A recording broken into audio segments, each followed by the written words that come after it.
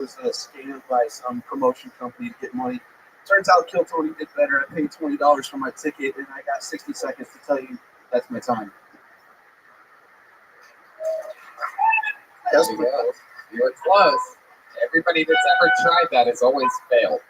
Everybody that's written in. Fat Dan, how are you, man? I'm doing great, man. I have not been this nervous in a long time. Really? What was it? Your last checkup? No. It's a good one, though. I don't go to the doctor. I avoid that scare type. You don't go to the doctor? When's the last time you've been to a doctor? I went for a tetanus shot when I cut myself at work. That was about 6 months ago. Wow, that's pretty good. That's pretty good. It must have been pretty sad to cut yourself at work. Yeah. Why would that be sad, Mr. President? He did it himself. Also true. How did you know that? Don't ask me how I know things. You don't know things. I'm the president of the United States. All right, let's get back to Fat Dan. It was not as fat as I was hoping he was going to be, by the way. I mean, Fat Dan. You're just as fat as everybody. You might as well, in Omaha, you might as well just call yourself Regular Dan. I don't know. He looks like a wildling let himself go.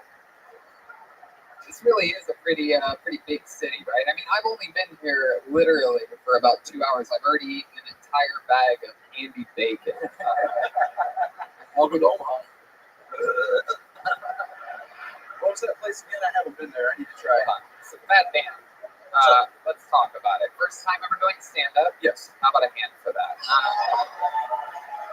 First time ever doing stand-up. He has months to live, people. Months to live. Come on, guys. Another round of applause for my last 4 months. All right. Everything you say is weird. So Fat Dan, what do you do for work? He does this thing a lot where he goes with a smile to a straight face a lot. Like that. Oh. All right. All right. Fat Dan, answer the question. I work maintenance at a retirement. Whoa. Damn, you ever push an old lady out the window? Yeah. No. I really want to sometimes. No, I'm not. Now, you said that the lady that you hooked up with was very vocal. Yes. Did you have all of your weight on top of her? Possibly. Then she wouldn't be vocal at all because she'd be crushed. And you said your sister had cirrhosis of the liver. Correct. Got it. Wow. So that's how loud the speakers here can be. Yeah.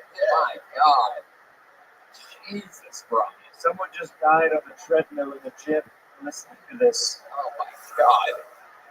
All right. So your sister, she had cystic fibrosis, which caused cirrhosis of the liver. Oh, gotcha. Oh, there you go. That's the magic word. Cirrhosis of the liver. There's nothing I like more than a subdued air horn. Yeah. And now your sister's a crackhead? No, that part's made up. Oh, why? Well, she's on a whole bunch of pills and shit. I don't know what she's on. She's not here in Omaha, so I'm not. Where's she talking to her constantly? Phoenix. Yeah. Arizona. Is that where you're from? No, I'm actually from here, basically. I grew up in a couple places, but from here. Yeah. What part of town? West O. South? Anyone? Nope. Nobody here. Sorry. All these people from Omaha have never heard of where you're from before. Good. What do you like to do for fun, Fat Dan? Me and my friends got a punk rock band. Really? A real punk rock band? What do you do in the band? I play guitar and a little bit of vocals. Yeah, can you give us an example of a little bit of vocals that you might be able to do here tonight? Here, you want some backup punk music or something? Well, okay, just gonna go a cappella then. Fucking. I'll be there in the morning. I'll even be your night. The one in shining armor. Then make sure you're all right. Just let me be your bra. That's one of the worst things I've ever heard in the history of this show. I mean, that sounds just like normal, like if I asked like a normal guy on the street to sing like a song. Well, I'm not very good. That's why it's punk rock. I guess so. You are a one-man mosh pit, Fat Dan. That's also true. Heck yeah. So, since you're from Nebraska, does anybody call you Big Red? No. Okay, just curious. Good question. Yeah. This audience is very touch and go with fat jokes. Mental note 100% of the room has a fat relative for sure. Anyone ever call you a candy corn husker before? No, never been called that. No, that's a damn shame. What is your favorite food, Fat Dan? Anybody ever call you an Ed Sheeran after shedding oatmeal? Oh, wait. Mr. President, do you think people got fat after Chernobyl? That's how it works. Someone doesn't have an HBO subscription. I keep asking for the password. I can't get it. My God. Oh, wow. I mean, we're in a city where, I like how you have the janitor keys on the front. Like, yeah, what are those keys for? What kind of car do you have? Chevy S10. There's just like car keys, house keys. Wow. Right in the pocket. A little weird laugh he does that. Like mixes squish together. All right, tell us something else we'd be surprised to know about you, Fat Dan. Wait, what's the name of your punk band? The Shooties. Perfect. You fucking nailed it. I love it. Tell us something else we'd be surprised to know about you. I like to grow hot peppers hydroponically in my apartment. Wow. Very What's the hottest pepper that you grow? Scotch bonnet. Okay. damn. Did you bring the peppers here tonight? I apologize. That is a damn. Have you ever had a ghost pepper? Have you ever gone for the Pepper X or anything like that? Ghost pepper, yeah, it's terrible. Don't do it. If somebody dares you to do it for money, do it. But if not, don't. Yeah, I did the one chip challenge. I've done a few of those things. What's your favorite pepper? Like your favorite tasting pepper? Habanero. Yeah, Habanero. before the spice kicks in, it tastes like apricot. Well, yeah, if you're obese. Well, I mean, yeah, you're right. Pepper is also only the only doctor that Fat Dan has ever gone to. Also true. Well, Fat Dan, you got your first time out of the way. You did it here in your hometown. Just kind of curious. How did the name Fat Dan come along? Is it a nomenclature that you pronounce on yourself, or where did that come from? My mother called me Dan, and then I got fat, and then we called it Fat. This guy's creative. He's got a great band called the Shittiest Guys. It's true. And he's on Twitter at the fake shittiot. SHIDIOT. There he goes. Fat Dan, everybody. Thanks, kid. Happy birthday, Tony. Thank you very much. It'd be a lot happier of a birthday if you didn't eat my cake already.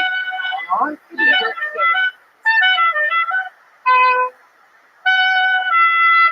What is that? It's about my good friend Kanye West. That's our. Hey, Kanye's birthday also. that's right. No one in can all have all this power in this. You can. Holy shit! There's a person on pure THC out in the audience. Put your hands together for your next Canadian, Triple C, Calvin, Charles, Calhoun. Here it comes. You guys having fun yet? One more time for Calvin, Charles, Calhoun.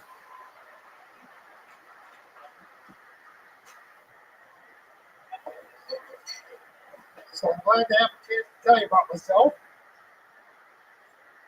I tried to sell it dope. It wasn't worth the fucking bit.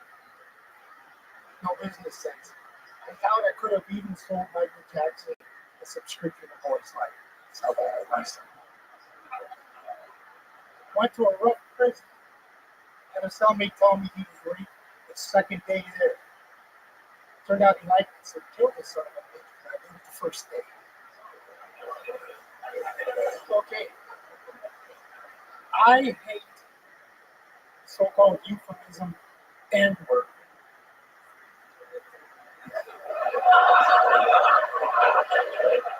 Now, I'll use it in a couple phrases. N-word, please. Stop acting like an N-word. That's not really the reason why I hate it. Once I say N-word, it's in everybody's mind.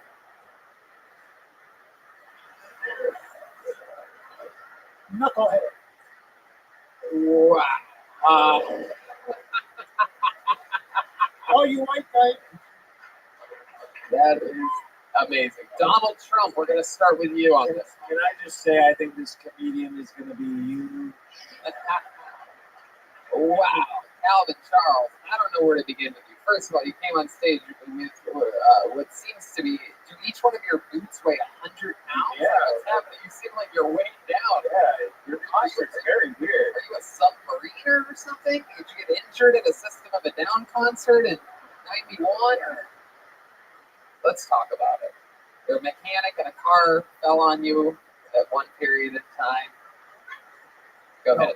Nice to meet you. First of all, welcome to the show, Calvin Charles. Calvin?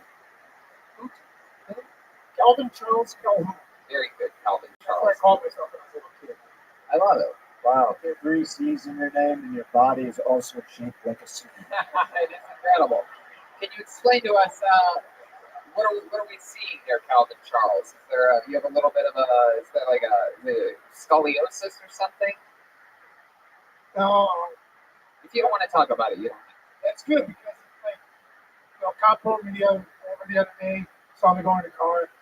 He's like, I saw you walking kind of funny, having a hard time. And I started explaining to him like an old guy, hip replacement. Hey, I got it. On the shoulder. Right. Started talking about all your infirmities. No, I mean it's okay. It's boring. It's not really boring. Okay, I'll make it more interesting. Yeah. I was in solitary a couple times so long that when I got out, I looked exactly like a concentration camp survivor. Skin and bones, milky white. I was son. So I go to the doctor a year ago. Yeah. He said, you ain't got no You know vitamin how D. you- They gave me massive. Excellent. We're just watching stand-up comedy. I'm working on my robots. I'll play some games later if you want.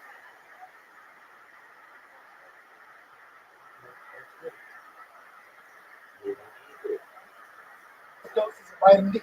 It's because I didn't get sun. Wow, that's interesting as fuck. You were right. You fucking turned the tables. That's exactly the type of answer that I wanted. So let's get to the fucking goods, baby. Yeah. I got more interesting things than that after I got out of prison. I love it. All these interesting things come after your 60-second set. I'm quite surprised. And everything interesting about him starts with C's. Concentration camps. His name. Confinement. C's. Confinement. So what did you, for first time in your life, you went to prison or got in trouble? What was that for? Well, as a juvenile, Everything. Let's talk about the good shit. I mean, now that I look at you, you seem like you've escaped from Alcatraz before.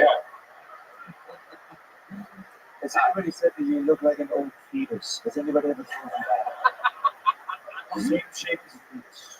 usually people are more afraid of Well, sorry. I'm an asshole and I know it. So, Calvin Charles, first time you went to prison, what are we talking about here? First good charge. I mean, you know. Well, back in those days, it was like, Okay, shit. Let me rephrase the question. What have you been to prison for? What's some of your biggest sentences? well, the thing is, when you do a plea bargain, that's not usually what you're actually guilty of. Like in one case, I was guilty of a robbery, but I pled guilty to first-degree theft because that's a charge. So what did you rob that time? Do you remember? Oh yeah, Electronics store or it was a liquor store. I just did it. can you explain? Would you do it with a weapon? No, This is all very interesting to us. I hope you know that. How many of you are excited to find out more about this show? We love you. Calvin, I want you to be comfortable. I want you to trust me to run this interview for you, but I want to find out the good stuff. Donald This Trump. is more funny than that show Chernobyl that I've been watching on HBO lately. This is Chernobyl. It's a Sonny and Cher documentary. How Sonny Bono and how he died. It's the whole thing. Chernobyl. Whoa. So, well, I've got dozens of different stories, each one more important. let's just go back. The thing is, that's not what I'm about anymore. No, of course, but we just need Okay. we need some momentum. So Calvin Charles, so when you robbed the store with a weapon, like that? No, some of us call it tilt tap. As soon as you open up the register, Oh, you do it, so you just sort of go back there, like, give me all the money. Like, No, I don't say anything. Like, okay, in this one case, I've been doing this for a while, so I go in and say, give me a pack of marbles. And she pulls them down, and then she goes, register like Right. and she did. So this, like I'm trying to pull some money out, and that'll be open. She did. And I just kept around the corner. I never had to do that. Yeah. And I opened the register myself.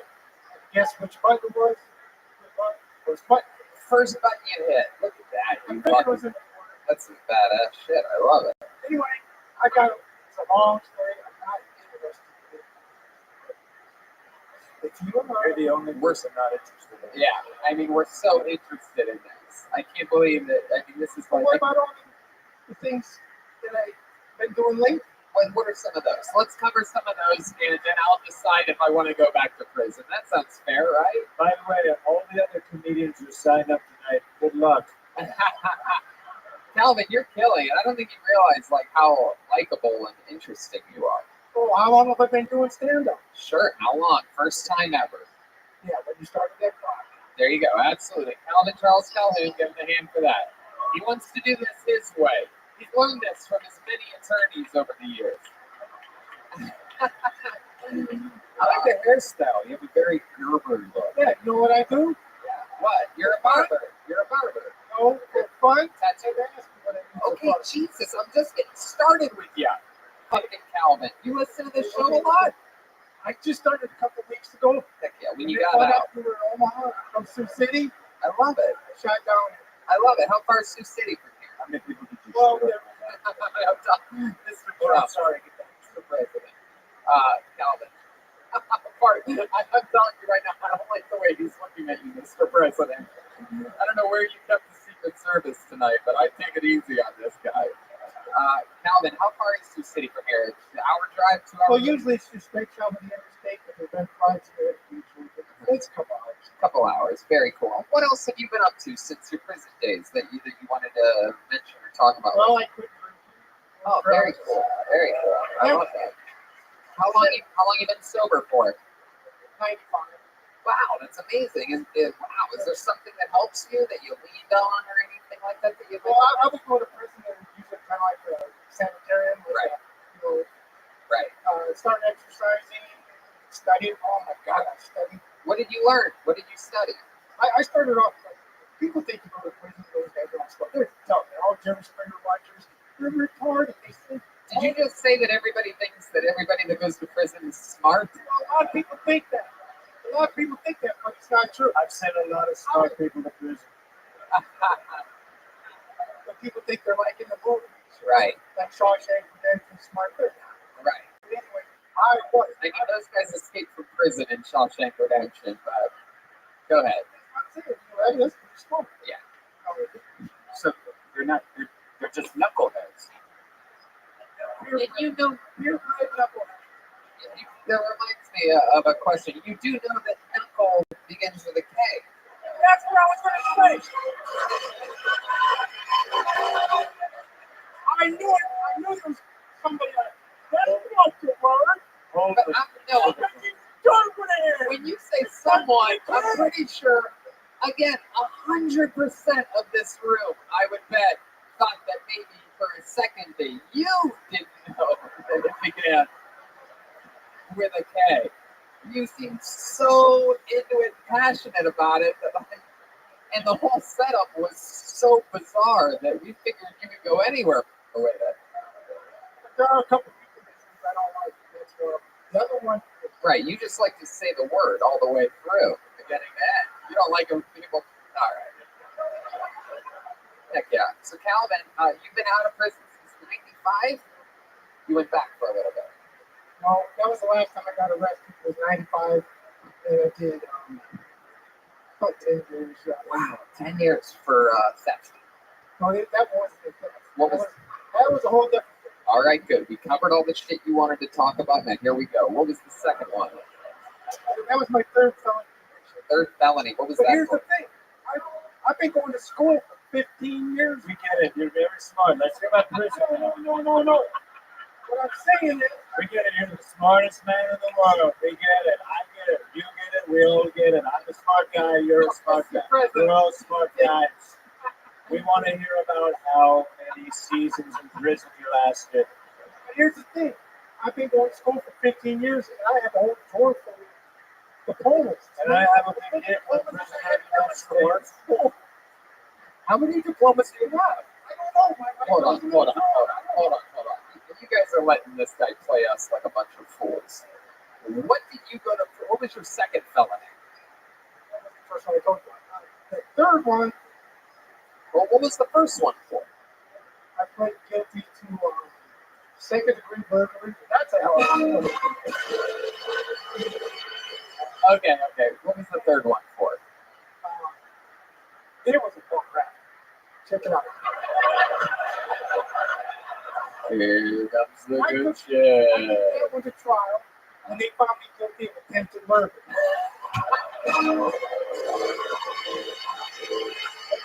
Before he continues, we all want to let you know, we all think you're very smart. Okay? I have an average IQ. A good day, we can point it out. But anyway, So tell us about this attempted murder. it's a bum rock. Here's the thing. I took this Every trial. time you say that makes us think you definitely did it. Just want to let you know. Again, you seem pretty in touch. Every once in a while, about 15% of your stuff is just like, what? No, the opposite. That was one of them. Every time you say bum rap, we're literally like, oh, you killed a guy. Wow. This is crazy. Was it a nagger or like if somebody that nags you a lot? Oh my God, Red Band. Wow. Do you have a delay button or something like that? Like, I cannot believe you Well, said that. that's a classic other N-word that South Park. Yeah, well, South Park can get away with that. Well, Jesus Christ. and first of all, Nagger starts with a K, so I'm getting Okay, all right. Guys, let's just keep it moving along. Jesus fucking Christ. Okay, attempted murder. This is, we're gonna, we have to get through it. We gotta know. Yeah, bum rap. So what happened? I was drinking Skid Row water. I used to do it. The guy hit me. And I explained to him that he never hit me again. He punched you or like open hand slap or like? I was standing at the urinal taking a piss and came up and caught me. Did you know the guy or you did? No, he's the guy. It was Acquaintance at the bar. Mr. Trump. Yes, no, when you say you explain to the man, that sounds like you did it in a very polite way. What did you actually say to the man when you got struck in the back of the head? Well, I turned around and started hitting him. You know, Multiple punches. and I got a fat lip, a funny nose, and I even talked to the girls after that. We all relate. Keep going. Right, keep going. So then, but how did you say it? When you said, if you hit me again, what exactly? Can you reenact it like an actor? Can you, like, Well, what say I I did, just hit you, right? what I did was I left the mark you can see there every day of his life. You left the what?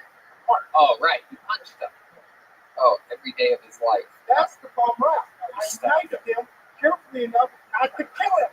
And they found me guilty of attempted murder. Oh.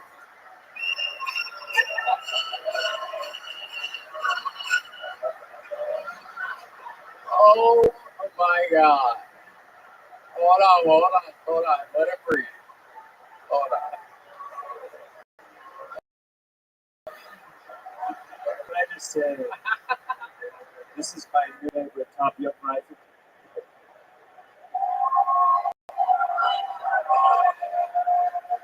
Mine too, Mr. President. Mine too.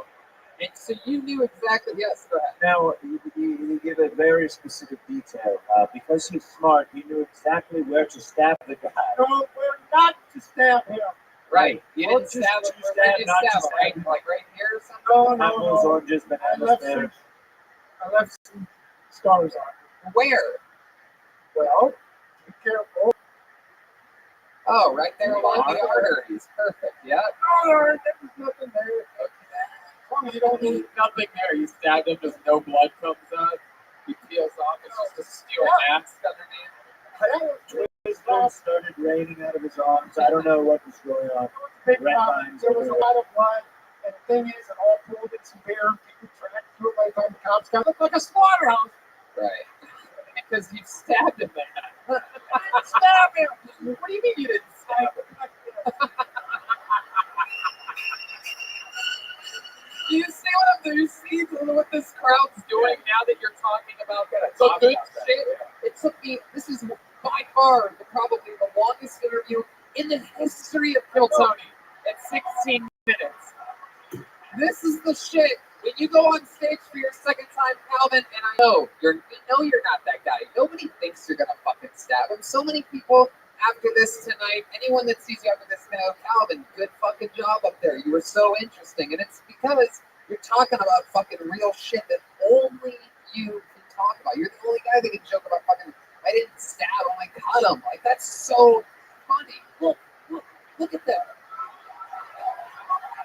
And look how far you've come from solitary confinement, you know, having so much of it that you physically have to like wear it, you know what I mean? On, you know, literally every day. And here you are on a hit fucking show.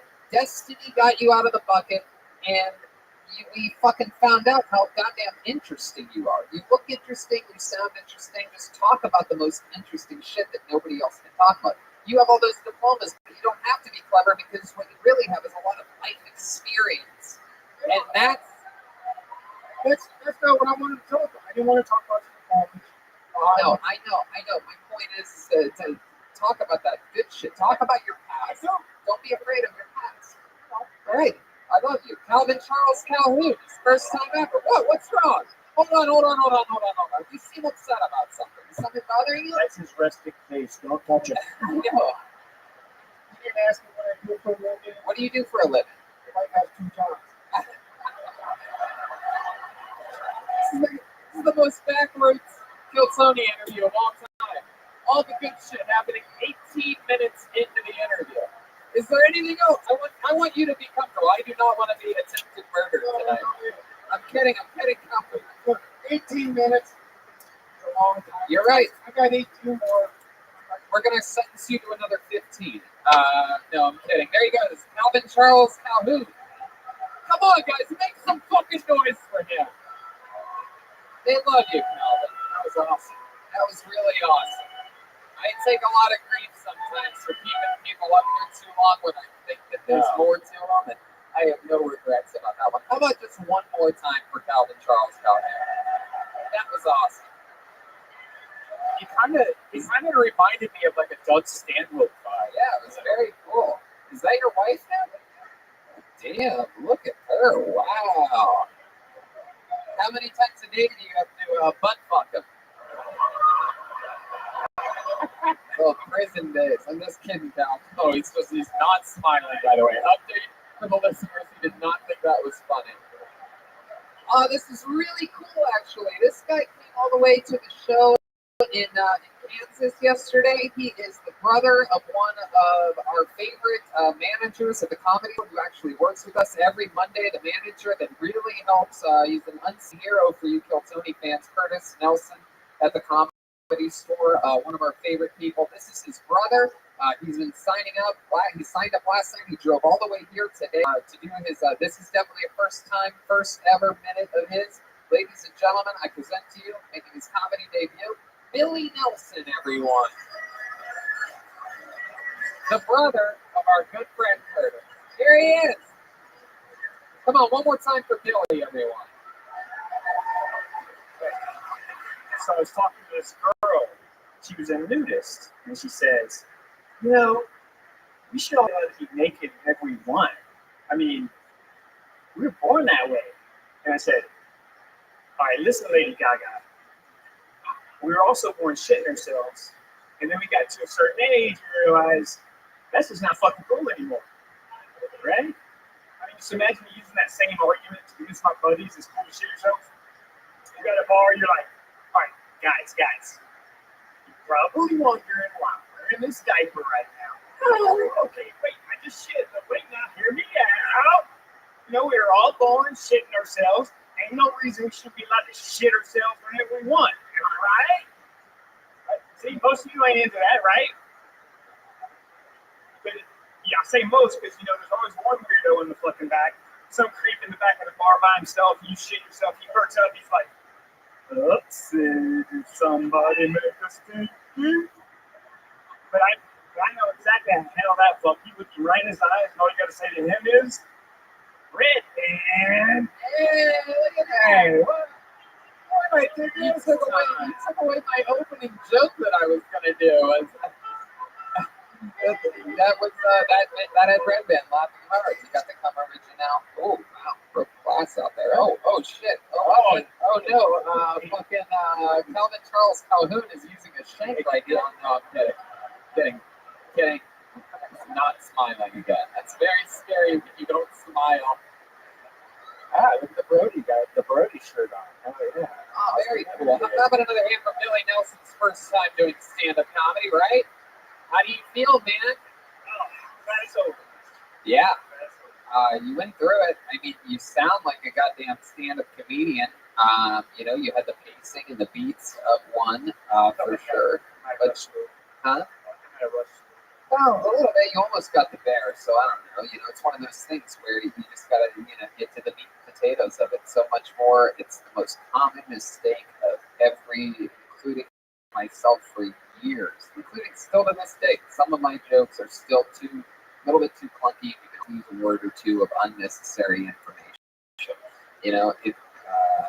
And Your first time, you're never going to get the timing of anything. Right. You're going to listen back and be like, holy shit, going a mile a minute instead of my normal voice. Like that's hard to learn. Even if you master that, there'll be nights where you get on stage and you still go, God damn it, what was up with me? I was talking so fast. It never ends. But let's find out about you, Billy Nelson. Tell us something. Tell us some fun stuff about you. What do you do? What's going on? I currently work at FedEx. FedEx, and you're out of Kansas City. Shawnee, Kansas. Heck yeah. Oh, Yeah. Shawnee. What's the difference? What's Shawnee like? That's like here, but more hills. Ooh, yikes. Ooh, yikes. When you say hills, you don't mean the Billies. All right. Anyway, this place is more like the hills have eyes. Okay, you guys really don't like jokes about your own city, which is not a thing. If you're wondering, it's better to just be able to laugh at yourselves for being stuck here and born here and never leaving here than it is to get weird about it. If you're gonna do it, you gotta fucking own it. I'm sorry to break the news to you. What do you do for fun? You work at FedEx. That's why your delivery was a little bit off tonight. No, I'm just kidding. What do you do for fun, Billy? Tell us about you. What was your third felony? You come to Los Angeles a lot. I know that. How do you live there? It's not just a dark room like one of the guys said. Yeah. I just noticed Calvin was not in his seat anymore, and it has me very, very concerned. He must have gone to. I don't know if you saw that also, by when he was on stage, the bartender came to give me another drink. She just came behind me and tapped me on the back. He must have gone to the restroom stall, or as he calls it, solitary. Billy, you're so interesting that we're still talking about Calvin Charles Calhoun. So tell us about you. What are you into? Well, I play baseball for fun. Oh, cool. Heck yeah. Second base? Yes. What's your main thing that you play? Well, these days I play outfield because I'm older. But second, shorter, catcher, outfield. You have a girlfriend? Married? How long have you been married for? 20 years. Wow. 20 years. Wow. Married 23 years. Hey, look at that. Mr. President. He grew up listening to my wife. What? Is that true? Why did you grow up listening to your wife? Donald Trump. Yeah. Right, Jeremiah Watkins. She's a radio participant. Oh. He was like 10 years old when he first started. Oh, wow. He worked at the radio station. Well, different one. Competing radio station. Wow, look at that. My goodness. All right, Billy. So she works at a radio station. My goodness. You guys still have good sex after 20 years? Gotta be honest, yeah, man. No? Yeah, you said yeah and no at the same time. I gotta be honest, yeah. No. It's good when it happens, after 20 years. When it happens. I keep my prostate healthy. Yeah, how do you do that? Well, they say masturbation regularly is good for your prostate. Oh, okay. What's some of your favorite stuff to masturbate to? Yes, when was your last milking? Anyway, What? Why milking? Oh, you know, scoop, scoop, yum, yum, 2%. Oh, goodness. What is that? What's your favorite stuff to masturbate to? What do you type into the search bar? No, I wasn't. Billy, I wasn't winking at you. I was winking at the President Donald Trump. Wow. We have a You want me to answer that? Russian hackers. Oh, yes. Yes. Oh, tell me your code, you dirty bitch. What do you like to jerk off to, Billy? You seem like a good guy. You might still be using magazines and shit. I trust no, you. yeah. Come on, dirty shit, Billy. He gets a Home and Garden magazine and he just goes to town. Yeah, what's your comp? Give us a good one. Big butts. Big butts? You type in big butts in the porn search. This guy is the whitest of white. You got to type it in. Big anal bananas. Is that true? Is that really what you're into more than anything? Big butts over boobs? The person keep in mind. But no, butts over boobs for sure. Butts over boobs. Butts over boobs. So when you type in big butts, I mean a lot As long as they're not talking, I'm into it. You know what I mean? Big butts. I'd imagine you type in or search of big butts that perhaps a lot of from what I've observed in life, perhaps a lot of black women would come up on the screen. Are you attracted to black women, or are you really from Kansas? I don't discriminate.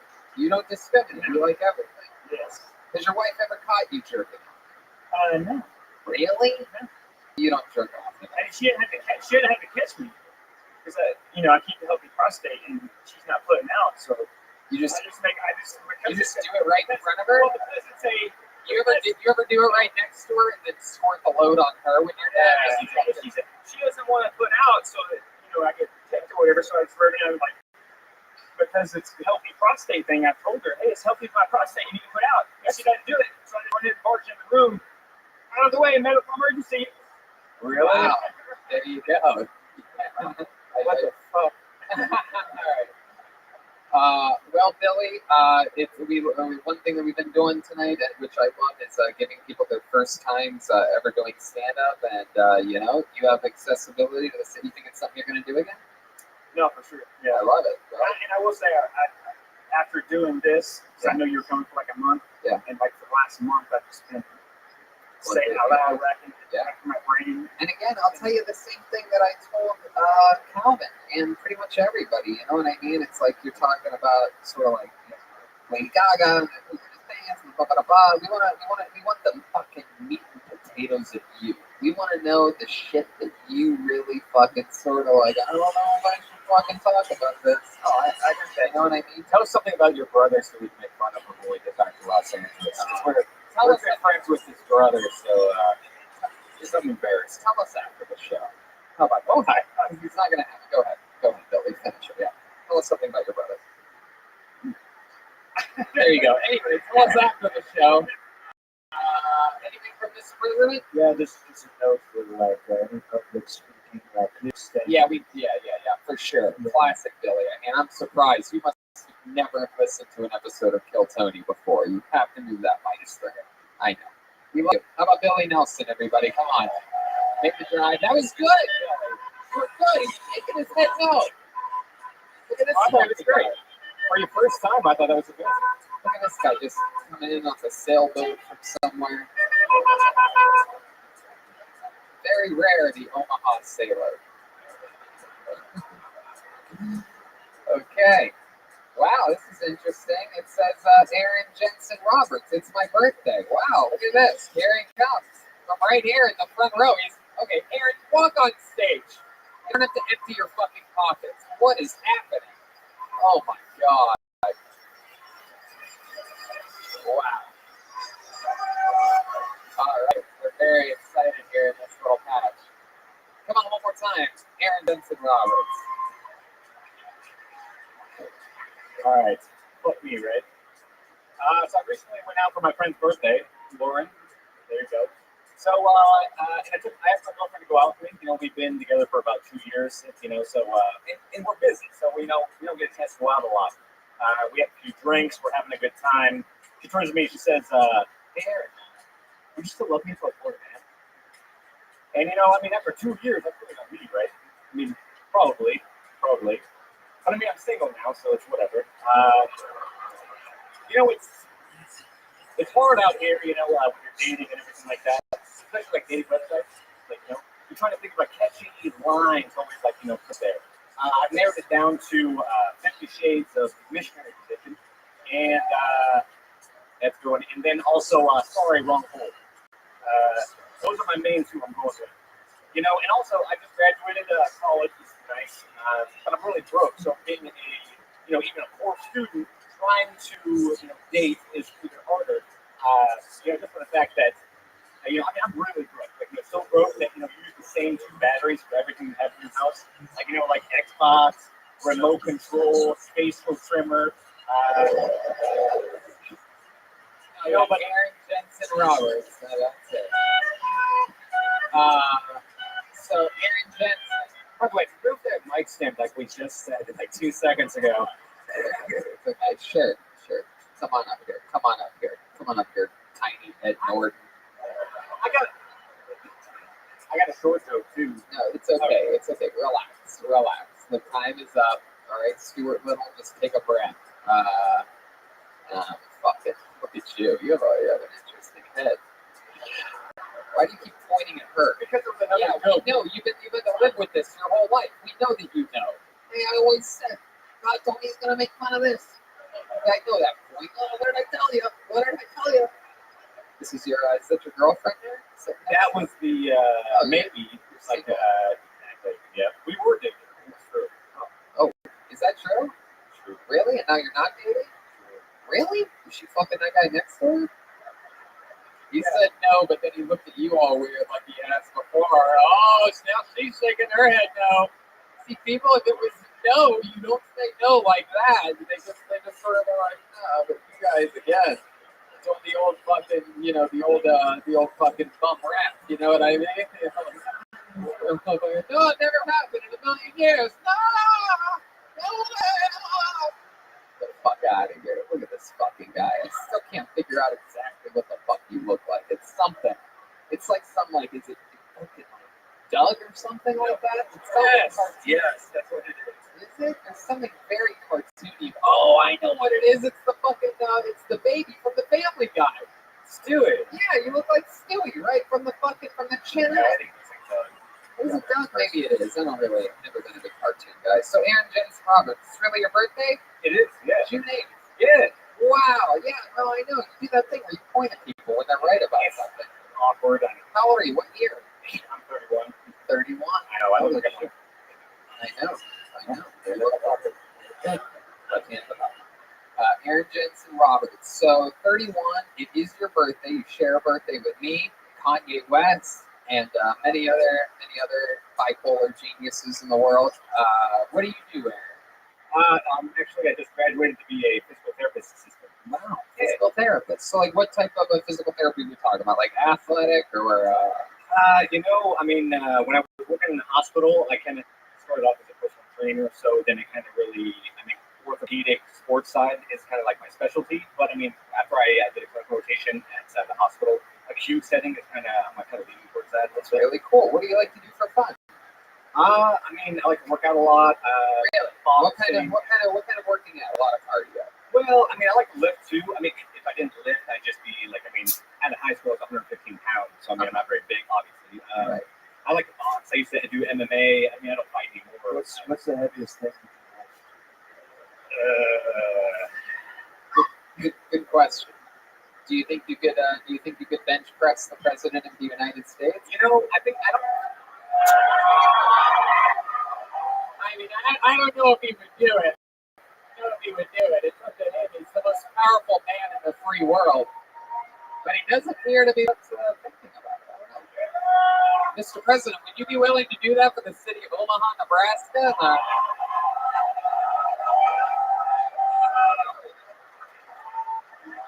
I'll allow it. You'll allow it? I'll allow it. Wow, lay on your back, Aaron Jensen Roberts. Lay on your back. Wow. This is very exciting. So the president is going to try to distribute. He's going to try to distribute his weight evenly. He's going backside first. One hand is in his asshole right now. If you don't get this right, he's going to land right on top of you. Let's get one good push. Here he goes. Man,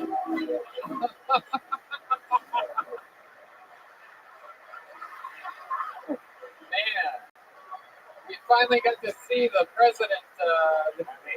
The president weighs 240 pounds, so it's all steak value. It's all for looks. My goodness. Well, no, it takes a real set of balls to. Is there a man that could bench press me? Is there anyone here that thinks they could bench press the president of the United That States? guy. That guy right there? Come on up here. Fuck yeah. Oh, hell yeah. Motherfucking. Move your legs, lady.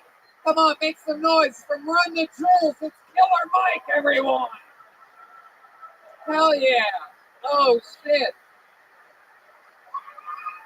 Oh, my goodness. Look at this. Stand right here. This is amazing. Oh, he's going to throw him through the fucking ceiling.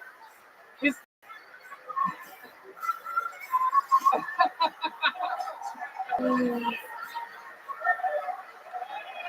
We will count it. Holy shit.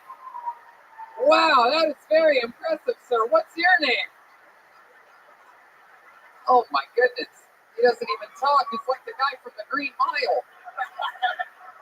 Didn't I tell you I have a great relationship with the blacks? Hey, what's your name?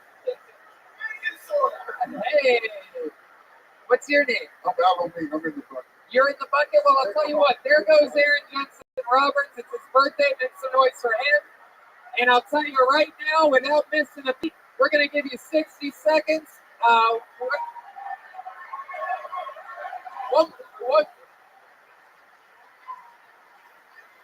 One more time for your next meeting. Halloween, everybody. Yeah, I'm tired. I'm still scared. Yeah.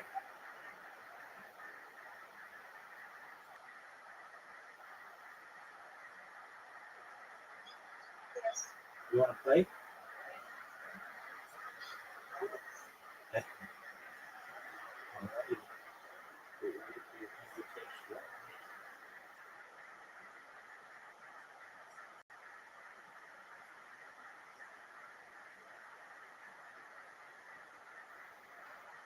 Shit. I'm being tired now. I'm trying to lose weight, though. It's hard when you try to lose weight. There's so many temptations out there, you know? Like the other night, I'm on a treadmill, busting my ass, about to die, doing my workout. And I'm watching the game keep me motivated. And the game goes on, commercials come on. Did y'all know that KFC has chicken and waffles now? Are you kidding me? I'm trying to be healthy, man. The commercial that was pouring syrup on slow motion on the chicken and waffles, and steam was coming off that shit. It was so seductive. I'm like, why are we bringing sex into this? I started getting aroused, man. I'm on the treadmill. I started rubbing my nipples, man. I was on the damn treadmill. It don't make no sense. They shouldn't play commercials like that when people are working out. Like, doing that is like, imagine if it's that. Well, it's you probably don't have to imagine. But imagine the treatment for that. And Walter White and Jesse Pinkman come to the door and tweaked out Kool-Aid man, start making rain. That's all I got. Fuck yeah. Come on, make some noise. That's how you kill Tony right there. Halloween. Am I saying that right? Halloween. That's beautiful. Heck yeah. Well, you know how to play the game. You were the first guy to stand up and say, I can do that. You came up. You might not have been. Who knows? But you fucking 4 hours. You just bench pressed him 4 times. You got a spot. I mean, that's how you want to be part of it. You know how to do it. What an amazing set. How long have you been on stand up? This is my 6th time getting up. Wow, dude. You got it, dude. Wow, you got the magic touch, man. How old are you? I'm 36. 36. drive 4 hours from? I live by Iowa City. Iowa City. I know it's not a big. I know, but that's crazy. That's where you live? How far is that from Des Moines? It's about 2.5 hours. I'll be here tomorrow. Wow, that's awesome. Well, I'll tell you what. I want to hear another minute of you, so we're going to throw you up on tomorrow's show without even thinking twice about it. That is so fucking cool. What do you do for work, Aldo? I drive a truck. Hell yeah. It's Aldo, like Aldo. Okay, that's fair. That's what I originally had, and then I thought maybe it must have been Aldo, and I didn't want to get stuck calling you Aldo and then get shanked where you won't die. You know what I mean? It's like I heard how that goes. He came up to me before the show. It was all cool and shit. I think he was sorry me up for that N-word joke. We're cool though. We still cool.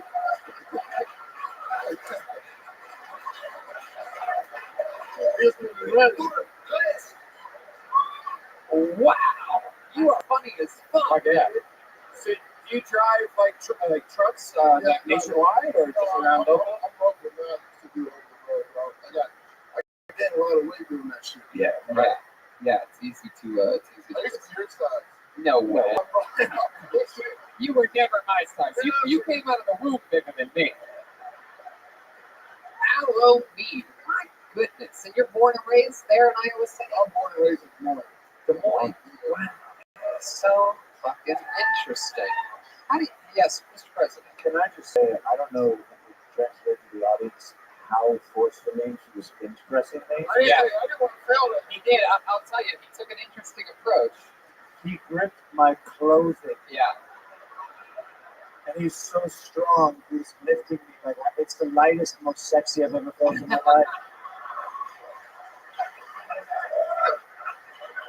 But I'll tell you this, Aldo, you got another minute coming tomorrow. We spent 18 minutes with some crazy fuck earlier, so we're going to keep it moving along. We'll talk with you more tomorrow. We'll find out more about him.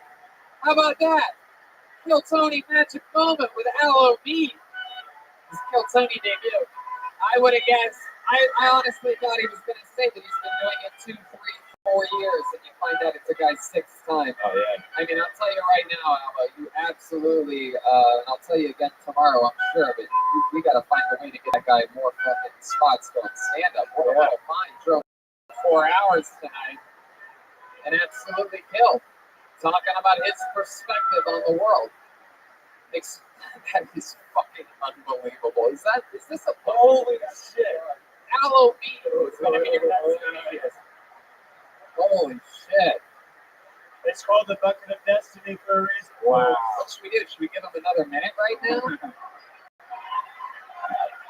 Save it for tomorrow? I guess so. All right.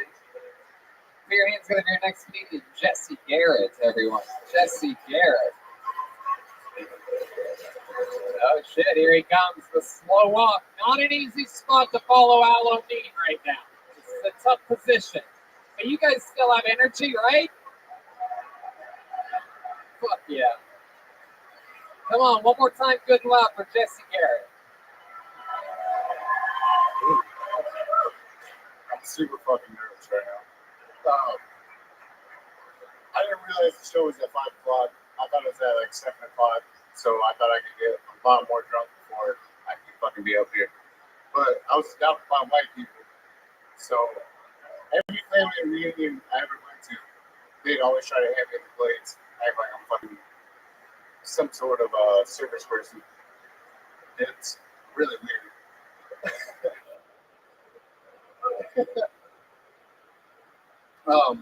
My girlfriend was recently hospitalized, and it's because I had to tell her twice.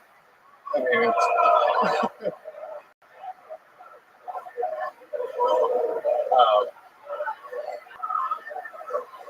I'm definitely shaking right now. I mean, I feel completely crazy. I've been ordering double whiskey and cokes this whole time, so I'm totally nervous. I'm about to shit my pants. Wow. All right, there he is, Jesse Garrett. First time ever doing stand-up, correct? There you go. First time, to go to the first time. Jesse, you said that you were adopted by white people. What are you? I don't even know what the fuck you are, dude. Are you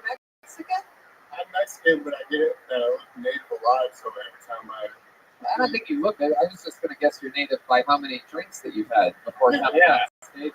I'm glad this show is at 5 o'clock because you could barely talk right now. Like, It's incredible. And you're dressed like one of the characters out of a Bronx Tale, which was made in by Robert De Niro, Basketball Diary. early 90s. He has this gold chain hanging out. Like, what did you do? Watch Goodfellas today? What happened? So let's talk about it, Jesse. My goodness, that was a very bizarre set. You have a girlfriend? Fiance. Fiance. How long you been with her? Coming up on 4 years. How many kids do you have? None. None. What? Mexican guys. 4 years? No baby? This guy is not a real Mexican, obviously. So, what do you do for work, Jesse? I'm named fertilizer. He's a Mexican. Hey! We found it out. And we're back, folks. It took a little digging, but we found out he makes fertilizer. How long have you been making fertilizer for? And by making fertilizer, do you mean you just shit on dirt? Pretty much. Yeah. How long have you been doing that for? A year and a half. How old are you? 25. 25. Look at you. You're adorable. You're like Mexican Bobby Lee or something like that. I love how you have a mustache like a 12-year-old Mexican boy. Hey, we don't make fun of people with thin mustaches. All right. Yeah. Fuck yourself. Jesse, tell us more about you. What do you do? What do you do? What do you do for fun? Like, what do you like? You seem like the kind of guy that likes to fucking make that corn on the cob with like the spices on it, a little bit of mayo in it, spicy Cheetos. I really don't do much. I mean, I work 65 hours a week. You work 65 hours a week. Making fertilizer. Come on. Use pretty much press buttons and shit, and fucking shit goes in there. So your job can be fixed with robots. Exactly. He's Mexican. Still Mexican. All day. I've done a fire pilot job because Mexicans replaced me. Wow. You taught them a lesson. Exactly why I voted for Trump. Is that true? Did you really vote for Trump? Oh, yeah. And why? Why exactly? Well, it looks like he's one of the good ones, I guess. I'm just curious. So you're being honest in saying that Mexicans took your job, you voted for Trump, but you are a Mexican. But because a Mexican took your job, that's why you voted for Trump? I'm a whitewash Mexican, so I don't speak Spanish or anything like that. Wow, look at that. Whitewash. But my fiance is a Mexican. Basically a Mexican. Right. Puerto Rican. She's, Right. When you say basically a Mexican, do you think we're ICE or something like that? I would hope you would deport anybody that's illegal. Okay. I like this guy's policies. All right, Jesse. Anything else interesting? You said you work 65 hours a week. There must be something you do for fun. You don't have any kids. I mean, well, what are we talking about here? No, I mean, I'm pretty much done with it. I got 2 dogs now. What do you do? Like when you get home from work, what time is that usually at? About 6:30, 6:37 p.m. And then what do you do? get You're a heavy drinker, huh? There's a lot of heavy drinkers here, right? Like that's the big thing to do out here. the Midwest. Yeah. There's other things, but okay. I actually drove by a billboard earlier that said alcoholism is the Midwest. Yeah. Why not? Man, what's the craziest thing you've ever done after drinking? Getting I too drunk. I'm a felon, so Go ahead. Tell us. Yeah. You know how this works. You've seen this show. Get to the good shit. So I got my fourth OWI when I was 21. Wow. My goodness. So that's a DUI. You got Howie, what is Howie? Yeah, that's a DUI, Mr. President. And you got your fourth one when you were 21. Yes, I've had to be in jail a lot. So How long have you spent in jail? 8 months, then like 2 months, then like another 2 months, 1 month, probably about 2 years total. Wow. What's the most unique name of a person that you had in prison? Country boy. Country one. Huh. The most interesting name of a guy that I ever met that's been in prison was Aloe Meat.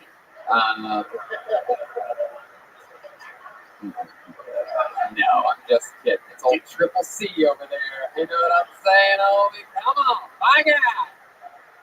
Dude, My guy.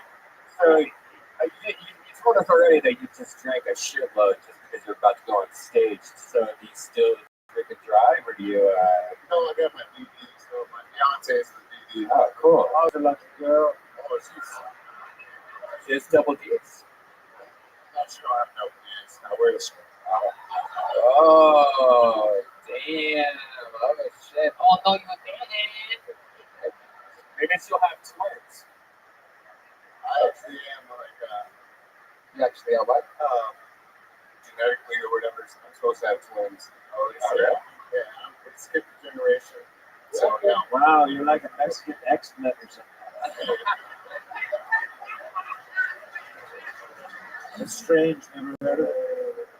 All right. Well, Jesse, congratulations. Your first time ever. I would recommend this. You know, this is my little prescription for you. Is next time you try this, and I think you should try it again because I think there's something in there that wants to try this and do this.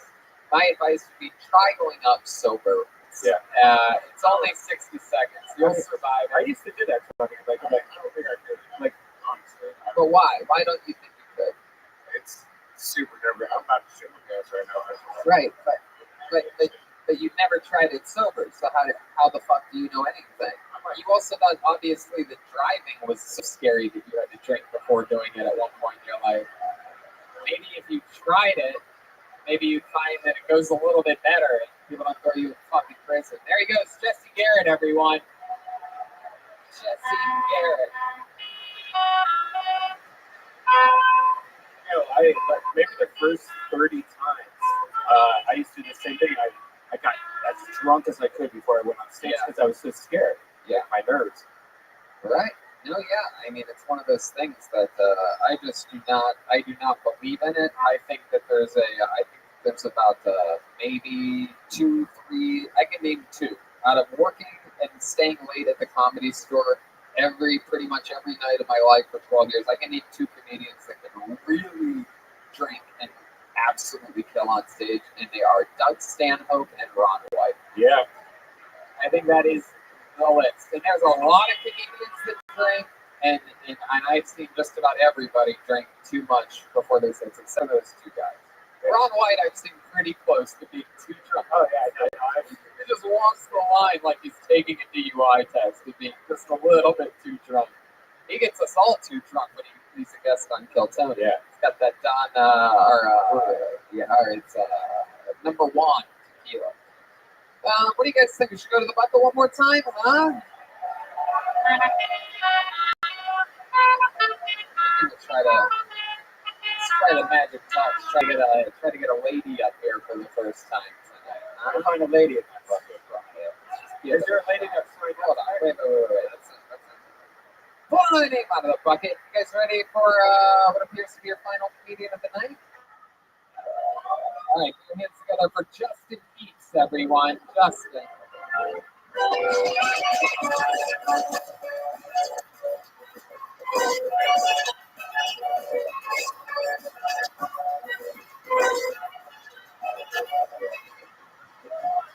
Here comes Justin Eats. What the fuck is this guy doing? Hold on, wait a second. Hey, wait. Put the mic back in the mic stand. Come here. Let me see your ID.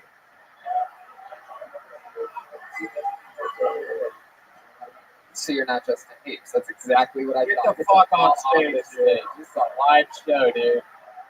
It'll never work, people. It will never, ever work for you. Here he is.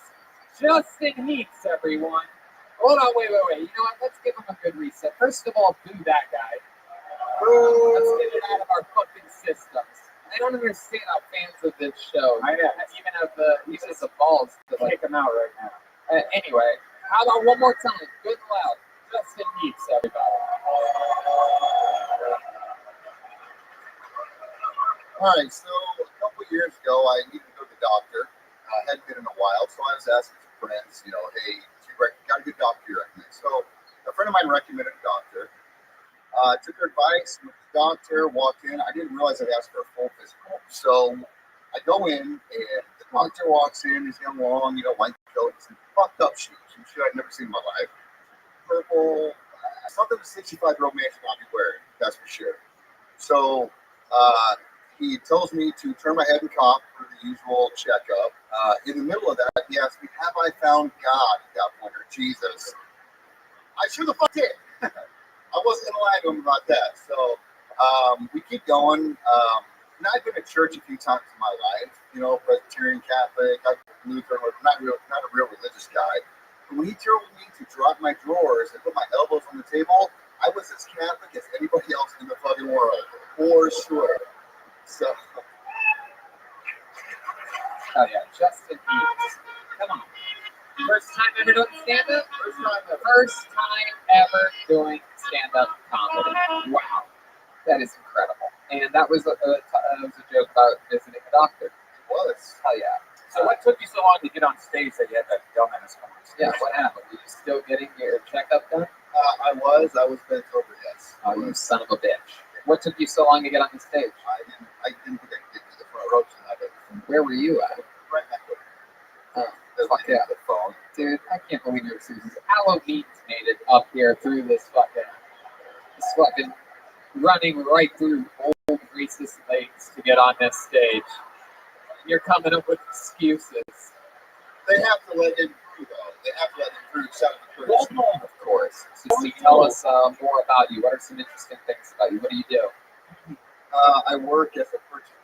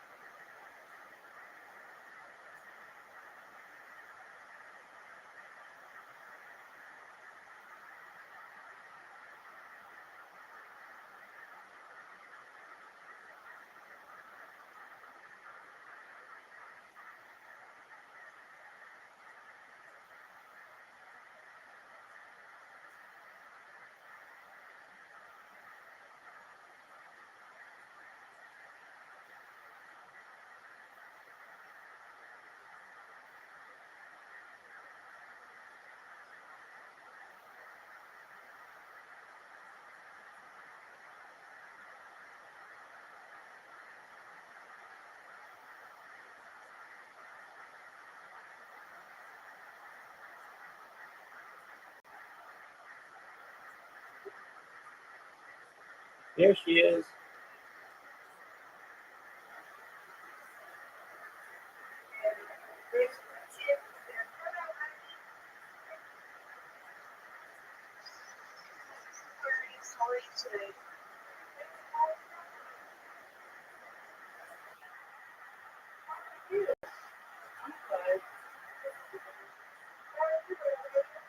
Living the dream, Mr. Aquarius. Every day is a holiday, every meal's a feast. How are things in your neck of the woods?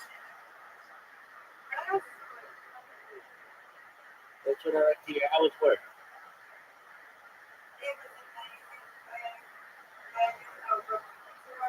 2 more days is right. Have you been practicing your bowling at all?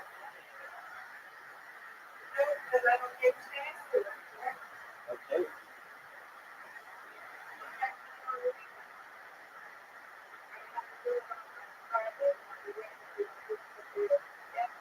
There you go.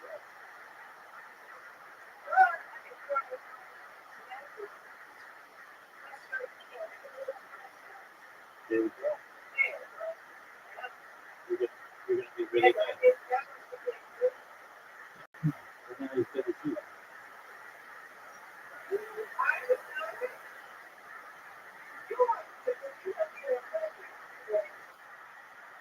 I got fortunate.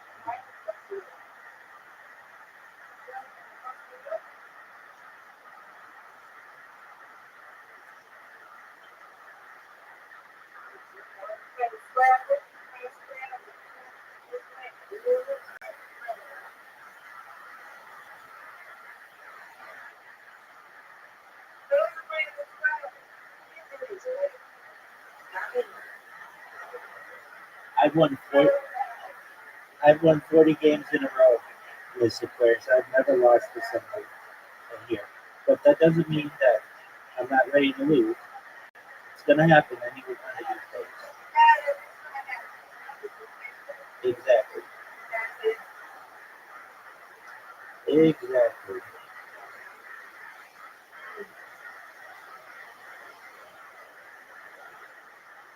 We've got 21 tiles to go, so we're almost done.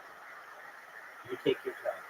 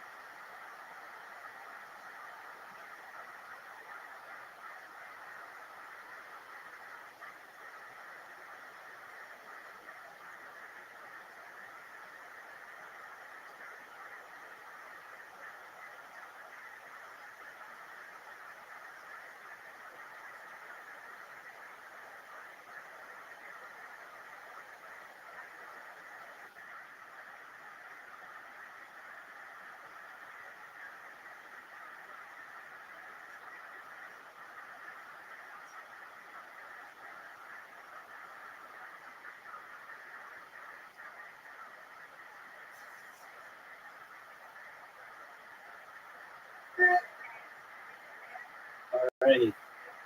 We'll be done in like 1 minute.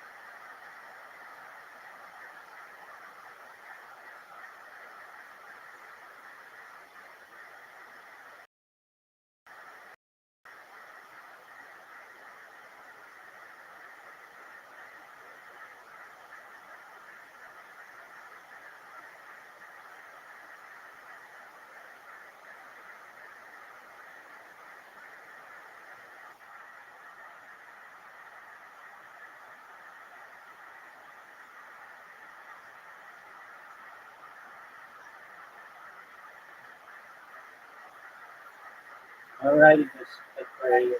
That's a good invite. Ready?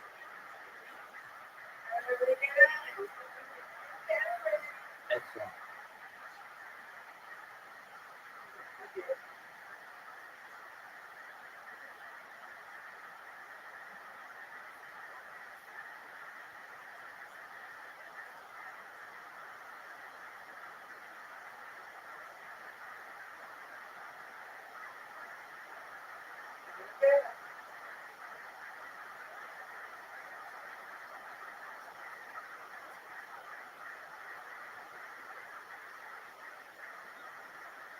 There you go. That's 8. That's 8 right off the bat. Oh, that's audio. Uh-oh.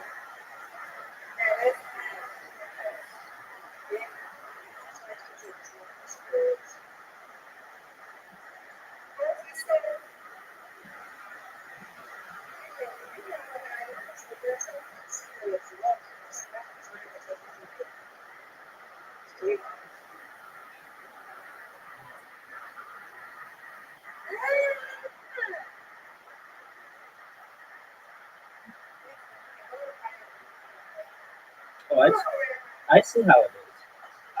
You got favorites. You got favorites. I see how it is, Mrs. Aquarius. No, it's okay. I know you do. I want everybody to do.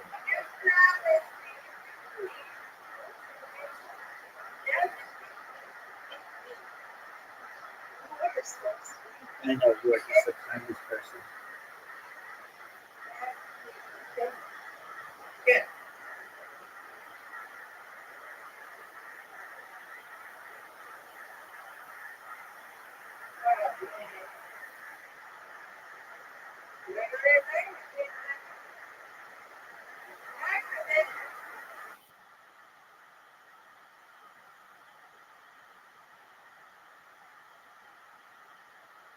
Get it.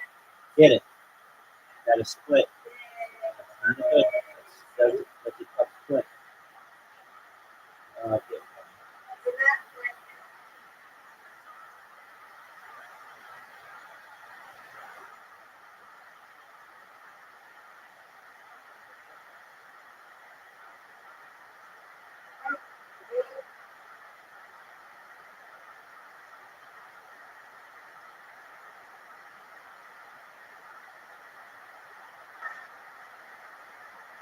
Ooh. This is great. That was unfortunate. That was close. Oh, that was Audie. I'm so used to you being the red ball. Audie, that was very close.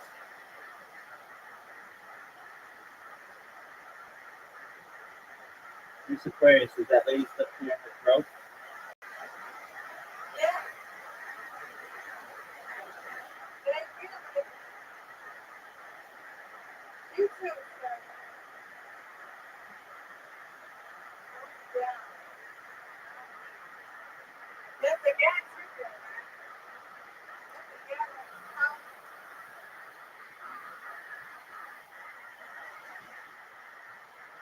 Get it. Oh, man, I am so bad.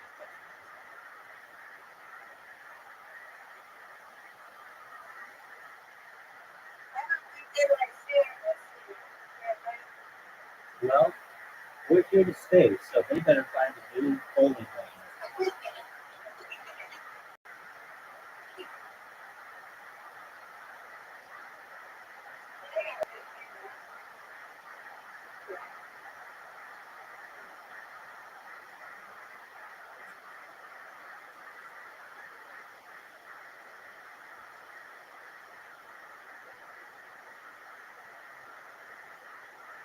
That was crazy. Perfect.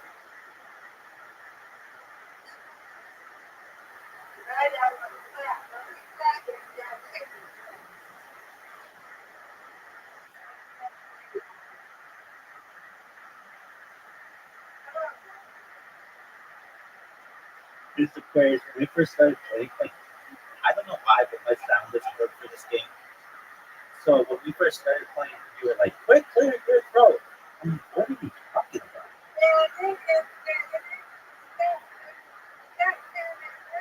No, but I'm thinking like, oh, did I clean my throat? And she like that.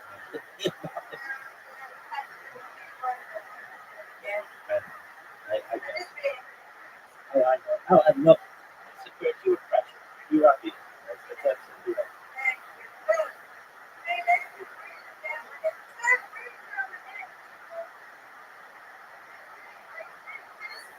There we go.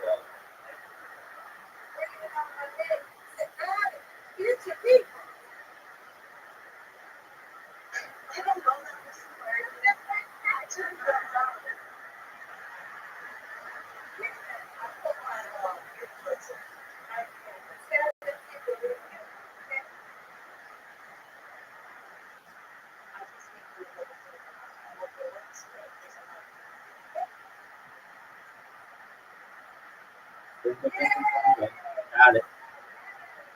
Yes, I did.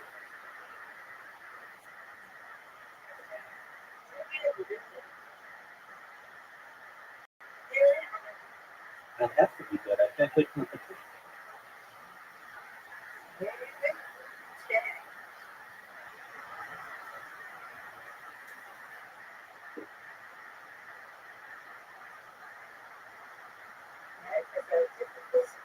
Yes, it is.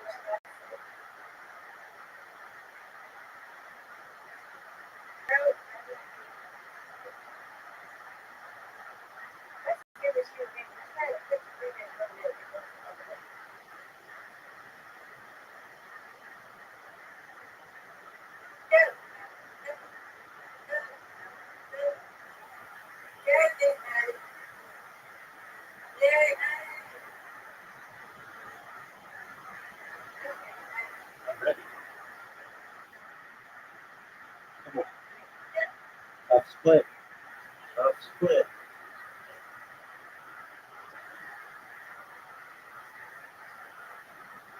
Oh,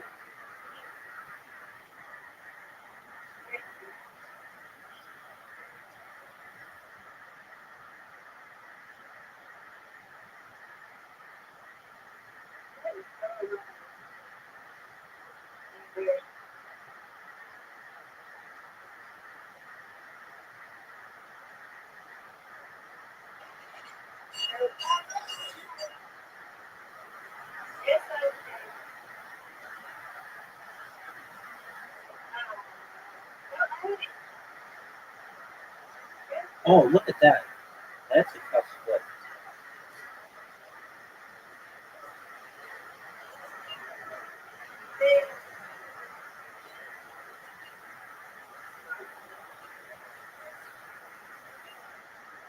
Another tough split.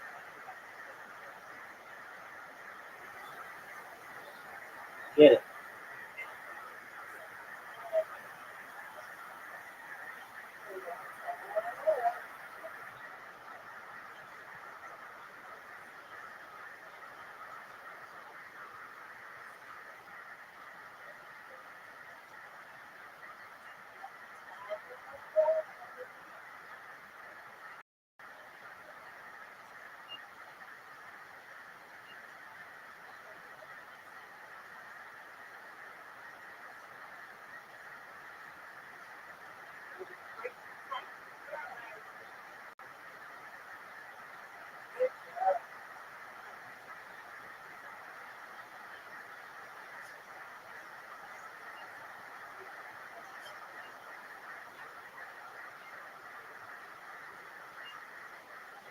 Oh, I got the toughest split in the game.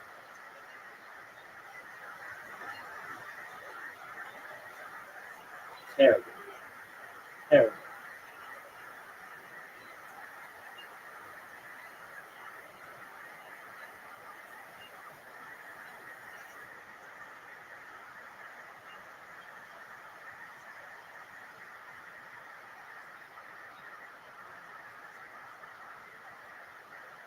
Keep that spirit.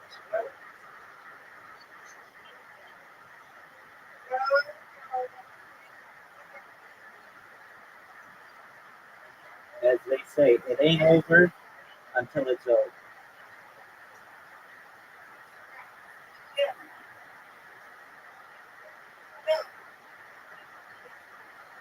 That was good.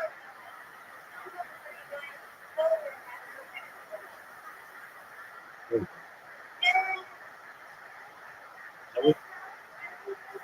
I wish I could control it.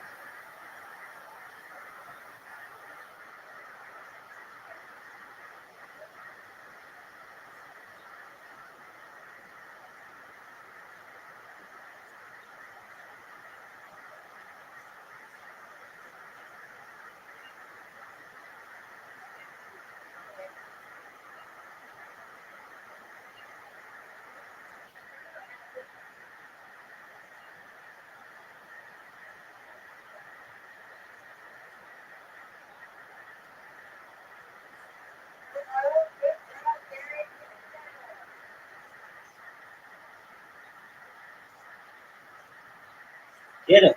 Oh, there's that muscle right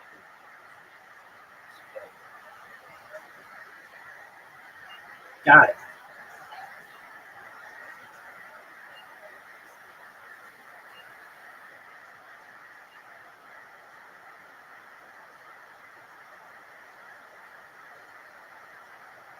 Get it.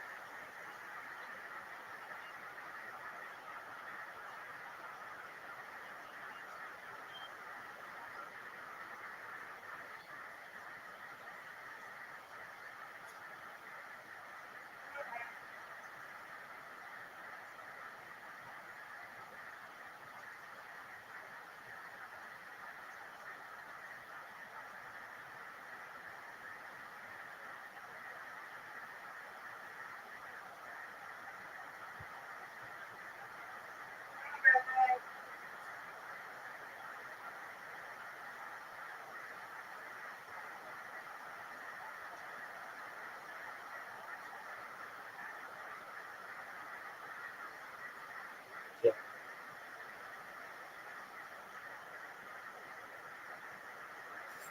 We're all tied up.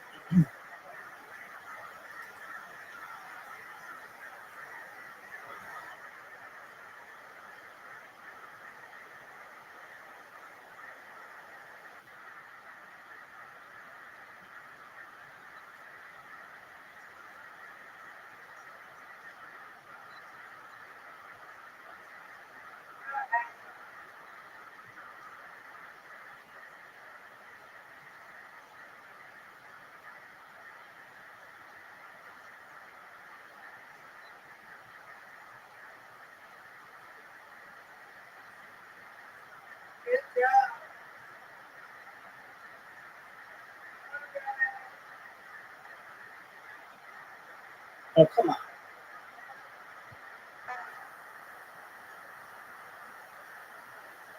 No.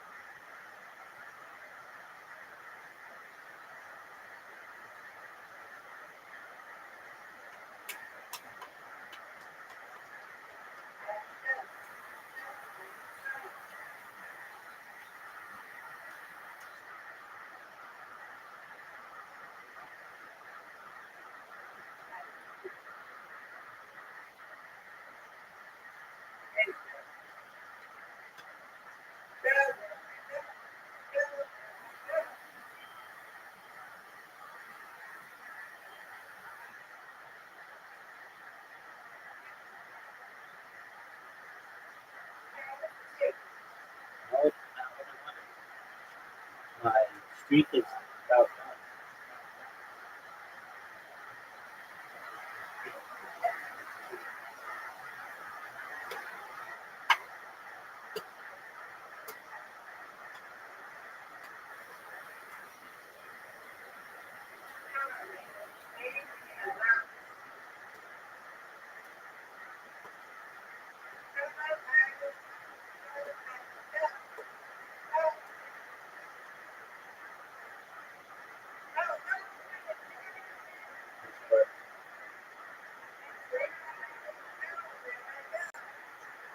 oh,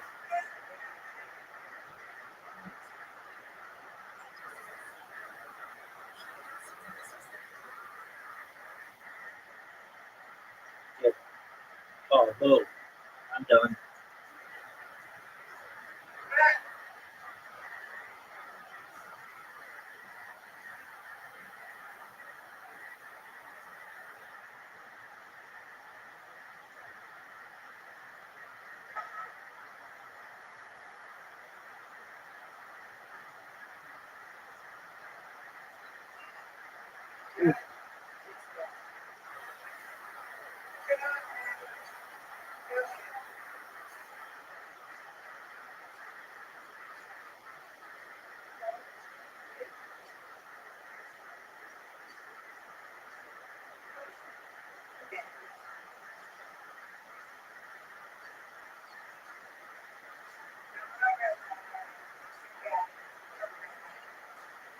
Oh, my streak is done.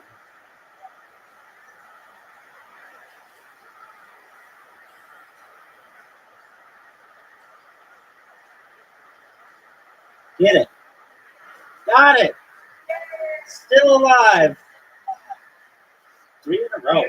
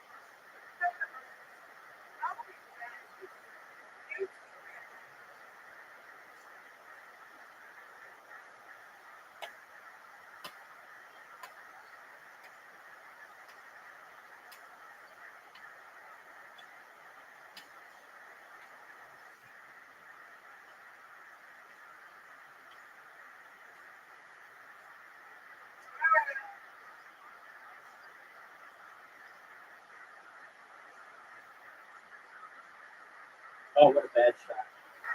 Bad shot.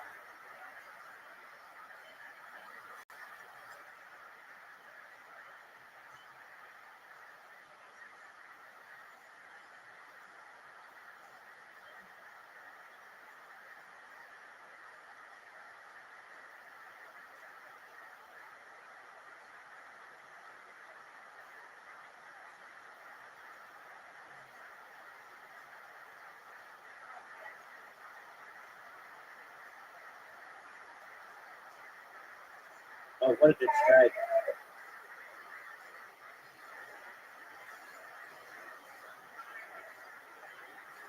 Not, my streak is coming to an end, folks.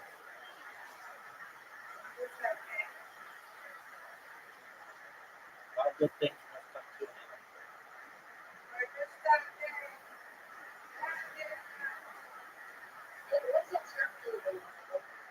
3 strikes in a row.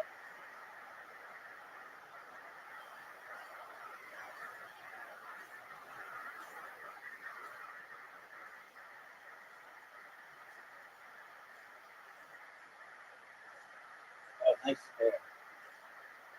Oh, this is great. What a good spare.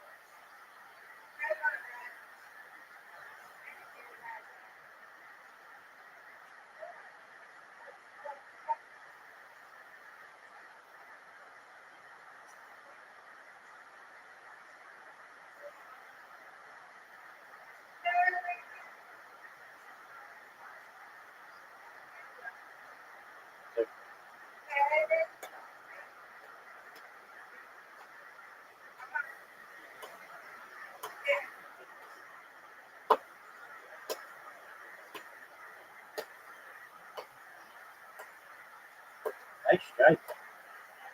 Nice Aquarius.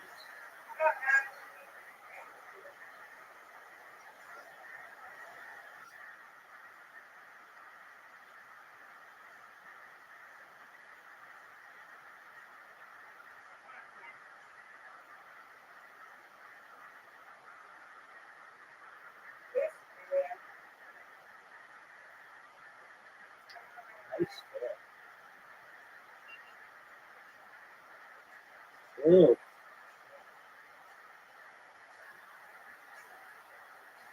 Get it.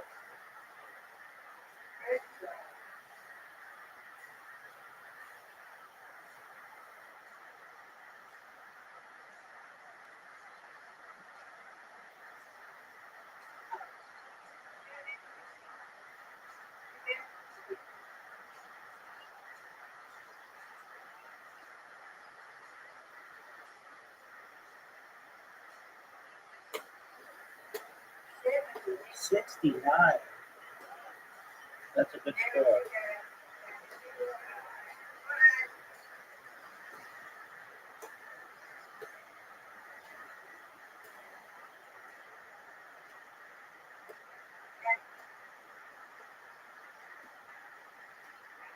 That's fair. We can get you a... Come on, Audie. That was good. You guys tied. No. Yeah. I'm not good at these ones. I told you. You got me. You both won. Good job.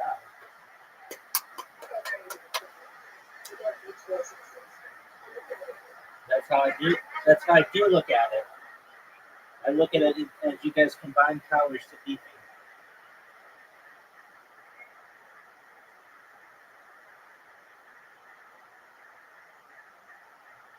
Are you playing another one, Mr. Aquarius?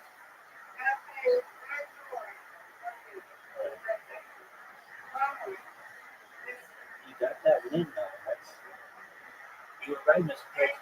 Everybody won. That's right, everybody. The win to win.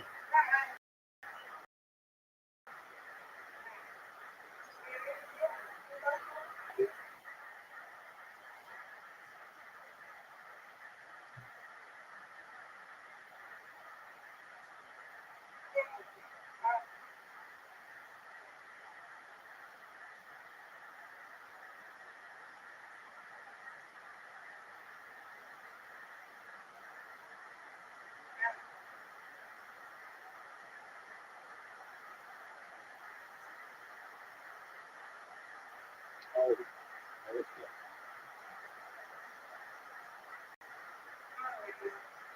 I'm going as fast as I can, Mr. Aquarius.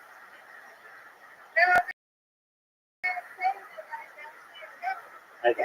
I got you. When you say, there you go. There you go.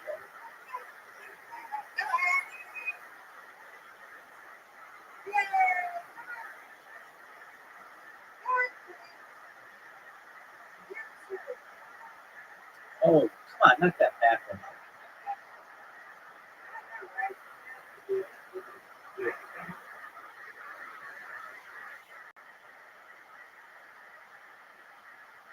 That was good.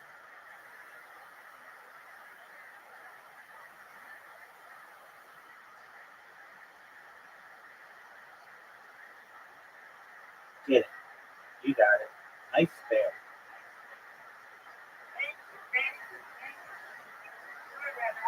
Not good. Not good.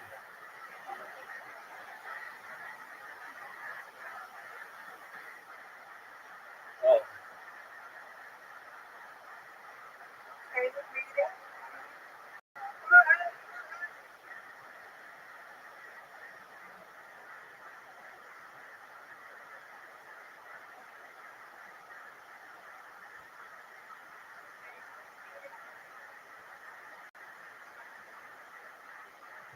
good score. Good score.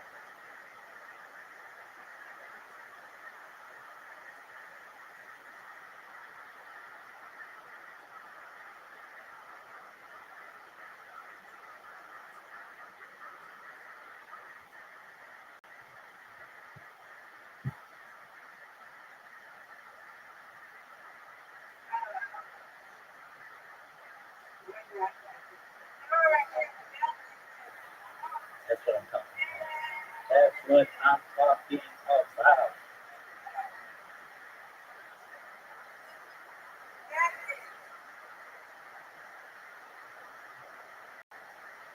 That's good, Mr. Praise. You get that last one. Oh, that's funny. You get that last one. All right, Mr. Praise. It's on you.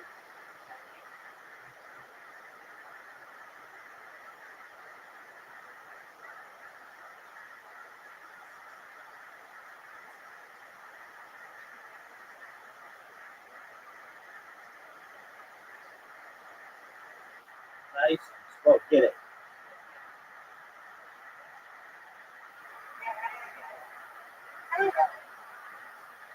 No. That was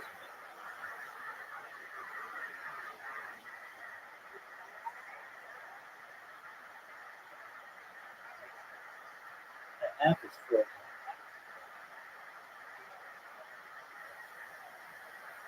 Okay.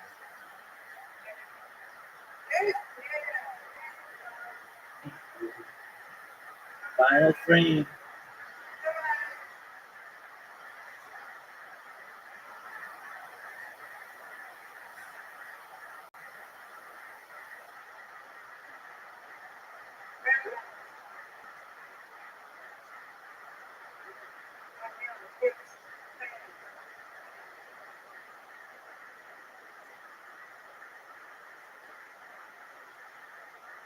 Get this right.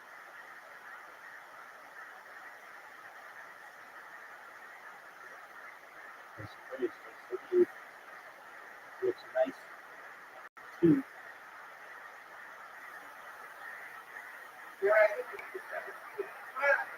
Uh-oh. Okay.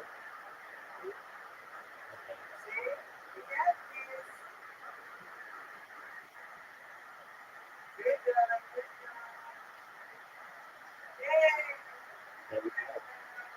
All right, Miss Aquarius, well, we hope you have sweet dreams, and we'll talk to you in the morning.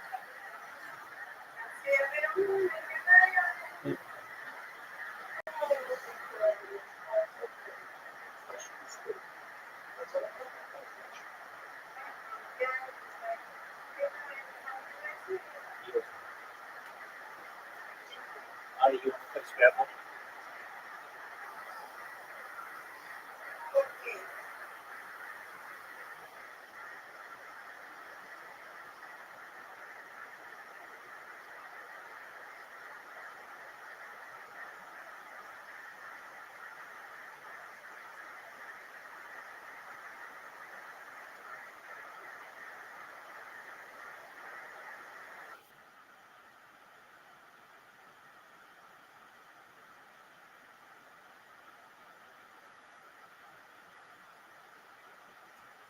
Purchasing manager for a local warehouse. Uh-huh.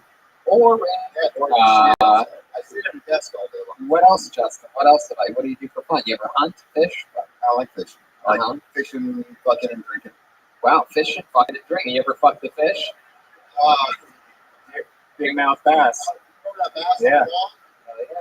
You hold them by the whiskers. Who do you fuck? You have a girlfriend? I do. How long you been with her? About 9 months. Where'd you meet her at? Football practice for our children. Football practice for your children. Wow, how did she play? Hey. I was quarterback. So, wait a second. So you have a kid from another relationship? Yes. And how old's your kid? Well, 12 and 13. I've got a daughter and a son. They both play tennis. They both play football? Wow, so you don't only fish, you also catfish. It's nice. My goodness. What position does the little girl play? She was the kicker and the defensive back. My goodness. You gotta be careful with all the concussions, right? She actually got a concussion. Wow. You should cut her out of that thing, right? Yeah, jeez, oh man. You don't want to hear an 11-year-old daughter giving head already. Well, a weird concussion joke. Weird. I tried to shoehorn it in there. It didn't really come out clean. I can admit it. There's an off chance she may have started last night, but that's inside joke. Oh my god, really? Are you serious? Do you really think your daughter hooked up with a boy last night? Possibly. What makes you say that? Go ahead. Don't stop giving one-word answers and start fucking talking. talking, all right? So I stayed in my girlfriend's house last night. Uh-huh. My daughter and her daughter slept on the couch. Uh-huh. My son and her son at apparently 5 in the morning pulled mattresses out, laid on the floor next to them. My daughter and her son were very close this morning. Oh. Yeah, no, yeah. Oh my God. Wow. My goodness, was there any blood on the mattress? Oh God. Do it. Come on! Do it. Tony.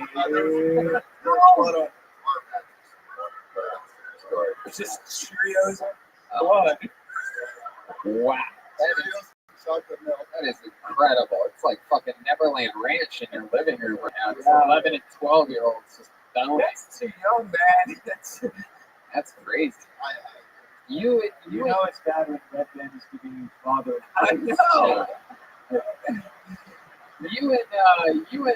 My kids are all floating around, you know? Oh my God. You and this girlfriend of yours with all your kids, you're like getting ready to make the whole fucking Lannister situation. You know that? Everybody's just fucking in your house. There's an 11-year-old. How many kids does she have? She got 3. 3. And they're in the same. What did I tell you, folks? And it was your son and her daughter? My daughter, her son. Your daughter. I don't really think it didn't happen. Does your daughter have a cell phone?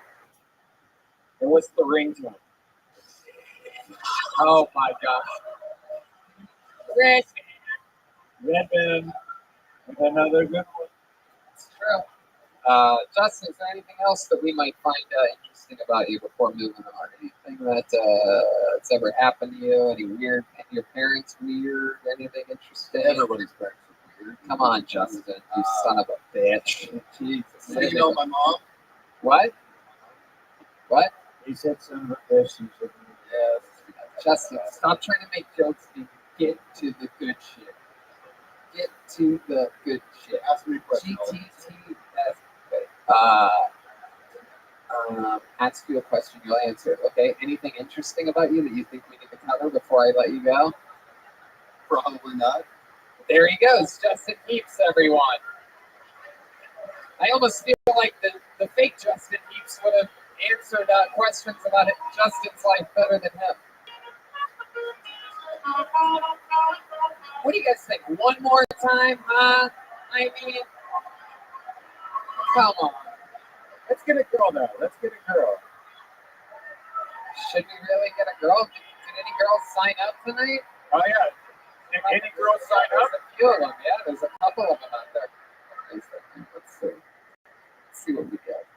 It won't be that person. It won't be Matt. It won't be Eric. It won't be. Yep. Sorry. Okay. Put your hands together for your final comedian of the night. The first female of the night. Put your hands together for Stacey Robinson. Stacey. Oh, Sam. Here she comes.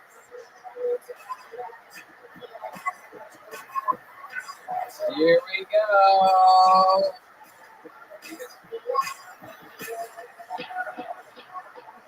Come on, one more time for Stacey Robinson.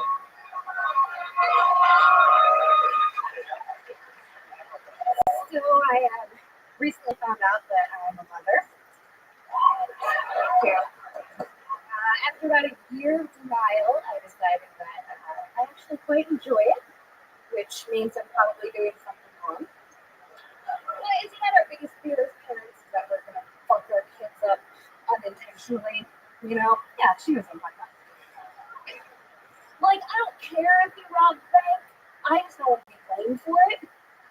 Like, nobody wants their kids to be on the news being like, oh, I robbed the bank because my mom never told me no. Or, oh, I robbed the bank because my mom left me on the side of the Black Hills Mountains because my other siblings are more important.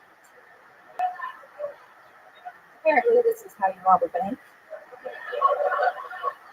And we're also, as parents, we feel pressure to constantly support our children, no matter what. Like, your other friends could be like, oh, my son, he's been a doctor for 6 years. And as me as a parent, I have to say, oh, where does he bank?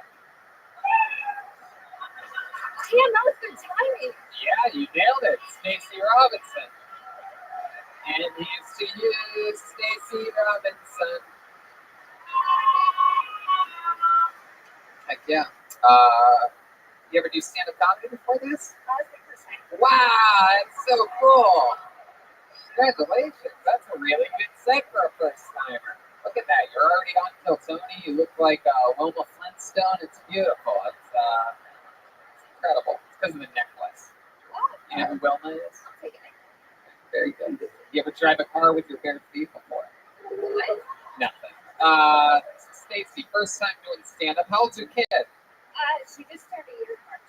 Turned a year. And I missed the beginning part. Some technical difficulties. You said you just found out your mom, and then you said what? It's not technical difficulties. I've just never held a mic before. No, it's okay. It's okay. You never karaoke? No, actually, I karaoke once, and the other bitch that was with me turned my mic off.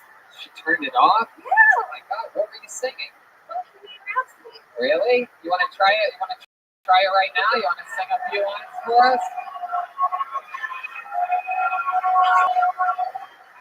But before you do this, let me just say, we're going to stall time so we can get you the background that you know the words already, and you already have AIDS. Not full blown. Not full blown. Yeah, we know it's not full blown. You won't even put a mic next to your mouth. So here we go. Getting her redemption on that bitch. Ladies and gentlemen, bringing us home tonight. Well, I think this is the part where there's background vocals. Unless that's you, in which case, that's just scary. No, I haven't said keep it going. Oh wait, yeah, it's about to happen right here, right after C. You ready? You bitch, Adrian. If it keeps singing along, I'm gonna kill myself. That's you. Oh boy, I need no sympathy, 'cause I'm easy. You're good at the background parts. Here we go.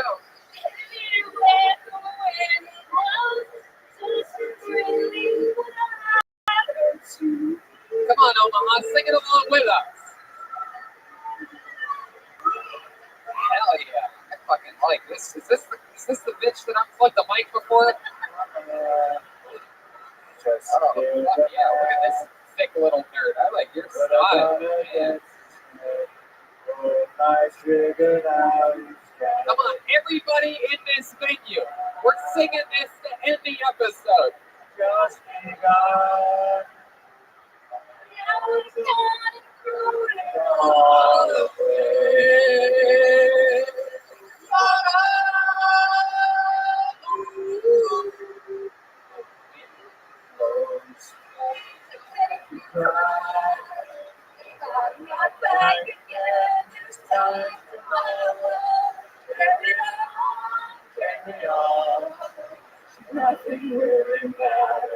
Come on, you gotta fucking let it rip on this, Stacey Robinson.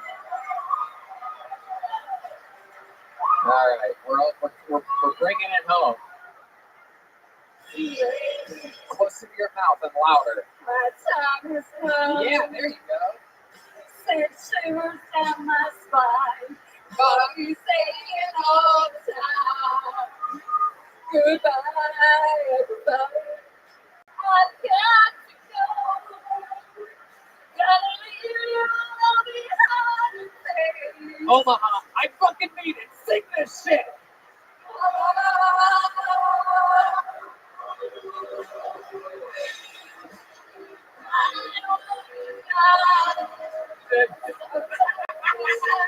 Unbelievable. Hold on a second. We lost the Stacey Robinson.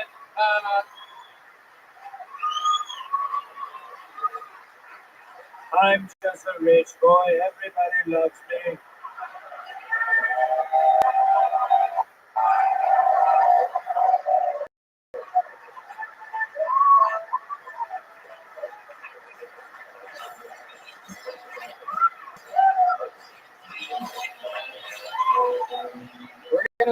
We're gonna hit this last part, and we're gonna fucking get out of here like champions. So you ready? Wait a second. We fucked up. We went too far. I went too far. We went too far. Oh, here we go. Yes, back up. doesn't have words anymore. Oh, here we go. Nothing really matters. Coming up. Nothing really matters. Anyone can see. Nothing really matters. Nothing really matters. Kill Tony! Omaha! We did it! We love you! There's nowhere I'd rather would have spent my birthday. Other than the 38 cities in which I'd rather spend my birthday. But we did it with you this year. One more time for Stacey Robinson. She did it. We have the #1 comedy album in the world right now. Believe it or not, belongs to that man right there, Jeremiah Watkins.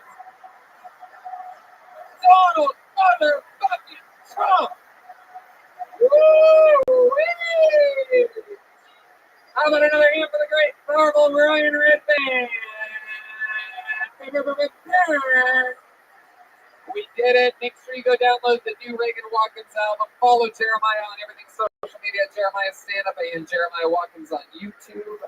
The album is out now. It's available everywhere. Jeremiah or ReaganWatkins.com. Anything else? Yes, my next guest on Jeremiah Wonders is Pete Holmes. Yes. Check that out. Listen to Jeremiah Wonders. And based on popular demand, we'll be doing more roadcasts of Jeremiah Wonders as well with Tony Hinchcliffe, Redband, and Joe Menace on the road. So there you go. Yeah, absolutely. That's Jeremiah, aka President Donald Trump. And we did it, Omaha. We are going to be, real quick, we're going to be selling posters and pins and new albums right after the show. If you could do us all a favor and consolidate it to one long line instead of all smashing up against us at once, and then we don't get through it at all. Just make a line. Sure, Mr. President. I know you might be upset for me for doing this, but I think we should all sing Tony Hinchcliffe. No, come on. That's crazy. You guys are, no. These are, all right. Okay. No. Happy birthday to you. You live Son of a bitches.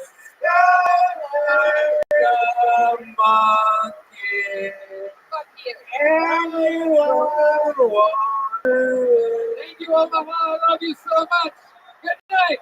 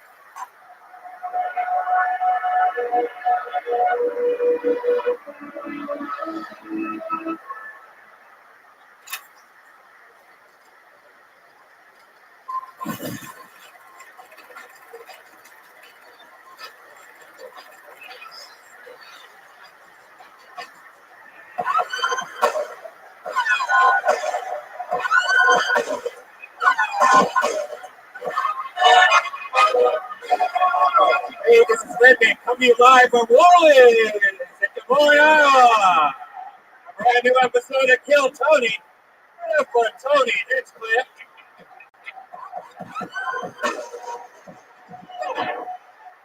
Moines, Iowa, make some fucking noise.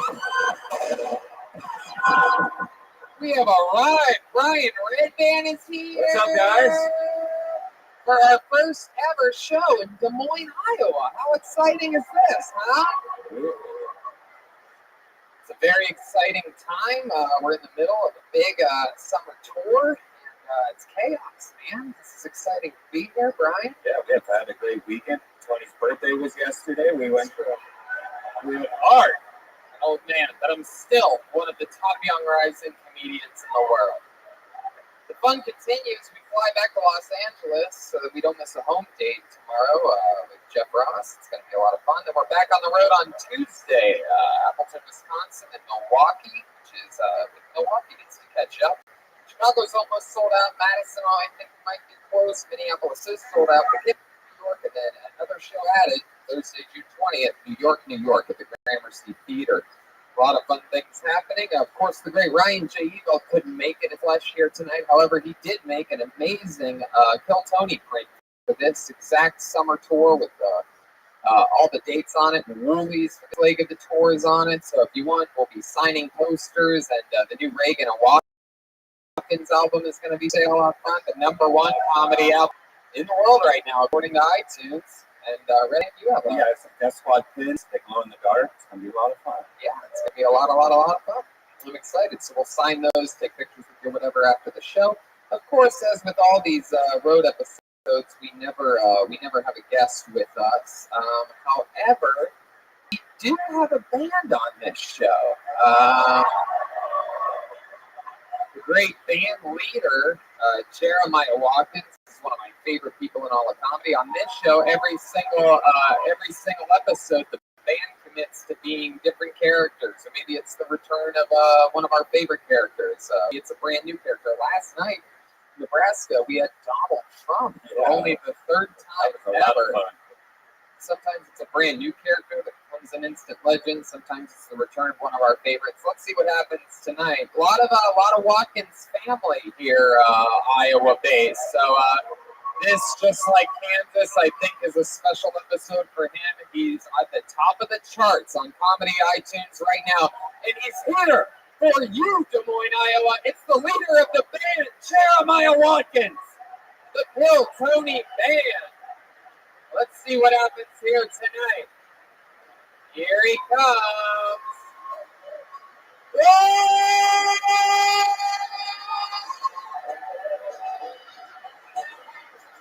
It's Jack the Ripper! Wow! How exciting is this? One of the most instantly famous of all time Kill Tony band characters. It's Jack the Ripper. How you doing, Jack? I'm Jack the Ripper.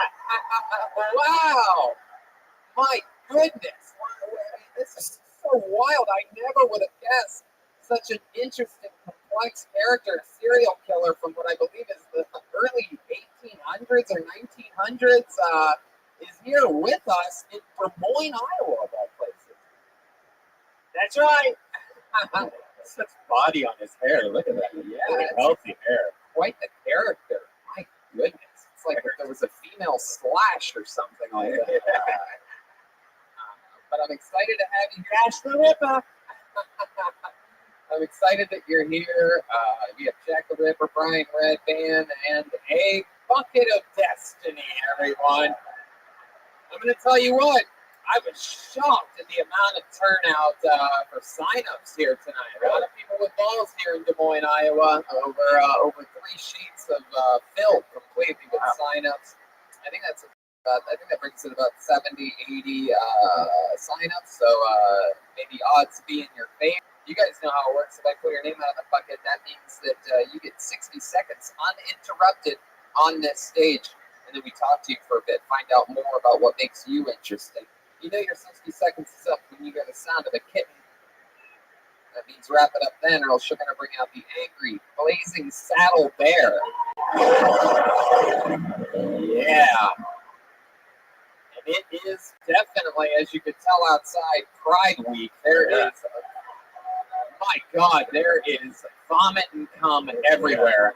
outside of here. Air juice everywhere. We were just stepping over hot loads to get into Woolies tonight. It is chaos out there. There's people fucking rapidly. I saw what? Shut the fuck up. I saw fucking a mess.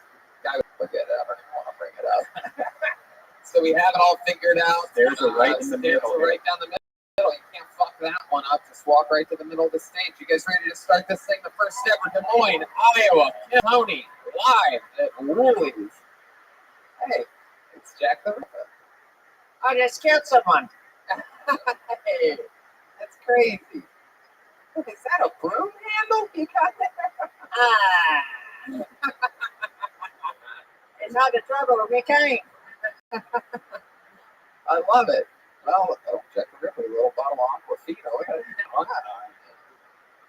All right. I pulled a name out of the bucket. Here we go. This is where anything can happen. Sometimes it's someone's first time. Sometimes it's a local comedy bit. Sometimes it's a hero. Sometimes, how many of you like it when comedians do good on this show? How many of you like it when people bomb on this show? Wow. Whoa. That's a 90-10 if I've ever seen it before. That's strong. All right, I pulled a name. Your first comedian getting us started tonight. So show him some love. Goes by the name of Ethan Fox. Here we go. Wow. Oh, I feel like good fire. One more time for Ethan Fox, everyone. How are we doing tonight, everybody? All right, so I just want to start out by welcoming Kill Tony to Iowa. Iowa, land of the free and home of the deep fried butter on a stick. That's right, that is actually, you can buy it at our state fair and people treat it like it's a goddamn delicacy. And I'm just sitting there like, for fuck's sakes, Martha, if you want to speed up the process of killing yourself, I'm pretty sure they sell tubs of lard at Stanford off the price. Speaking of tubs of lard, anybody here ever had sex with, let's say, a larger person? All right, so that's what I like to refer to as a tubby double. Not only are you getting your rocks off, but you're also getting in your daily workout because God knows, us fat people, we're not doing half the work. I think that might be it for me, Tony. All right, he's getting out of here. Ethan Fox, everybody. Heck yeah. We covered some good topics there. So, Ethan, you talked about the fair. Yep. You go on East Siders night? Sometimes I don't make it normal. Whoa, wait, what? Whoa, what? Did I just blow your minds with that type of reference? You guys didn't even fucking laugh. It was so good. Shock. All right, let's get back to little J. Ogerson up here. Talking about fucking a big girl. By the way, left hand in the pocket, khaki shorts. Wow. Still in the Midwest. It is continuing. This is a trend that we've noticed only on this Midwest tour. Kansas, Des Moines, and what was the Omaha, Nebraska. You born and raised here in Des Moines? Yeah. And Ethan, you talked about having sex with a larger woman. Are you the larger woman that you have sex with? Sometimes, yes, sometimes, yeah. You have sex a lot? I don't, actually. No. When's the last time you had sex? It's actually been a You good... still have some pubes on your chin. I'm surprised that I do. It's been a good 2.5 years, to be honest. 2.5 years. Why do you think that is? Why do you think it's taken you so long? Well, to be honest with you, Tony, the last chick that I was with, she kind of broke me in a way, and Yeah. it just hasn't been a She fun really ride. was a big girl, huh? She actually was one of the smaller ones, to be honest with you. Wow. One of the smaller ones. Yeah, it's a lot easier to get your heart broken by a non-fat chick. That is very true. That chicks break your heart. You're like, whatever, you crazy. Get out of here. But you probably can't do better than the girl that broke your heart, right? You know, How'd she break you? What happened? how long were you with her for? It was a good 5-6 months. Oh, wow, that's a long one. Really surprised you lasted that long. So how did it end? What did she do to you? Cheated on you? She did, actually. Wow. How did you find out? I was actually... Did she do it right in front of you? You, Ethan. No, I was actually good buddies with her brother, and that's how I found out. Oh, she fucked her brother. Isn't it? We are in Des Moines, everybody. We have arrived. Classic Des Moines. Party has begun. The big brother told you that's gotta hurt, huh? Hey, bro, sorry to tell you this. My sister's been fucking like wild. Man, you know who she cheated on you with? Not personally, no. Not personally. No. It's usually they say a gym trainer. So, so you would not know him. Oh, no, definitely. Jim or one of their names. Hell yeah, you son of a bitch. Ethan, what do you do for work? I actually am an assistant manager at Lids, one of the stores here. Wow, a hat store. Sick. You have anything? You have any of the Jack the Ripper special over there? The old. I might be able to hook you up, Jack. I think Jack might want to kill you. It was me. I slept with his girlfriend. Oh. I gave her the Jack the Slipper. Hello, I'm Jack the Ripper. Yeah. He said he never knew and he would never made it. Wow. So Ethan, you're working at Lids. Is that like at a shopping mall? Yep, over at one of the outdoor malls.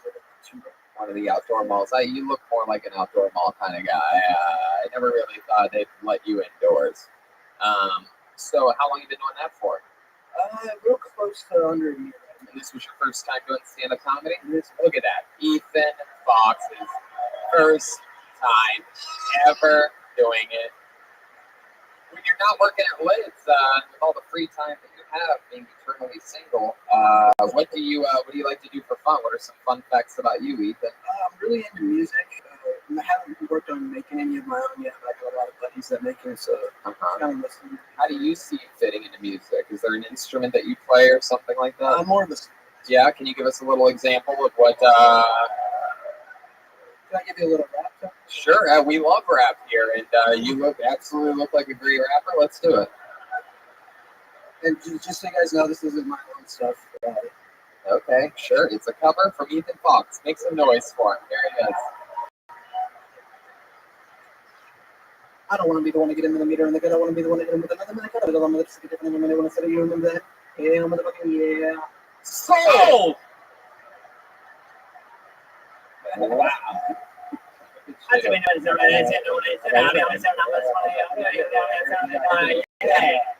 another winner? Jack the Ripper.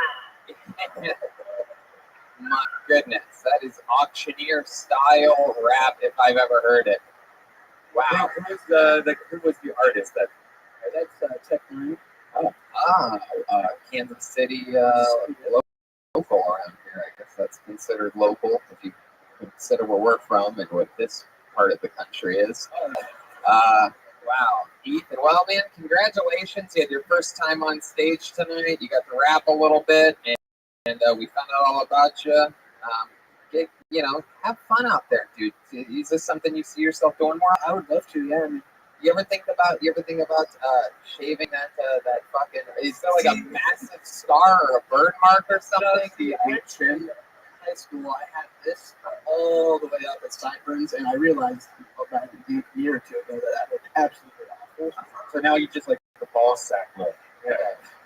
So you stuck with that. So you went from absolutely awful to slightly less awful. Exactly.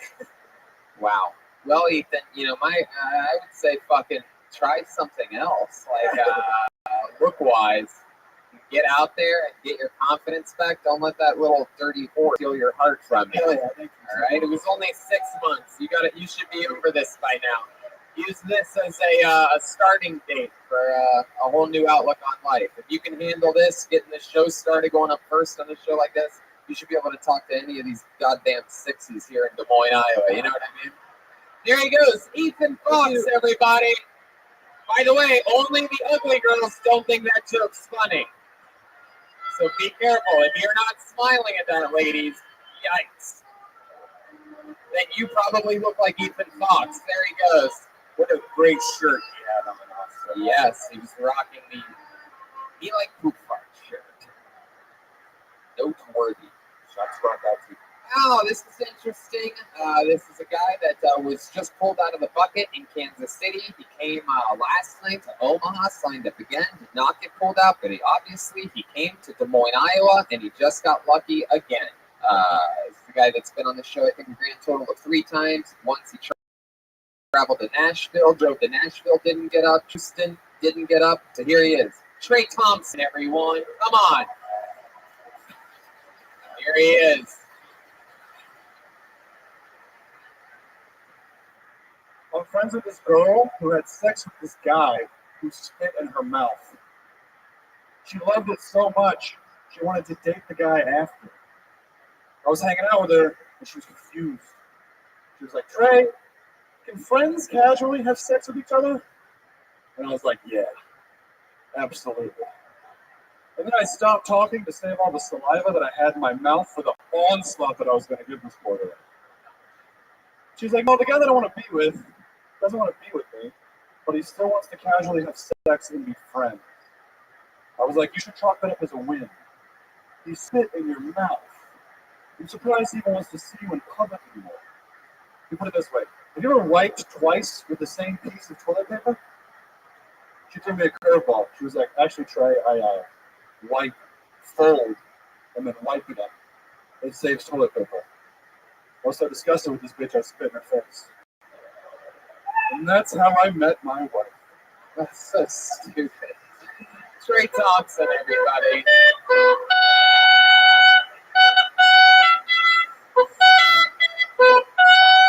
Wow, what song was that? Slipknot, Duality. Yes, Slipknot on the solo saxophone. Not easy to do, Jack the It's Ripper. hard to play Slipknot on saxophone.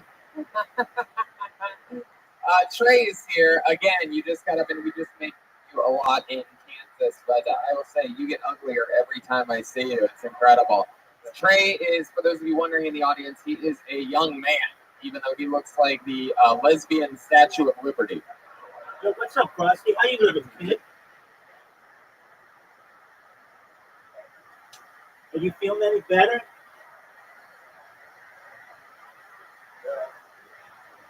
All right. How are the antibiotics going?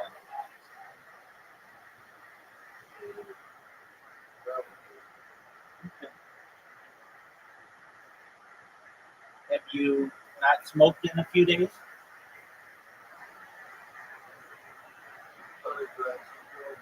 All right, well, it happens.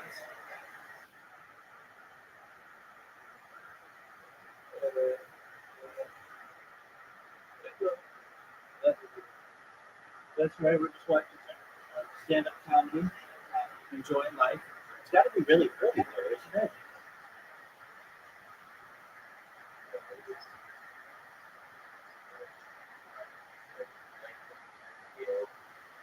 Oh, that's not bad.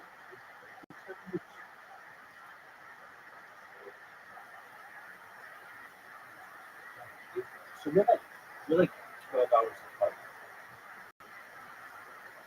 Okay. Yeah.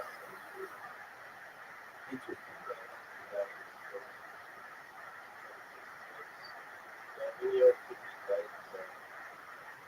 Yeah. So it's like 9 o'clock in the morning for you. Oh well, that makes it easier to judge. Okay. Very cool. What's on your agenda for today?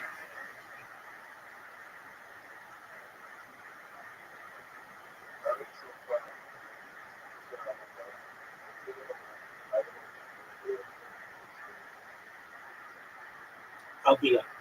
Take care.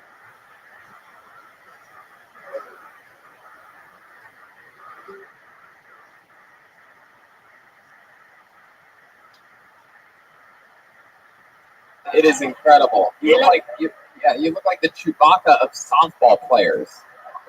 He looks like an animated ball of lint in a vacuum cleaner commercial.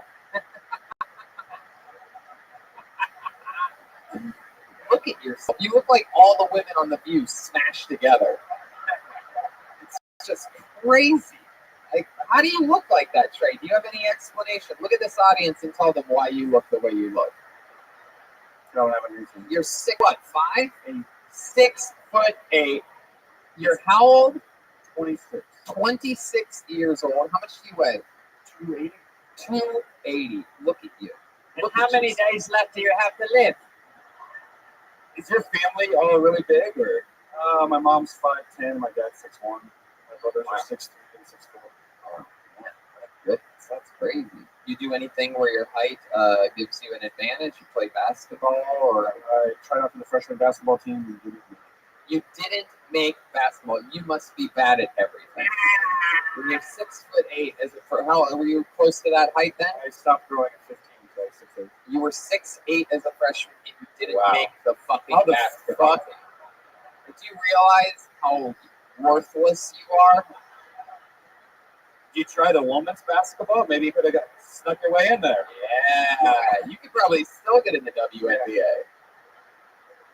Trey, what do you do for fun? Like, what are some hobbies of yours? What about you? I play video games, do comedy. You play video games, you do comedy.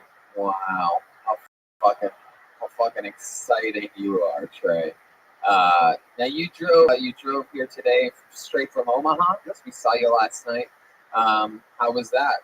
Did you have a smooth drive? Did you stop anywhere? Stop off at like a Taco John's or anything like that? Stop off at like a come and go. You know what I mean? Oh, a lot of come and go fans out there. It's like That's what I do with the ladies. Come and go. Jack, you dirty boy, you. You just went straight through? Oh yeah. And, did you come solo? No, I got the teacher. Oh, the art Yeah, teacher. yeah, Yes, we found out about the art teacher that he's dating a couple nights ago in Kansas. How's that going? Good. Did you drive or did she drive? I drove. Yeah. Did she accidentally maybe fall asleep on your wiener? No, not yet. No. What kind of car do you drive? Do you drive like a? I drive a Ford Focus. She drives a Ford Focus. Wow. What a fucking nerd couple you guys are. Just bottom of the barrel, double focus. I expect that from an art teacher, but not from you. You ever put your two focuses together and pretend like you just have one Ford Taurus? Probably not. Trey, fun minute, man. Anything else that you want to say before you head back to obscurity? It's been a fun 3-day run. Interesting fact about me, I came with no hands when I was high on mushrooms. Really? You came with no hands and you were high on mushrooms. Did you hunt something? What? No, I was on mushrooms, and Ari Shafir says to jerk off on mushrooms. So I did, and it wasn't like happening. So I got frustrated and I stopped. And I was just looking at my boner, and then I came like a drop. Pre-cum. Yeah. Oh, I have no idea. Can I tell you something? You come looking at a penis, even if it's your own, you're gay. That's my policy. So I'm glad. We found out through this set tonight that you're not actually a lesbian, you're a gay man. Congratulations, Trey. How about another hand for Trey Thompson, everyone? We love Trey. I discovered Trey when he was 21 years old. Came up to me after a show, and I told him to fucking keep doing stand-up. Now I sort of regret that. No, I'm kidding. How about one more time for Trey Thompson? All right. It's the only human being I even, well, actually, no, there is one little special guest that we have coming up later, but we have let's meet someone new again. I pulled another name out of the bucket. Put your hands together for Jeff Lynch, everyone. Here we go. Jeff Lynch. It's going to be coming any second here. Here he comes. Here we go. Come on, one more time for Jeff Lynch, everybody. I was talking to my fat friend recently. He told me that he had athlete's foot. I had to break it to him. I was like, man, I'm an athlete. Well, you got his fat guy foot. Like, you get athlete's foot from like doing athletics, not from like forgetting where your socks at the airport security guard. Like, I got athlete's foot when I was in Vietnam, and I'm not an athlete either, man. I got communist. Everybody's got. I think they have athlete's foot over there. But in a different communist country, a pile of shit, and I realized that it's a pile of human shit, and it was China. But, you know, San Francisco, you can set up piles of human shit too, but you have apps for that. So that's really like capitalism, communism. There's good apps, so you don't set up human shit. But whatever, that's all I got. Wow, Jeff Lynch. Hell yeah. How's it going, buddy? Grab that microphone. Heck yeah. Look at this. World traveler Jeff Lynch, huh? My goodness, you look like you've never left Des Moines once in your entire life. Yeah. You look like the Bounty Boy. I look like a Des Moines guy. I mean, yeah. Yeah, you just look like a plain old boring ass white guy. What do you think you look like? No. He looks like young Charles Darwin. Ah, yes, young Charles Darwin. Right? That's a way to cause a ruckus in the audience. That's a hip reference, isn't it? Topical. No, I think you look like a mediocre, untalented Conor McGregor. Like if he wasn't good at anything, if he could barely speak, he could barely get a thought out. First time doing stand-up, correct, Jeff? I've done it like 10 times, but I'm not. Wow. I'm not trying. Yeah, I tried to do it 10 times though. That's more than once. All right, you just like bombing. You're like a terrorist. I get it. Jeff the Terrorist Lynch. I would say own it. Put it in the name. The bomb artist, Jeff Lynch. I do like his last name though. Whoa, he's a serial killer, Jack the Ripper. Everybody, come on. Not that good. Jeff, what do you do for work? What are you analyzing? I know it's not comedy. Just loan documents. Oh, okay. Don't get into mic a little bit more. Working for a big bank, Jeff. How long have you been doing that for? 3 years. What do you like to do for fun? What makes you different than everybody else? I do Muay Thai and I make my pickles and hot sauce. Oh, wow. Pickles and hot sauce. Did you bring any pickles or hot sauce with you tonight? Wow. So all these world travels, you get, you save your money from working at the bank, and then you go visit places. Why Vietnam? Well, we worked, my wife and I worked, so then we got an opportunity. Got to really talk into that microphone. Yeah. But 11th time actually. But we taught English in Korea, so then we get to go to Taiwan, Japan, Vietnam. It was awesome. Oh, cool. So you teach English too. Do you get paid to do that, or just? Wow. All right. Well, that's fun. What actually did you talk about? I did not follow what you were saying. It was really bad. I don't want him to repeat it again. It had something to do with stepping in poop. Everybody has athletes' foot. Capitalism and communism. It's just like all like anti-funny stuff. It's like the opposite of. It's really the opposite of comedy. One of the absolute most silent things I've ever heard in the history of this show. It's almost mind-boggling. Jeff, did the other 10 go better? Did the other 10 sets before this go better? About the same, right? Exactly. You could get the reaction you got here tonight alone at your place. Just run it by your wife. Maybe that's the problem. Maybe your wife's laughing at these things. Does she laugh a lot? All right. What did she do? I was a Graphic designer. Jack the Ripper. I'm about to kill this guy because he keeps dropping the mic slowly, making me angry. Every time he answers a question, he slowly puts it in his beard. All right. So, Jeff, is there, you know what I mean? Like, you have a weird family or something like that? Parents still together? Everything's normal childhood? Yeah, what's it like to be the son of Mumford? There's a hip reference for ya. There you go. pretty normal upbringing. My dad was a cop, but that's probably most of Dad was a cop. He's not a cop anymore. He's retired. He's a sheriff. Oh, very cool. Where's that at? Where are you from? Charleston, Iowa, Way up north. What's the population? About 8,000 people. My God, you might be one of the best comedians in Charles City, Iowa. hopefully, man. What did that microphone cable do to you? Like, why? What's happening? 11th time doing comedy, and he's already ready to hang himself like one of the greats. At least you're doing something like a great comic, Jeff. That would be his first confirmed kill. My goodness, what's something that we would be interested to know about? You have any fun hobbies or anything? I mean, you travel the world. There must be something about you, something that you do, right, for fun. What makes you happy? Like normal people stuff, I don't know. Just like watching movies and hanging out with my friends. Yeah, what do you and your friends tend to do? Is that a favorite thing that you like to do? Like Jeremiah and I like to play pool. Like go hiking and biking. Hiking and biking. Yeah. Wow.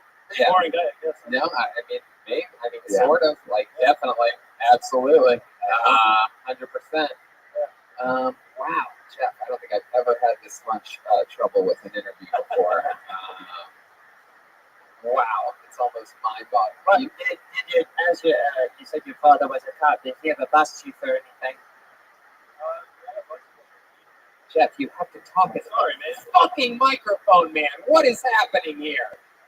What did your dad do when he caught you with the marijuana? I did like They're speaking in a mic, or I might listen back. Eat the fucking mic. Put the mic in your fucking mouth. Put it in the bed like a bush. he did like he like planned it out, I think. He's in the garage, I came out and like took a heck graveled it. It was really good. So, all right. Jeff, I don't know what you thought was going to happen here tonight. No, it's okay. Jeez, don't make me feel bad. My God, I know you came for the show, but you also signed up. You don't have to sign up to see the It's show. not mandatory. You know that, right? You could have just came and watched people do exactly what you just did. And you could have enjoyed it. You could have been like, man, glad I didn't sign up. But instead, you're the guy that did sign up, and you're like, oh, yikes. But you did it, you know? I mean, what can I say? At least you had the courage to come up here with basically nothing. And then during the interview part, basically give us nothing to work with. And that, my friend, I've really never seen anyone with that much swagger to really just go, I don't see what the problem is. I'm boring and I don't have shit to talk about.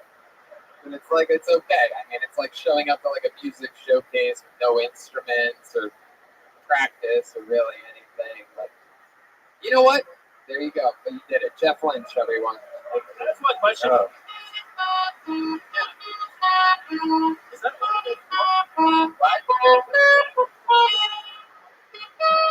On the road it is. You guys, Jeff Lynch, everyone.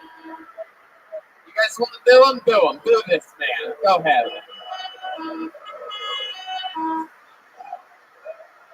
Oh, that was annoying.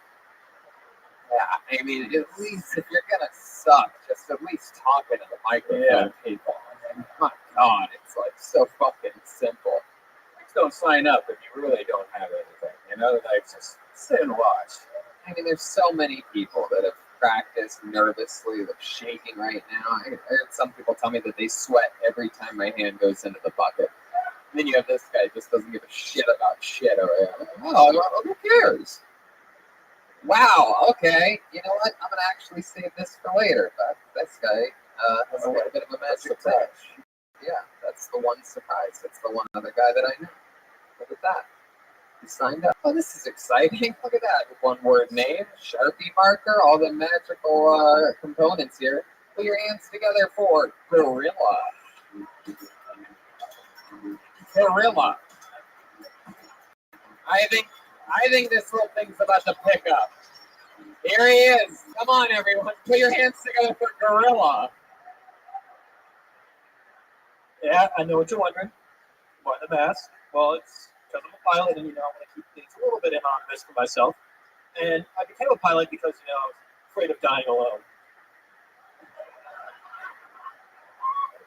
But you guys ever heard of the Mile High Club? Anyone? It's where you do it on the plane. So you know what it's called when the pilot's masturbating on the plane? It's called a hijacking. Brings a whole new meaning to cockpit. Anyways, speaking of porn,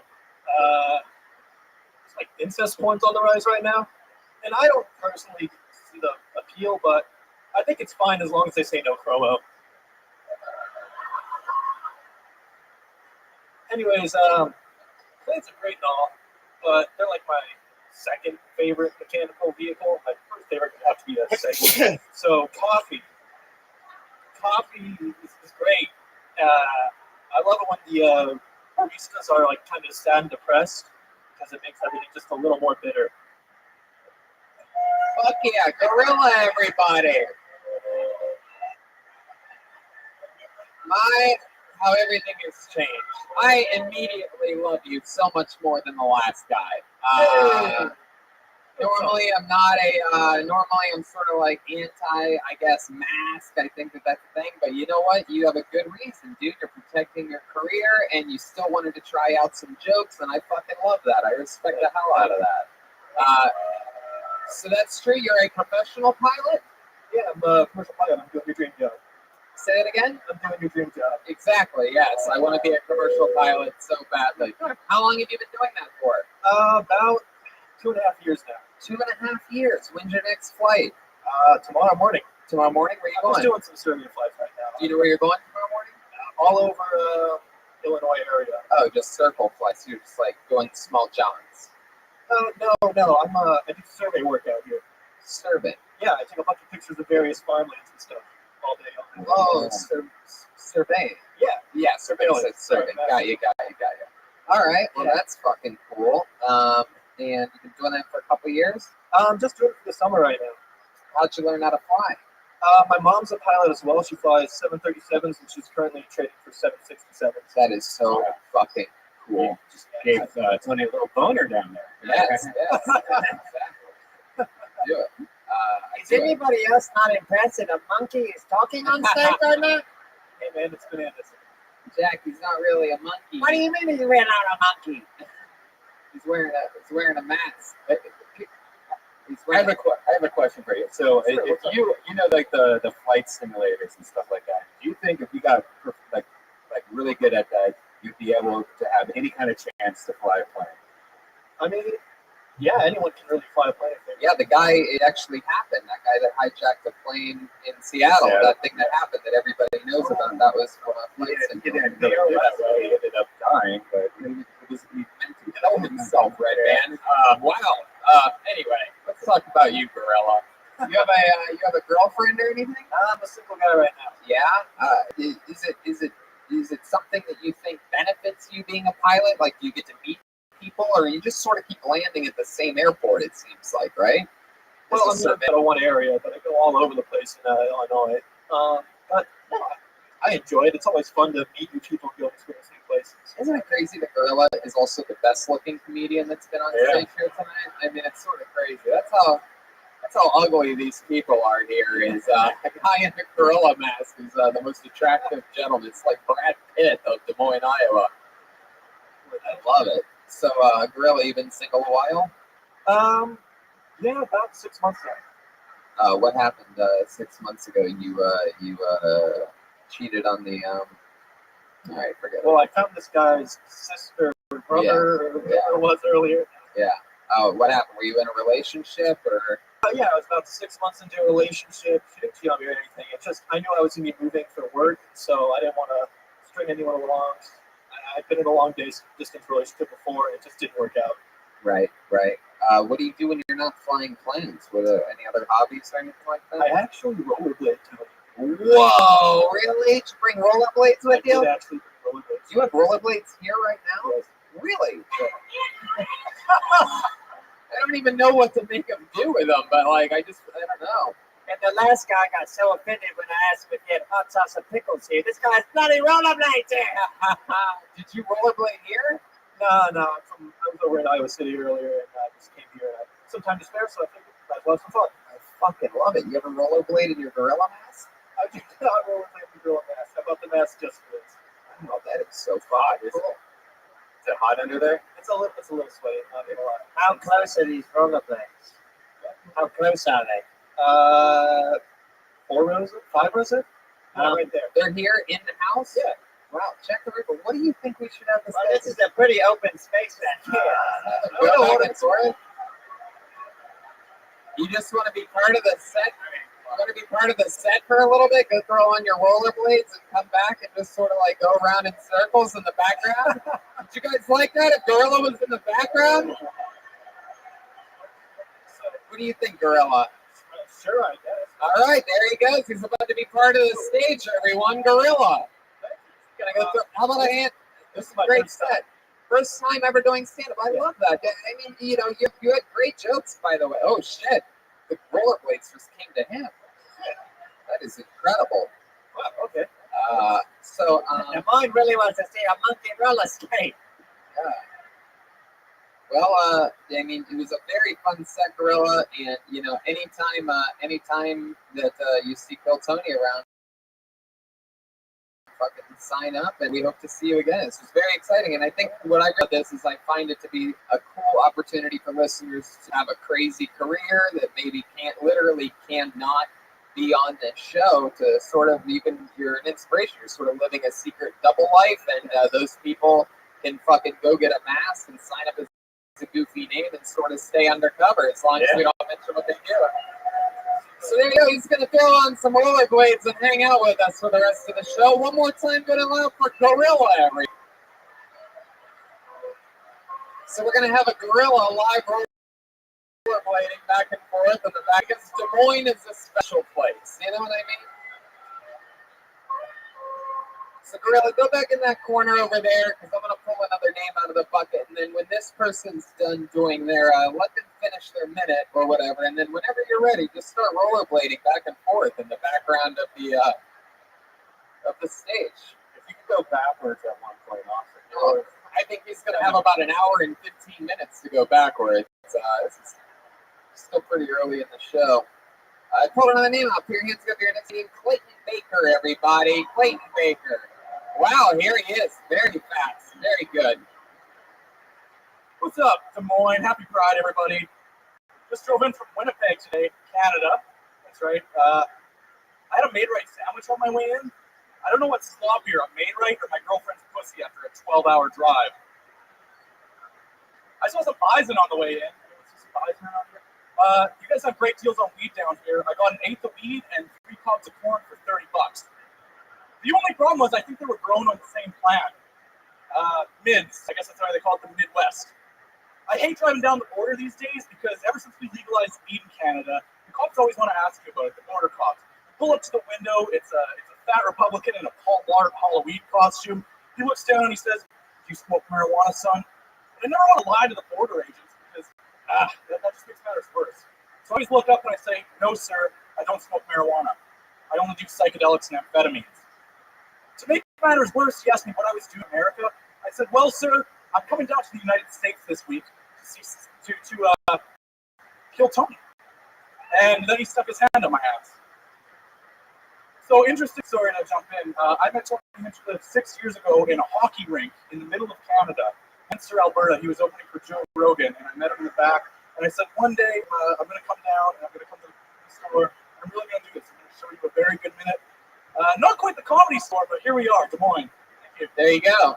Clayton Baker. You did it. Is that true? I met you in Lloydminster? Yeah, Lloydminster. We were in the back hallway. Hey, look at this, Gorilla. Heck yeah, the people are loving it already. Gorilla is going back and forth on rollerblades, and it has begun. He got a very smooth. He might fall on one boy. He's got a little stripper pole back there. A gorilla-sized stripper pole. My goodness, this is exciting. You signed a copy of my Bert Kreischer book. Oh, very cool. Heck yeah. I'm guessing it didn't have a cover on it? I don't think it did. It's a Bert Kreischer shirtless joke for you. He takes his shirt off a lot. Didn't have a cover. The book cover. Okie dokie. Clayton, you are Canadian, and this was a 12-hour drive for you? Yeah, I'm here 6 shows, so I'm with you guys till Minneapolis, so... Wow, that is so fucking cool. You're going to stay in the country. So when we go to LA tomorrow, what are you going to do? We're going camping. I brought some fishing rods down. We're going to go to the Wisconsin Dells, check out Devil's Lake State Park, catch some fish. I'm with my girlfriend. She does not want to be here. She listens to the podcast, and it gives her anxiety. It takes a long time to learn how to listen, what you're listening for. So she just hears, Tony Hinchcliffe, top young rising comedian. And I have to listen with headphones on after that. She's Who says that? Who says Tony Hinchcliffe, top young rising comedian? Oh, okay. You say it. Okay. I say it a lot. Let's check on the chat. So did you say your girlfriend is here in the house? She's watching the Stanley Cup Finals. The St. Louis Blues are about to lift the Stanley Cup. If anyone has a score update, so I told her to send me live updates. I don't have Wi-Fi in here, though. So. What you just said, but it sounded Canadian as fuck. Now, you talked a lot about your girlfriend. Is she aware that she has a sloppy pussy? She took a good long shower at the Airbnb today, so I couldn't compare the maid right. Good. Damn, this is very interesting. Are you planning on getting any of this pussy? Yeah, it's on my way over. I'm so calm. I'm relaxed. I got my antidote. Wow, my goodness, look at you. You are one of the most confident Canadians I've ever met in my entire life.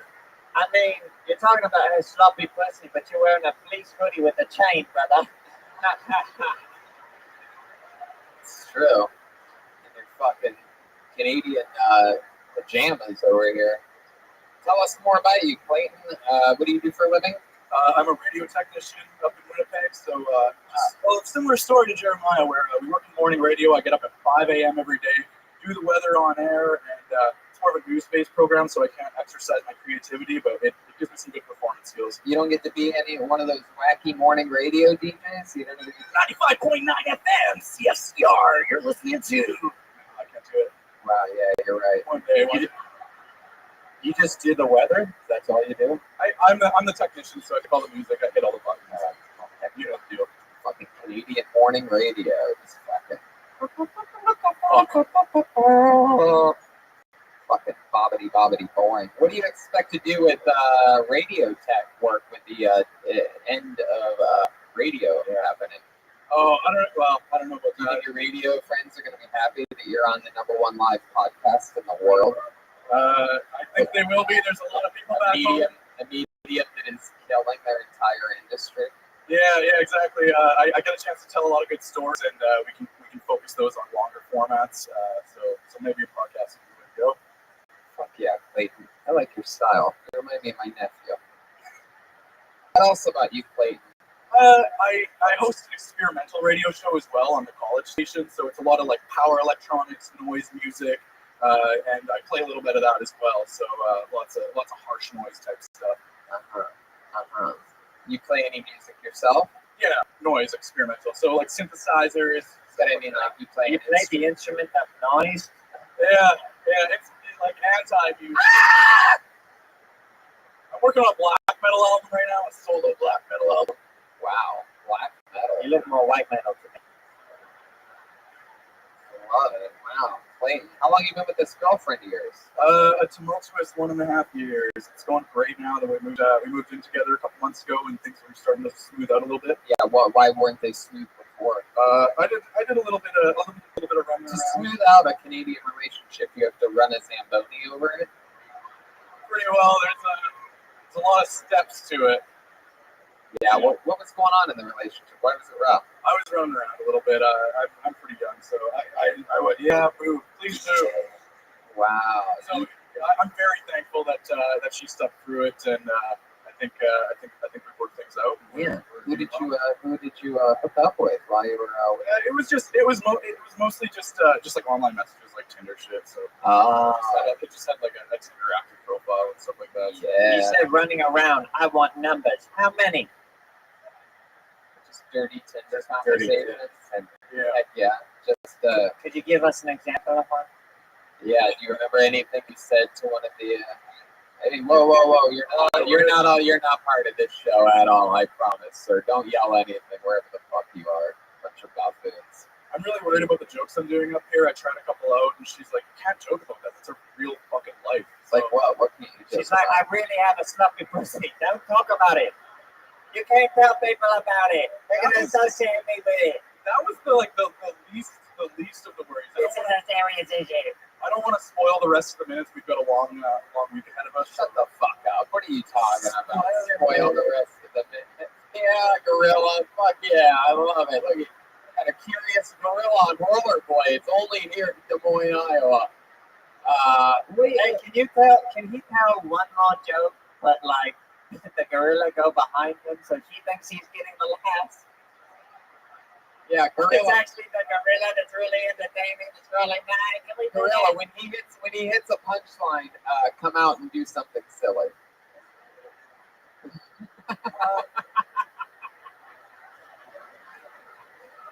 I fucking love Gorilla. I'm going through a breakup right now. My girlfriend doesn't know about it quite yet. I thought I'd do all the emotional work first and let her figure it out later. Wow. All right, let's keep it moving along. There goes Clayton Baker, everybody. He's following us around all week. That's a real fucking Kill Tony fan. Come on, put your hands together for him.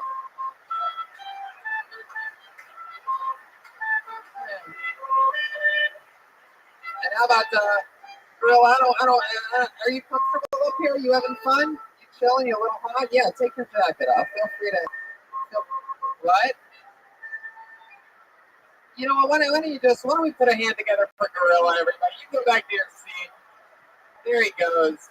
He looks a lot like from behind Jeremiah Watkins, by the way. It's sort of frightening. Did you notice that, Jeremiah? This might be a long lost brother of yours. I don't know, Jeremiah. That's Jack the Ripper. All right.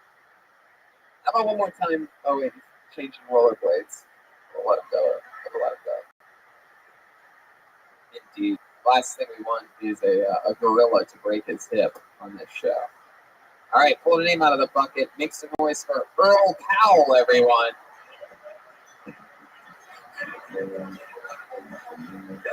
Come on. Where is he? Oh, there he comes. Coming from this side, coming from the left side. Earl Powell.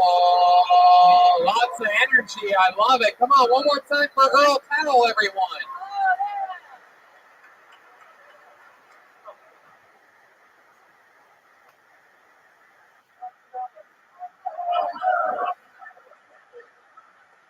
That's my first joke. So with the problem with the construction going on, that's the joke. So my girlfriend says I can never really shave my head, and I wonder why. She just said I look like a crackhead. I thought the itching would show up. Show me. So a frog comes to a bank. So a frog comes to a bank to get a loan, and he asks the bank owner, he asks, "Hey, Mrs. Feller, that's the reason they play. Can I get a loan?" And the bank teller, Mrs. Whack, she goes, "You need a collateral." And he goes, "Well, here's a little pink porcelain pony." And she said, very confused. And she also asks, "What's it made?" Really messing up this joke. And he goes, "Kermit Jagger." And it's a knick-knack, paddywhack, get the frog alone, his old man's a rolling stone, and goodbye. Wow. All right. Earl Powell. Shut the fuck up.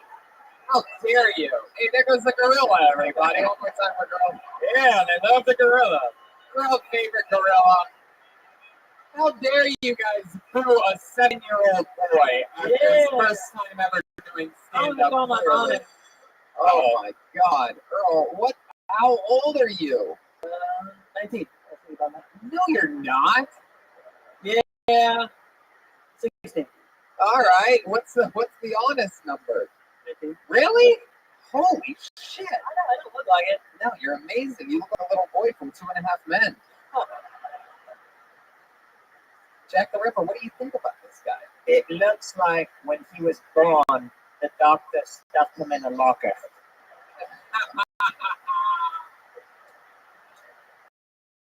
He's got braces.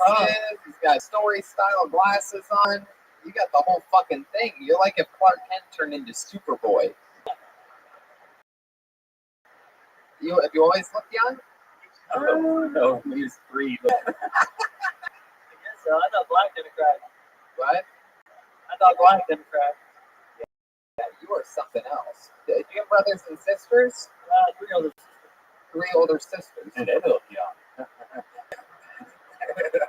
Hey, man. All right. Fuck yeah. So you live here in Des Moines, Iowa? Yeah.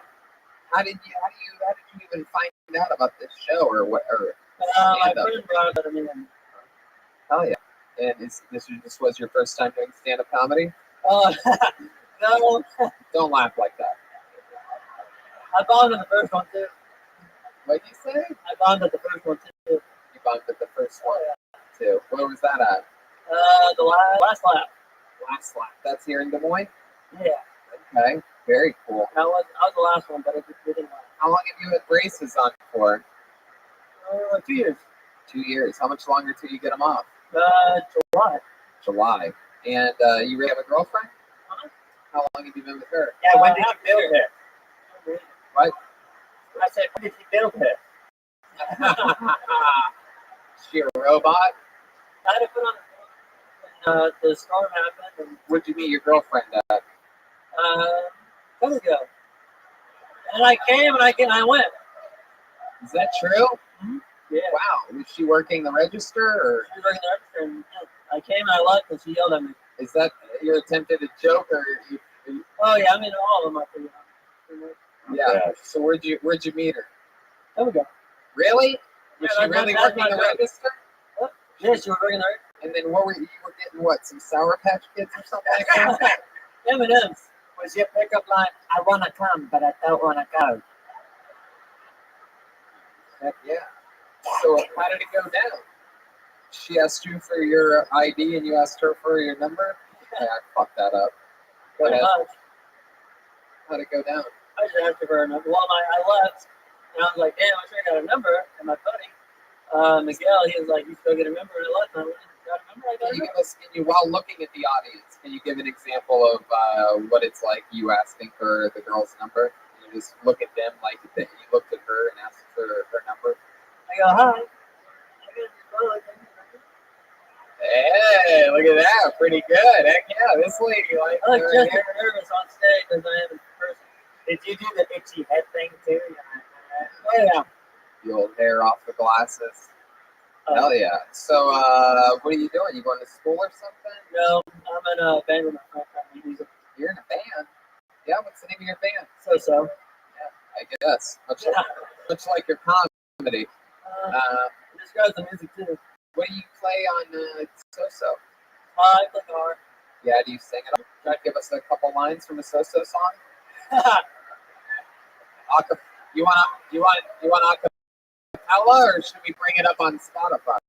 You bring it on Spotify. Okay, how do you spell it? S-O-S-O, all one word. Let's see. Spotify, So songs, not Spotify, not on iTunes anymore because I don't know what happened.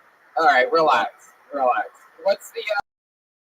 What's the go-to song that you would do? If iTunes as well.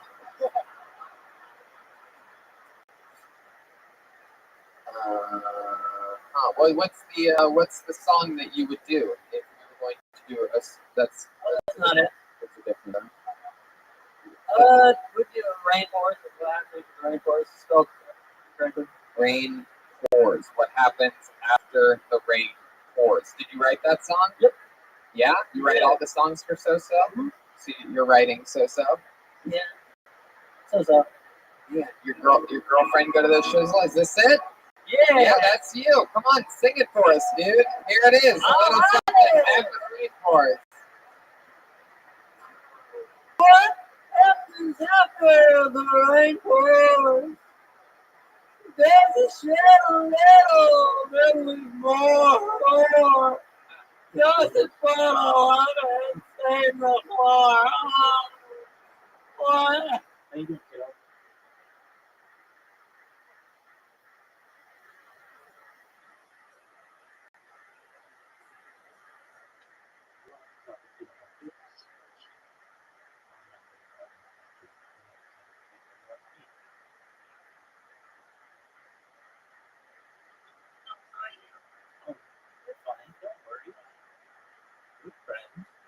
We'll play any game that you want. Right now, I'm in the middle of some fantasy baseball drafts. So, okay, that's fine. We'll watch.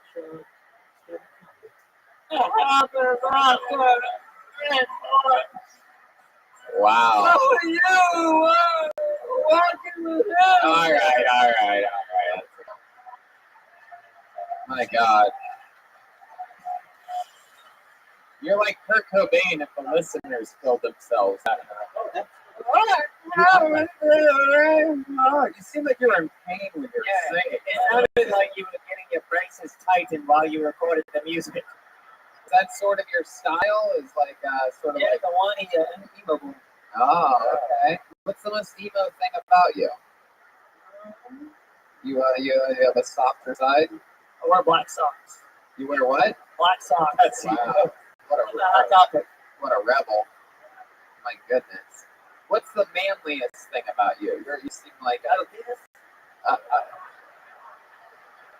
good answer. Good answer. Yeah, like, That's still up for debate, and Yeah. you know it.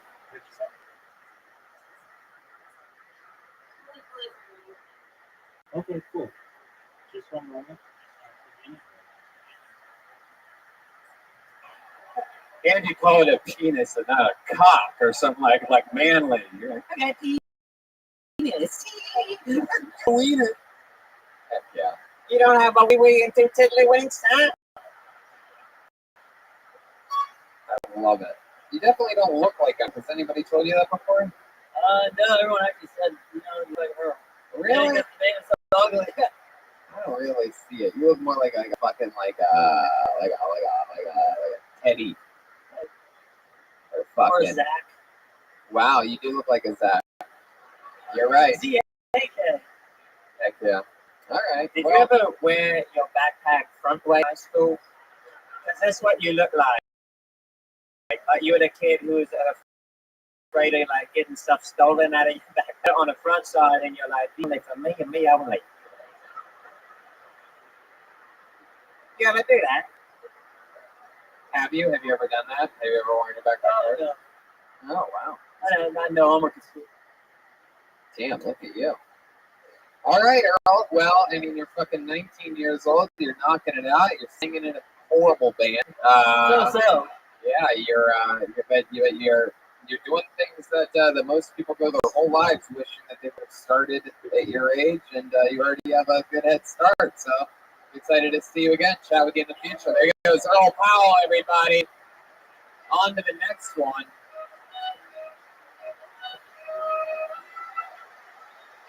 I know that song. Oh, that's Julia Michaels, right?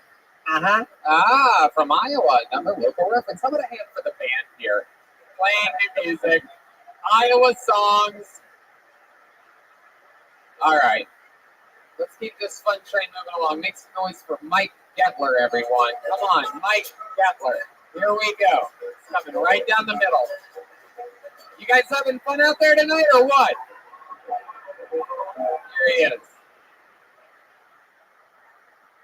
If you want it done right, you do it yourself. That's what I say after I make love to a woman. I started a fictional Wikipedia page about myself when I drank too much.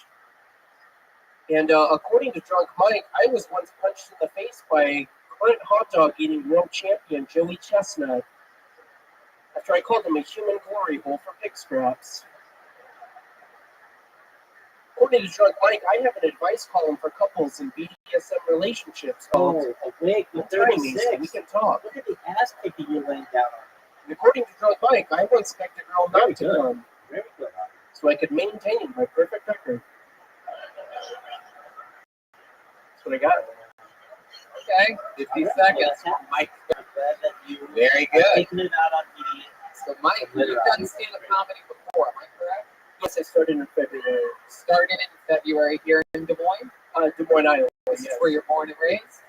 No, I'm a military brat. I was born in Hawaii. That's where Mom's uterus was. And then lived here, back and forth between here and California since then. Oh, very cool. And you live here now mostly? Yes. Why is that? Why is that? Well, I love Iowa, actually. Sure. I lived in California. Of course. I lived in California as an adult, too, but being able to get from one side of town to the other 5 minutes is pretty dope. Yeah, that is pretty dope. It's pretty dope. Some of us would say depend the town, but that's all that matters, getting from one side of the town to the other. Sure, fuck yeah, buddy, you got it. This is fucking heaven. You're right. Don't ever leave here. Never gets better than this. Absolutely, 100%. 25 minutes from one side of the town to the next. What do you do for work, Mike? I am transitioning. I should be starting a new job this week. Congratulations on Pride. Transitioning. jobs. I was selling animal feed ingredients. Now I'll be doing digital surf sales, so Google AdWords. You think you probably the word beer?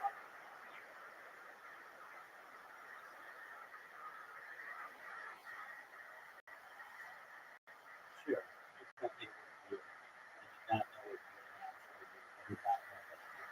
You know, like scary cars, beer. You twist some new words. Fine. That's a good one.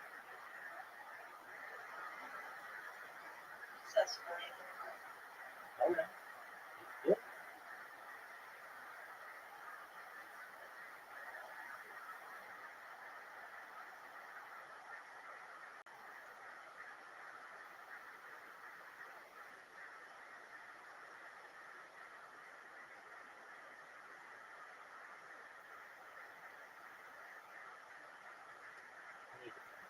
I don't think I've ever done that as much as you have done.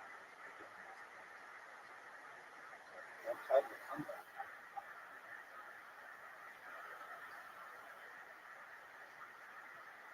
Stuff like that. You're getting out of the what? Animal what? Animal feed. Oh wow, what does that mean? Like, I mean, what does that entail? That type of job? Taking chemicals to put into animal feed here in Iowa and the Northeast. And yeah, Chemicals. not it's as boring as it sounds. So. Right. And what do you do for fun? I do stand up here in Des Moines. I do music in my free time. What do you do with music? I have a little home studio making music that nobody hears is set on Spotify. So, Right. What do you do? You just work, so no instruments? Yeah, Pro Tools. No, yeah. No, I do Pro Tools, and I play guitar, I play bass, and then I program everything else. It's just kind of a personal, fun. Very thing. cool. Yeah. Very cool. You have a girlfriend, married? No, not married. Seeing somebody, and yeah, How long have you been seeing them for? probably 3-4 months now. 3 or 4 months. What does she do? What does she do? Or what does he do? Whatever. She works with a company here that does like painting and stuff like that. Paint? Construction. You say paint? She works for somebody that does paint? Painting, but she really does art. Oh, she does art. Side, yeah. Very good. Very good. Where'd you guys meet? Oh, we've known each other for a long time.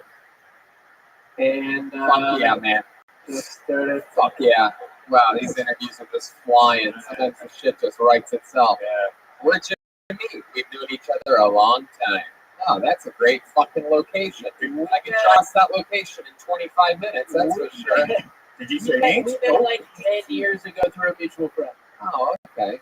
Jeez, That's an answer. on again, off again. Yeah, it is. Thank you. Alright, well that's cool, Mike. That's a lot of fun. You have a normal family? Parents still together? No. How long have they been divorced? When you were 8? Don't really know the birth mom at all for years, but my stepmom is my mom. She's amazing. Got me tickets here for this. Wow, look at that. And normally, she's stuck in the Houston airport, not seeing new kids on the block right now. Delayed, so she went to Houston to see New Kids on the Block. no, she went to Houston to watch her niece graduate from high school, and then her flight got delayed. So New Kids on the Block is down the road. Gotcha. What scares you? What are you afraid of? Must be some Heights. Don't like heights. Really? Yeah, my grandpa likes shake ladders when I'm helping him cut branches, and I don't think it's very funny. Yeah, I hate that. I love that. I love it. Did you grow up really like strict because of the military thing? Was really strict that? Yes. Your dad was pretty strict early on, then mom was really strict later on, and now they're both cool. I think dad's idea was like, I'm going to be really hard on him now, and then he's going to do his thing. You think it fucked you up anyways? No, not really. Maybe for a period of time there, but I think at some point you just kind of grow up and you realize, like, You guys were just figuring this shit out too, doing the best you can. Yeah, what branch of the military is your dad in? Dad was a Marine. I was a Marine. Little brother's in Afghanistan right Hey, now. wow. You're a goddamn American hero. Look at that, you badass motherfucker. You ever go overseas? Yeah, I did Iraq and Afghanistan, buy one, get one. It was dope. Wow, fucking amazing. That's incredible. That's wild that you went to Iraq and Afghanistan because your name got pulled at exactly 9/11. A little fun fact for you. You can't even make this shit up. I noticed it when the name was pulled. It's now 9:18. You're exactly 7 minutes into this interview part. Fun fact for you. So, Jack the Ripper. yes, as a Marine, do you have like tactical training, like fighting skills? Yes. Okay. Could we perhaps? Yes. Could I come at him with my knife and see what happens? Yeah. Can you just perhaps in slow motion without hurting him?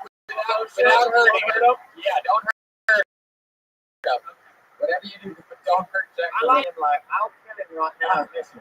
Yeah, can you just sort of show us? Jack the Ripper's a famous serial killer. Here we go. You guys excited about this? Mike Gettler, the son of a Marine, the brother of a Marine, himself a Marine. Yeah, he's got a cane, but he's going to try with that knife. Totally real knife. Here he comes, just walking I'm around. just a little old man. Don't worry about me. Excuse me, sir. Do you have any change? Okay.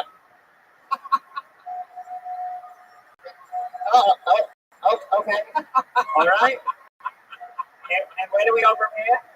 It's wow, that was awesome. For those of you listening to the show, Jack the Ripper tried to ask for change. The guy with his hands out said no. Jack the Ripper took a shot at him with his cane in the leg. Mike no-sold it, as we call it in pro wrestling, when you don't react to something. And then we went from slow motion to extremely slow motion on that step. And then it was I thought he was going to kiss my neck from behind. He was so gentle. He was really You call that? I think you should have broken my arm. Pussy, my Ricky. What are you doing here? Let's go again. I love it. I'll cut you with this plastic knife right here.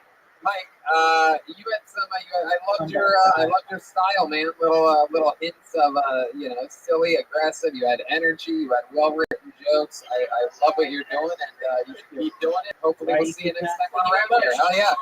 One more time for Mike Gettler, everyone. Heck yes.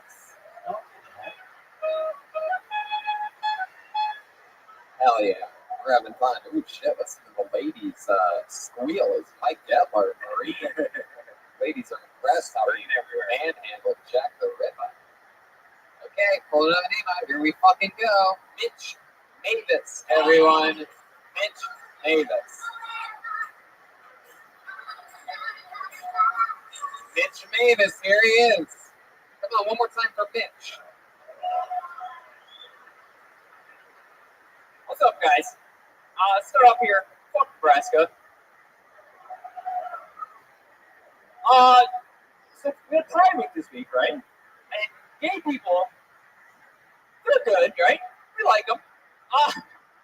Hey, I'm all for homosexuals getting married. I think it's great. I think it's very great we legalize that across America. What I'm not okay with is homosexual interracial marriage. I just feel like they're going one step over the top. A little bit too far down the road. I don't know if there's any turning back, though. I don't know. We'll see. A little bit about me. I spent some time in the military as well. I was in the Army for 4 years. A lot of masturbation, a lot of booze. Finish it? You want to finish that one? That's all I got. Thanks, Tony. Okay, there we go. Mitch Mavis. Mitch Mavis, everyone. We're doing you. That was a risky joke you did there with interracial gay marriage. That's an interesting one. I think we were all looking for the punchline there, Jack the Ripper. Yeah, I hate to tell you that. There wasn't a joke. That's just how he feels. I think so. Real honest things. That's a no. What is it that angers you the most about interracial? We're talking about dudes only, right? You wouldn't be mad if a white chick married a black woman, right? I guess I'd be okay with it. Right, but Just dudes, there's something about two different races of dudes getting married that bothers you a little bit. Can you explain maybe just a touch what it is? Did you is it anger you more? It's a white bottom and a black top. Yeah, he calls that coloring outside lines.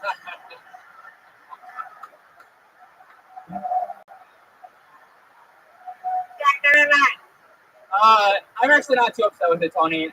I love gay people. Really, you love all gay people or just white ones? I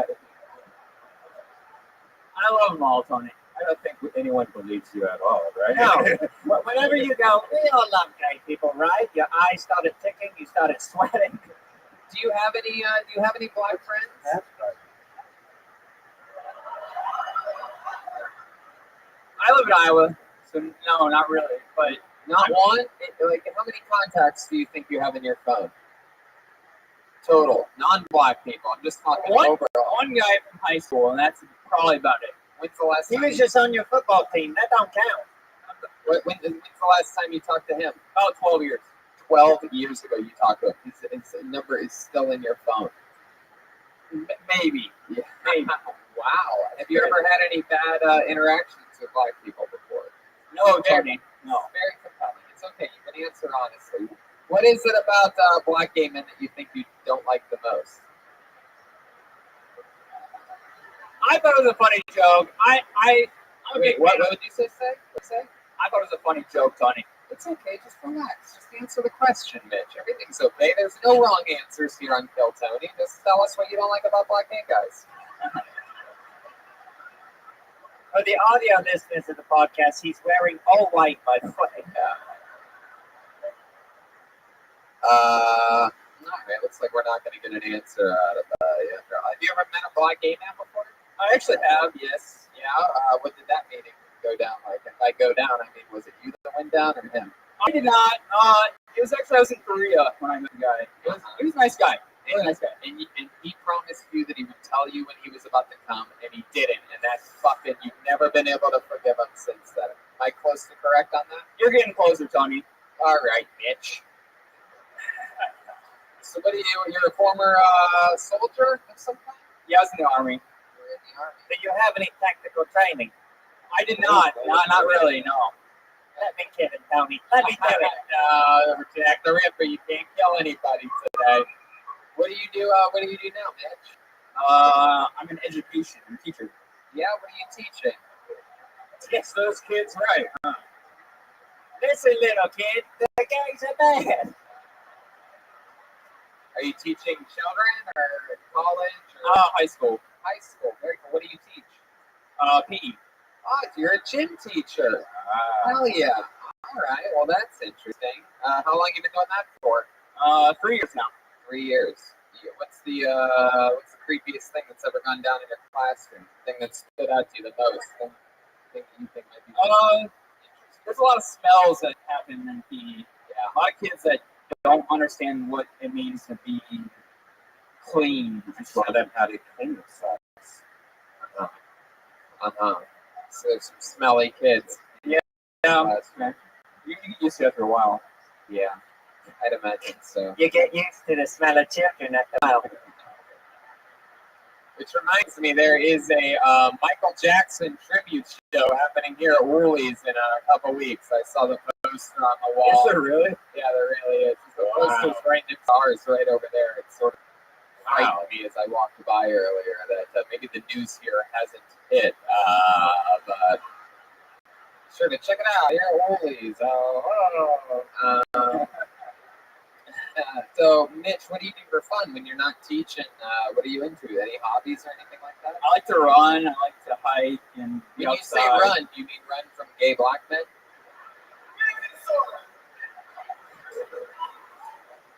Not exactly. I like trail running and I like to try to go long distances and things like that. That's awesome. You a big fan of comedy? Is this something you've always wanted to do?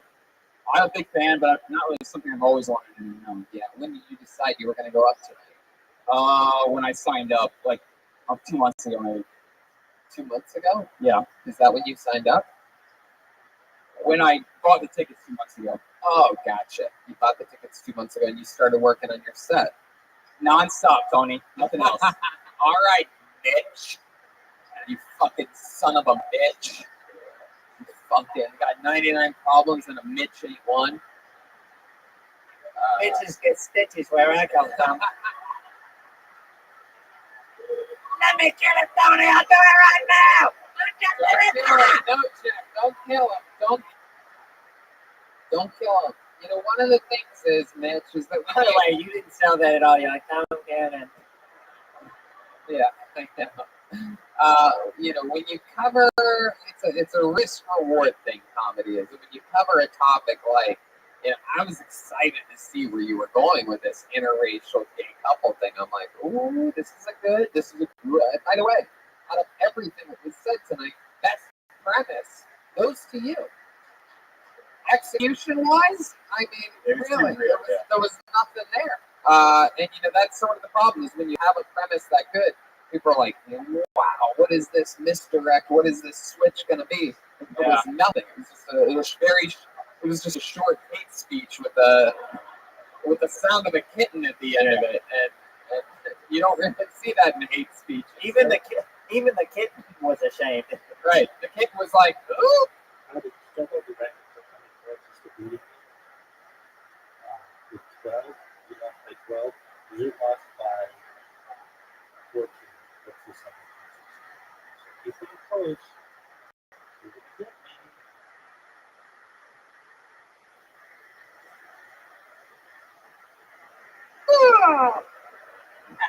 Yeah. So you know, I like your courage on taking on sort of a topic. Like, there's definitely a punchline there. If I had fucking a joint in 7 minutes, I'd be able to turn that into probably a really great joke. Like, I don't mind gay marriage, but I have a problem with interracial marriage because and like I would have it, but I don't have it now. But I'm saying I would have it. And my point is you know. If you go for an edgy joke like that, you got to finish it. You know? And your delivery was so serious that we actually believed that you, Right. you know, like Right. it wasn't like that. That's the curse I have. It's like I'm too serious. It seems like so you have to then be silly when you talk about that. Yeah. not like double serious or whatever. Jack the Ripper. Yeah, it's like watching Impractical Jokers without the payoff. But Mitch, again, props to you for signing up. Props to you for having the balls to fucking do it. And congratulations on your first time ever doing stand-up comedy. How about that? One more time for Mitch Mavis, everyone.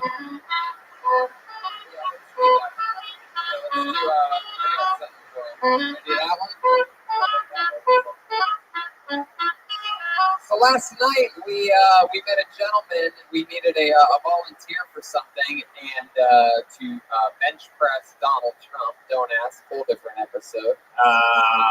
And this guy stood up right away and benched the shit out of Donald Trump, and he did. It was so entertaining that we gave him a minute right there on the spot. He absolutely destroyed with his minute. He said that he was coming here tonight, that he was going to follow us the next night. So we told him that we would just throw him up when he got here. So doing a little guest spot for you. Put your hands together for a guy that we discovered yesterday for the first time ever. He got pulled out of the bucket earlier, and I put him to the side. Make some noise for a very funny man, Aloe Mean, everyone. Aloe Mean. Here he comes. Hey. Yes. Yes. Come on, people. Good and loud for Aloe Mean. First off, I'm glad y'all got rid of that milk. I had the ACLU on speed dial, you motherfuckers. Second off, dude was racist and homophobic. He looked like Andrew Zimmerman with full-blown AIDS and shit. I probably just killed my whole thing. My name is Aloe, like the plant. I always tell people that when I first meet them. It's not a common name. Matter of fact, growing up, I thought I was the only Aloe there was. Then about 10 years old, this singer got famous, singing a song begging for I need $1, what I need. Hey, Aloe Black, you heard of him? He's a child Aloe Black. Stop telling people's names. No, I like Aloe Black. He's a good singer and everything. I wanted to find out why he chose Aloe as his take name, so I Googled it. I couldn't find out. I did find out why he couldn't use it. Aloe Black's real name is Egbert Nathaniel Dawkins III.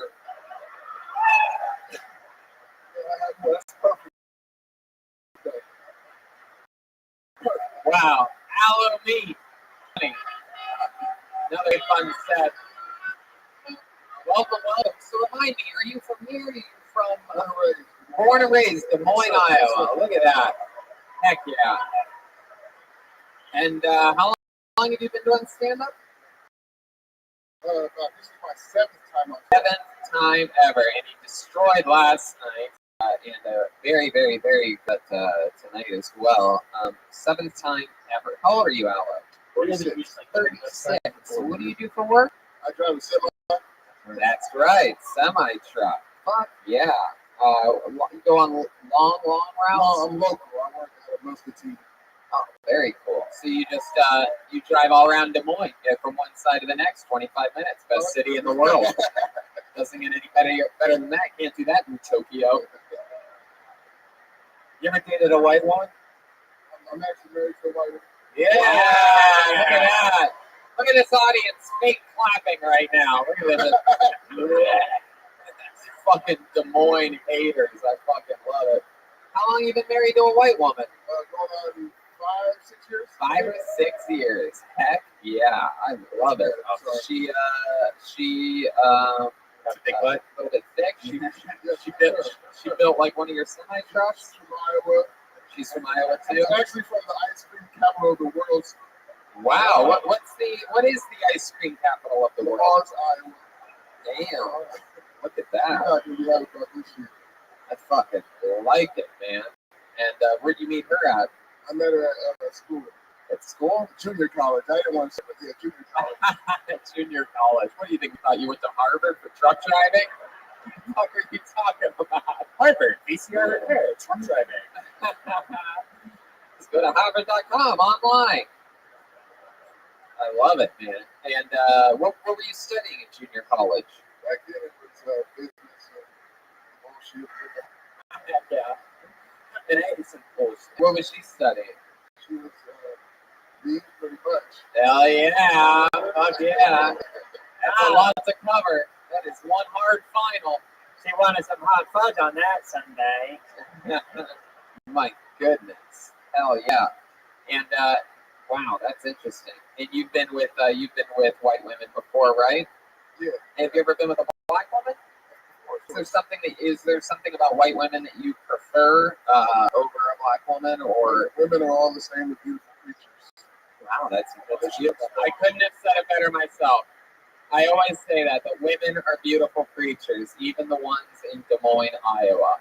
Especially the ones in Des Moines, Iowa. They're more creatures than they are beautiful, but still beautiful creatures. I love it when I look out and still see some not laughing at it. So it's like, I don't think you guys realize if you don't laugh at it, that means you're not. It's so funny. It's like, I'm going to show him. Yes, check the rip. Yeah, I was just going to say the only difference is white women call him aloe and black women call him cocoa butter.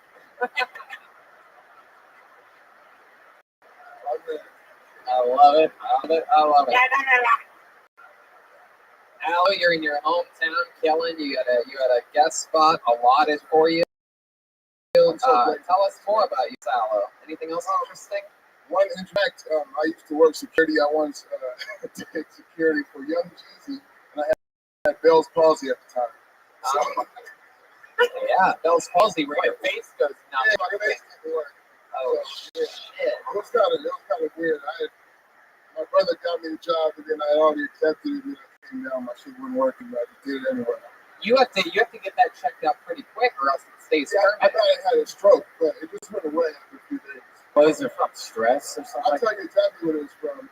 This was a long time ago. I used to choke on the, and I smoked weed out of a Tide bottle. I made a bong. Don't do that, okay? Oh my God. 2 days later, I woke up and half my face was red. You smoked the Tide Pod, pretty much. Pretty much, yeah. Wow. Dumb shit. Don't do that, okay?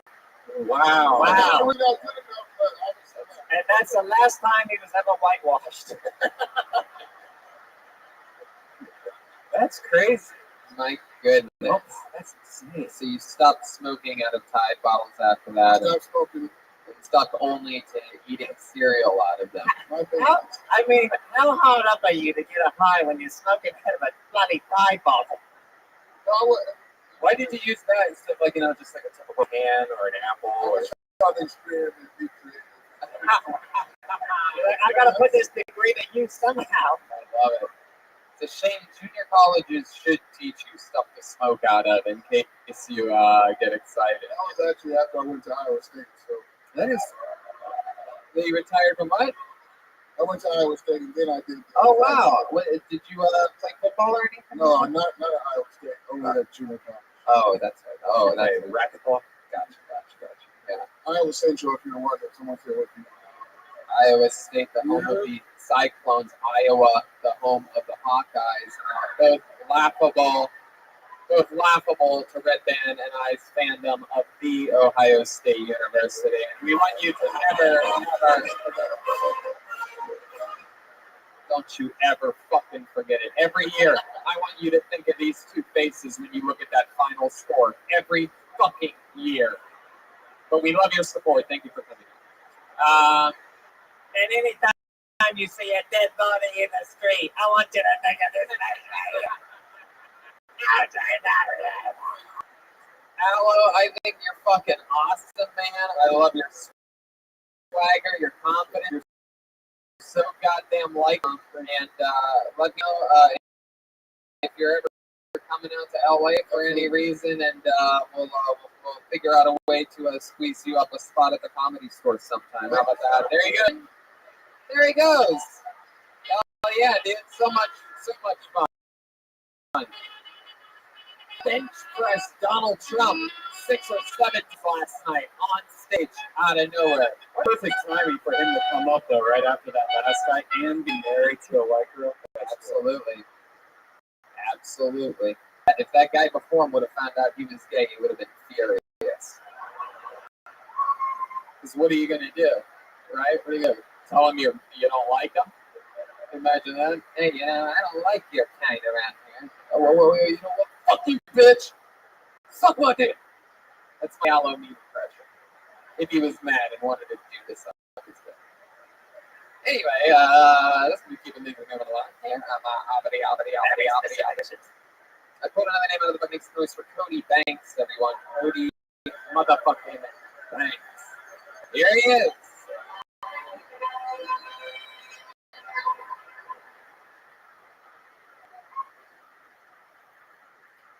I don't want to be human trafficked, but I do want to travel the world. And I'm on a budget. So everyone knows that girls mature faster than boys do. I'm a 26-year-old father, so I'm basically a teen mom. 18 moms out there? All right. I love being a dad. I like buying my kid new toys. We like buying them educational toys. We bought him letter blocks to teach him his letters, number blocks to teach him his numbers, and a Finding Nemo jumper where he spins Nemo around in a circle to teach him to bully the disabled. Fuck yeah, Cody Banks coming in. Very good. Great music, great jokes. You've done this before. Yeah. And how long have you been doing stand-up? Like 3 years or so. Awesome. I love it. Des Moines? It started here, and I live in Cedar Rapids now. Where's Sea Rapids at? How far is that from here? It's like 2 hours east. Is there a comedy club there? Yes, Penguins Comedy. And I met Aloe there on Wednesday. Oh, Actually. very cool. And that is so cool. And they you work regularly at that club? Weekly? Yeah. Or you're the house MC, or how does it work? I'm not the house MC. I'm open for a few people there, but a lot of good comics there. So. Very cool. Very cool. What's Seaside known for? Probably smells. Oh, wow. It's like a high school gym class. Right. They call it Don't let me City of Five Seasons, and then the joke that everybody place says it's more like 5 smells. So Gotcha. Very good. What made you move there? I'm from there. I lived here for 2.5 years. Started college here, and then had a kid and decided to be back around. You're 26. How old's your kid? 15 months old. Thank goodness you said that. That's incredible. Big 11-year-old. And you're still with the baby mama? Yeah, we're married. Very cool. How long have you guys been married for? Almost 7 years. Wow, that's incredible. What does she do? She's a barista. Very good at it. Very good. What do you do? I sell cars. Really? Used cars? Used cars or new cars? Used and new. Really? What what does your lot specialize in any one targeted type of dealer? So we're Ford and Hyundai, and then just whatever used cars. Okay, let's pick Hyundai. Let's say I was coming in to look for a new Hyundai, and I'm just a customer, and you're standing around not doing much of anything. So here I am. I just walked into your store. Here I am. Awesome. Hey, what's your name? Hi, I'm Tony. Tony. Nice to meet you. Nice to meet you. How's it going? Not much. I mean, it's pretty good. Jeez. What do you work here? Yeah. Oh, you do? Can I play your wife for a moment? Yeah, this is my wife, Jack the Ripper. Okay. I'm just doing that. I don't trust this guy. He's not confident at all. Yeah. I thought, sweetheart, I know. I didn't think you worked here for. Okay. They tell you not to talk about it's bad sales practice to be like, hey, what are you here for? Or like, right, should I help you or something like that. It's like, hey, so you're from here or something like that. Why are you telling me this? I'm here to buy a car right now. Why are you telling me about sales practices? And I'm here to buy a covered wagon, horses. Sell here a horse-drawn carriage. I guess, do you have any cars for sale? Yeah, do you have any wagons and how many spokes on the wheels? What? Stick with me over here. What are you looking for? Like, I saw you came in with the Honda. Well, are I you looking to get a? My only options, I guess, are a Ford or a Hyundai, and I'd like something that lasts more than 2.5 years. So I guess I'll go with the Hyundai. Yeah, like a horse. Yeah. What do you like to do for fun? Are you a camper? Or? I mean, I'm about to buy a Hyundai, so not much. I really don't have. I don't make good life decisions. Do you work at Collins Aerospace then, or are you an engineer? Or? No, I used to be one of the top young rising comedians in the world. All right. Gotcha. But now I've become a full-time commercial airline pilot and moved to Des Moines because someone told me I could drive from one part to the other in 25 minutes. It's true. A talking gorilla gave him the confidence that he could become a pilot. What are we going to do about this whole set? I still don't have a car. And I don't have a carriage. Do you have a family? You have kids? Anything like that? No, I'm very lonely. We're trying. Right. Okay.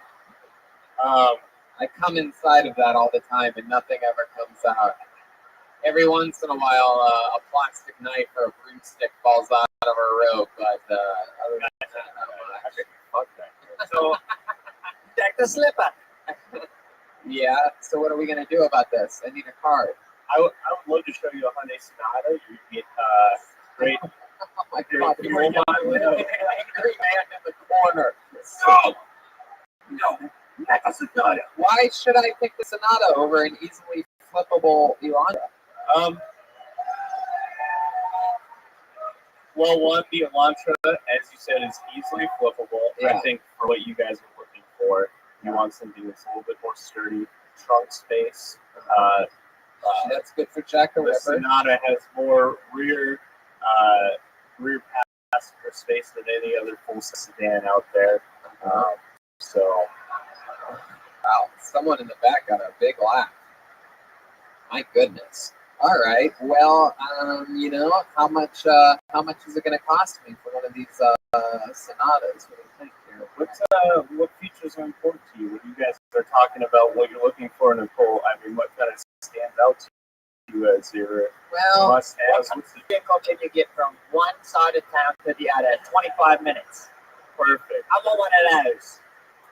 Is the Sonata good for that? I mean, really what we're looking for is is something to maybe, maybe one day be able to, start a family and what's going on here? What are we doing here?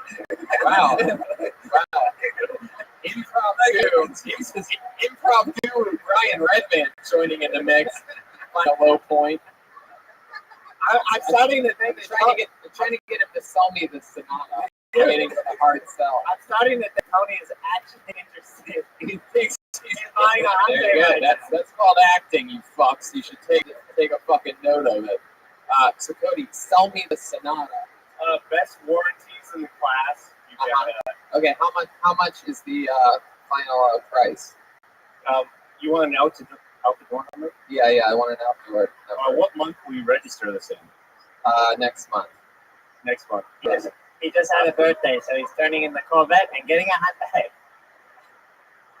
Let me go ask my manager. Oh, Jesus Christ! Oh, wait! You're not playing the manager. Yeah, you play the manager. Go ask the manager. Okay, so this guy's looking at a Hyundai Sonata. We're showing him one. He's showing him one. Okay. He's going to register. Does he have kids or anything like that? Not yet, but he's trying really hard. Okay, perfect. All right. Now, what does this bloke do for a living? Is he like a pilot or something like that? Yeah, I think he said he's a pilot. He's not a pilot. He really wants to be, right? Okay, right. Okay, he's right. one of the top rising pilots or something. One of the top rising pilots. Does he think that cows are bison? Yes. Okay, perfect. All right. Okay, can you guys hurry it up over there? I hear you talking. What's the final price? Is somebody looking for a car? This is Jack. I just wanted to have him come out and say hi to you. And wow, this is your manager. Come on, I need to. Jack, this is Tony, who's looking at the Hyundai Sonata SE. Your manager looks a lot like the Penguin from the original Batman. Is Danny DeVito? Sorry, I'm just a disabled old bloke with a cane. I need to sell this car. You do? I need to. Because if I don't, I can't provide for my wife and my kids at home. So what's it going to be? So I think you should buy the Hyundai Elantra. Oh. Okay. How much? You know what? I like you. 40 grand. 40 grand. 40 grand for a Hyundai Elantra. Yeah. And SC. I gotta get my commission. This is the biggest bunch of bullshit I've in my life. I could buy 2 Sonatas for that. Oh, okay. Well, then, there you go. Jack the Ripper. Sell us. All right, well, you know what? I will take it. I'm going to buy an auto from you. I'm not kidding. You heard it here. No, I'm kidding. I definitely won't. But I'll tell you this, Cody. 15 months old. Are you enjoying being a father? Yeah. What everybody says is that, it was sort of like something you're like, oh, fuck. And then you saw the baby and you're like, I get it. This is cool. Like that. Yeah. Wow. Yeah, That's really wild. I don't know. It's like corny and all that. But no, I get it. You got your baby jokes lined up. It seems like every time somebody has a kid, they always have the baby material. Like that's pretty much just that stuff I did tonight. That's it so far. But there you go. You have a lot of time to think about it because you have another 17 years of being miserable. Right. So there you go. Congratulations. Very fun. Comedian, one of the funniest ones here tonight, Cody Banks. We'll move on here.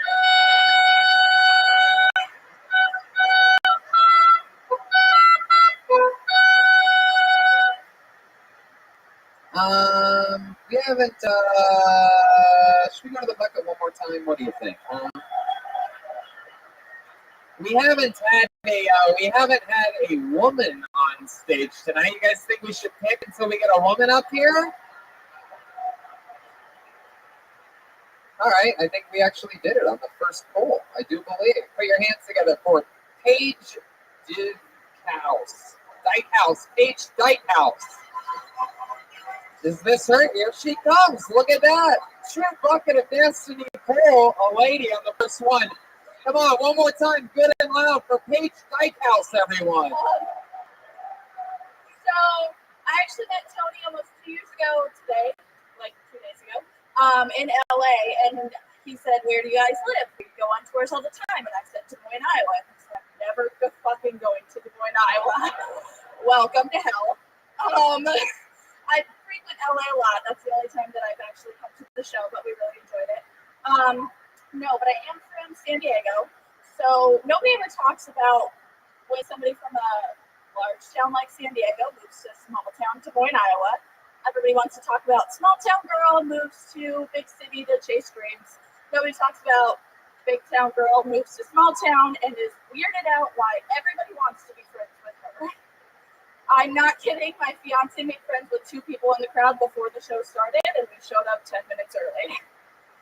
Lady walked up to me at Target one day and spent half an hour asking me where I work, what I do, my family, where I live, and I was like, "You're gonna follow me home or drug me or something."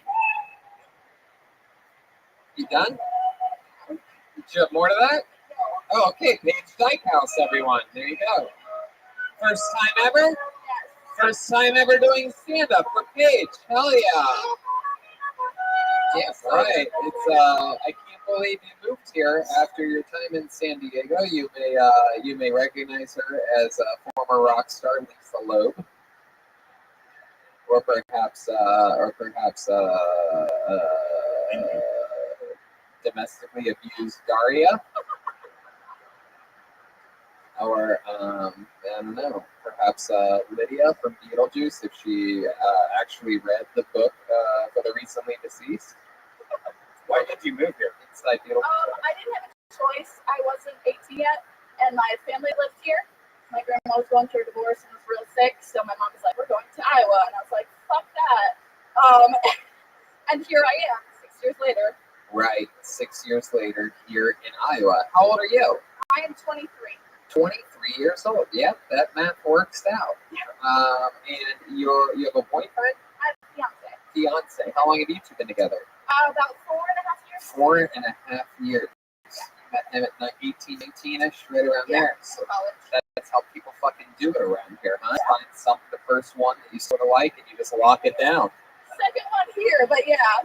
Second one. Wow. Yeah. You were in love with someone in San Diego once? Yeah. And you left him? No, we broke up before I moved here. You think that may have been the one for you, and you're just settling for your fiance? No. That's cool. What do you do for work? I work at a store. Uh-huh. I manage a clothing store in West Des Moines. Oh, very cool. What does your fiance do? He works at the grocery store. Grocery store and the clothing store. Heck yeah. Does he ever double bag it? Or does he bag it at all? Does he wear a condom or 2? Paper or plastic?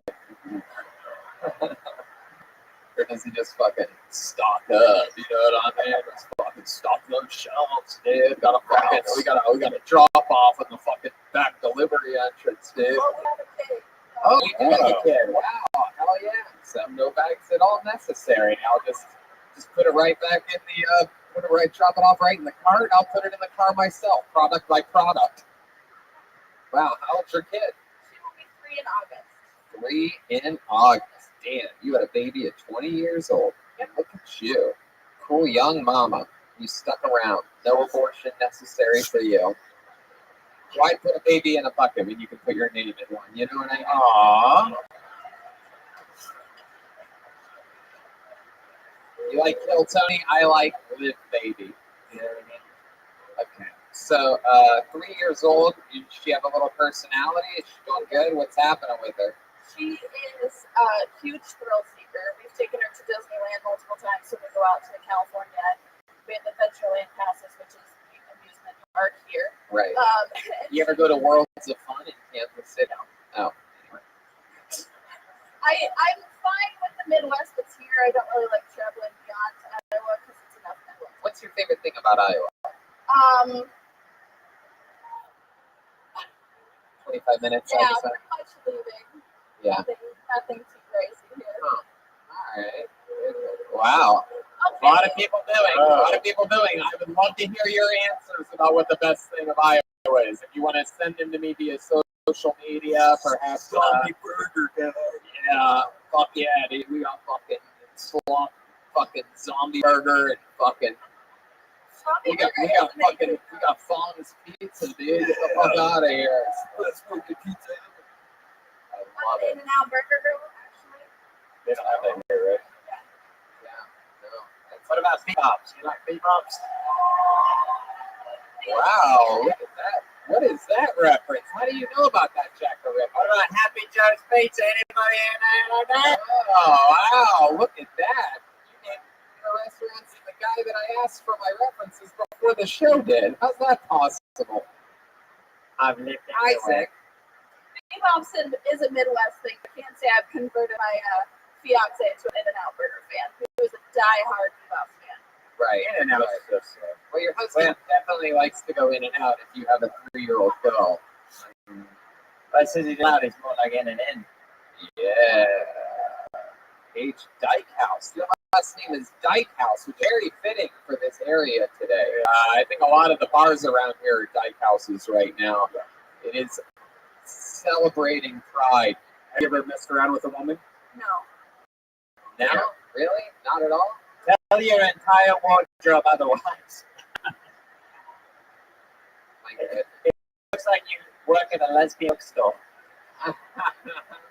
On your necklace. What's that key to? It has my daughter's name on it. It's actually. Oh, you lock your daughter in a safe to babysitter? Yeah, we couldn't get a babysitter for tonight, so we just locked it in the box. But what is it really for? Her name's on it and... There's a company that's based out of LA called the Giving Keys, and they employ people transitioning out of homelessness. And their whole concept is paying it forward, so you can get words like love, and fearless, and strength, and you wear the word until you find somebody who needs it more than you. I love that. It's weird that homeless people transitioning are the ones giving away the keys. They should be getting keys for their new life, their new place. But I guess so. Hey, whatever. I wonder where they're getting these fucking keys from. Thieves, you know what I'm talking about? These fucking street thieves out there. Oh God, there's just one angry gym teacher looking at me from the second row right now. It's like, this is not how I thought this was going to go tonight. Shouldn't have written a fucking interracial gay joke. My God. God damn it. You know what? Take a lap right now. Yeah. You know what? Take a lap on Gorilla's rollerblades. It'll make you feel better. Hey, wow. This guy's so high right now. He forgot that Gorilla happened earlier. That's incredible. Oh, yeah. That's from a different episode. That's mind-boggling. Well, Paige, I mean, a lot of fun. Do you have any hobbies? Anything fun that we should know about you? I mean, I relate to a lot of people on the stage. I'm a Marine brat. Yeah. Did you ever serve your country? No, just my dad. You served your dad. Very good. Oh, I didn't hear that. Very cool. How about what else? What for fun?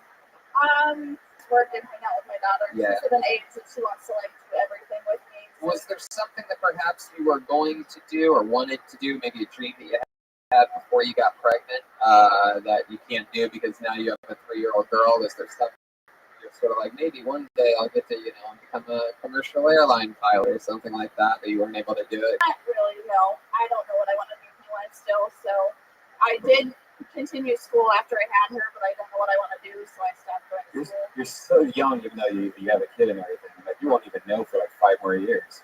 Yeah. It's pretty ridiculous. Is it like, did you want to start this young with your life? I mean, no.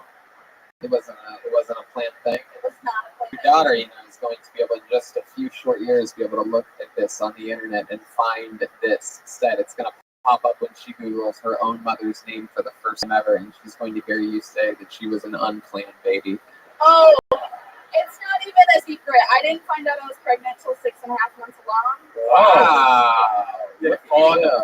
Jesus. And it was fun. Hashtag toilet baby. Yeah, good. Incredible. It's wild. 6.5 months. When the thing starts waving at you from, that's when you know you might be pregnant. It's just like a blue hand. All right. Well, She's working at the clothing store, and a little hand pops out and starts folding the clothes. I love it. I Well, think I'm pregnant. Well, Paige, truly, if she ever Googles this, she's going to think her mom's awesome. You had the fucking courage to sign up and fucking do it. You did it here tonight. How about one more time, good and loud for Paige Dykehouse, everyone. We did it. That's an episode of Kill Tony. Did you guys have fun or what? How about one more time for currently on the top of the comedy iTunes charts while being here in Des Moines, Iowa, the great Jeremiah Watkins! He's Jack the Ripper! House lights! I love it. Killed it tonight. So much fun. We did it again. And the fun train just keeps moving along. You can go buy the new Reagan and Watkins album at ReaganWatkins.com. You can listen to his new podcast, Jeremiah Wonders. This week's guest is Pete Holmes. Follow him on YouTube at Jeremiah Watkins. Follow him on social media at Jeremiah Stand-Up. Anything else, Jeremiah? Reagan and Watkins will be making their way to San Diego and Phoenix coming up here soon, headlining some shows as well as around Los Angeles. So there you go. We're announcing I think 1 or 2 new dates tomorrow. Some exciting stuff, and keeps going on. Remember, New York and Milwaukee, you got to get on it. There's still a couple tickets left for this tour. Milwaukee's going to be a punchline. And just a reminder, after the show, Death Squad pins, the new Reagan and Watkins album is available for you, and Ryan J. Evo prints that we're going to sign and take pictures with you if you'd like, but just form a straight line. See where that glowing white guy is back there waving? That's where the line's going to start. It's going to be one straight line and going to go that way. No cuts, no butts, no coconuts. Des Moines, we love you. Red Band, see you guys later. Have a good night, everybody. Thank you.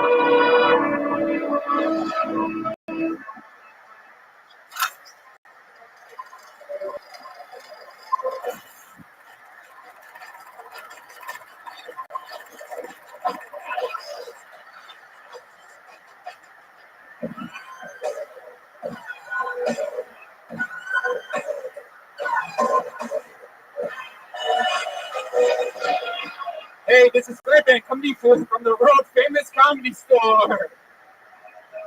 For a brand new episode of Kill Tony, give it up for Tony Hinchcliffe. Hi, everybody. Come on, make some noise. You're the #1 live podcast in the world. Yeah. Brian Redband's here, ladies and gentlemen. What's up, guys? Almost forgot where it was. We are in Los Angeles tonight. We are back home. We just flew in from beautiful Des Moines, Iowa today, and we take off early tomorrow morning to Appleton, Wisconsin. The fun train just keeps moving along. We go to Appleton, still I think maybe a couple tickets available for that. Tickets available for Milwaukee the next night, and Chicago has very few tickets left for Thursday night. It's a big show at Thalia Hall.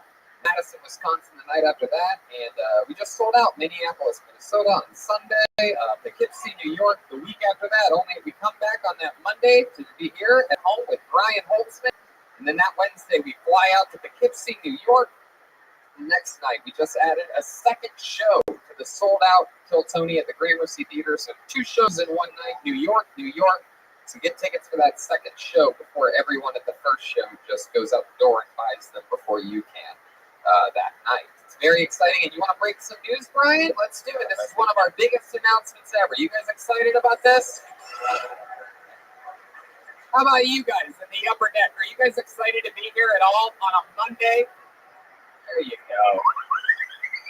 This breaking news is to announce a one-night-only show. One show only, one night only in a massive venue. It is going to be our biggest audience-attended show at once at the Fillmore in Philadelphia, Pennsylvania. We sold out a bunch of shows in Philly early this year or late last year, and we are coming back on a vengeance, a massive, massive venue. That's a huge place. Tickets go on sale this Thursday, June 13th at 10 a.m.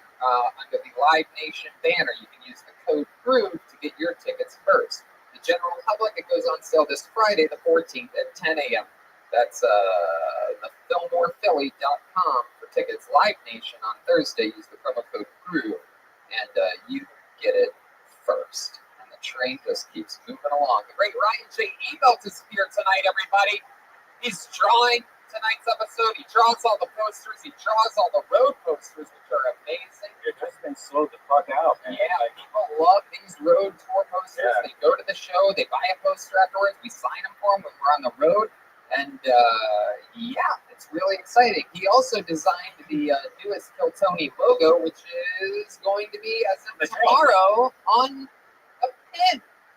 Glow-in-the-dark Kill Tony pins now available thanks to a collaboration between Ryan J. Ebelt and our friends over at Rocket Pins, great Mauricio. He's awesome. Hell yeah.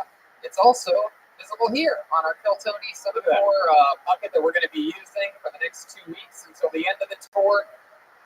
It's a goddamn bucket of destiny. A bunch of people signed up tonight to chat us, the band, and our guest, which brings me to our guest. Oh, how about that? He has been on the show quite a few times. He is one of my favorite comedians on the planet. He is one of our favorite guests. He is the star of Historical Roast, now on Netflix. He is going to be at Roast Battle at Clusterfest. He's the host of Roast Battle, of course, on Comedy Central. He's also going to be at the Comedy Central roast of Alec Baldwin, which was just announced. He is the Roastmaster General, Bumping Mics with David Tell, also on Netflix, and they're going to be at Harrah's this Friday, SoCal on Saturday. Tickets available at roastmastergeneral.com. Make some noise for him, the one, the only Roastmaster General, Jeffrey Ross, everybody. Hell yeah, there he is. He's back. Hell yeah, buddy. You know, Dr. Shane. I love this. You have so much going on right now. You're absolutely everywhere. Every time I have one of those like Netflix smart TVs, so I just skip cable and my TV just stays on Netflix in my living room all the time. And your face is all over my living room. It is on the front page of Netflix right now, globally. Historical Roast is a massive hit. Anybody seen it? Hell yeah, that's fun. But I'll be honest with you, I love Historical Roast, but my favorite thing in all of comedy, I've always said this before you guys even started doing it on the road or making specials, when you and David Tell get together, it is one of the most magical things. I mean, it is Pink Floyd, Led Zeppelin, it is rock and roll. And I love him.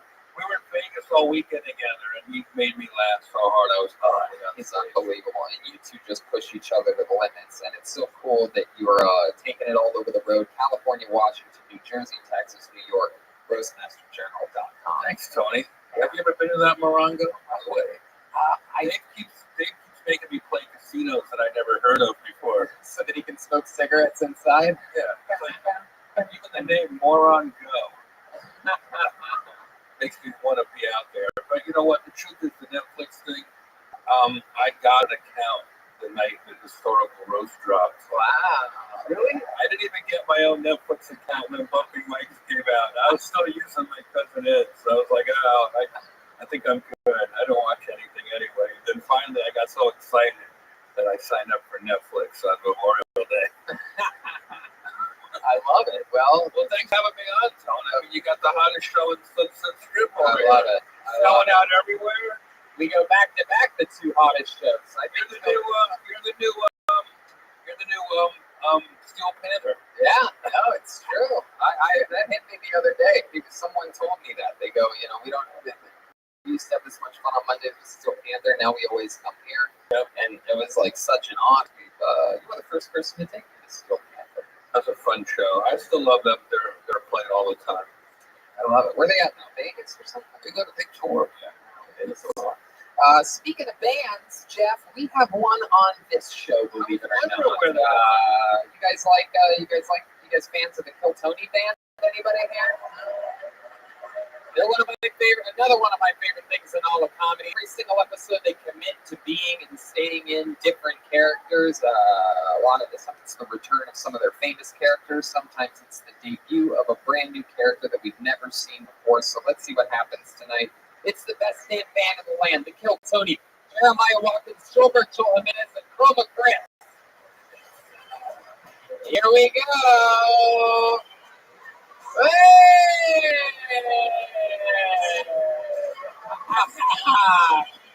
Wow, definitely construct, guys. Wow, look at this. Definitely construction, guys. My goodness, this is very exciting. Clearly, Jeremiah Watkins is a transitioning construction worker. Right, talk about packing a lunch. What do you got there? Oh, bologna, yeah. Well, what's your name? My name's Bologna Pete, because my wife always packs me bologna sandwiches every day. All right, Bologna Pete. We've seen you on the show before, right? Yeah, great. I mean, I did just. What's on the sandwich? Is it mayonnaise or mustard? It's mayonnaise, it's spicy brown Dijon mustard. Would you like one? Thank you, but maybe later, maybe lunchtime. All right.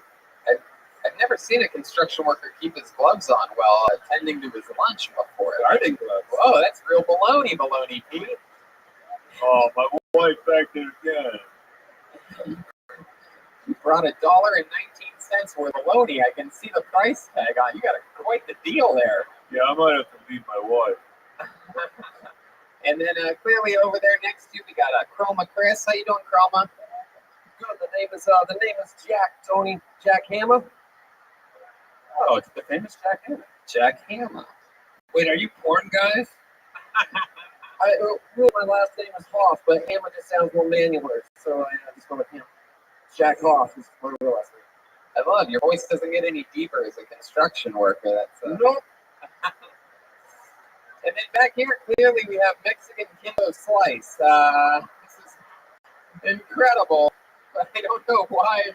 I've never seen a construction worker that looks like a Lego man before. More than this right now. Joel Jimenez. The name is Jonathan Rodriguez, a.k.a. Two Hammers, because I'm always too hammered to go to work. I'm just going to call you Two Hammers. It's going to be fun. Yeah, we have the construction workers, we have the Roastmaster General, Red Band, which leads me to one thing and one thing only. This is also a construction zone. It is the Kill Tony Bucket of Destiny, everyone. Earlier in the evening, I think around 150 people signed up for the chance. I guess we could have just allowed everybody in the bucket by the looks of it. They kept putting my cigarettes out and I didn't realize. And we whittled it down to 30, and so there's 30 names in the bucket now. So if your name gets pulled out of the bucket, and by the way, David, can you let them know that they can let any other comedians that want to come in, they can let them come in now. I don't know what this restriction thing. I don't like that. Oh wow, look at that. 40 people bought tickets that didn't show up. All right, well I guess maybe hold a couple open. It's the playoffs tonight. Yeah, And sports thing. Fried hangover. Yeah, that's right. So if I pull your name out of the bucket, you know how it goes. You get 60 seconds uninterrupted on this stage. You know your time is up and you hear the sound of the kitten. That means wrap it up then, or else you're going to bring out the angry West Hollywood bear. Here we go. You guys excited about this? It's Kill Tony Live with Chef Ross. On the Sunset Strip. How exciting. I hear the great Aphrodite over there, the Apollo 13. We got the whole family here tonight. All right, your first comedian getting an uninterrupted 60 seconds and then chatting with all of us about his life. Put your hands together for Alex Rob. Alex Rabe. R-A-A-B-E. Here we go. Here comes Alex Rob. Bring up our first comment. Yeah! One more time for Alex Rob, everybody. Thank you. Thank you. I'm Alex Rothschild, and I have to tell all you guys I recently had my booty hole eaten out recently. It was wonderful, I have to tell you. Has anybody else had it done before? You look like the kind of man who has it done before. Was it good? Yeah, it's fucking awesome. I love it. It was great, you know. One of those times I just like, get a little bit more. I tried to stick a little in, and I was a little nervous about it, but it's all right. Yeah. Recently, I went to the ocean. What? Of all things, right? I just wanted to say hey to Mother Nature. Seems to say nothing back. What a bitch. Ugh. Terrible. Terrible. That's a bad show. Why would I even start with something like that, right? What the fuck, right? Ugh. Ugh. So, well, that's my time. 60 seconds.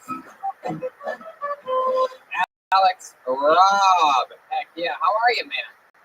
Is this your first time on the show? Wow. Alex Rob just robbed us of 1 minute of our life. I mean, I didn't want to correct you, but it's funny. Robbie, sorry. Eat that microphone, man. You had the microphone the whole time. You really have to get really close. I don't want to talk microphone. How long have you been doing stand-up, Alex? 3.5 years. Look at that. Look, give her a mic down. 3.5 years. What, right? Wow, not even this construction crew could fix that.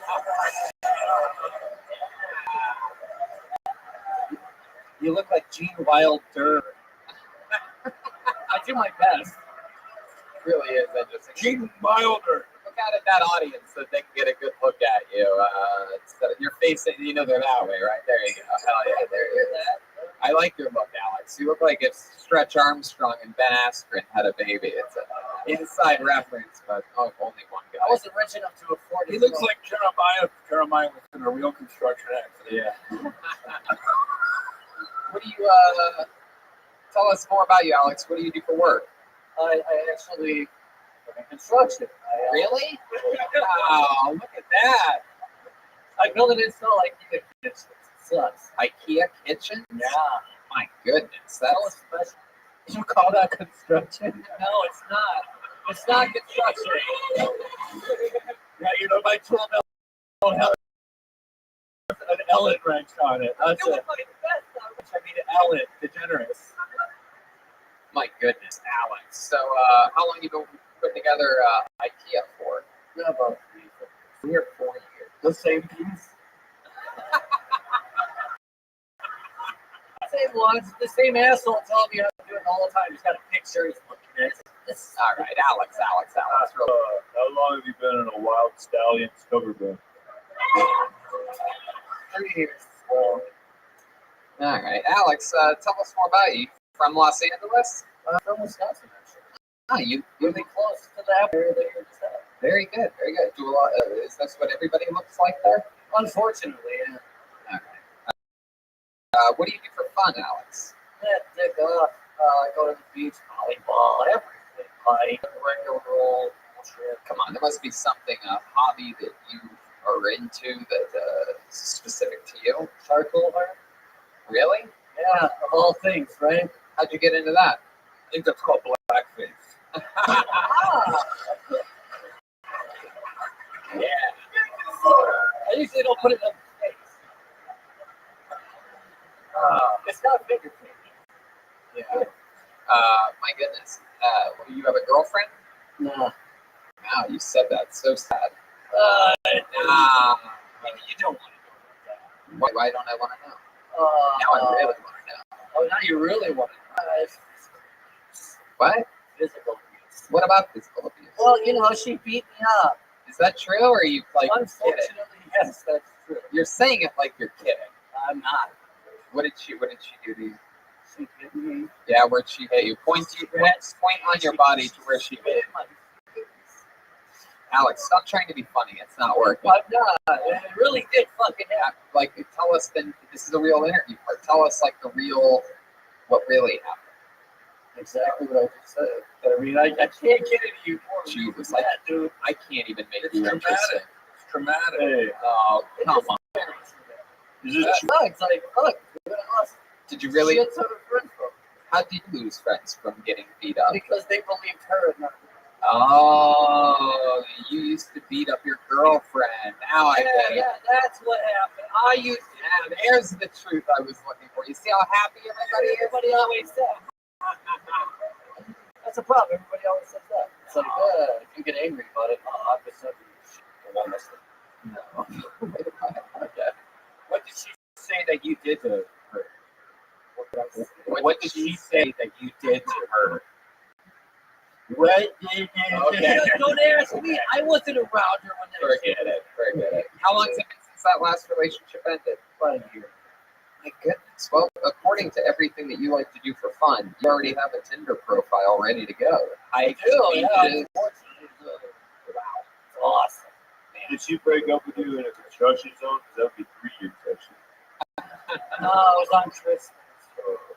Oh, dude. Hey, is it true you like stuff in your pooper?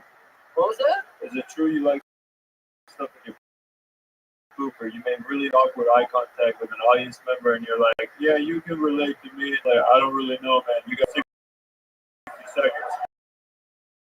I mean, it was actually very And then interesting. that would be you like, now you got 40 seconds.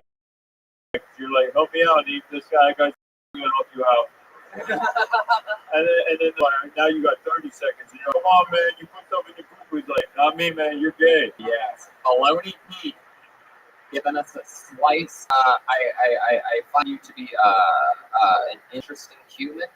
For 3.5 years, man, I would, I definitely at least get closer to that microphone. Your thing isn't really that it's far away. It's that you put it under your chin like that. And you're talking that direction. But instead, you should just have it like almost in front of your mouth, but not exactly. I think it's better under its chin. It's like getting pulled out of the bucket, though, buddy. There he goes, Alex Rob, everybody. He's on Twitter at Alex Rob Comedy, RAABE, all one word. There he goes, Alex Rob. It's not an easy job getting it started up here tonight. Not an easy job walking either. Not the greatest American hero. Oh, there he goes.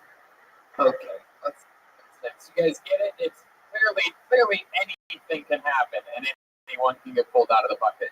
Put your hands together for your next comedian. He goes by the name of Zach Vile.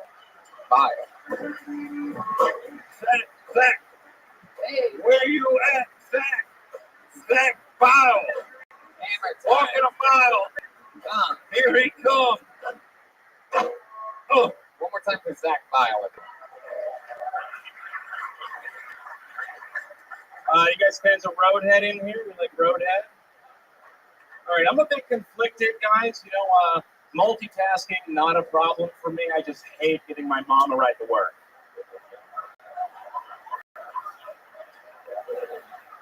That was a warm-up. We're trying to build trust, you know. Very hard to build trust when you look like JonBenet Ramsey and her killer. So, my dad said, when are you going to cut the hair? I said, when that joke stops crushing. Probably pretty soon. I grew up pretty poor, but I was actually in a fraternity, only because my college had a fraternity for the financial aid students. Yeah, it was the only frat house that was Section A. Yeah, our letters were EBT. A lot of fun. There you All go. right, Hey, Zach Mile. Look at that. Hell yeah. How about a hand for the band rocking and rolling tonight?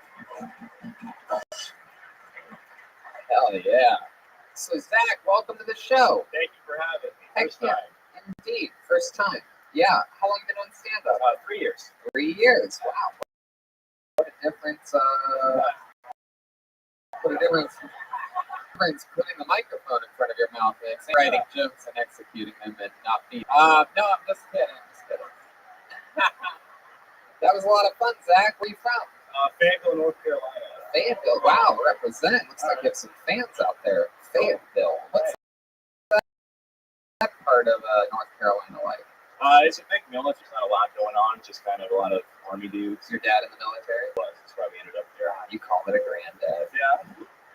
You really are from Fayetteville, North Carolina. Grandpa? Okay. What do you call it? Shut up. Hey, Granny. Hey, Bob. Oh, yeah. That's what you're. Hey, Bob. Is that what you call your grandpa? Big ball. Hey.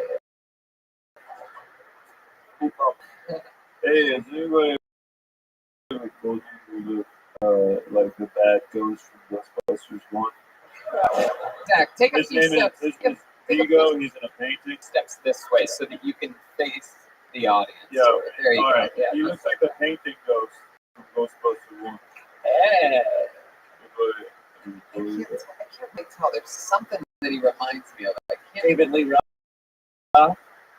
David Lee Roth. It's funnier. Oh, okay. It wasn't. He looks like an extra from Dawson's Creek. yeah. They actually filmed that in North Carolina. Wow. It looks like he lived at Dawson's Creek. He looks like you in Dawson's Creek. Yeah. Discovered face down. What's your day job? I bartend. Where at? The Empire. Yeah, no, it's just a craft beer bar in Burbank. Nice. Yeah, it's pretty cool. Well, I thought you had some good jokes. Keep working on it. Thank you so much. I appreciate that. Darts? How long have you lived in Los Angeles? 2 years. 2 years. Well, how's the transition going for you? I'm getting used to it. What's your living situation? I live with a couple friends. One guy I lived with in the Bay Area. The other one I went to school with back home. What do they do? One of them is into sound, and the other one runs like sound design for film and stuff. Yeah. And the other one runs a nonprofit. So they're both unemployed. Pretty much, yeah. What do you like to do for fun, Zach? Any fun hobbies or fun facts about you that we should know about? Surprised, but I'm really into like skateboarding. It's cool.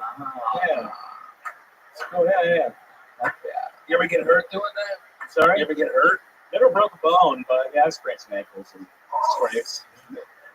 You ever use wrist guards while you're skateboarding? No, I never. Yeah. What would you call a guy that you saw using wrist guards while skateboarding? Not a skater. Okay. That's mean. Not a skater. What's going on over there, floaty Keith? Oh, just grip my foot. Well, Zach, that's a lot of fun. How about you? You in love? You ever take a girl back to your place with your sound friend and your non-prodigy? Couple times, yeah. Couple times.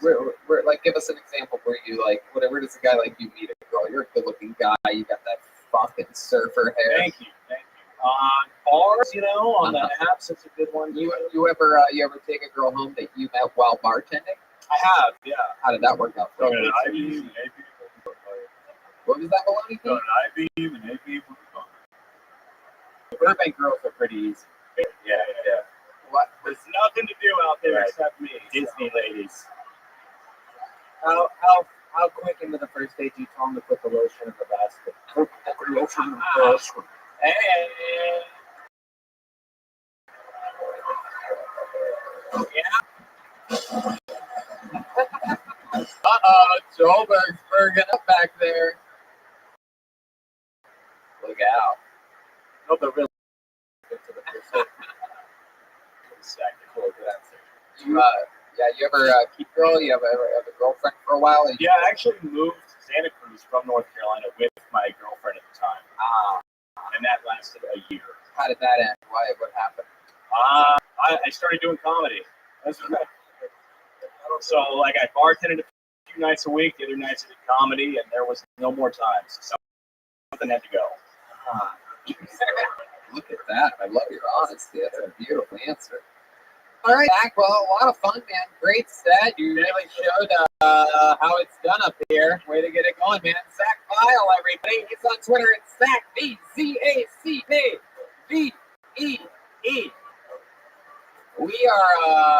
We're flying through it. We saw both sides of Fun, Tony. What a fun night. Yeah, we've already had some laughs. It's also been very compelling and What an eclectic audience, too. Indeed. We have the beautiful Cassandra Cass out there. Dressed like a vagina.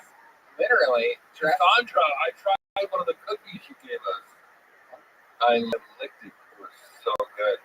Ooh, she made vagina. What kind of cookies were those? What do you call that? Vagina cookie. It didn't taste like vagina. Way better. Come to think of it, maybe it did.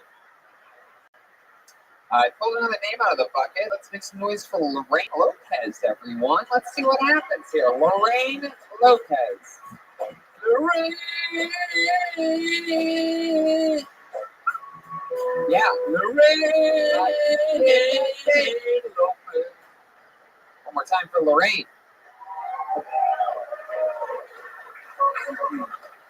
So I didn't know that I was a Mexican until I was a lot older.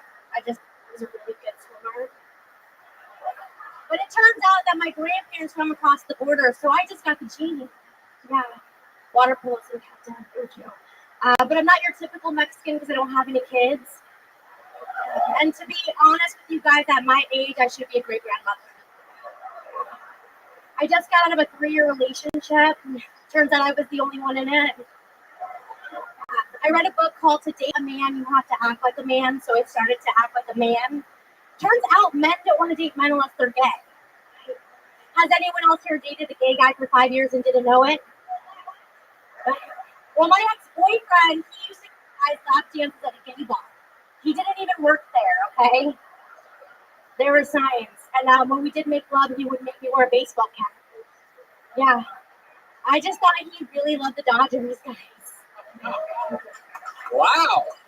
That was really good. A lot of jokes. A lot of punchlines in a minute. Very good. How long? Come back so the audience can see it. Step back like 4 feet. Yeah, there you go. We can all see each other. Hi, Lorraine. Welcome to the show. She's got a nice break. Oh, Jesus. Keep your baloney in your pants over there. Oh, you say she's walking by a construction site, so you gotta. I get it now. That's good. Lorraine, don't worry about it. They're full of baloney. Lorraine, awesome. How long have you been doing comedy? A little over a year. A little over a year. All here in Los Angeles? Yeah. So cool. What made you start?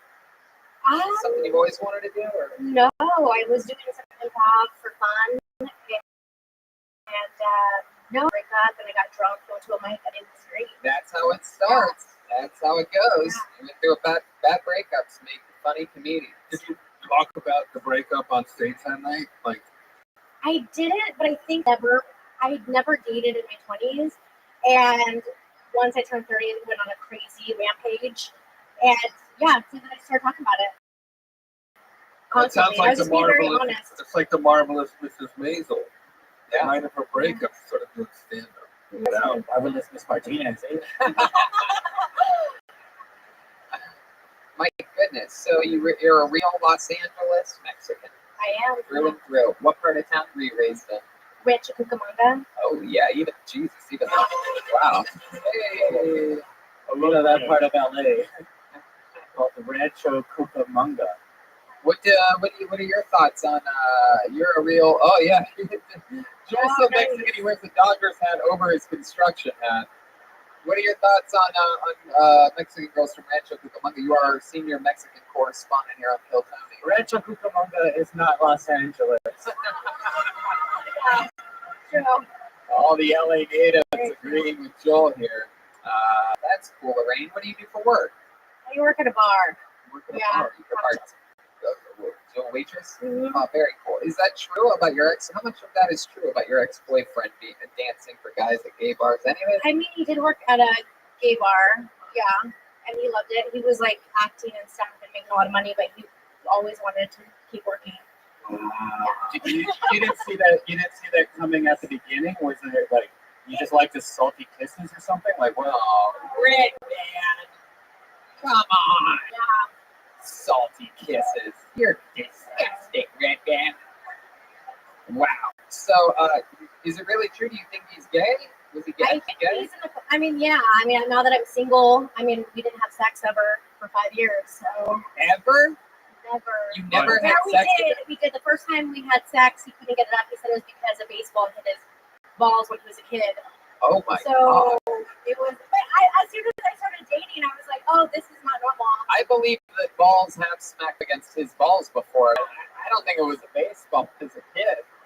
You're like, what are you gonna do with this pussy? He's like, I keep touching it. Yes, the old famous baseball whistle. Yes, there it is. I hate baseball. Baseball doesn't have when the referee in baseball blows his whistle. Wow, I never did that. Yeah. Did you keep dating him after that? I mean, after he told me that, Yeah. yeah, that was like the first time we had sex. Was he told me that, and I thought it was like he's such a good guy, and I knew it. Yeah, thank goodness. Did you guys ever do it? Did what? Did you guys ever wind up doing it? Yeah, we did, but you'd always accidentally put it in my butt. Are you serious? I love this. See, Lorraine.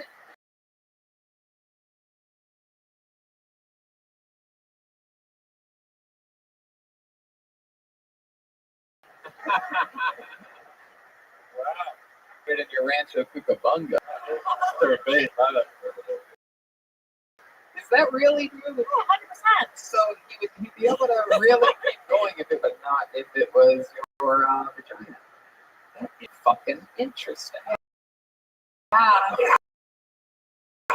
So you're. I mean, you got a weird vagina, you know. Oh shit! Why? I proved it.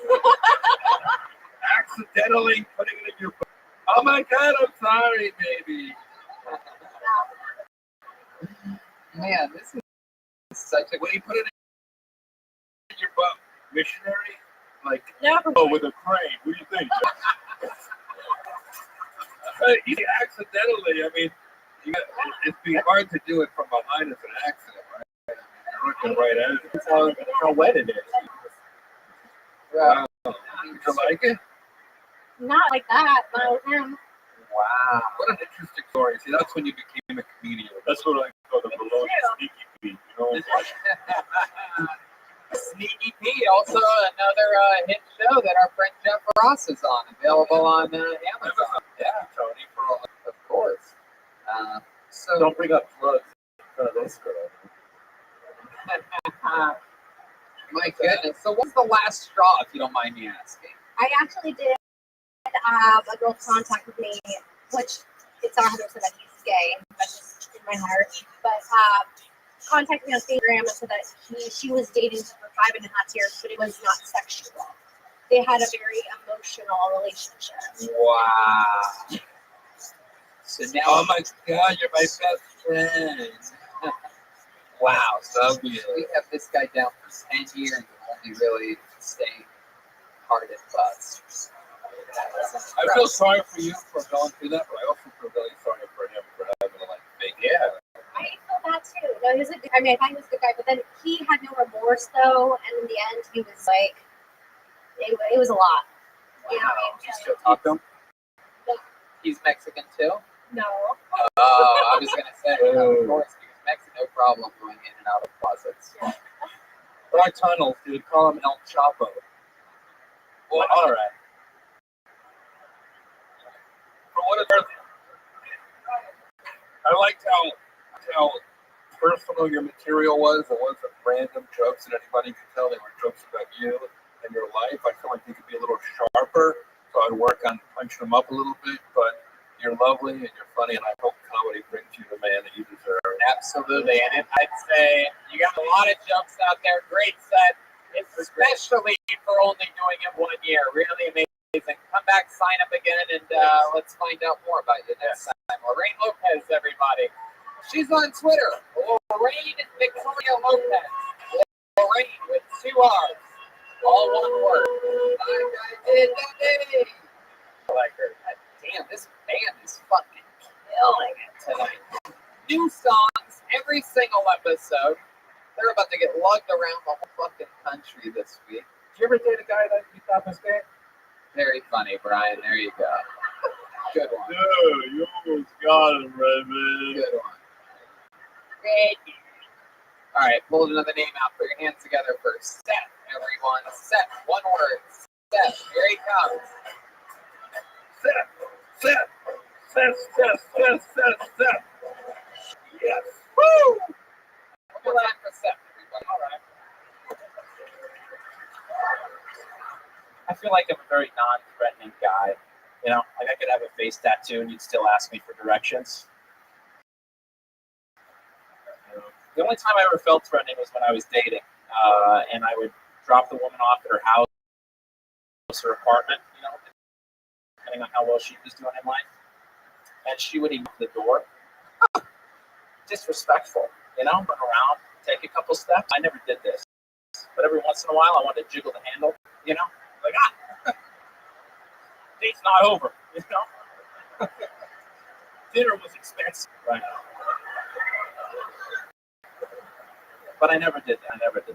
You know, this might come as a shock based on the way I look, but I've actually never raped anybody. So, yeah, a lot of raping going on, and I've never done any of it. So, let that be known. I got married as a virgin. All right, perfect. We'll end there. There you go, Seth. You did it.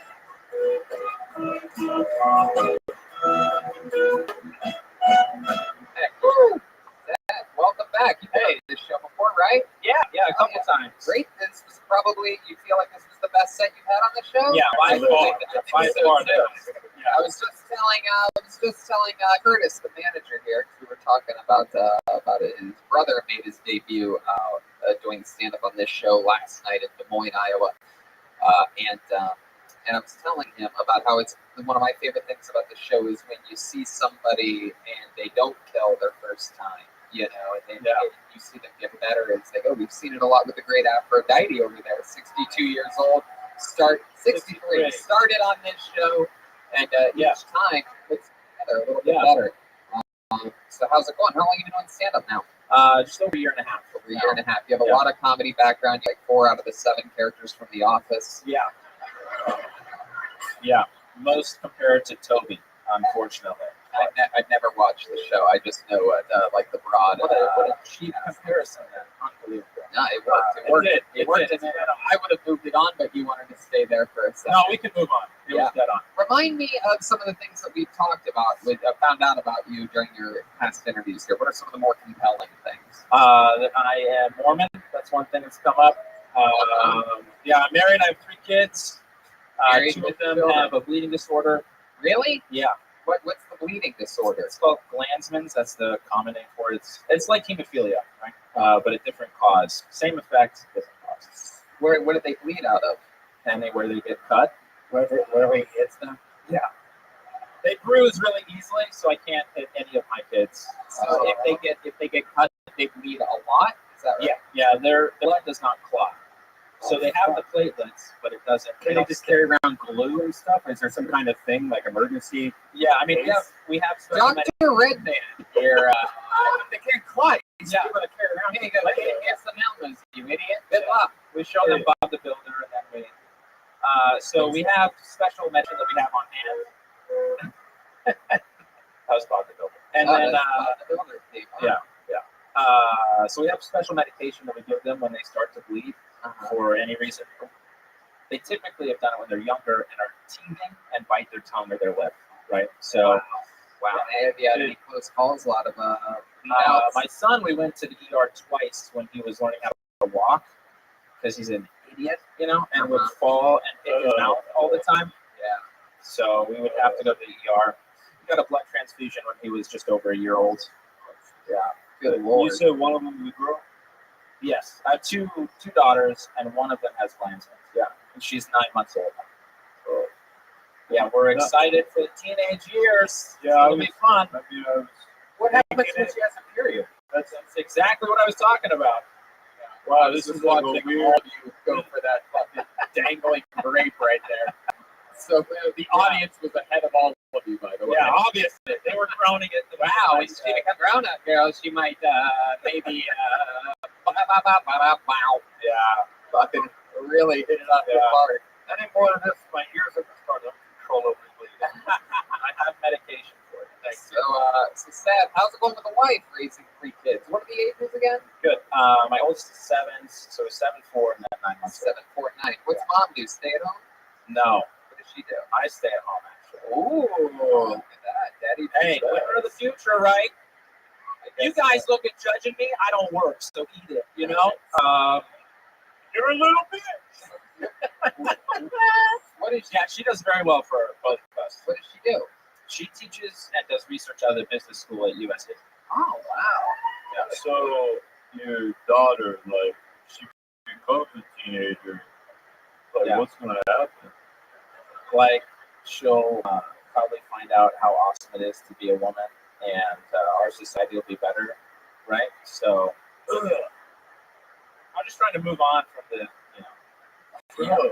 yelling grape. Oh, I was too. I have no Yeah. idea how we got back there. Baloney Pete is. Now this grape. What is this grape that you're talking about? Concord grapes. It's low hanging fruit. Oh, Yeah. So that Can I tell you the worst thing I've ever done in my entire life? yes, please, guys. Give us something to work with here. I know. So this happened before I had kids. I know. And they're all white, so a lot of people would be like, that is a terrible thing. Let's get to it. So what's the worst? 17 years old, I was in Nauvoo, and I What's Nauvoo? is that an Avatar one or something? What is that? what? Nauvoo was a little city. In Oh, Illinois. okay. In Illinois. Yeah. Okay. It was I was in college, and it was a study of far, right? So not quite abroad. Anyhow, the point is, Is that the guy from Aladdin? Okay. very close, very close. And you have a daughter? So got to know a guy in a wheelchair, mechanized wheelchair, right? He had a live-in nurse, and I talked to him a few times. And one time at an activity at church, he came up and asked me to help him out. And I asked him with what. He brought over his live-in nurse and said, "We need to go find a private room to talk." It ended up that he had his wheelchair to key a guy's truck because that was his girlfriend, and he needed to be punished. That's a real Professor X situation. So what did So, you do? he asked me to lift him out of his wheelchair so that his live-in nurse could spank him with a wood spoon. And I wanted to be a good person. Wow. Yeah. So you I was 17, I didn't know what else to do. 17, you're holding a guy while he's getting spanked. Not wild. Oh. We found a room with a table, and so I Sort of flopped him on the table. Yep. Butt side up. Yeah. Was it a ping pong table?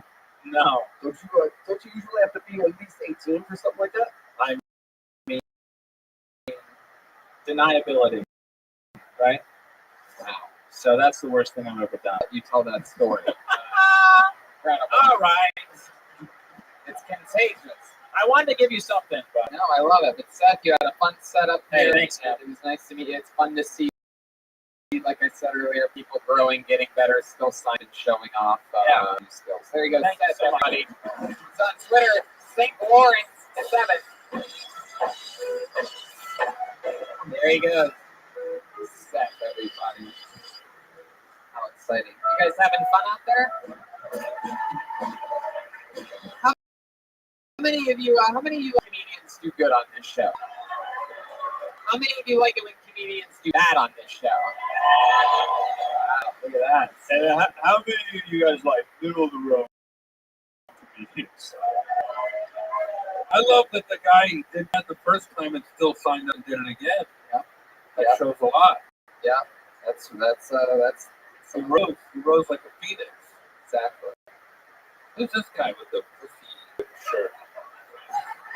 What's going on here? He's with Cassandra. I'm pretty sure Cassandra probably dressed him up like that. Yeah, It says pussy whipped on his shirt. That's Cassandra's. What can we call him? friend. Wow. Someone might be in the doghouse after last week's episode, huh? I like that hat though. Hey, how many square footage is that doghouse? Dead squad hat. Pull the name out of the bucket. Put your hands together for Jason Eckstein, everyone. Jason Eckstein. Here he comes. Hey, you can. Hey. What's up, guys? Of course, I get called when I'm fucking wearing shorts. But it's hot as balls here. I don't know how you people do it. Monkeys shouldn't fucking live in the desert. What are you doing? I don't know. Tell me one thing you asked last time I was on here is other issues that I have. I have a little unknown neurological condition called narcolepsy and cataplexy. Cataplexy is like the fainting goats of the human world. People that have this will just black out if they laugh too hard. Not me, though. Guess I've just never experienced that kind of joy.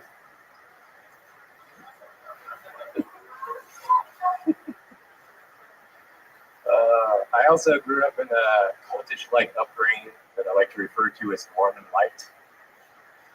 Yeah, that's what they are now.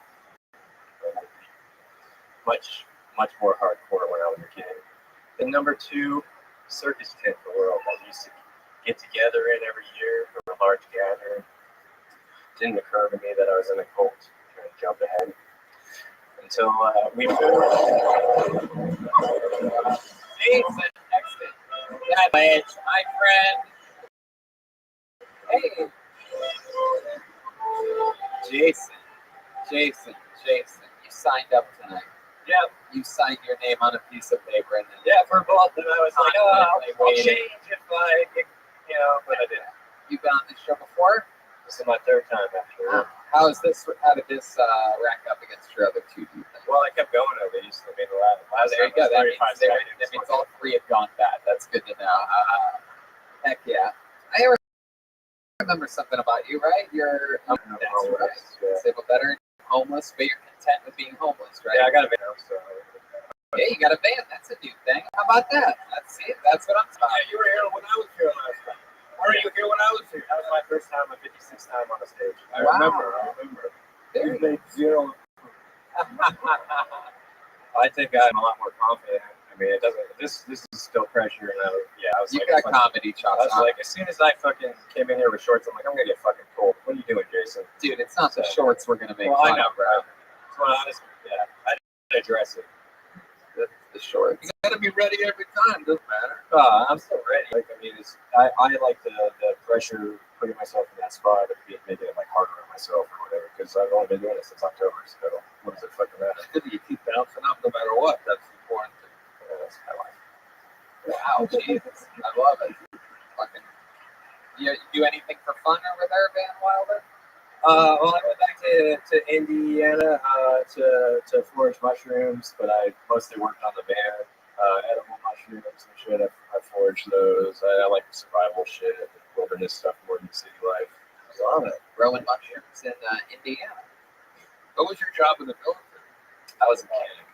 So, yeah, I've worked on computers and engines, and hydraulics, and built hovercraft. I've done all kinds of shit.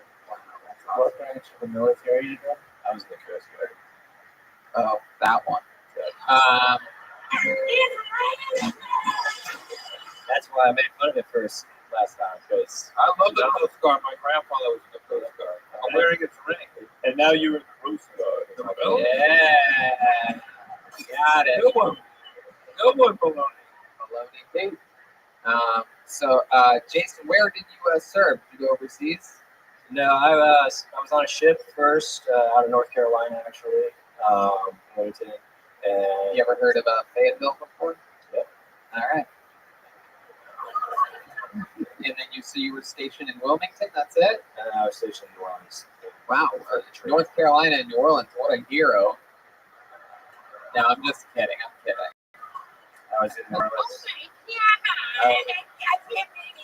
Uh, I was in New Orleans at a anti-terrorist unit, and we deployed to Guantanamo. Then we came back, 5 after that. Katrina hit New Orleans. Guantanamo. See anything crazy when you were at Guantanamo? We moved some people around and bring some shit, but I heard they play your act before you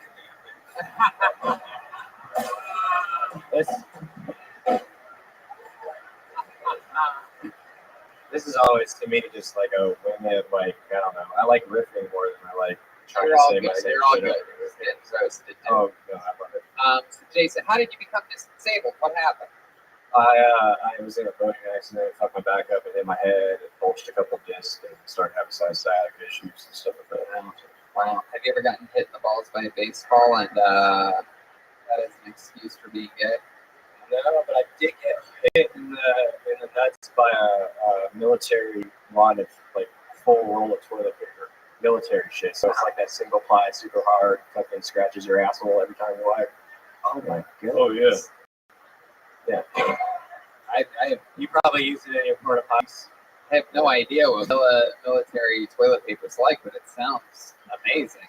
I mean, it sounds like that'd be a good like first approach. It is Start with that, then one swipe of regular, and then perhaps a wet wipe. You ever do that? A 3-layer wipe? You live in a van, you wipe your ass properly? Oh, I have fucking portable wipes normally and shit. Yeah, cool. Where do you shit living in a van? In fucking places. outside of the van. Yeah. Let me know. I have to ask him again. Where do you shit? Like, where do you have any places that you've lived in a van now and you've been homeless for a while? Clearly, it's outside of the van, but is there a special place that you found so that people don't see you, or are you just right there in the middle of the fucking street outside of the van? I'm not fucking that kind of homeless. I have morals or something. I don't know. Whoa, now you're an Or I just don't want to judge me. Hey, move your van! I'm just interested in where you would shit. The gym, fucking, nice places that are quiet or whatever. I don't know. You find them. Where do you tend to leave your van around Los Angeles with your Chroma Chris? I was just gonna say you took a big old shit on stage earlier.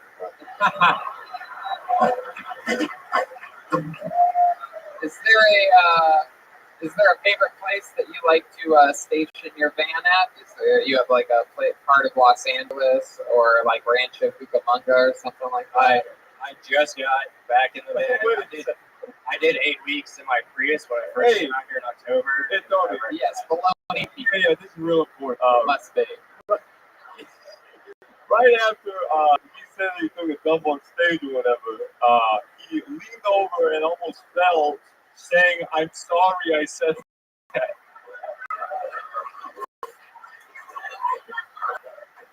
He's not a real fly. Go to Steelers. I haven't killed myself yet. It ain't gonna happen fucking with you guys. I'm sorry. But I could tell some horrible shit there, but I'm not gonna. Wait, what? What'd you just say? All right. I had a friend commit suicide when I was a sophomore in high school. She hung herself in the restaurant.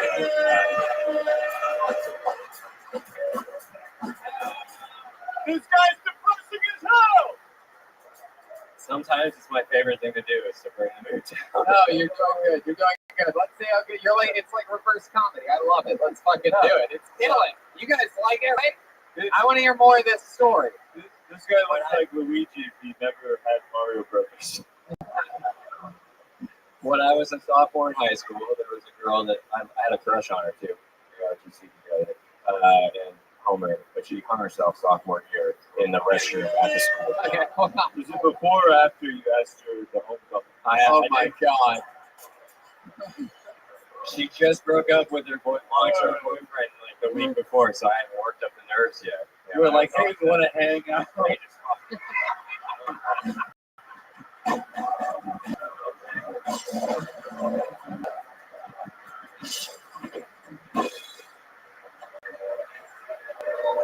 Oh my God, Joel Berg. Good Lord.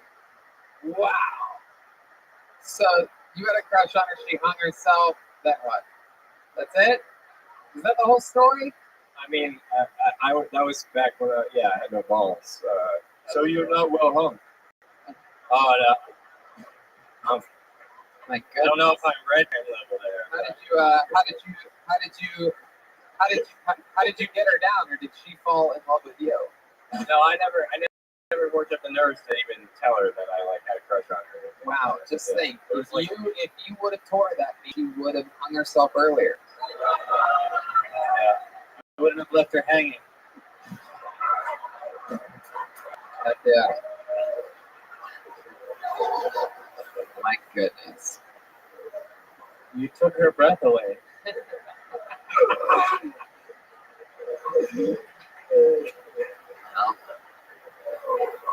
Wow. Did that affected you a lot as a Yeah, kid? of course. No, I didn't but I would never kill myself. So when I got depressed, when I fucked myself at 23, when I had sex with some guys, my dick's a fucking circle. I don't know. There we go. Yeah.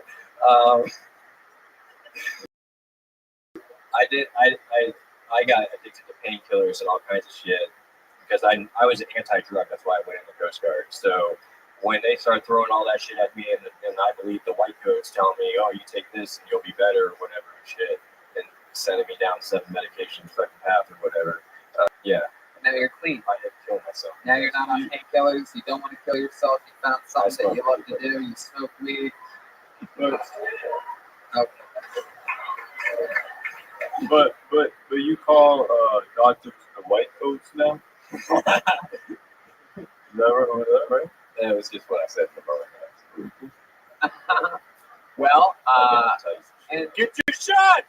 get a job. I don't know if I got that right. Or you get something sent to you, disability or something like that. Yeah, I'm still government there right now. Wow, how's that going? Make for up you? for the ignorance of my past of like getting out and not figuring that shit out. Wow. Well, good luck with that. Stick with the stand up. I love how happy and content you are. You know, there's a lot of great comics that have lived in cars. I lived in mine for a little while, a long time ago, and a lot of great ones still do. Malcolm Hatchett. So you know, if you buckle down and you write, you keep going up as much. Was they even living in my car? No. When you did 120 mics in March, and you said that not into the microphone. Ladies and gentlemen, Jason Eckstein, everyone. Come on. Goddamn American hero. You got it. National Guard. You're American hero. Just ran into the camera. I would understand.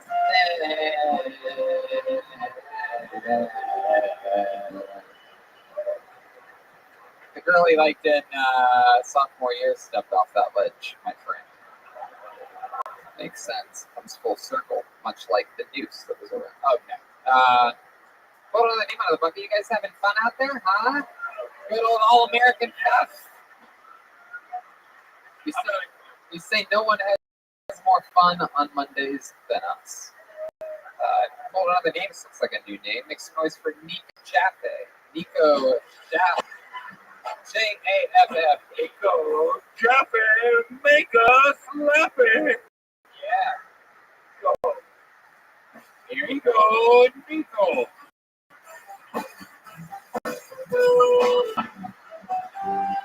Nico Jaffe, everybody. What's up, everybody? What's up, everybody? I'm Jewish. Like to start with that because, you know, look like I hate him.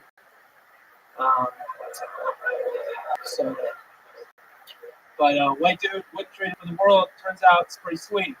Yeah, I got white privilege, and I know it. Some of my buddies, I feel like don't though. Like the other day, I was talking to a friend, and he was like, "Man, Nico, aren't you glad weed's legal?" I was like, "Dude, we're white. It's always been legal. You gonna let me hit that, or you got minor problems I want to avoid?" So how was lacrosse? I go through a breakup. Breakups are weird, right? A lot like getting out of prison. Because at first the freedom's nice, and then you start to miss the sex. So, yeah,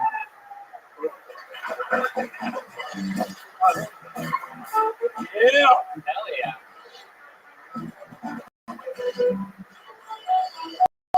Welcome to the show, Nico. First time?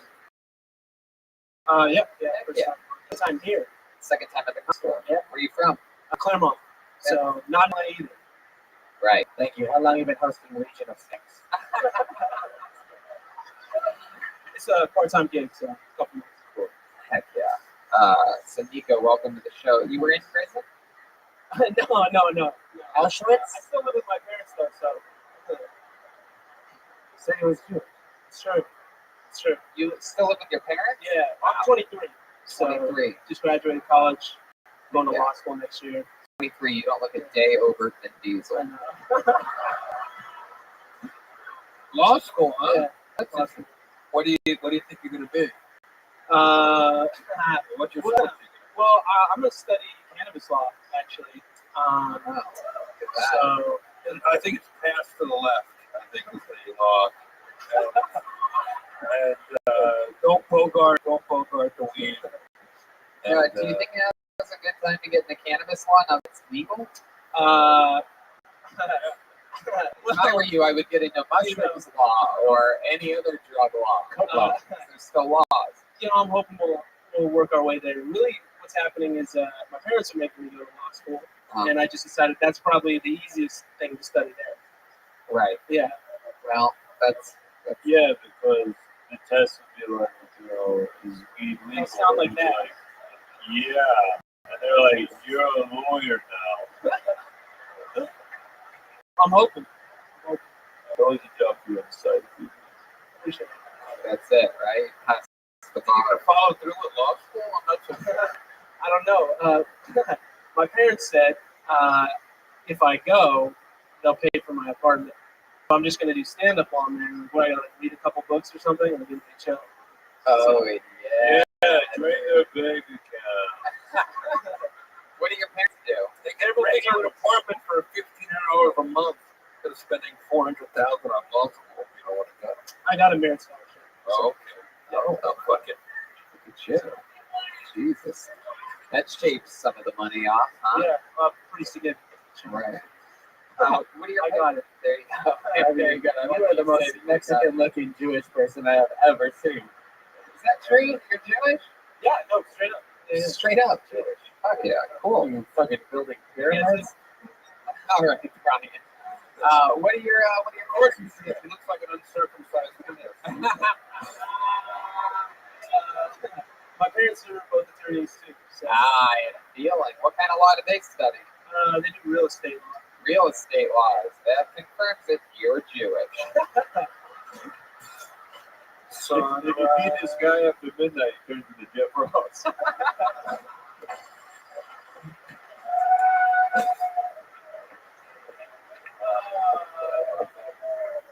You ever go to temple or anything like that? You practice? I used to go to meet How girls. does the yarmulke stay on your head? Same thing that stops kids who don't bleed. You just put some Elmer's on it and it stays. Oh, I see. It's a little It's a callback. It's a callback. I sold them. But what was I saying? Talking about what, real estate law or something? Yeah, they do real estate law and Jewish. Okay. What do you, you're 23? 23. What do you do for fun? And What are 23-year-olds doing for fun nowadays? I hate that. You hate that? Do you really hate that? Oh, Yes. I I hate it. You constantly like what? Do you do that all the time in real life? Sometimes, yeah. It's just like a. Jeez, Rabbi, just don't be friends with them in real life. I won't. You're gonna do that when we're hanging out later? What are you doing, man? Quit laughing like that, man. We're together for dinner after this. You're ruining your chances with me. Hashtag me like football. So you laughed a lot. I'm excited to hear the answer. What you like to do for fun? Any hobbies? I hang out with my girlfriend a lot, so just wherever she wants to go, 'cause that's don't have a lot of free time. So Yeah. Is she going to law school too? maybe I don't know. So you just following her She's around? grad school. If you keep following her around, you're gonna end up like that guy with the dumb hat in the second row. His head is down. I don't got no dick. Available now at Clearly, shopspot.com. This guy Cole Alexander got in big trouble this past week. Is your girlfriend supportive of you being a comedian? Sometimes. Sometimes. Anytime I get paid for a show, because some of the bits are about her, she makes me give her half. So Also, she's Jewish too.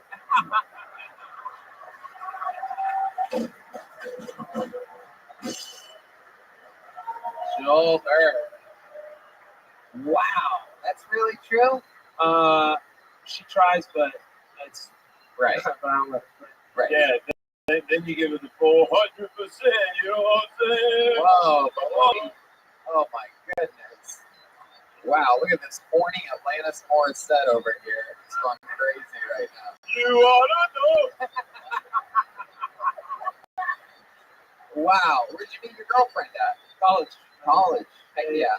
I love it. Small little liberal arts college. Is she still in college? She's gonna go to grad school, so she graduated. Is she here?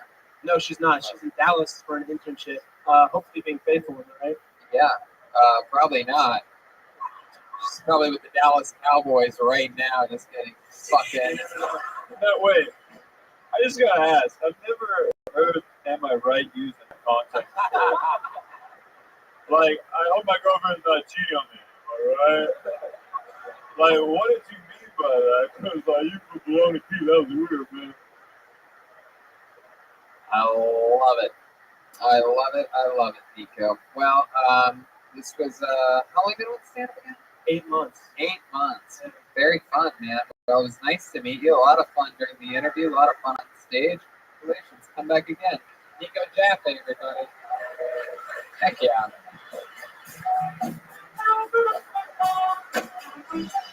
I know that if I ever need a good weed lawyer, I'm going to that guy. I like that he's not following the parents' plan, go to law school, but he's also trying his adventure of comedy. That's great. Yeah, how about one more time for him? Nico Jaffe, everyone. I love it. You know, we have a regular on this show who performs a brand new minute every single week. And before we bring him up, I want to tell you about People's Choice Beef Jerky, LA's original small batch beef jerky. People's Choice Beef Jerky is a family business from California that's been making quality jerky for over 85 years. Unlike mass-produced beef jerky, People's Choice Beef Jerky is marinated, sliced, and cooked by hand. That's right, People's Choice Beef Jerky is handmade in small batches. And I want to tell you about their newest release, the Nashville Hot. Actually, let me tell you about it. Yeah. If you like spicy foods, you'll love Nashville Hot. The Nashville Hot is made with thick cuts of 100% USA beef, cooked with cayenne pepper, chili powder, garlic powder, and smoked paprika. It is slow cooked, creating a flavor profile that is spicy and satisfying. And this is authentic craft jerky. Whole pieces, thick cut, chewy steak-like texture, not that soft stuff that you could actually taste the meat. You know that? They sent us some this weekend and we ate it. It's fucking hot as fuck. It's great if you like hot food. Wow, there you go. 2 F words for your improvisational part. Very good. Beef jerky is great for staying healthy. It's a high-energy snack loaded with protein.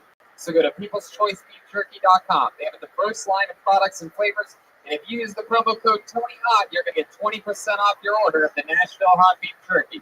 So once more, that's peopleschoicebeefjerky.com and use promo code TonyHot for 20% off your order of the Nashville Hot Beef. You guys ready to get back into the show or what? We have a regular on this show. He writes and performs a brand new 60 seconds every single week. You know him, you love him. He's got a wild, fun, creative energy and improvisational skill. Put your hands together for the great William Montgomery, everybody.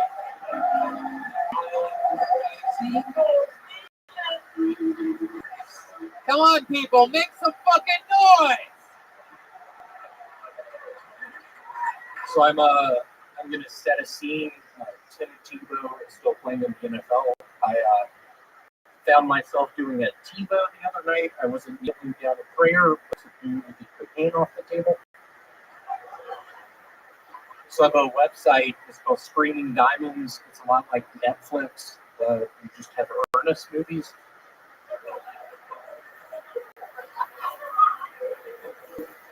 I don't know who's been stealing the plastic containers out of my mailbox, but fucking bring them back! It's an impression of me when I lived in the Philippines. Don't be alarmed for my skin. I'm not going to be robbing any of y'all tonight. That's not a black joke. It's a Filipino joke. I don't know if you all have ever been to the Philippines before. It's a nightmare.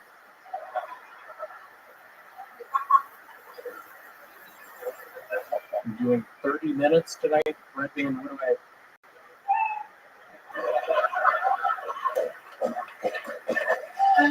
William Montgomery.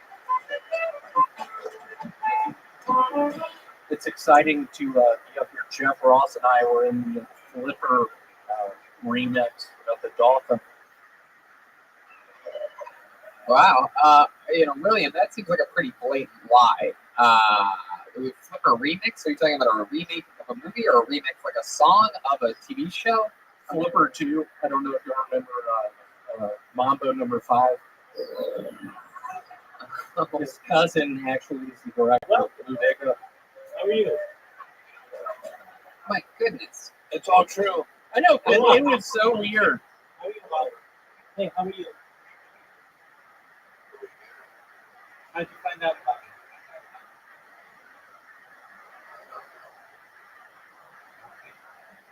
You just found it somewhere? Okay, may I ask where? Oh, okay, that's cool. How are you? Taking names. Do you know anything about me? All right, well, I'm Rabbi Rothschild. Do you mind if I tell you about myself? Yeah.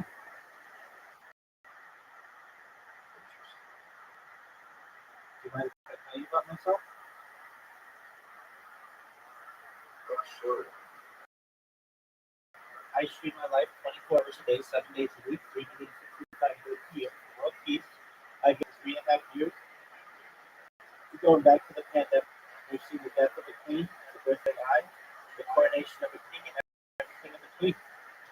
I have more data archived on the internet than any person in global history. Data, according to the Economist magazine, is worth #1 research, more valuable than food, water, gold, air, petroleum, everything. And that makes me a very influential person someday. Have you ever seen the movie The Truman Show? All right, well, it's a 1990s movie starring Jim Carrey, and essentially it is similar to what I do, except in that movie, Jim Carrey's character, Truman Burbank, did not give his consent, yet I've given my consent to have my entire life basically uploaded to the internet for everybody to see.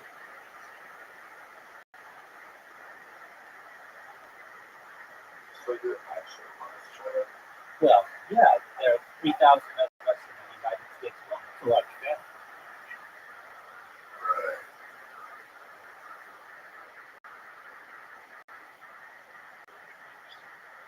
How's your day going?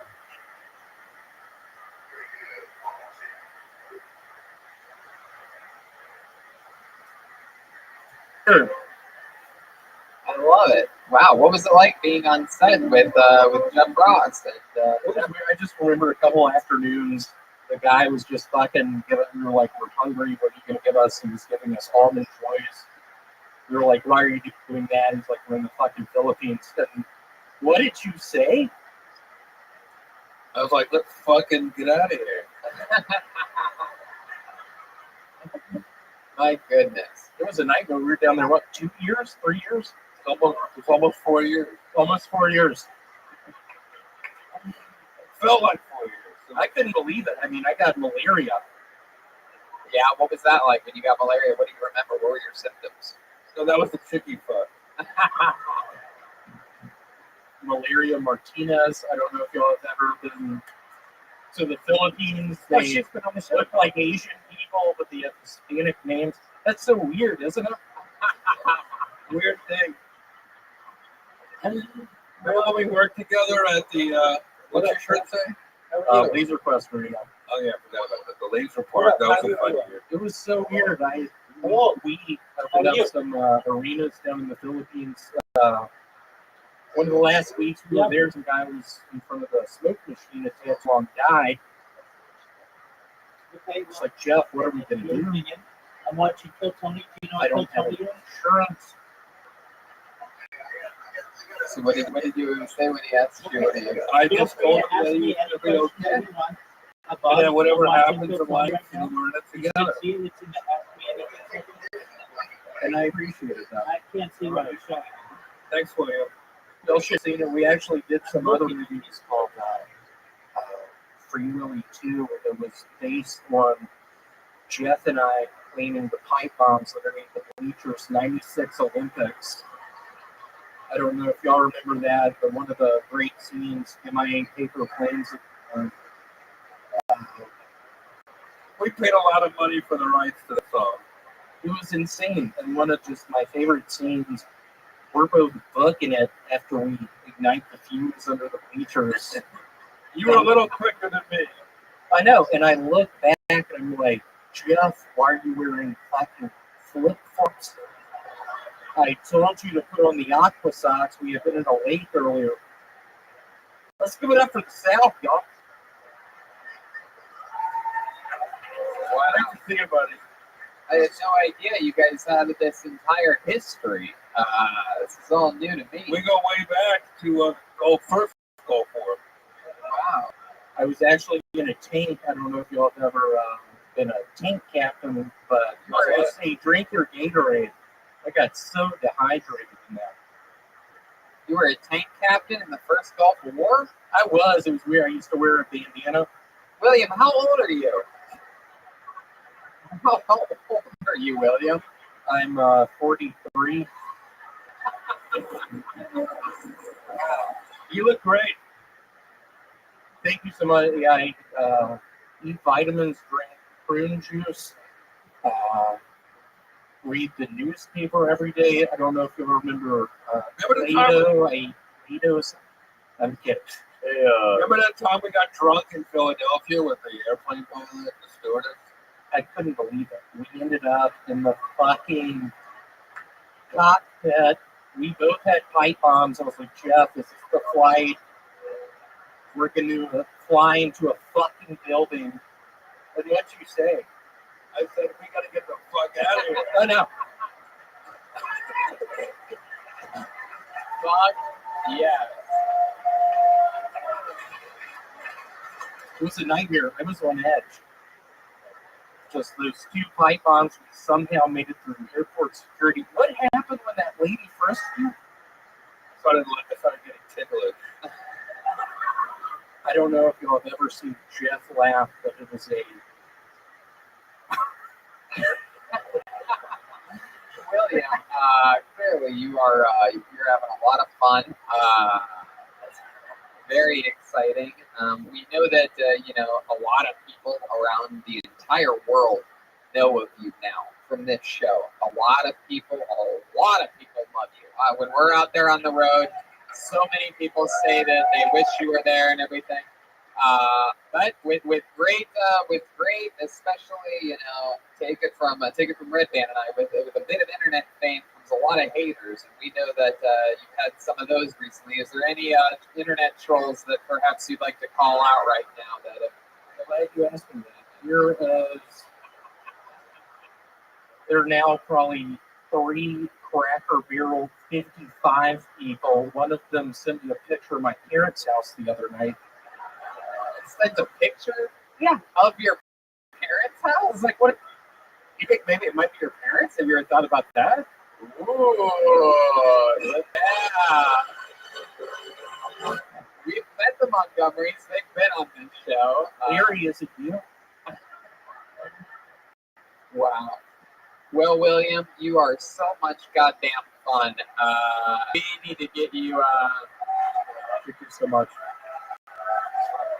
We need to figure out a way to get you out of that goddamn self-storage unit job that keeps you here in Los Angeles all the time. And I'll be honest, last thing I'll say, literally today I befriended 2 old guys at the self-storage place. Some motherfucker named Paul, who I befriended. My manager Dominic wasn't him. Neither was Chris, my other manager. I don't think you should be naming your manager's names on this show. Or giving out your home address. Yeah. That wasn't. So what happened? Seriously, I mean, I didn't want to bring this up, but girl was talking shit to me, and it hurt my feelings. I went across the street, so that yeah, it was a nightmare. Well, you know what, William? Maybe one day Paul will be looking back. He'll find out that you were on this show, and he'll go back and he'll find this episode. Why don't you look at that camera right down the middle there and tell Paul what you thought of his actions today? Hey, Paul, I get it. You have that bad cough. You're 74. You look pretty good. You wear that Yankees hat a bunch. You're worried about your cough you have. I am as well. I think you're dying. So today, when you were talking shit, I sucked it up because I just prayed to God you were having fun and just sort of ate one last sort of nice memory of life. I was sitting behind in solitude. I don't know if y'all played Spider Solitude, but just wanting to cry. Just wanting to cry. It was a nightmare. William, quick question for you. Is that your parents' house right there on this screen? Okie dokie. All right. There you go. William Montgomery, everybody.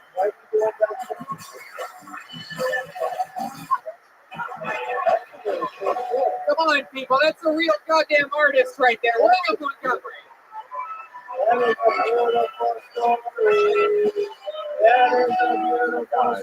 It's not his parents. Yeah, thank goodness it's not his parents. That's a close call. You guys think we should back to this bucket one more time? By the way, shout out to our friend from Kansas, Trey Thompson, who actually made this bucket for us a few days ago with his art teacher girlfriend, and we took it from Lawrence, Kansas to Des Moines to Omaha, and it ended up somehow in my fucking soup today. And since it did, I figured why not use it during this. And all the people that made buckets. Like, yeah, City, we had like 3 buckets. Thank you for all that. We'll sign it. It's so cool. Yeah, if you bring a bucket on the road at the end of the episode, we'll sign it for you and give it to you so that you have a little souvenir. It's Look how cool this one is. It's got all your Jordan. yeah, it's really fun. And it's it stays ink stays on it. A lot of these buckets fall apart by the end of the episode, but not this one. Durable, sturdy, fucking American made. Oh, no. It's fun because for a lot of comics, this show is on their bucket. It's true. That is true. I call it put your hands together for Danny Carranza, everybody. Danny Carranza.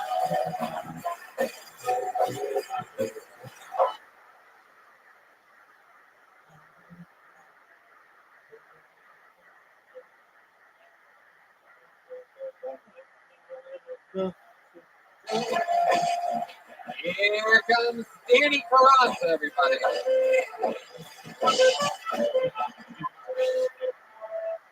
Hello, everyone.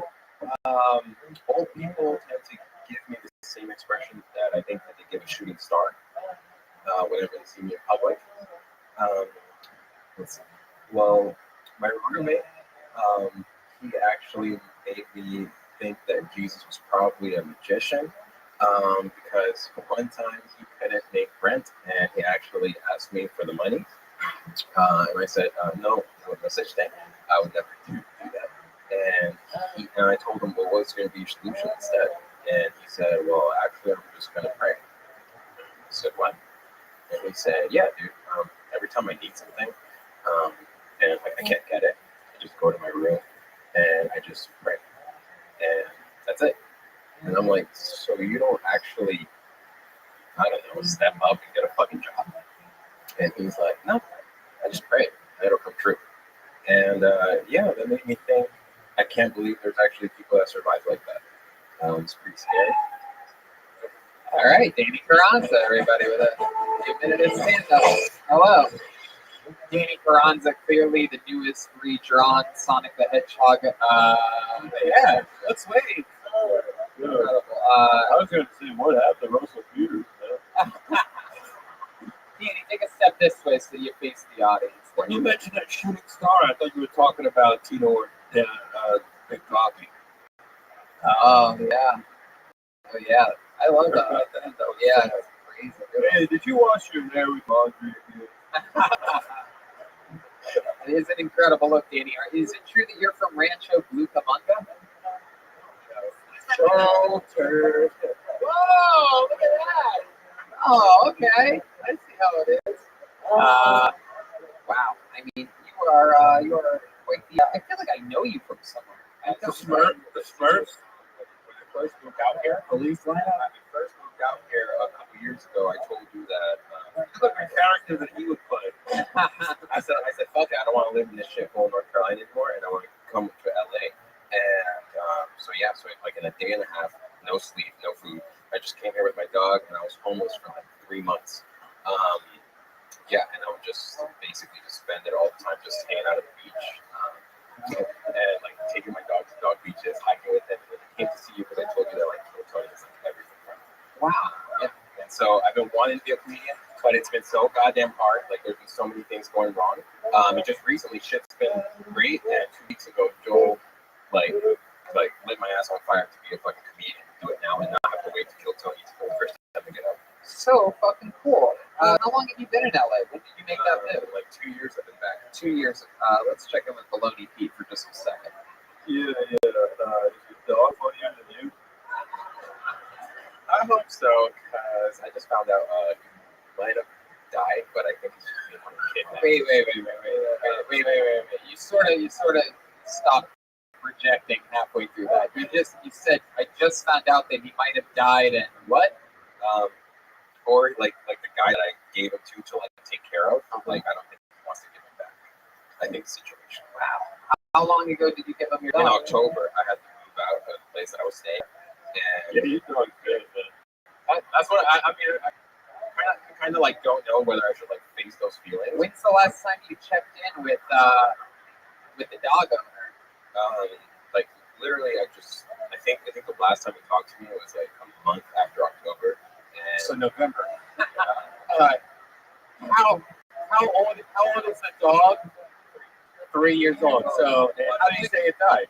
How do you say it died? he said that he ran into the backyard, went into the neighbor's yard, ate something, and then he took him to the vet because he got sick. He had to pay like $3,000, and then he died. And like I had to get the cops to get him on the phone because he wouldn't, outright tell me. No, he wouldn't like answer my calls, messages, nothing for months. Wow. Yeah, and then I'm like, oh fuck, I don't know how to feel. I don't know whether to like accept it because, like I said, this dog was like everything. What was the dog's name? Stitch. Stitch. Well, stitches get stitches. Yeah. What was the cop? What the cops say? We were like, They were the ones all that this like fucking this random doesn't ass sound dude. right. They asked me if my dog is around. I mean, I didn't know what to do next. LAPD was like, I don't know if that is dead, but we don't have time for this at all. The dog said, move on. People kill each other downtown. We got riots going on. All right, have a nice day, buddy. He called the police. He's like, yes, men in blue, me too. Look at you. Hey, how long have you had your hair dyed like that? Like over a year. Wow. Yeah. Okay. Give us Maybe the dog committed suicide. Probably. Sounds like it. That's a tough one, man. That's a tough one. I feel your pain. You know what? You should work it out and write jokes about that. I feel therapy. I just started like 2 weeks ago. Like I said, You truly started stand-up 2 weeks ago. Yeah, 2 weeks ago I was here with Tony. That was like the first time. I didn't even know you had to go over that side. Sit down. Well, where were you? We were here. Like, all the time. Oh, okay. Yeah. Gotcha. And I talked to Joel, like, one of our guys. Right. Yeah, we heard that part. So you got here 2 years ago, and you said a lot of stuff was going bad. You were homeless. And now you said lately stuff's been going good. Can you give us some examples of the good stuff? So I finally got a good job with Amazon. And, oh wow, great! Yeah, and like I work 6 days a week. Like not because I have to. I work 4 days, but I just want to. Yeah. And then I go out for open. I go out open mics like 3 or 4 times every day. I guess I've been up like 5 times in the past 2 weeks each week. Wow, look at you! It's amazing that you can create to work and chase hobbies when you abandon your dog. Yeah, really. I kind of think about it. I'm like, fuck. Like if I had a dog, I couldn't really be out here. Look, I mean, you gotta get another dog, bro. Yeah. I think I want to get a girlfriend first. So. Hey, look at that. hey, bitches. Yeah. Yeah. about ordering one on? They're not that advanced yet. You're a job at Amazon? What kind of job? Delivery job. Are you part of the new drone program? Your accent or not? That's right. It's exciting, man. So when did you and I have that come? So, I don't remember exactly what episode it might have been. Right. I mean, I'm I talking think it about was like around Jeff Ross, like around that time. I think He's been on quite a I know few something. times. Oh, 2 years. Yeah. Okay. Very cool, man. He looks like a genie who gets 3 wishes.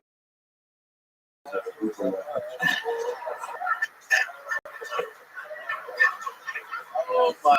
All right, you're giving me the blues. Yeah. You are as for a guy as blue, you are extremely green. You just started writing and working at it 2 weeks ago, but it sounds like you have a work ethic. How old are you? 25 years old. So, you know, I'm telling you, you have all of the chances that just any comedian, any of these people with their name on the wall, you have this chance that they had when they were I still have the same origin, the whole shitty childhood, depression, living in my car, fired from the job. Right. I was just like, I got it. Yeah. He's blue without a deep of a dog. I love it. I think he said he's blue. What was that again? Without a deep of a dog. I said he's blue without a deep of a dog. He's blue without a deep of a dog. Without a deep of a dog. Without a deep of a dog. Yeah, what's up?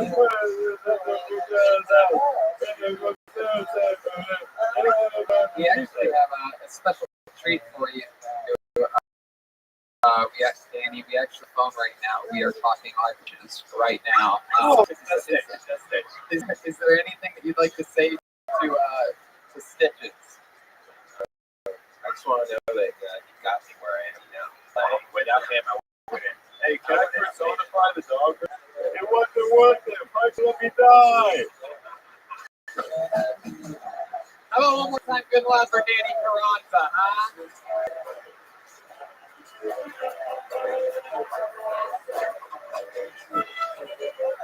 know what? Why don't we do something special? Since it is Pride Month, since her man formerly known as perhaps boyfriend had a one-sided conversation about her on stage last week while she wasn't here. Since she made cookies and is dressed horribly as a gigantic vagina, let's do something fun. And she's been on the show a few times. We love her. She started here, and she tries. She works hard at it, ladies and gentlemen. A spot for Cassandra Cass, everybody. Let's do it. Why not? Here she comes.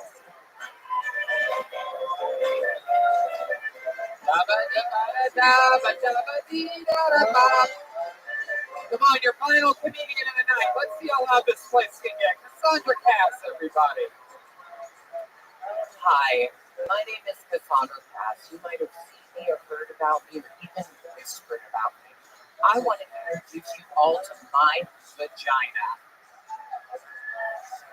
But I'll tell you, don't get too close because the 2 former comedians you have bombed on Kill Tony. I've recently been dating a comedian, yes, and the hardest thing is to actually pretend like he's funnier than me. And I will say, every time we go out, I have to pick up the check because he never has any money. And we all know my pussy's expensive. That's all I got. I'm hot as hell. Oh, look at that. Get down there at the end.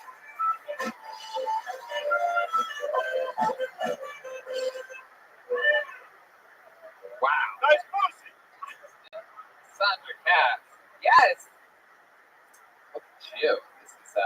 This is a angry pussy. Yeah, I guess so. That's amazing. Did you make that? I did. Wow. That's what I do. I do burlesque shows. I travel all over the world, and I've done it for 20 years, and I'm damn good at it. You are. Yeah, right. Absolutely. Cassandra, this is exciting. You've been having fun with it doing stand-up anywhere else?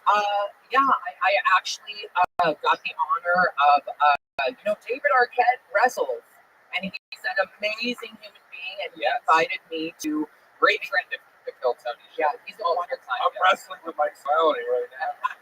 well, baby, don't make me lift this up. Wow. Wow. Right? My goodness. Nice balls! Cassandra. Yes, sir. You lost your wig. Your wig fell off. It's okay. I guess I'm a bald pussy now. I think we finally found where the clit is. Should I? No, we'll leave the wig this time. You look, it's like a Afro whitey. I know, right? I love you, Aphrodite. So What? Yeah, go ahead, Chef. I'm still shocked when you lifted up the outfit. you were? I think maybe you need that. I've already done that, baby. Yeah, I've already done this for it. yeah, she's already chopped everything off. You said that you pick up the check. Is that true? Well, He's a poor little bitch.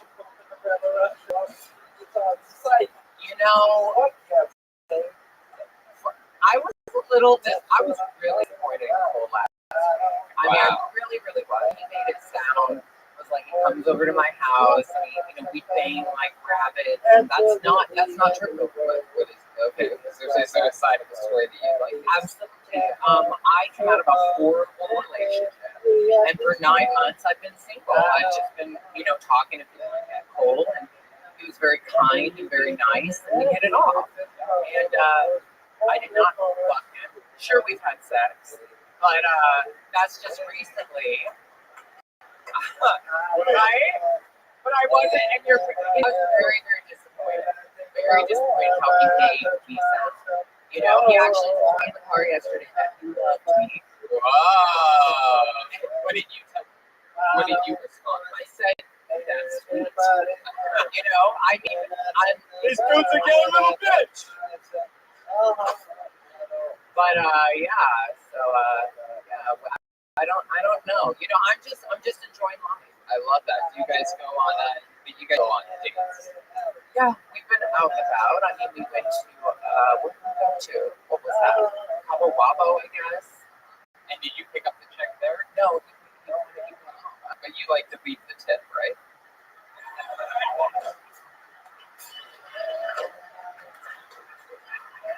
Well, I'm not against it, but let me just tell you, when you've had a penis, you definitely know how to please a penis. Let's keep that straight. Yeah. Let me ask you. You saw the show earlier with the young. Oh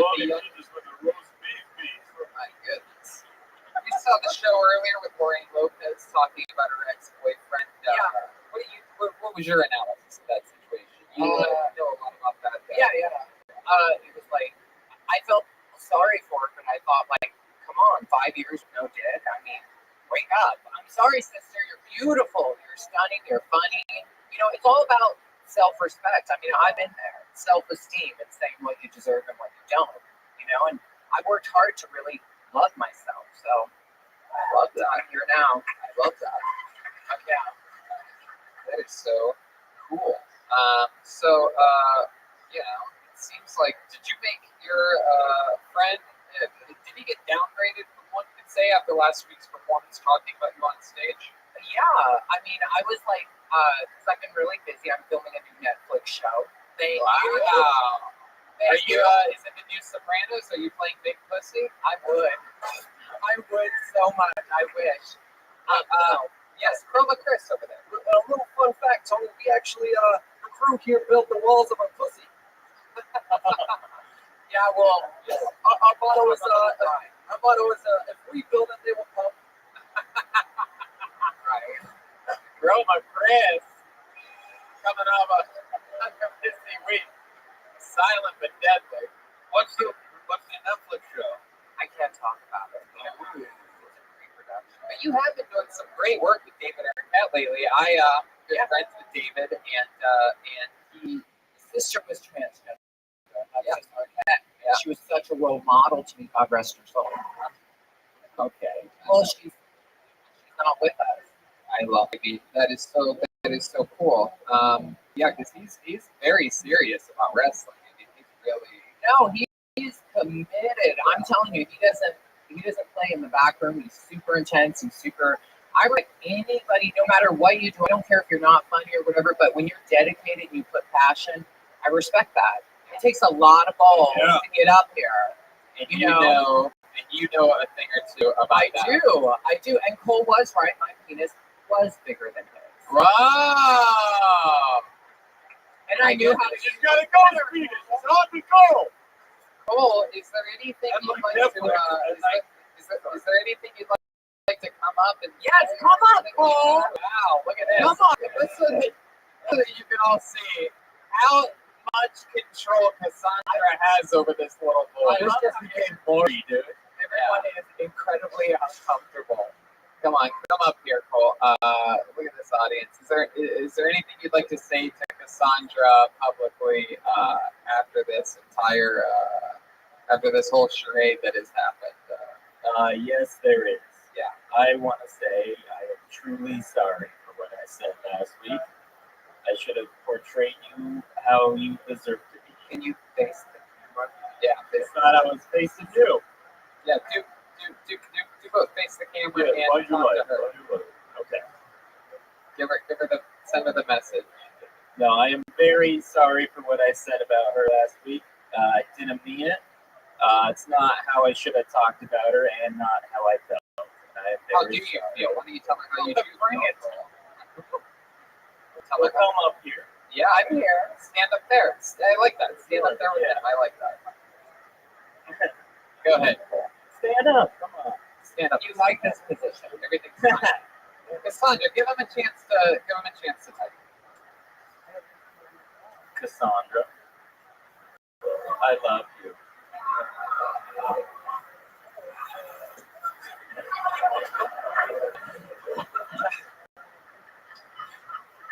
That's very sweet.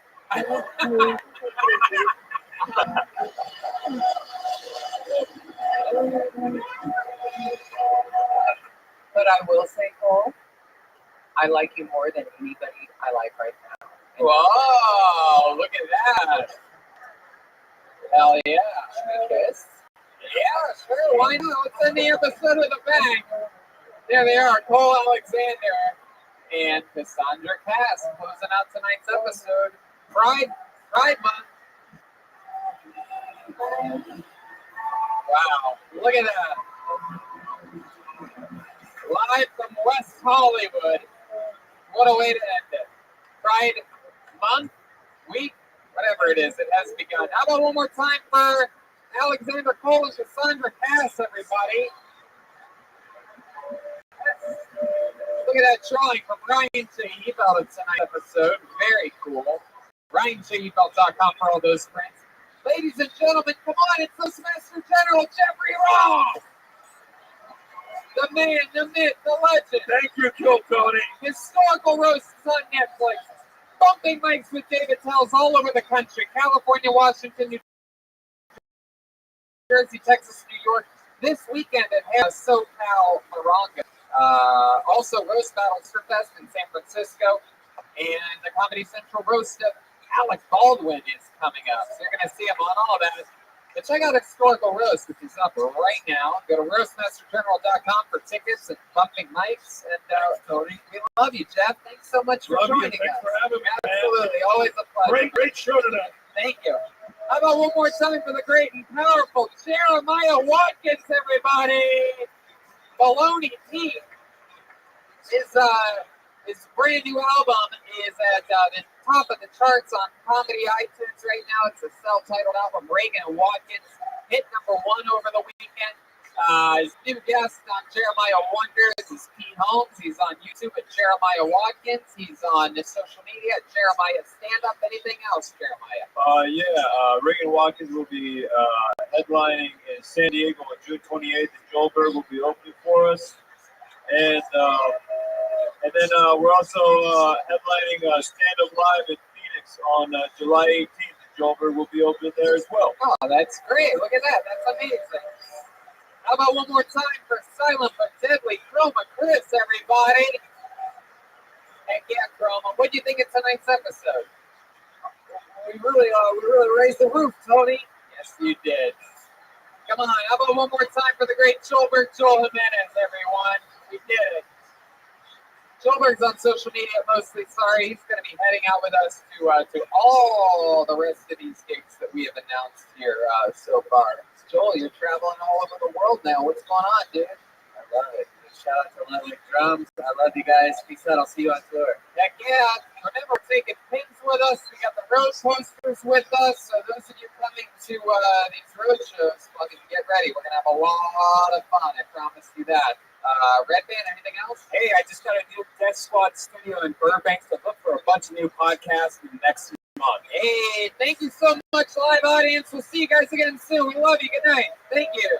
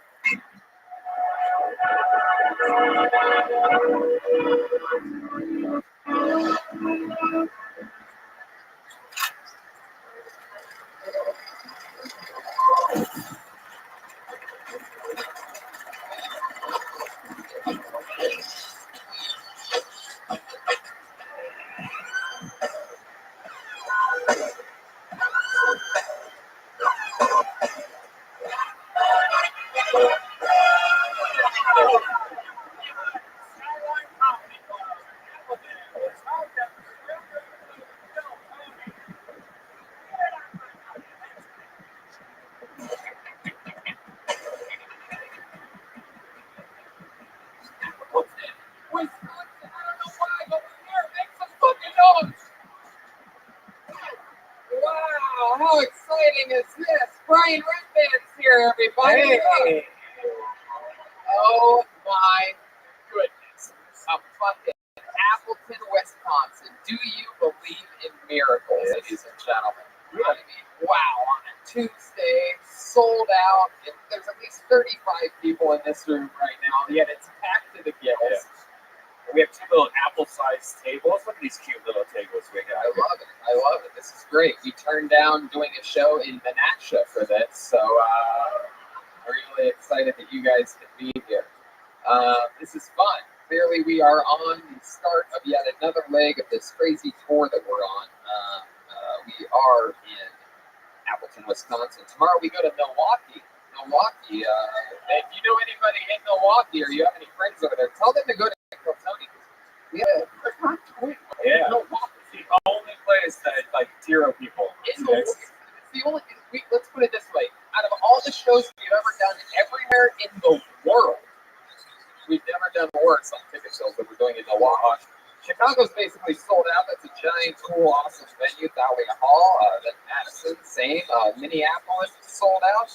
Go back to the Comedy Store for Monday. This Monday coming up. One could say it's our 6-year anniversary, and it is with guest Brian Holtzman, Comedy Store legend, icon, monster. This is gonna be fun. Brian Holtzman is one of the edgiest, fucking, wildest comedians out there.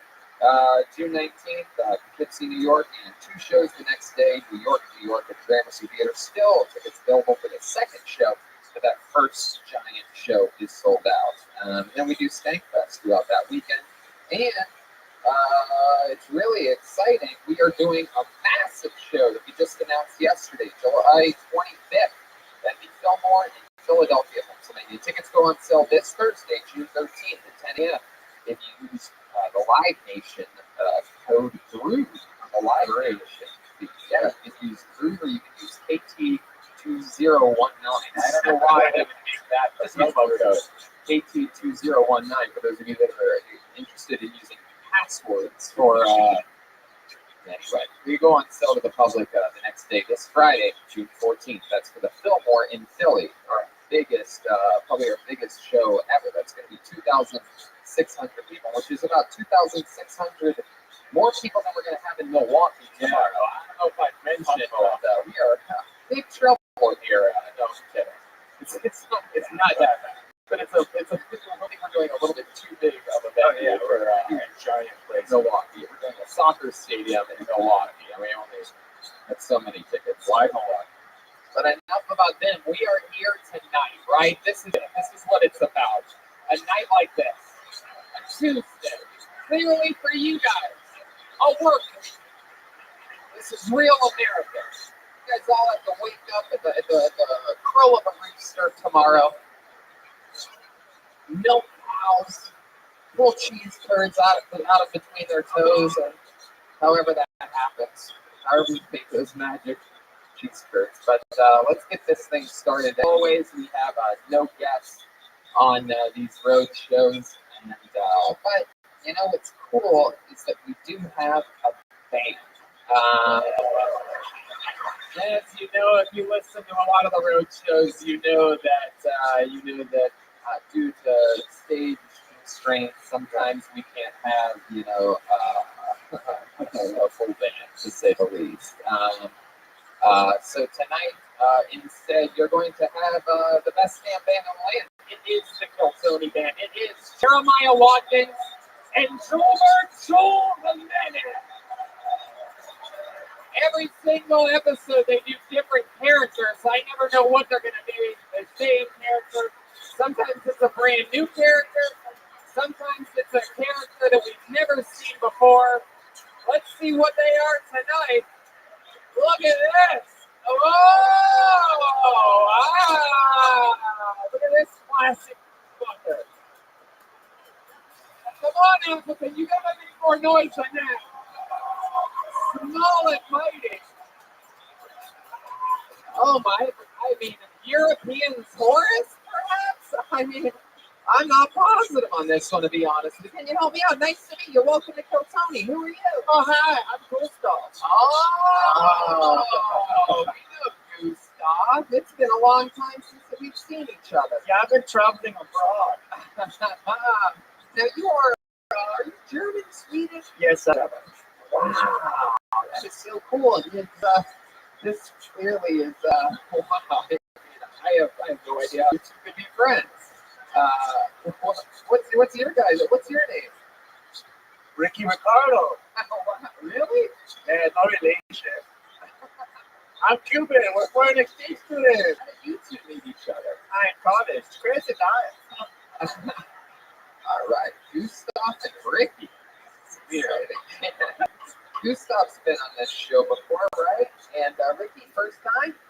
I've been here before too. Oh, okay. Well, good to see you again. You had a lot of cigars being spent. The cigar is 6 years old. Wow. Changed your name to Michael Jackson. I didn't say I liked it. It's a small stage. We're all up here tight tonight. Cool fucking room. I like this venue. We're at the Skyline Comedy Club for the first time in our lives. Very easily the last time in our lives as well. But no, I'm kidding. This place is great. I can only hope to have the type of career to have to perform here for the rest of my life. No kidding, guys. I'm kidding. I want to come back here. That was so great. It's exciting. So we have Gustav, Ricky, we got Ian Red Band here, which leads me to this, the Bucket of Destiny, everybody. The summer tour of 2019 Bucket of Destiny. With the Kill Tony logo drawn by Ryan G. Which reminds me, Ryan G. Of course, could not be here tonight. However, he did send along with us amazing road posters that we're going to be selling after the show, signing for you. We also are debuting. You're actually the first place ever, even the Comedy Store, didn't get the opportunity to sell any of these yet. You're the first ever stop on the tour that gets a chain at Kill Tony pins, which are awesome. That squad pins Brian has, and the new Reagan and Watkins album, perhaps. Yeah, bunch of exciting stuff. So see ya. But anyway, I'm also selling my instructional DVD, Becoming Pro, after the show. I have this bucket of destiny. A bunch of people signed up earlier for the chance to get on this stage and perhaps perform 60 seconds of stand-up comedy. You know your time is up. Appleton, when you hear the sound of a kitten. I'm so quiet, I can barely hear that thing. Why not just have it out loud the whole time during the show instead of everything so quiet at this live show that people came up with? All right, I guess together. So wrap it up then, and we're also going to bring out the Angry Rascals there. Okay. So Rascals wasn't the reference? Is that not the gayest part of Appleton? I heard there was no pop on that. I heard no laughter whatsoever. It sounds like they don't talk about the gay population here. I guess not, huh? Someone can sit there. Don't ask, don't touch. One of the staff told me, you shook your head no, lady. Would be the right reference. What do you think the gayest part of Appleton is? Other than wherever the guy that you're next to is. Tony, I like his vest. It is. Somehow he looks more like a European traveler than you do. Stand up and take a bow. Look at these two. Almost brothers. So if I pull your name out of the bucket, you know what it is. The stairway is over here.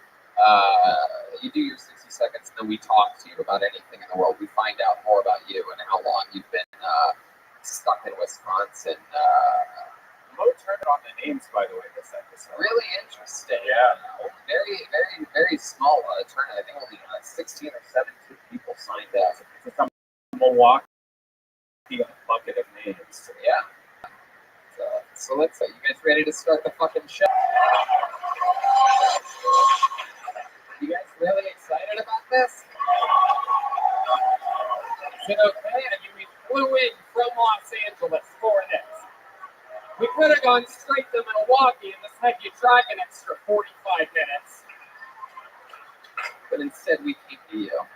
Your first comedian growing up tonight. Could be their first time, could be their local comedy, but point is, you're not allowed to heckle during that 60 seconds. Give them that. Put your hands together. For Jonah Timothy Dorso.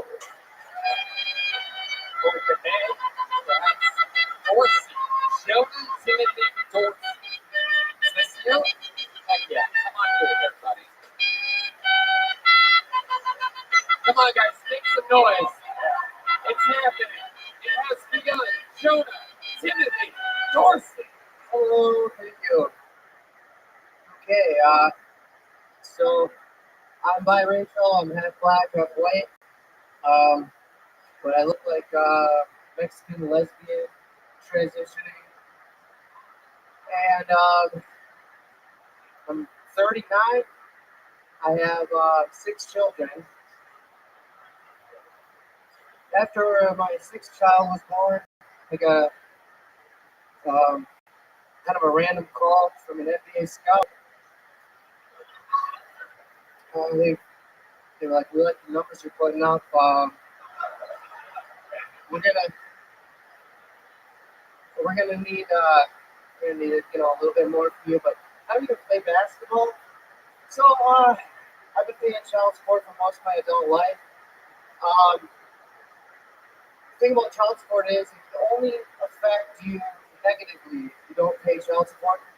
When you do pay child support on time, it does not affect your credit positively. So let me drop some knowledge on all you young guns out there trying to get your child support paid. You want to game the system? Pay with the credit card. right.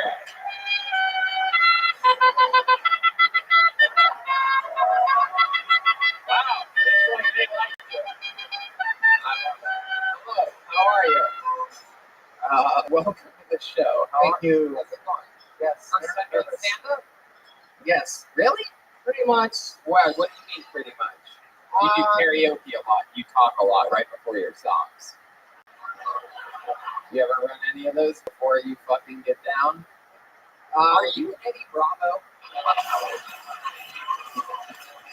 I mean, it's very bizarre. You look like a combination of 10 of my favorite fighters, so I'm sort of afraid to make fun of you at all. He looks like a combination of my 10 favorite races.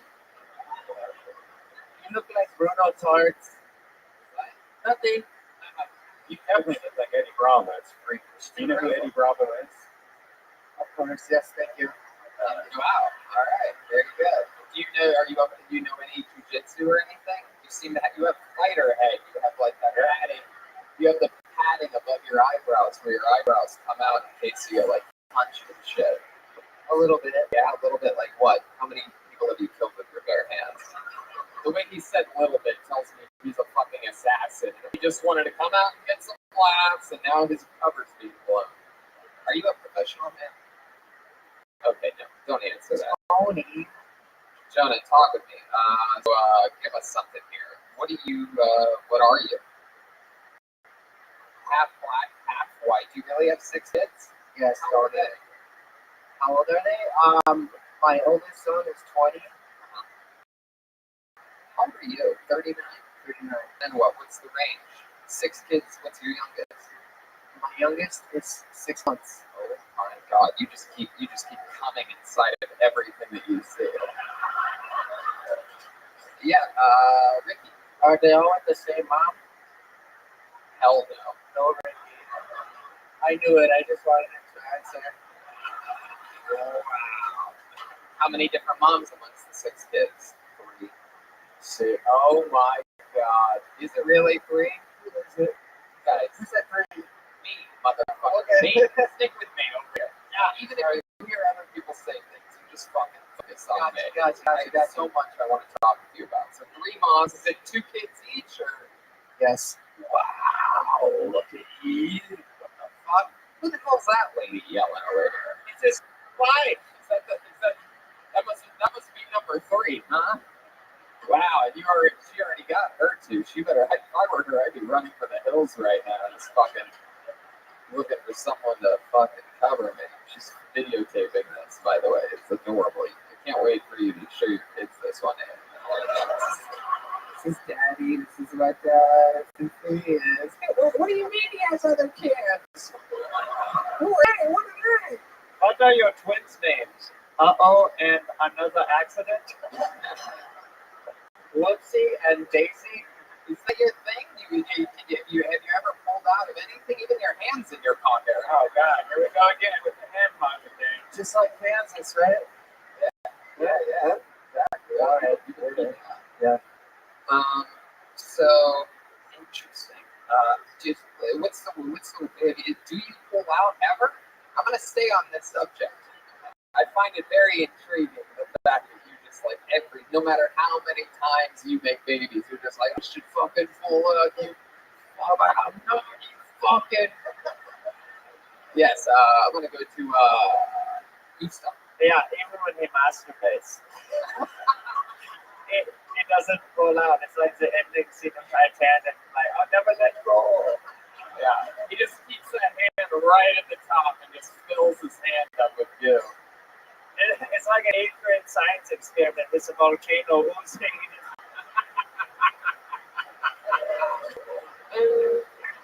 Oh my God. Wow, that is incredible. So do you ever pull out? Or is it just you just have a thing for just finishing like that, like a goddamn animal? Yes, I pull out. So for example, like when you pull out, which we know isn't that often, but when you do, is there something that you like to come on or in, like a Side of the vagina. right? You pull out, you pull down his vagina, and then the other 2. in the belly button. Belly button, of course. It has to be something that sort of resembles a pussy in a weird way. It's like, oh, there's a bodily hole.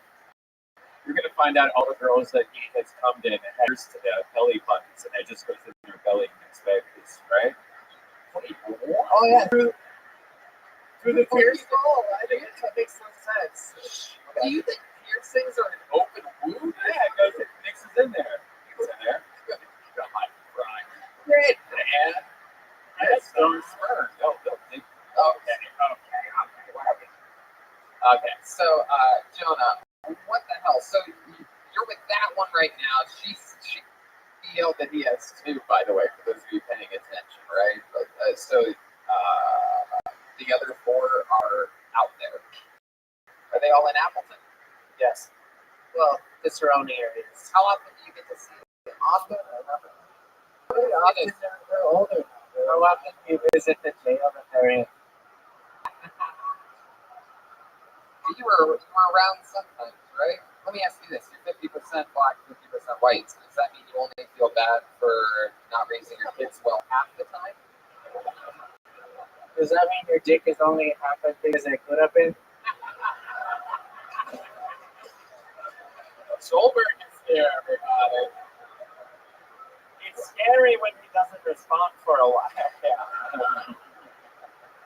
I feel like he's gonna get his revenge on me later in like the parking lot. It's like, oh, you think I come inside too many things, Tony? Bend over, bitch. I'm a fucking jujitsu block, though. Idiot. Wow. Jonah, what do you do for work? I'm a boring machinist guy, like a lot of other inspector in machine shop, like a lot of other guys you talk to. No, we know you're a baby making machine, so we know that you have history with machines. How long have you been doing that for? Machines. 15 years. Interesting stuff. Man, that's so fun. Stand up. You said this is your first time. I never got a real answer out of what you meant by that. You said sort of. I did a podcast. I was inspired by you, but Wisconsin type of thing, and a bunch of friends of mine are here also with my brother back there. We did the Wisconsin Cheese Fest. We put together a show at Frankie Pat's Pizza and one-time thing, and I got up in front of just them and the bartender one time before. That's fucking awesome, dude. I love that. That's exactly how when people say, how do I get on shows? How do I fucking start? That, like go to open mic. Can't do exactly that. Go to a fucking doesn't. What's different than this in a fucking pizza shop? Yeah, nothing. Yeah. The lights are off. There's some lights on us. There's fucking sound. Go start goddamn shit. One of the biggest tips, if you're somewhere that doesn't have comedy shows, go to one of these bars that you know are dead on a Tuesday night and go, hey, can I put up a microphone and a speaker? You'll get more business. You can make your own shows. That's how you make your own mics. One of the best tips ever. 100%. And that's what fucking we did 6 years ago. We took Mondays were a corpse at the Comedy Store. Those other rooms sat dark. And it inspired, roast battle started a few months after that. In the same room, everything. I mean, it's just, and that goes, even you, Appleton, you could have your own show. Wow, that comedy club here is like, I make fun of everything if you haven't noticed. I do it in all the other cities too, if you're worried. The staff sort of look at me like, is he being serious? So Jonah, I'll tell you this, man. We spent a lot of time with you because you're an interesting fucking dude. Keep fucking, doing it, man. It seems like something you love to do. One thing that I didn't like, I'll say this, is that it felt like you wrote a set for Kill Tony. It felt like you tried to make the jokes that you thought we were going to make right from the beginning. You said, whatever, I can't even remember what it was, but it felt like you were just making fun of yourself off of what that rhythm sort of sounds like. And we want to. Well, I was waiting for you guys to tear me apart, like real bad. Yeah, we wanted to know these fucking 6 kids. Yeah. We don't want to. And you look so much like Eddie Bravo. We don't want to get you mad. Right. Yeah. But no, we gave you words of encouragement at the end, and we built you up on it. There you go. Jonah Timothy Dorsey, ladies and gentlemen, live kicking off Kill Tony in Appleton, Wisconsin. That's right. I don't know if you saw that guy halfway through the audience that's just lit up for no reason. There's like a spotlight on him, but On one side, yeah. It's pretty sure that's the bad guy from Superman 4. Yes, that's the bad guy in Superman 4. Is that I know. Frozen What Italian is guy. that fucking light? That is crazy. I feel like it's not even at the venue. It's just him. It Yeah, just follows him everywhere. That's the mayor's son or something like that. I think he was, not Susan was in the trunk in Pulp Fiction.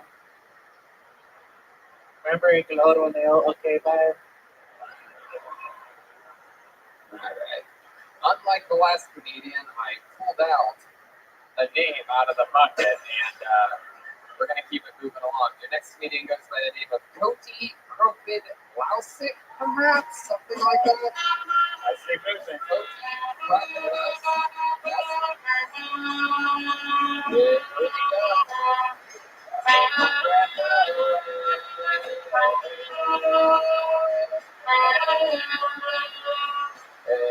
Clear is good for Cody, everybody.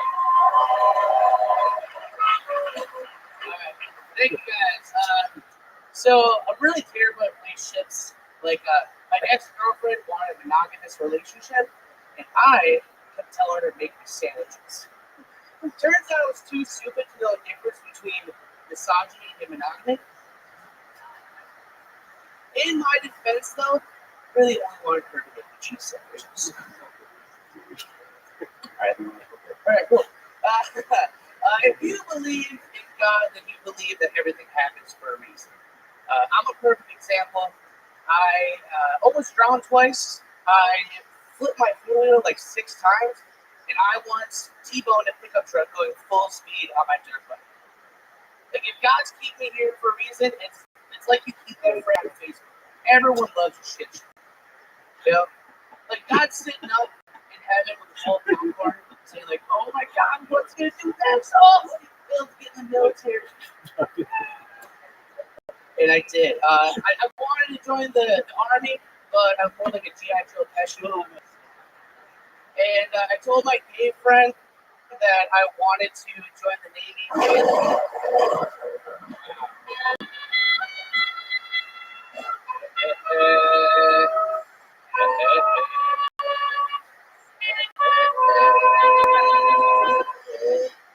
Hi, Cody. Hey, man. What's your last name? How do I say that?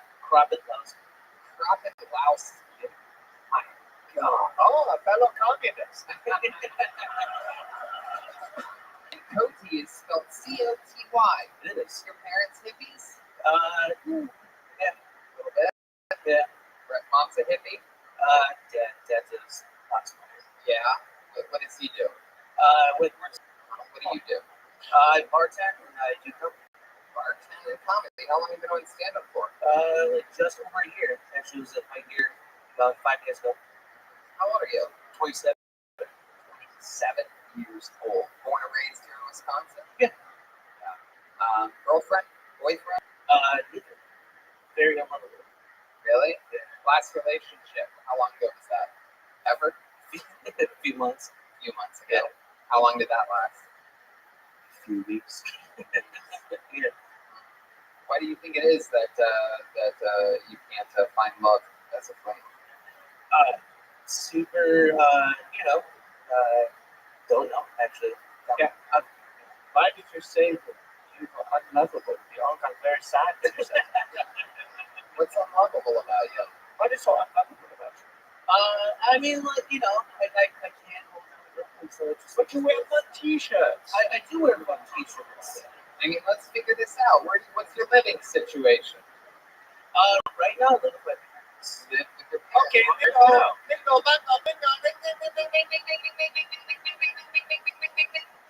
mean, if that's a problem, was that? Exactly. You can't take a girl home to your parents' house. She'll end up smoking weed and fucking your dad. Yeah. That's what happens. He's the cool one out of the two, yeah. Hey, what's up, babe? I work in Mills. Yeah, you here for my gay son, Cody, or what? You can't tell your girlfriend to go make you a sandwich when your mom is already making you a sandwich.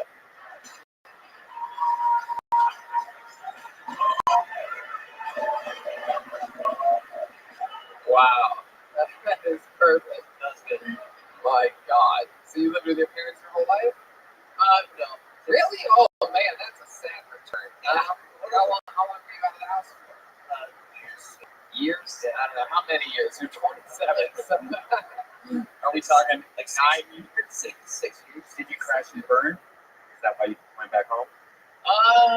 Kind of, yeah. Actually, I moved to like crash, Chicago. you're talking about his diet, right?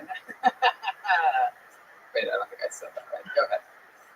I moved to Chicago to try to like pursue comedy, and I fucked it up and spent like way too much money, way too quick on deep dish. I like that. Just pizza the whole time. Yeah. No, I mean I tried deep dish once. It's fucking awful. Just busted this one. Yeah. Just sauce and bread. Yeah. Wow, I'm a foreigner. That was a very dumb thing to say. So, how recently did you move back in with your parents? January. January. So that's interesting. Has anything changed? Did you notice a difference this time moving back in than it was 6 years ago? Did you look at No. now? No. Same thing. Bedroom is still the same. They kept it just the way it was because they knew you had no fucking chance in Chicago, right? No, actually, I guess the difference is that I have a bedroom now because now my uncle's there. Whoa!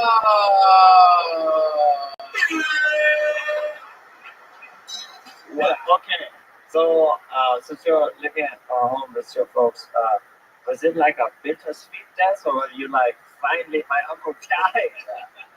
I get the bedroom that I'm always wanted. Like it was originally my bedroom. Let me ask you this. Yeah. Actually, go ahead. I'll get to it. It was originally your bedroom and what? Yeah. And then he had to move in. Told me it would be like 6 months, and then it was like all of high school. Okay. How long ago did your uncle die? 3 years ago. So you gave it about 1 year to get the fucking ghost out. Yeah. And then you cashed in immediately. Yeah. Like I mean, his ghost still might be there. Right. His body might still be there by how often your family moves out of the house. Wow, that's incredible. So what do you do for fun, man? You seem like a fun, silly dude. Just comedy. It's like you have 2 beanbags for some reason. Like 2 beanbag chairs, he said. Things. You know what the fuck kind of beanbags I'm talking about. I just fucking do comedy. That's it. Just work and then write. That's it. Yeah. Work and then you write. I mean, where do you write? Do you have an interest in writing process? It's like typically like after work, I have a few beers and just sit with my notebook at the bar. So you're that guy. Yeah. I've always wondered who that guy is. He's sitting at the bar, right? You ever put like a cup on your wall on with your parents' phone? Good question. Good question, Red Dan. There's a big pause happening here, by the way. And it's the type of pause that tells me I don't think he needs a cup. Your mom loud.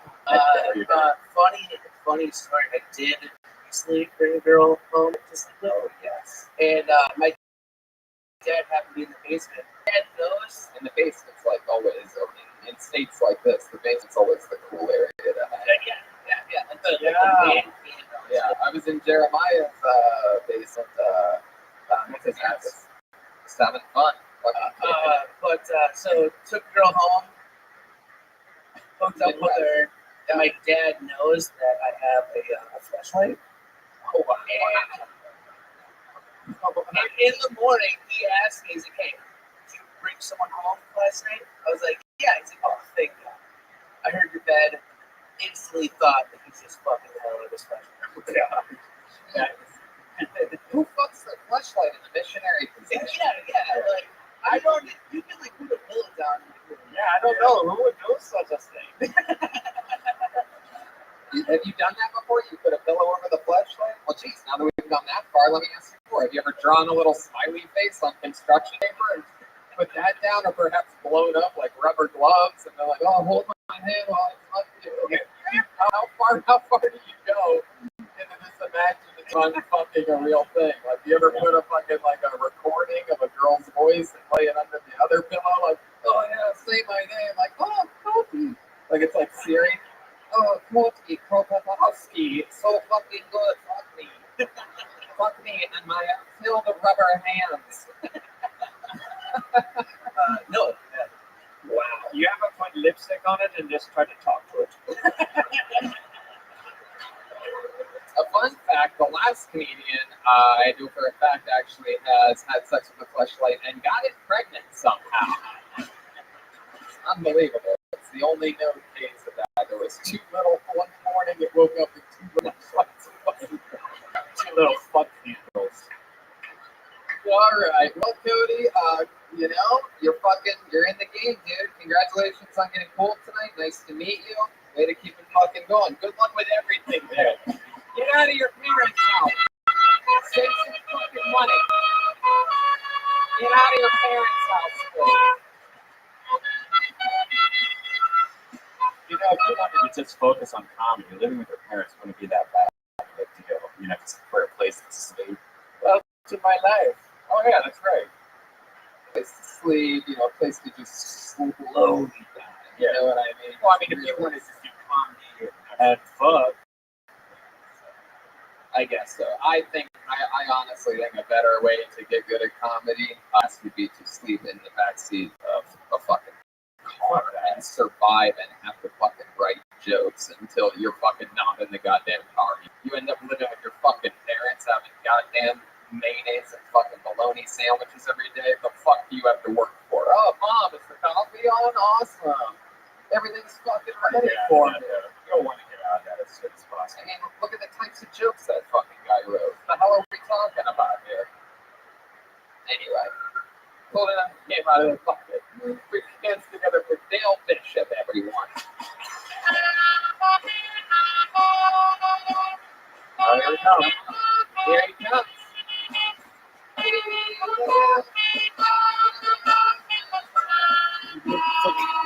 One time for Dale, everybody. So one time last week, I was still in gas up in Green Bay, and somebody yelled, "Hey, Muhammad!" And I looked around to my left, to my right, and then I looked down and I'm like, oh, shit, that's right, beard. So some people just get fixated on the beard. I know it's 2019, a lot of people have beards, but I guess it's the only interesting thing about me. So sometimes I get asked, you know, does the carpet match the drapes? And I'm like, well, if you're asking if I have a big bush and a nice, clean cut head, then well, yes, maybe. So, yeah, and some people say, you know, that a big bush in 2019 is a blowjob killer. Well, it's kind of been blowjob deterrent for a while, I believe. But another thing that's blowjob deterrent is a stinky dick. And do I look like the type of guy that showers to you? I mean, tie-dye, bushy beard. Well, I do shower ladies and gentlemen if you're interested. But yeah, so. What's a what's up? Right? So thanks for the time. It's Dale Bishop, everybody. Dale Doing that Bishop. again sounds like a Man, ant. you are an interesting looking fucking character. I mean, I don't know whether you're fucking tough or like chill or what. Very scary face. A lot of tie-dye though, so I can't tell whether you're just a fucking. I didn't know the Nazis had a hippie department. Nine. They're top and dust. You're a scary looking guy. What do you do, Dale? Oh, well, apparently I wash windows. The window wash. Yeah, I'm paying I used to do off shit on the student debt. So. I used to get window washers. Scary as fuck. You do like tall places or? Yes, except for the room, but I did all off a lift 2 months ago. So, oh no, take a day off. So, yeah. Wow. Cheers. Look at you. That's incredible. What kind of student debt are we talking about? What were you studying? I started out with computer science and business administration, and then 4 credits short of the computer science degree, pussied out anxiety, tax, just stuff with the business because that was easy. And then you got your master's in window washing. No, then I had an epiphany that I hated business and capitalism, so I went to school for English to be an ESL teacher because I thought that'd be cool. And yeah, so I went back to school to be an English major, dude. English major, dude. And then, and you smoke a lot of pot, right? Oh, no, I just like tie-dye. Really? Really. Are you serious? That's a good one, Fire. Yeah, I made it in high school myself, chemistry class. Oh, you don't smoke pot? Nope. But you do wear tie-dye? Yeah. You're a goddamn And anomaly. I wear SpongeBob, Patrick, Krabby Patties, and Space. Yes. Wow, that's incredible. Mind blowing. So what do you do for fun? Play video games, watch you guys on YouTube, watch Rabbi on YouTube. And hang out with little kids and stuff. We have the same passions. Tie-dye, video games, candy. Second grade. I don't like candy. I mean, his last name is Bishop. This could be, maybe he knows more than he's telling. Do you have like are you dating anybody at the moment? Oh, no, I'm currently single. Yeah. Didn't you hear the question? Oh yeah, I heard it. What were you saying about Stanky Dick? You got my attention and you lost me at the same time. It was kind of a joke that I appear to not have good hygiene and to draw attention away from the fact that I have a giant bush. So, yeah, I don't know. It's my first time behind the mic, so I'm just spitball trying. It is your first time doing stand-up. How about a hand for that, everybody? Hail Bishop. Wait. Get up here. You're not fucking done. You didn't think it was going to be that easy, did you? No. Are you wearing your class ring or what is No, that? this is a conference championships for college football. Oh, where'd you play? St. Norbert College. What's it called? St. Norbert College. So, I didn't realize they gave Division 7. Jesus. I guess the quarterback currently on the New York. So, Eli Manning. no, just that, but Alex Henry, he makes. That's your great wife Hope as a backup. No. That's just me. backup.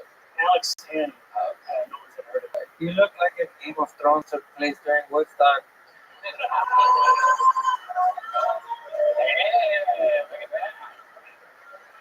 What are you guarding, the Wonderwall? What was the mascot for the team that you played football for? The Green Knights. The Green Knights. Yeah. Yeah, it was good. So, what's some interesting stuff about you? What would you be surprised to know, you big gentle giant? I went to out there for 6 months. That was really good fun. Yeah. What was your favorite part of Australia? I skydived, I believe it was 18,000 feet, 60-second free fall before the chute opened. I was wearing a Bob Marley shirt that said, "I'm so high I can touch the sky." But it's so funny because you don't even get high. No, I don't. You do all this stuff that stoners do. I don't you don't smoke pot. He's like, I don't get high, I get literal. I go skydiving. I hit the empty bong. There's nothing in it. Have you ever tried weed or shrooms or anything like that? Or you just, it doesn't, I tried mushrooms in college. I don't believe it. So it's about following the law, Yeah. You're very strict on yourself when it comes to following the law. Why do you think that is? Military dad? Jail sucks. Have you been to jail? I've been handcuffed once. For what? Some Wisconsin, some DUI. And there was that much trauma. Ironically, DUI is how you spell duh in some languages. DUI. So you got handcuffed once from a DUI, and there was that much trauma attached to the handcuffing that you're like, never again. Yeah. I will never, ever, ever touch anything again because the law says so. Yep. Wow. I will culturally appropriate being a stalker and devoting my life to another culture that I have nothing to do with. Because that is the law, mister, and when the law says so, I abide by it. Is that correct? Correct. All right, cool. Have there been any other times in which you thought, like, man, if I did break the law, maybe I would do this? So, and follow-up question. If all of these things were legal, would you do them? If pot was legal here, do you think you'd smoke pot? Oh, yeah. Wow, dude, let's okay, this is pretty fucking crazy. This is great. We're about to have one of those great Kill Tony moments because, my friend, I think you've needed for a long time somebody to tell you that it's time to start smoking pot. You have everything else in mind. If the only reason you're not doing it is because you think that some SWAT team's gonna kick down your door, the second that you light it 3 times in college to a friend of mine. What color was your friend? Well, it's Wisconsin college, so it's like. By the way, you look like of a cop ever. Yeah. Like you approach the school ground like, hey, pals, you have any reefer or what? Yeah. Hey, you guys can smoke it, but I like to follow the law. You guys go skydiving or something? I got this shirt because I went skydiving, not because I smoked pot. You're all under fucking arrest, you idiots. I relate to you kids. You know SpongeBob's that hit cartoons that you love? Let's smoke some reefer together. You know, most places, if you have a little bit of weed, it's like an $80 ticket at max, if they even give you it. But I went to school and got 3 degrees with no window washer, so I don't have $80. So the future is clear. You should smoke weed. Yeah.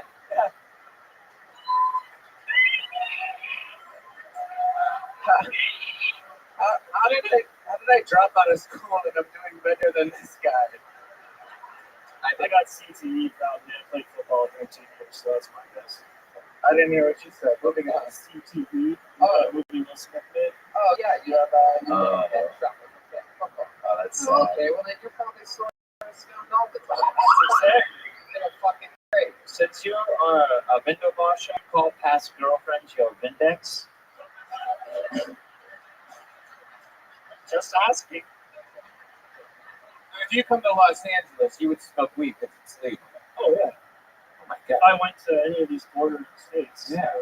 What do you What do you think would happen? When's the last time you smoked pot? Never. Really? What do you think would happen if you inhaled on this? I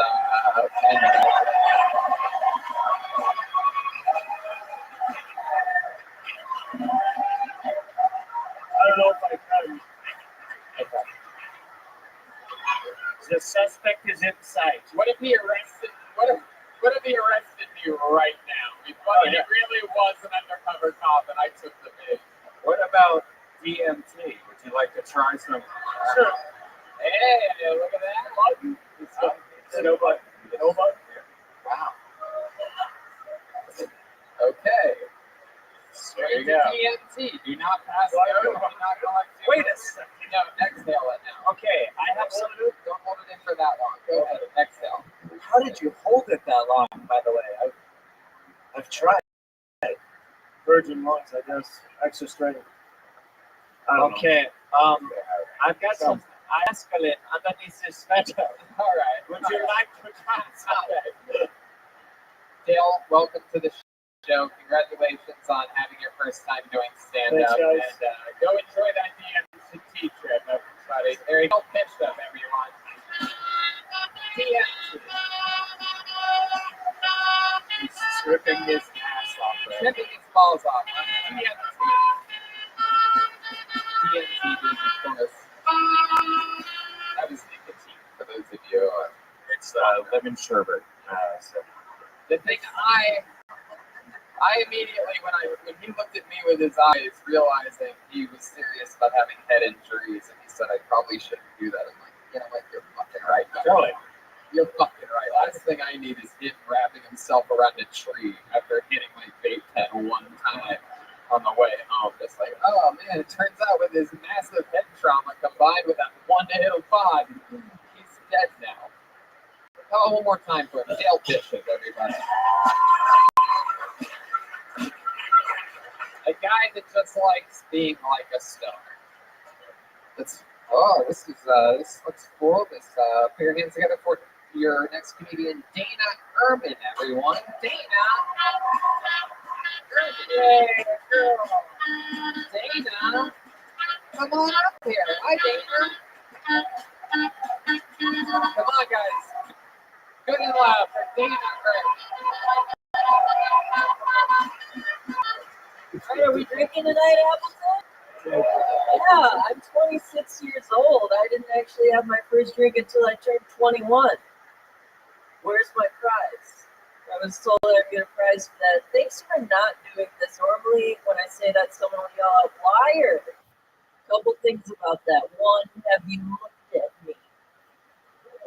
Is it that hard to believe? I look like I edited Wikipedia on the weekends in high school. I look like a 17-year-old who just got her first job at Applebee's and is taking it very seriously. Maybe too seriously. I know that. But the thing is, when you're growing up and you see your family doctor, they ask you questions. And when I was high school age, she asked me if I drank, and I said no. She'd be like, wow, what a great kid. What a role model. But then when I got to college and she was asking if I drank and I still said no, she'd be like, oh, buddy, get a life. Fuck yeah. Heck yeah.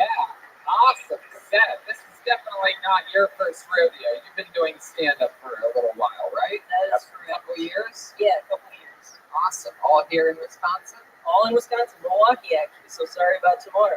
Absolutely, yeah, indeed. Are you coming tomorrow by any chance? I'm not able to. Oh, damn. Man, really great set. Love your style and your delivery and the way you make fun of yourself. Just really fucking cool. Even for 2 years, I mean, like, I'm really, very impressed. I see people in LA that have been doing it for 3, 4, 5 years and don't have that kind of delivery where they just stay in the pocket and let the jokes do the work. Thank you. Really awesome stuff. So you've been doing it 2 years. You're from Milwaukee. What is it about Milwaukee? What's going on in Milwaukee? What's wrong with them? Well, it is where I'm born, so I've just never left. And I mean, they call it a big city, but it's a small town feel, and that's what I like about it. Small town feel like they don't listen to podcasts. They're still stuck They on haven't the gotten to furniture. this yet. Yeah. My goodness. What do you do for work in Milwaukee? I work at a college, and I do like their social media and PR stuff.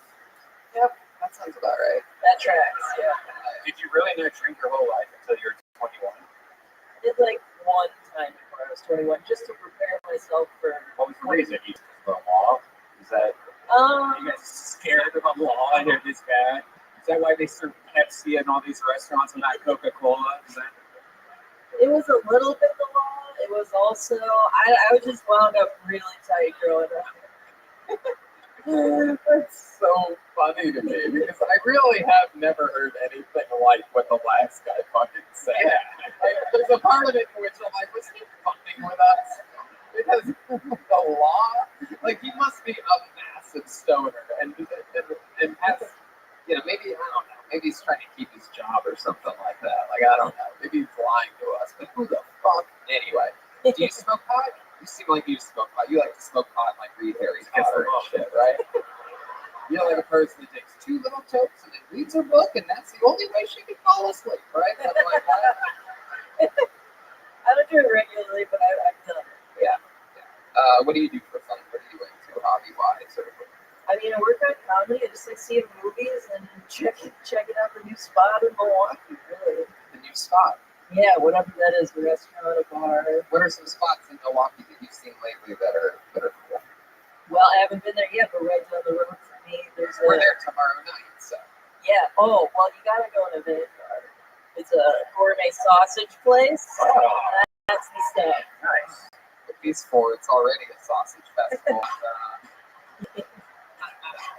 There's only 3 of them, so that's how I just picture another man being there all the time. With these 4. Anyway, what else? Vanguard? How about after the show? What's something fun to do? Where do you go when you want to drink a nice Mike's Hard Lemonade or something? You could go to Landmark Lanes. There's bowling games and just drinking. Is there pool tables? Pool tables, of course. There you go. Landmark Lanes. Mark that down. Landmark Lanes. So there you go. All right. So, what's your love life like? Because I'm gonna be honest with you, and I know I don't like to, but of course I do the same thing with men. I never make excuses, but I find you intriguing because you seem like the kind of girl that acts like she's nerdy and fucking Hamlet, so right.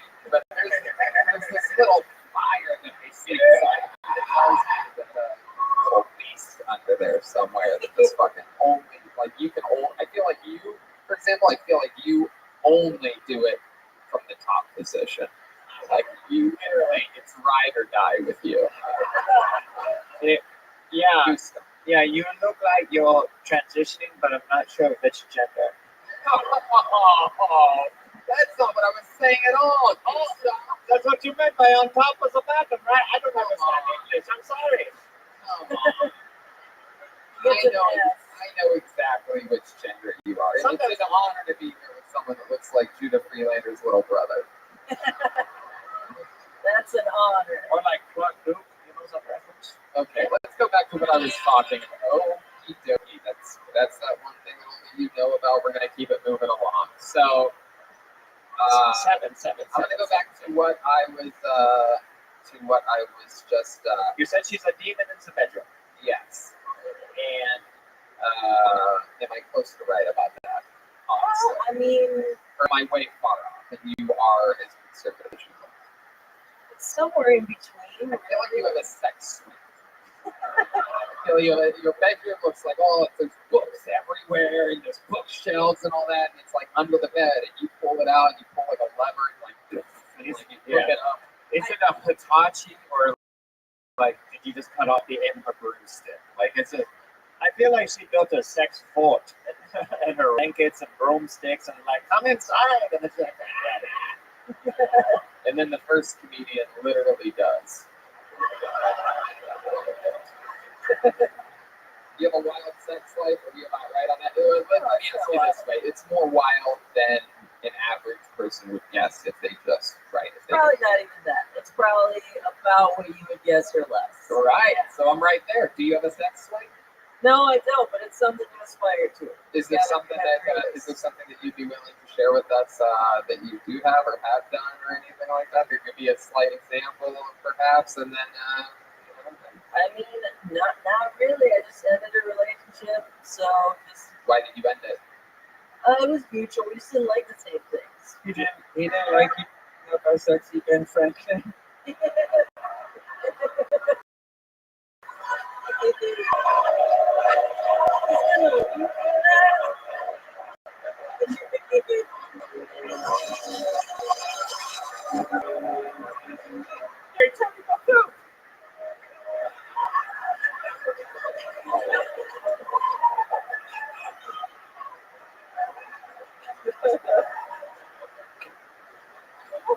Can I just say that's way more hurtful than the gender transition joke I made earlier? I said sexy.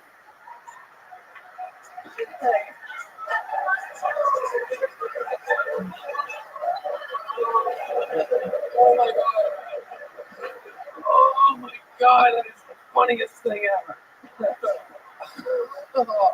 You could be sexy, Benjamin Franklin.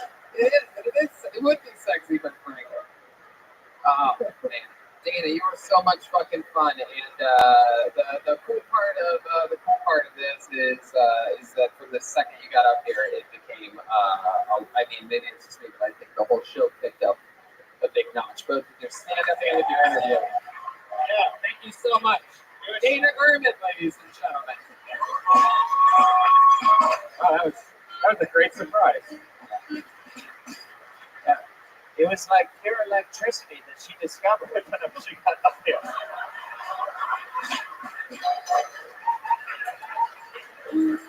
Oh, The key to her heart's on a kite. yeah. You can see it back there. She's flying her kite. Speaking of, we'll be in Philadelphia soon. Maybe hold on. Maybe we'll have someone else like her. But you know they say lightning never strikes twice. Sexy bitch.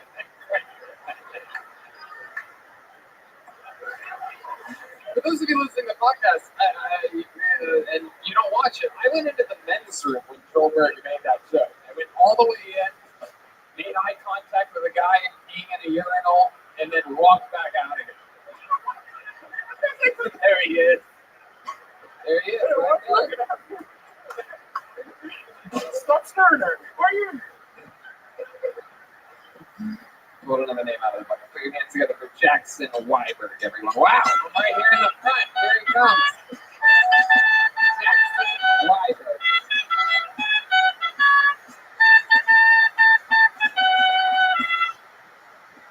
Gasman. My least favorite part about college is recently, now all my friends and family are starting to say I look like a frat boy. But I'm not a frat boy.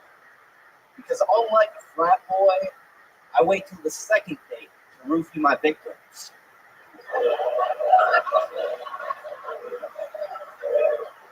Guys, here's a fun game that I like to play. If you guys could go back in time, see any band live ever, any band live, how big would your sign warning people about 9/11 be?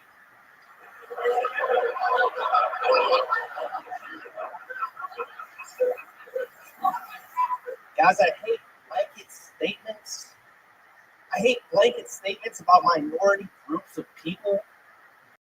For example, Mexican people love quilts.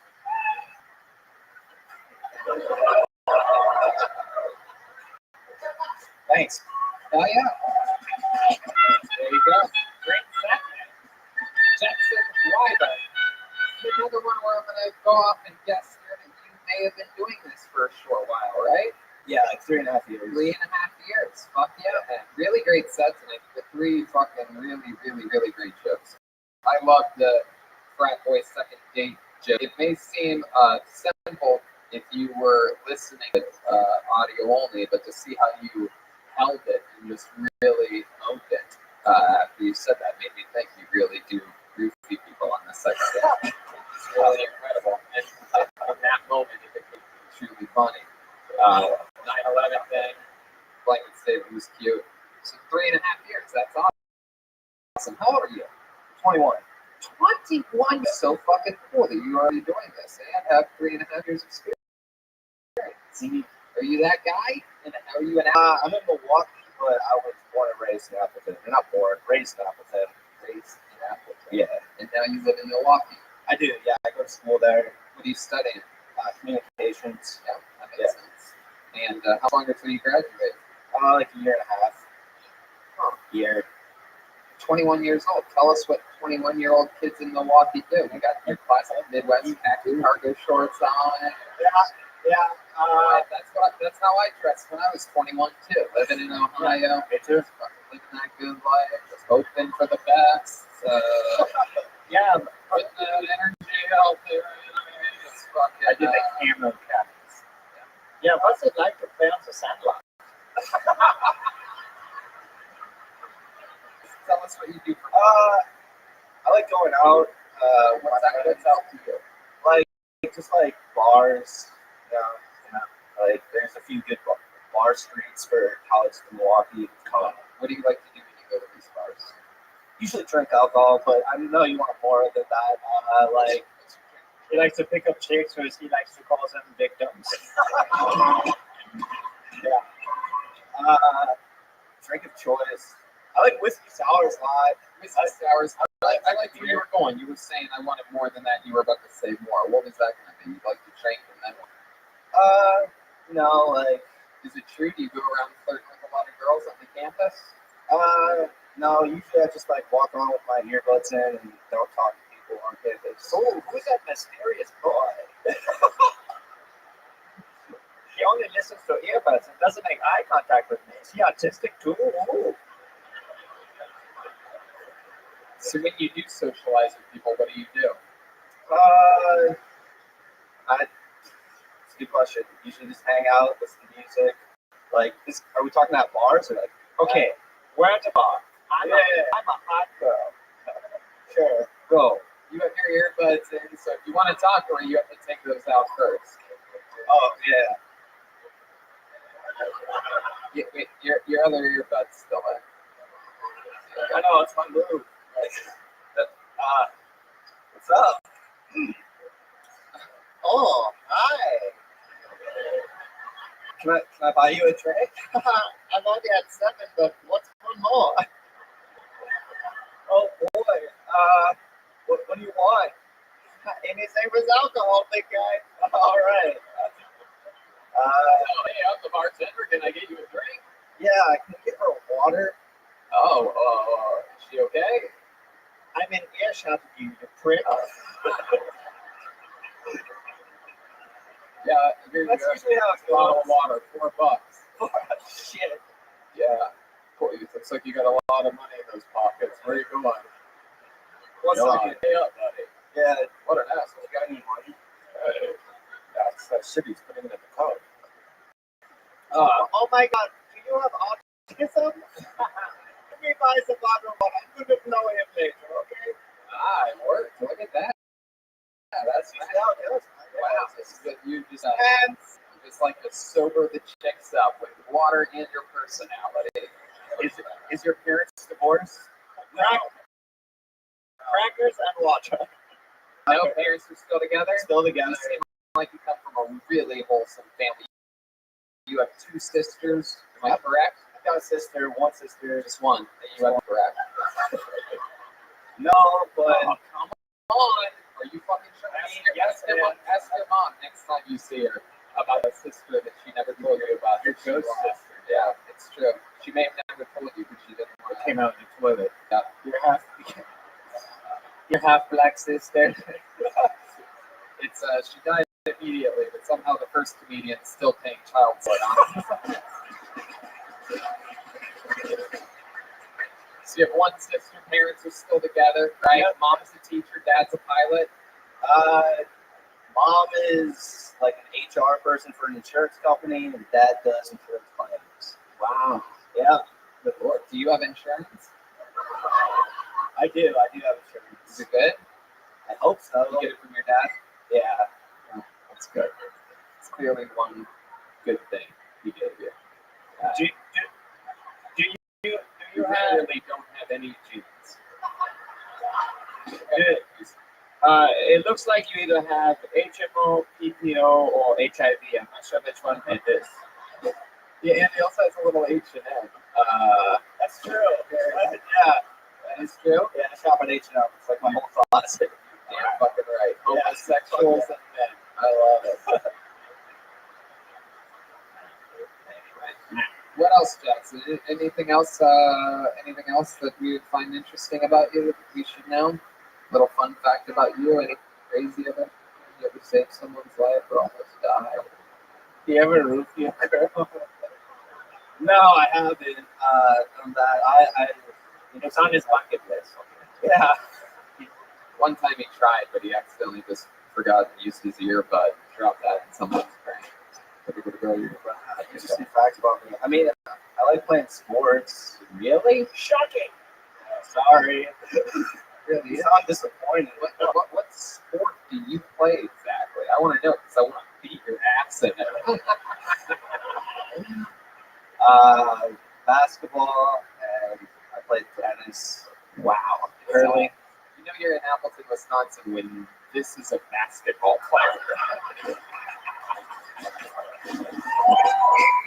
This is your guys' fucking Shaquille O'Neal over here.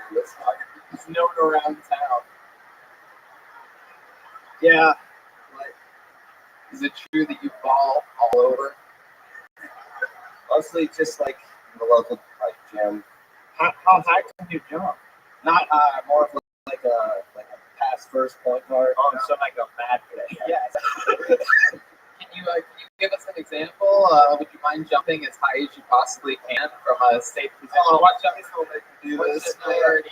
Take a step forward this way. Right there. I just want you to vertical. I want you to look out, face the audience, squat as low as you'd like to, and just get one good vertical leap straight up. Nothing fancy. You guys excited about this? Here we go.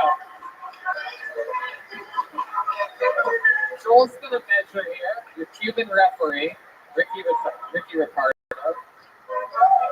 Well, he lifted up his speed a little bit. He was jumping some big gay jump rope or something like that. What do you think? Gustav, you wanna beat it, or should we just laugh about how he only has a 20-inch vertical leap? I mean, he jumps this high. It's pretty great. All right. Have you ever won one of these basketball games that you like to play, or you just love it? Not like I just enjoy Intramural. That's where they let both sexes play the game, right? Yeah, sometimes. I'm on a co-ed team. Right. Definitely, yeah. Are you one of the women or the men? You look like you're on a co-special ed team. All right. Well, you were a lot of fun, dude, and a really, really, really fucking fun set. Thank you so much for coming here. You going back to Milwaukee, what, tonight? Yeah, tonight. I don't have a ticket for the show, but I want to go.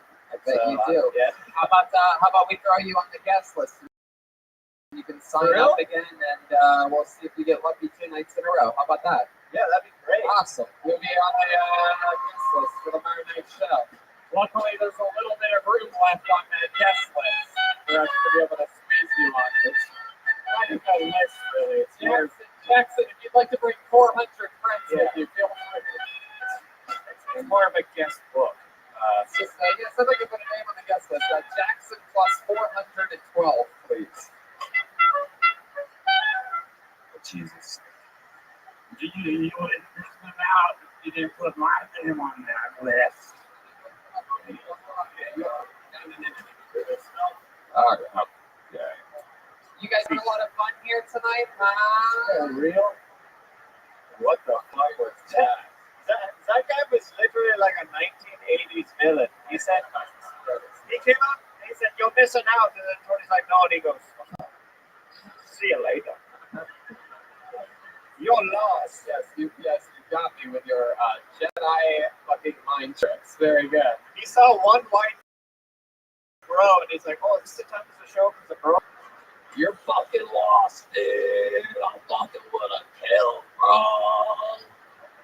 Dude, I'm gonna fucking rip that fucking room harder than anyone, dude. I've never fucking done it before, but I would have fucking did it. Dude, I know for a fact he's never fucking done it before, or else he never would have fucking did that.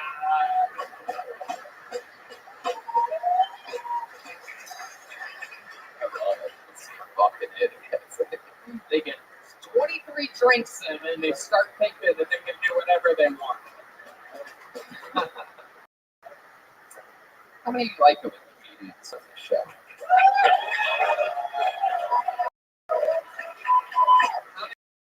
many of you like it when comedians do the show? Then you probably shut that guy up that wanted to go. All right, pull another name out of there. Make some noise for Josh Mark, everyone. Josh Mark.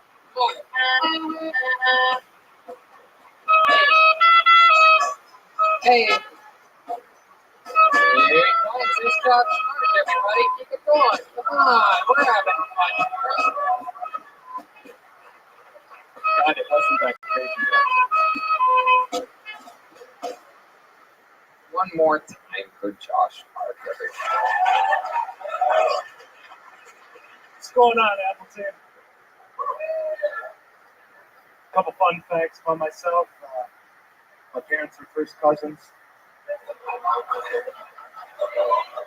All that means is I have to carry around a spit cup, and I don't do it.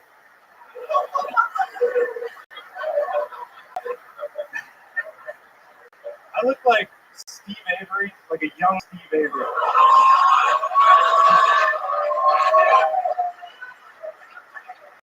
If instead of lighting cats on fire, you would lunch during his childhood. I once watched a billy goat hang itself at my grandpa's house.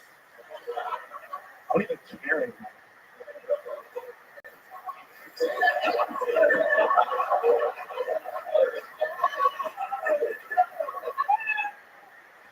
Fuck yeah. Do you have something else you wanted to do? You're good. You're good, Josh. You go ahead, sir. You want to do it? Go do it. Do it. Do your last trick, Josh. Do it. I think fly fishing is just reckless fishing. Oh, no. See? It's always, I tried to save you. You gave me those puppy dog eyes. I love it. Josh, very fun. Is this your first time? Second time ever. How fucking cool is that? Look at you. You seem cozy. You got a good stage presence. You're a likable looking dude. You're wearing that shirt your grandma got you for your birthday. It's adorable. Gustav. Yeah, I think you should change the joke to I look like a young Stephen Avery if I actually committed some murders. I agree.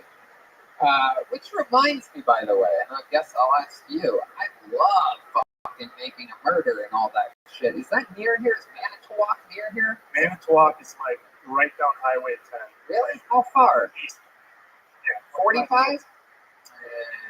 It's not on the way to Milwaukee, is it? Damn, I would have loved to have fucking stopped Hell off. yeah. I would have gone. All right, shut up, lady. Don't you have fucking 2 kids to be taken care of right now? You're giving me goddamn directions to a murderer's junkyard? What the hell kind of life are you living? You can't pull out. You can't shut up. Oh, so wow, 45 minutes away. You ever go around there? You ever go near Manitowoc? You ever go near the junkyard? I would if I lived here. I'd sneak into that motherfucker all the time with a fucking little flashlight. Yeah, if I look like you, I would just go back on those grounds and people like think that he's released. It's like, is he out of prison? And then you're just waving to your neighbors, bringing some cookies and stuff like that. Have fake blood all over your white t-shirt. Goes, oh, good to be home. Be half a prison outfit on. My goodness, that would be fun. Brandon, what do you want to do for dinner? I don't know. You should do that. If I were you and you live close to there, this close, Like a YouTube video about it. Yeah. That might be really funny. Absolutely. Going tonight? What? Let's go tonight. No, we're not gonna help you with it. Yeah, let's do a whole shoot in the dark. But I will promise you this. I guarantee you this. If you do it and you make it funny and you tag us in something, we'll fucking maybe share it or something. Yeah. If it's really funny. Wow. Like we told this guy that he should do this. Wow, Say that. that's a solid maybe a retweet from one of the top young rising comedians in the world. Hey, now I was thinking about you, Mr. You were just you're right at the top of the Billboard charts. How about a hand for Jeremiah, Reagan, and Watkins on absolutely killing it with their debut album. Anyway, so Josh, tell us about you, man. What do you do? What do you drive for a living? I used to drive a straight truck. Wow, now you drive a gay truck? Hey, keep me all night long. No, Has an extra loose rear end. Gay truck jokes. It's a fucking. It's got a fucking dirty tailgate. Takes a lot of heavy loads. A transformer. Hey, that's pretty gay truck. Leaky tailpipes. Hey, how Get the semi-voters. All right. Hey, it's hard to write gay truck jokes, Yeah. motherfucker. Hey, how many bowling leagues have you been kicked out of? And boy, his life does look like it's in the gutter. What do you do for work? I never got an answer. You used to drive straight trucks now. I work in a rifle barrel company. Like Hero 15. This stuff was amazing. Love you. Really funny. I thought it was great. Everything you ever need. Totally gonna repost that video, even if it's shit, even if it's dog shit, low quality, shot on an iPhone vertically. I'll do whatever you want. Hey, holy fucking shit! How long have you been in that business? Like a year and a half. Wow. How many school shootings around here since you? Oh boy, got quiet, and now I think there may have been a shooting. I think your company would be at a higher caliber. Hey. All right, everybody relax. So you sell guns. You don't sell them near the Greyhound bus station downtown, do you? No. Okay. I don't know what the fuck dogs are doing in this conversation. Greyhound. Come on. Wow. Is that what you think Greyhounds fucking sound like? Yes. All right. Shot. So, wow, a lot of guns. Do you sell guns to shady people ever? You ever sell a gun to someone that looks like you? A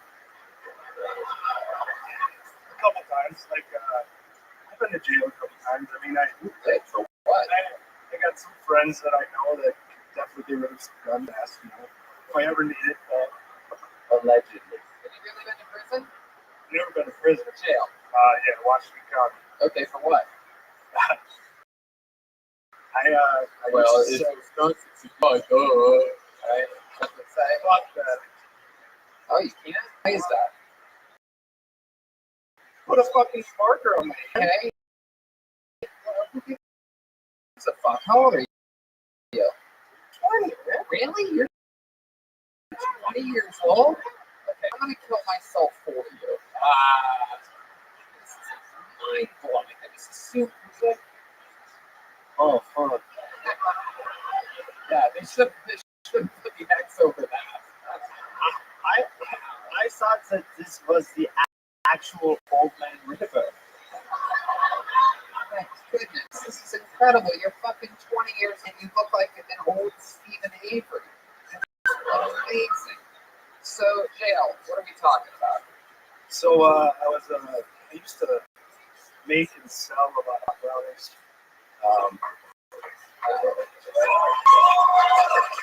So, the thing that they do in Washington County is they like to throw it all on a scale and weigh it up. And let's say that. What are we talking about? When you're cooking the brownies or when you got arrested? Well, we got the brownies in a pan. I'm sure they kept the pan in it, and they just threw it all on a scale.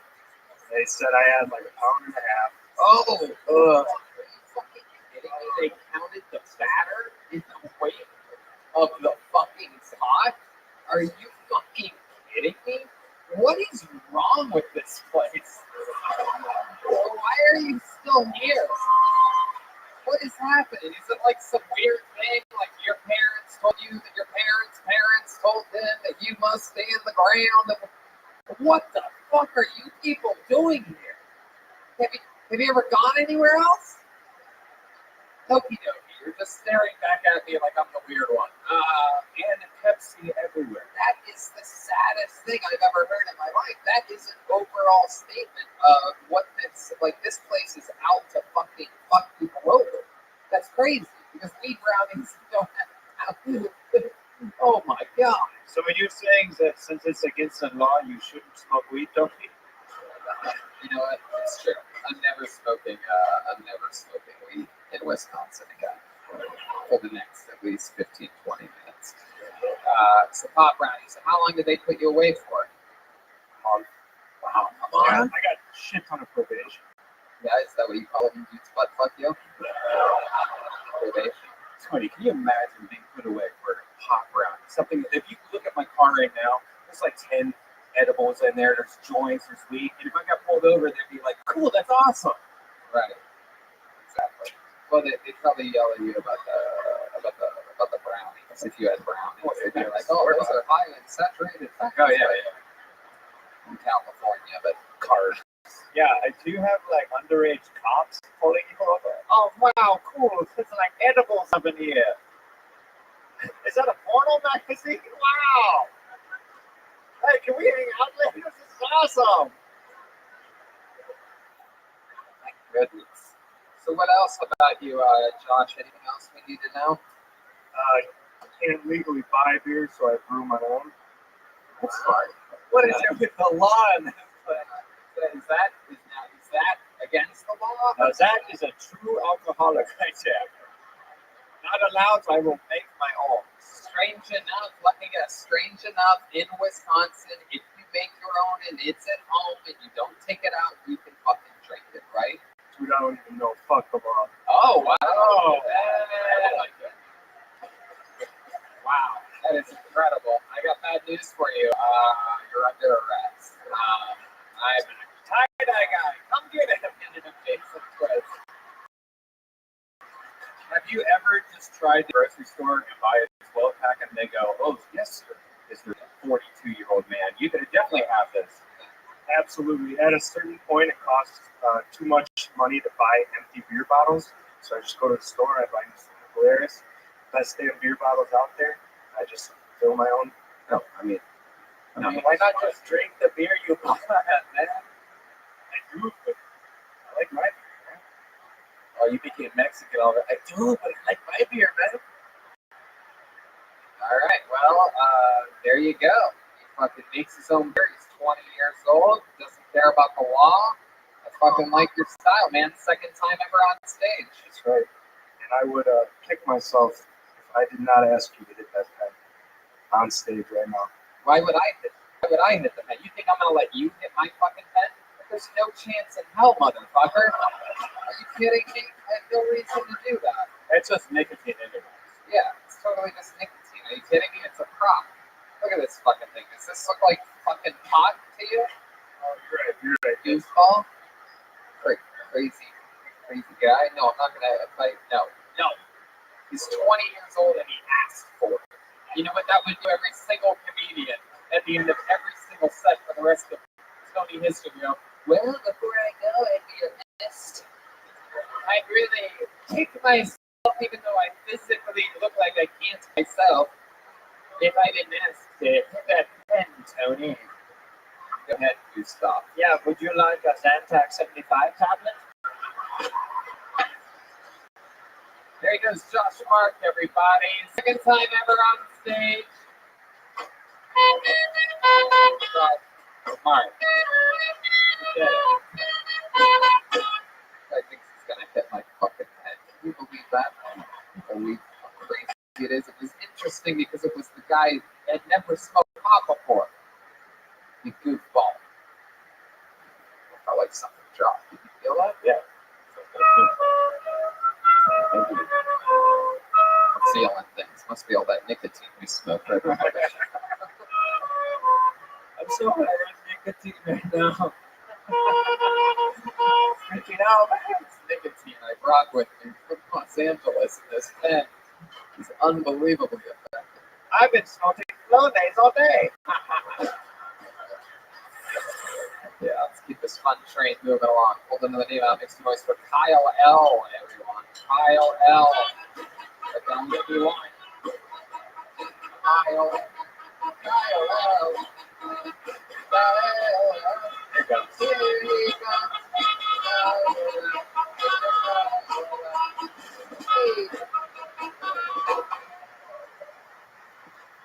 Hi. So, have you ever been like walking through the parking lot of like a grocery store or driving down the road and you see some like obnoxious fucking bumper sticker on people's cars and you're like, what the fuck's up with that piece of shit?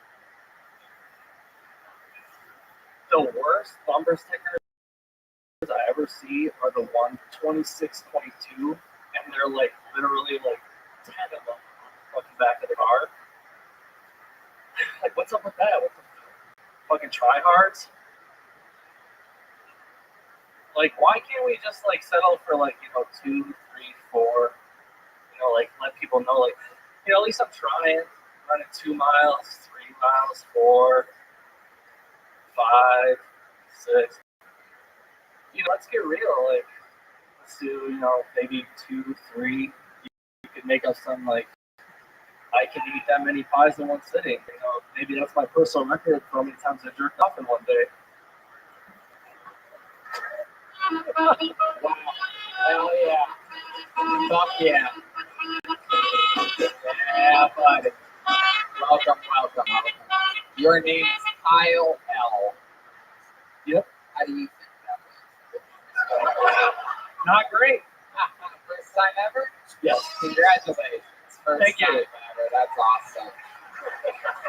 I like your style, man. You went out and you fucking tried. That's something. I guess something. I would never. I don't think. What's up with that will ever work, since that's sort of like a. As soon as I said it, I was like, "What's up with that?" What? How did I turn around for 1 second and somehow it got worse?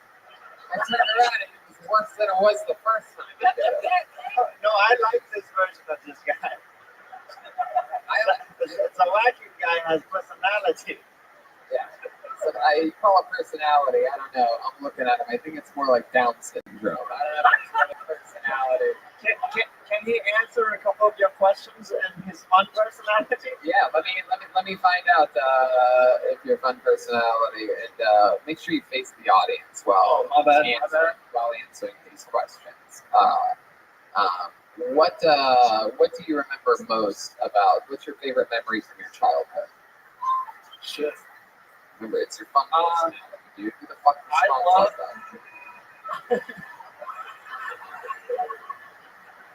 Come on. I like playing Nintendo 64 with my brother.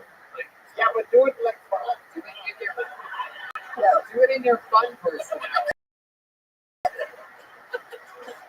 Like you just did. Like, what's up with that? I like playing Nintendo 64. Let's start that. Woo! Look, the people like it. All right, good. I like this guy. Yeah, they love it. They love it. Do another joke in the fun personality. I want to see if this. I think all you can do is build in your fun personality. I think the other personality doesn't work well for you. Gustav's just trying to inspire you a little bit. He's from Germany. That's how they do things. He's poking him in the ribs. He's very ticklish. He has he has those glasses that make his eyes 8 times bigger than normal are. You can tell this guy has tiny eyes because he has those big magnifying glasses and he still has tiny eyes. Johnny person eyes. Funny story. I'm actually cross-eyed. Through the. Why? Where's the glasses? Wait, let me see. Look at me.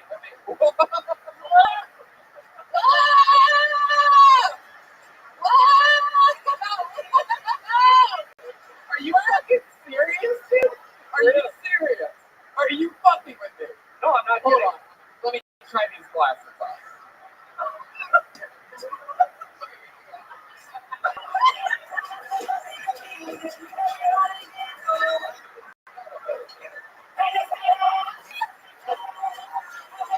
Hold on a second. Hold on. You are cross-eyed as a motherfucker, dude. My God. Welcome to the first 4-man panel on Kill Tony on the road. Hell yeah. I did the, hey, Mom and Dad, I did the show in Appleton. There was at least like 400 people in the audience. They brought the whole band. They had 2 guests. I must have been like, Can you come to Milwaukee with us? Can you please come to Milwaukee with us? Double our audience. Wait, what? Oh, I'll be in Milwaukee tomorrow. okay. I'll be there tomorrow. Oh, fuck. Oh, now you made it weird, Brian. He just gave that guy 12 kids.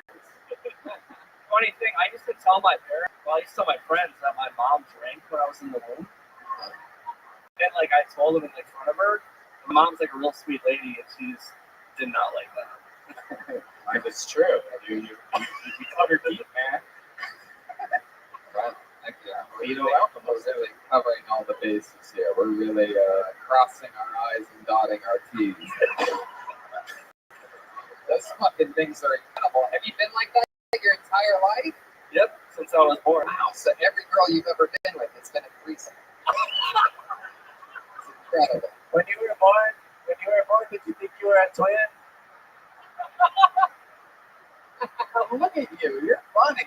But you're normal. You're a smart guy. You're not like you're sort of retarded? Are you? I would think it would be you whose parents were first cousins, and then this would all make sense to me. But you actually seem like you have it all together. The other guy, can't you get like, when you get an operation to fix it, or like tie balloons on your eyeballs or something? Or maybe. I'm surprised you didn't just have it bullied out of you as a kid.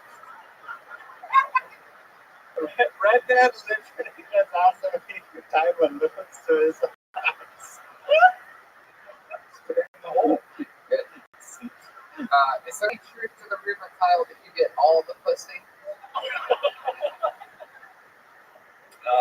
That's a lot. Have you ever eaten a girl's inner thigh out? It doesn't taste like anything. Boy, this doesn't taste like fish.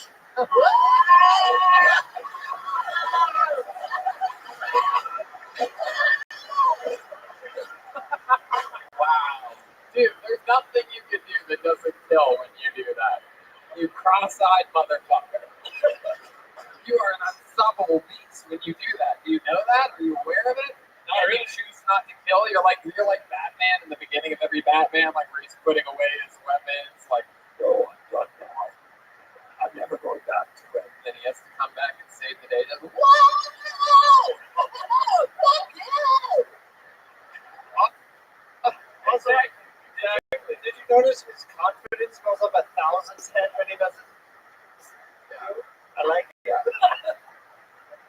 You do another joke, even if you don't, just do like a knock joke for us or something like that, perhaps.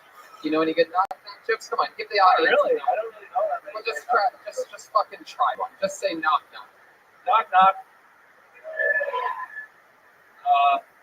Cross eyes. Cross eyes Kyle! No!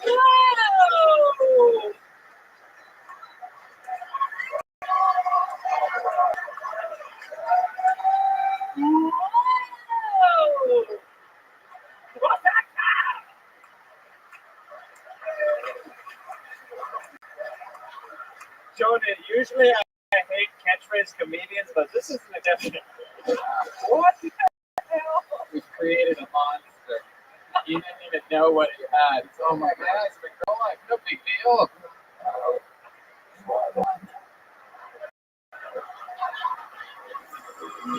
Wow, this is exciting, Kyle. My goodness. First time ever, so stand up something you've always wanted to do? Yeah, actually, I work for this podcast. How old are you? I am 27. What do you do for work? I am in sales. Yeah, you sell it to us. I get one. Have you seen the deals? Have you seen these deals here?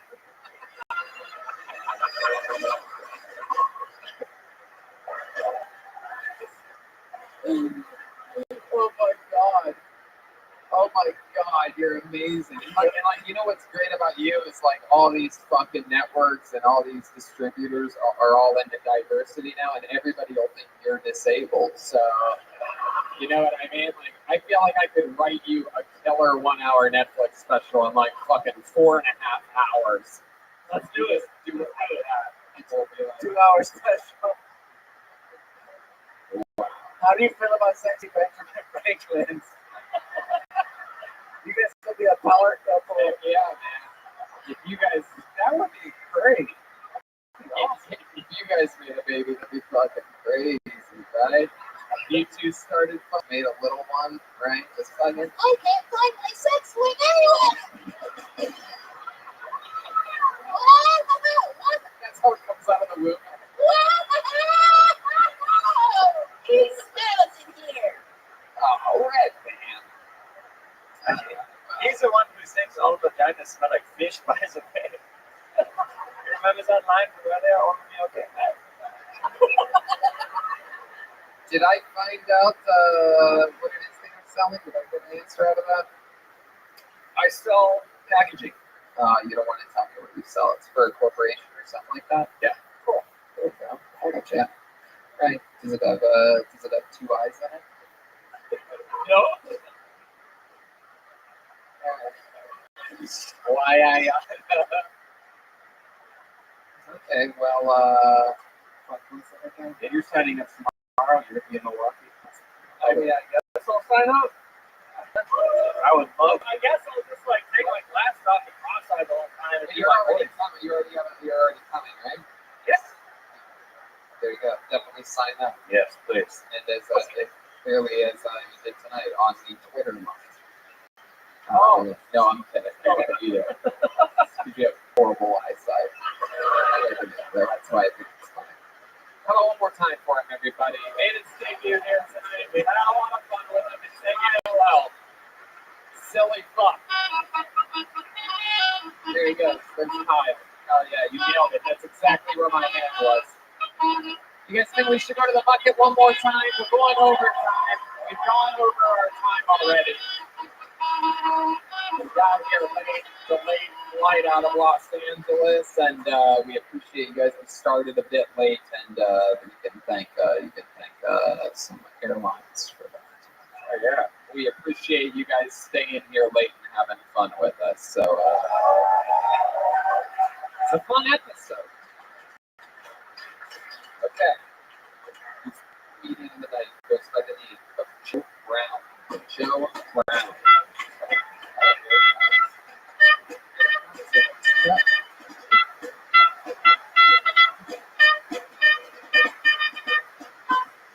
One more time for Joe Brown, everybody. Thank you. last year and a half, my wife and I have been getting into yoga. Not for the namaste centeredness on that, just for flexibility and exercise. Do Diamond Dallas pages. Yoga is pretty good.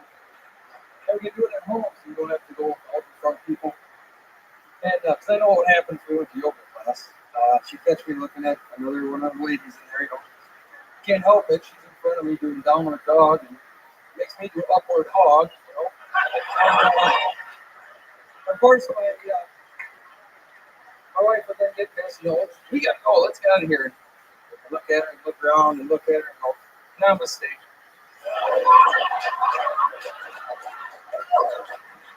Well, thank you. All right, getting out of bed early. Cutting out at 49 seconds. Leaving, probably about 20% of your set on the table. Leaving a little bit early, like I'm guessing you do during yoga class. That's fun. Have a little hand for Joe Brown, everybody. First time doing stand-up comedy? First time. You're damn right. That's very exciting. This is fun to be getting a chance to interview exactly what Wisconsin looks like. It's exciting to see it encapsulated and embodied into one human cheese curd. It almost brought a tear to my eye to see Bobby Hill out there. Damn, you love those Bobby Hill references. If they keep coming, I'm going to keep making them. They all look like them. It's almost racist. All right. Anyway, welcome to the show, Joe. First time. Is that all true? You were married? Married. Yep. And you go to yoga with your wife? Or you at home. That's right. And wow, how long have you been married for? 10 years. 10 years. How old are you? 37. 37. Wow. What do you do for work? I'm steel detailer. I drop beams and columns, trusses for big stadiums and films. You steal other people's lunches on the job site? How long have you been working with steel? 17 years. 17 years, like a real fucking job. You ever been to Pittsburgh on vacation? No.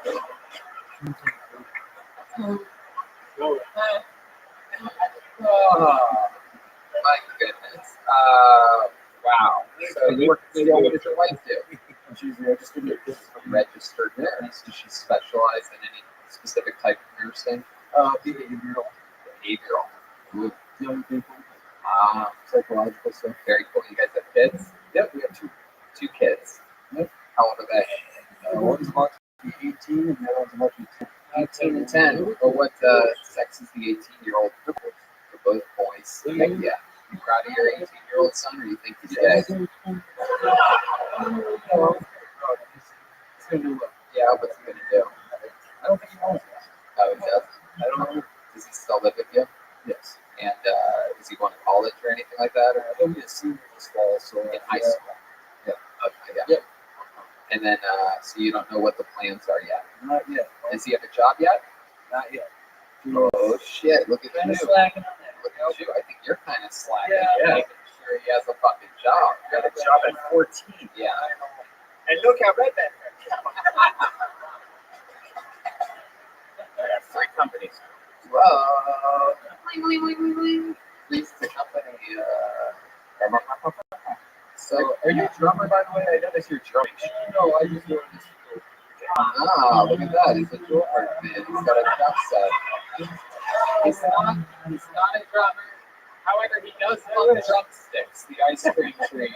Joel just had the biggest sigh of relief. He's like, someone just wore a drum shirt. Thank you so much. Joe, what do you do for fun? Any hobbies of yours or something? You seem like the kind of guy that likes shooting pumpkins in the backyard or something like that. I shoot pool. Yeah, really? Is that true? Yeah, there's a place to shoot pool around here. Where's that called? Well, we're north of here, but how far is the little north? An hour and a half, 2 hours. Really? Oh my God, that's so funny.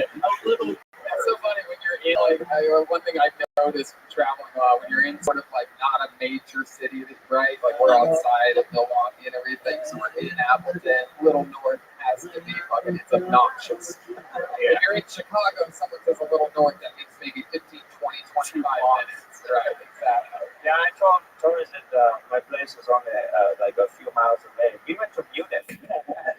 I remember that time you took me to Munich. That was fun.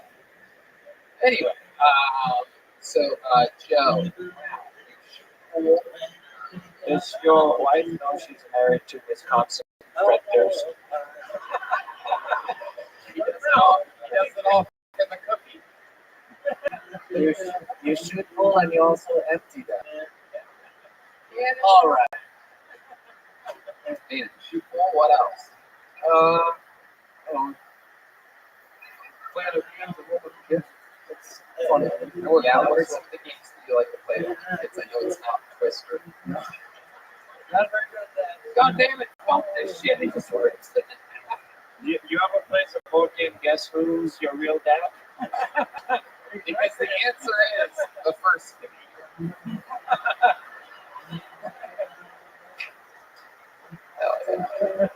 You can't believe how many callbacks there's been to him.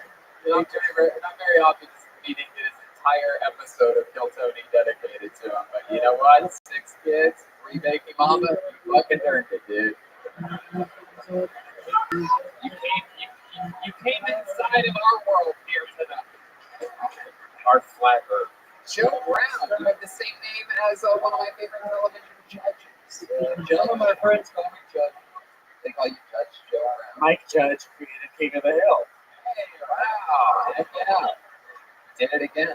Long lost Uncle maybe. What'd you say? Long lost Uncle? Long lost Uncle. Let me ask you something. Hey, Joe, you seem like a real man. A real fucking dude. You got a couple fucking kids. Work with steel, wives, nerves. Are there any special sexual moves that you have in the bedroom?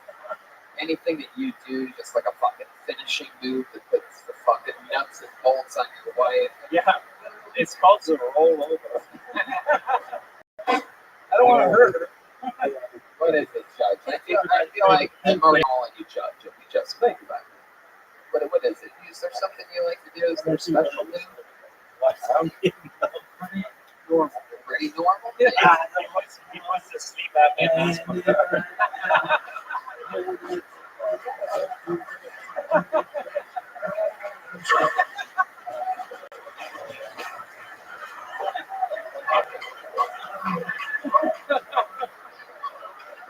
you have a sleep apnea? No, I don't. Not yet. Does your wife? No. Sorry. What's something you and your wife, what's the craziest thing you and your wife have ever done in bed, if you don't mind me asking? There's got to be something. You seem like a real fucking man. You seem like the kind of guy that's like, and it's like, maybe you've like, you put a gun up to her head or something like that. Use Pabst Blue Ribbon for glue. Are we getting warmer here? We're getting warmer. Red man. When we were younger, I did buy some food one time and she didn't like it. It actually reacted with her. It reacted weird. Oh, it's the hot oil, massage oil. Yeah. It's not supposed to be actual jiffy.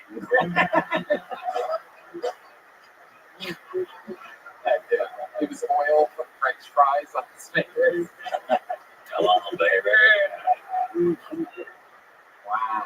My goodness, Joe. How about back in the day? Anything you remember just one time? You ever experiment? Did you ever put anything in your butt? Yeah,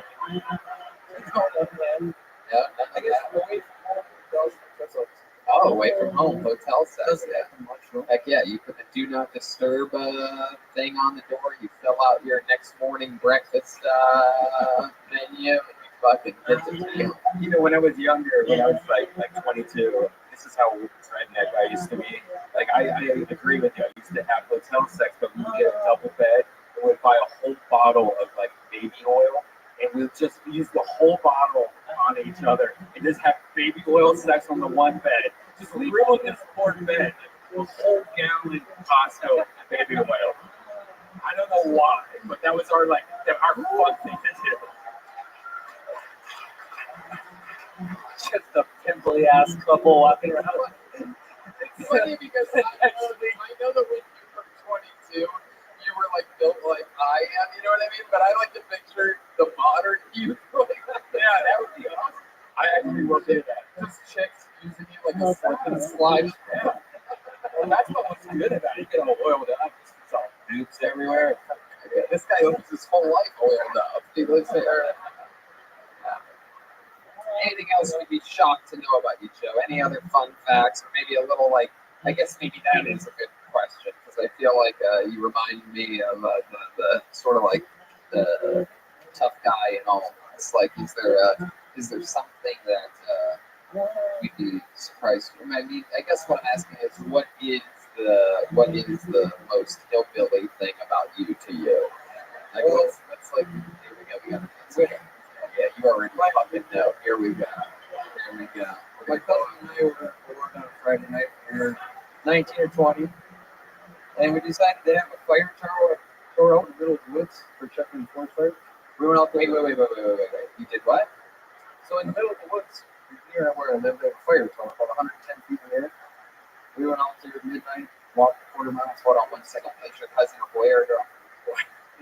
He's like my brother. Okay. And we climbed it, and then it's as close to parkour as I'll ever get. Walk around the top, and you just open to 100 feet below. Open with your sexuality. No, not quite. You hooked up with your cousin that night. Am I correct? He was a boy, but I made him a man. Yeah. He's my cousin, and then he was like my brother. And for about 10 minutes, he was a lot like my wife.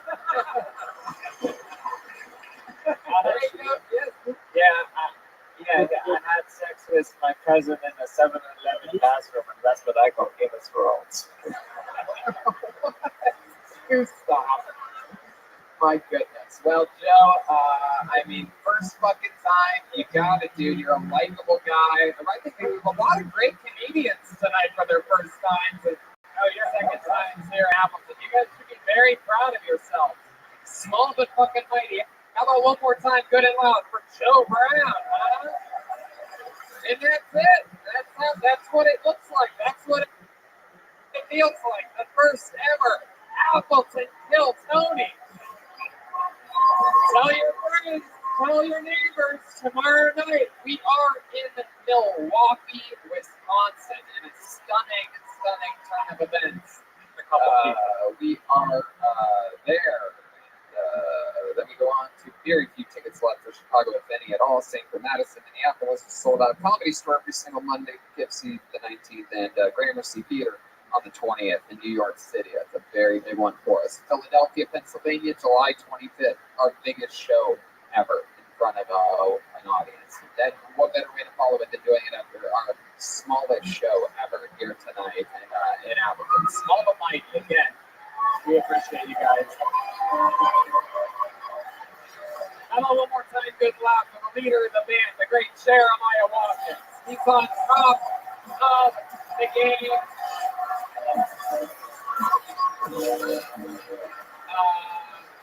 Hell yeah. He is his new album, Reagan and Watkins, is out everywhere, available at ReaganandWatkins.com. New episodes of Jeremiah Wonders out now with Pete Holmes. Follow him on YouTube at Jeremiah Watkins, social media at Jeremiah Stand Up. Anything else, Jeremiah? Yeah, a couple of Reagan and Watkins headlining dates that we added. June 28th in San Diego, and then also July 18th in Phoenix, and also one in Huntington Beach as well. So there you go. Hell yeah. Guys, we decided to pull a little trick on you earlier and empty the stage of his simple drum set just to surprise you, because it's the smallest venue that we've ever taken him to around the country. How about one more time for Joel? Joel. The real deal. The guy made me go in the fucking bathroom earlier. Had me make eye contact with another man because he's gonna go look like a sexy Benjamin Franklin. So good. So much fun stuff happening. It's an honor to get to come here and have this much fun. This is a risk that we take. Sometimes you go to fucking big cities, and because it's such a random improvised show coming out of a bucket, sometimes it's hard and to pull off. And sometimes you go to a small city like this and it's way more fucking fun than we thought we were going to have. So it was great. Thank you for helping us have another very fun episode. We love you, Appleton. Red Band, thank you very much. See you guys. Good night. We love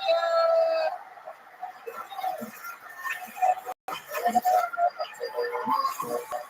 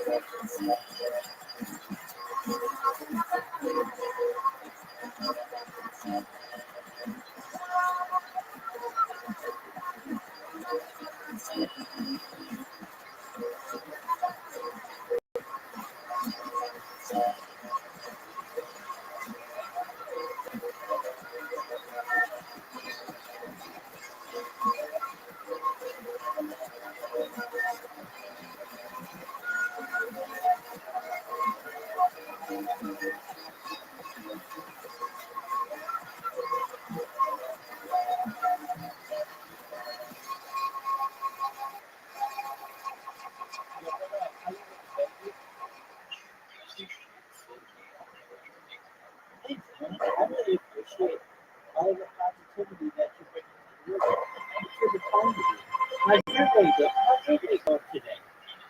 Dude, I can't hear you. What'd you say? Doug, what'd you say? That was really great. Really close to work.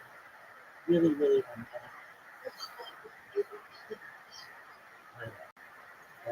I'll be there. Bullshit America. And do it. No big deal. Things happen.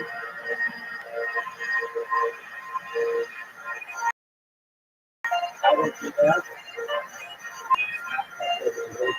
What else? Yeah, work.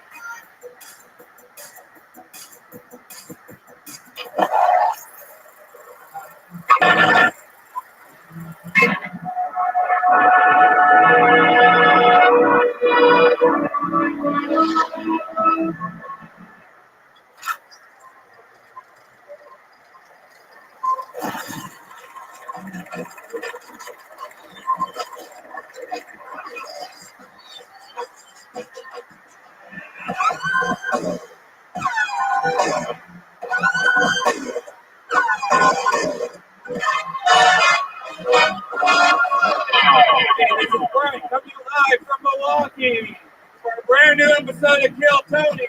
Give it up for Tony Hinchcliffe.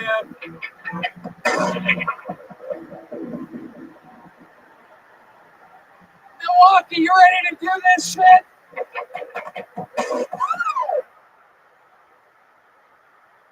How you guys doing out there? You guys ready for this? We're live. Does it sound good out there? So it could be a little bit louder? Yeah, that's what I think too. I had a fucking feeling. Here we are. We're live. Brian Redband's here, everybody. Hey guys, what's up? Look at this. For the first ever Kill Tony Milwaukee. We are live. We are in the middle of it. This is very exciting. Had fun last night, believe it or not, in Apple, Wisconsin. It was a blast. We had a nice, smooth drive down here today. And it goes on and on. Tomorrow night, we're in Chicago at Thalia Hall, then Madison, Wisconsin, Minneapolis, and back at the store Monday. Then to Poughkeepsie, New York on the 19th. And the second show, New York, on that Thursday, June 20th at Gramercy Theater. That's a big deal for us. And the big announcement this week is Philly, the Fillmore, July 25th. Tickets go on sale for that tomorrow at 10 a.m. on Live Nation. Use the promo code GROOVE, and you can get tickets at Live Nation, or you have to wait the next day for general public sale, like a peasant. So why not just get up Thursday at 10 a.m.? So it's good to be here in Milwaukee. It's been a long time since I've been here. It's good to be here. First ever Kill Tony in Milwaukee. It's a beautiful Turner Hall ballroom. It looks like a good turnout too. We were a little worried. I think it was a little bit of a late push, huh? I had to start talking shit a little bit. I don't know if you guys listened to any of the most recent episodes, because you guys really wait to the last minute here, really sweating it out. However, of course, since it's fucking Milwaukee, New Kids on the Block sold out an arena across the street. Just to let you know where you stand on where the fuck you live. Yeah. Beautiful Milwaukee, which I believe is Indian for 1991. They have Naughty by Nature opening up for them. This is really exciting stuff happening in Milwaukee.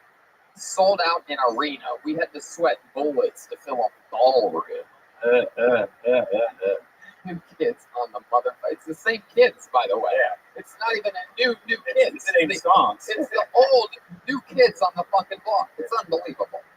Anyway, so we're here. There's the past across the street in an arena, and the future podcasting here in a what appears to be where people celebrate their grandparents' funerals or something like that. Some type of very church-like ballroom.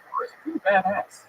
Hell yeah, I'm excited to be here. We're definitely going to have fun tonight. As always, of course, we go guest list on these shows on the road. And of course, Ryan J. Evelt, the house artist, could not make it here tonight. However, he did draw amazing Kill Tony road tour posters that we're going to be selling right over in that lit up poster looking section over there after the show. We have pins for sale, the brand spanking new Kill Tony pin, the new Death Squad pin, both of them glow in the dark. Both of them are made by our friends over at Rockin' Pins. So we'll be doing that after the show. So that's cool. Official Ryan J. Eagle Prince. So he's here with us in spirit. We don't have a guest tonight. However, it just so turns out, Milwaukee, that we do have a band on this show.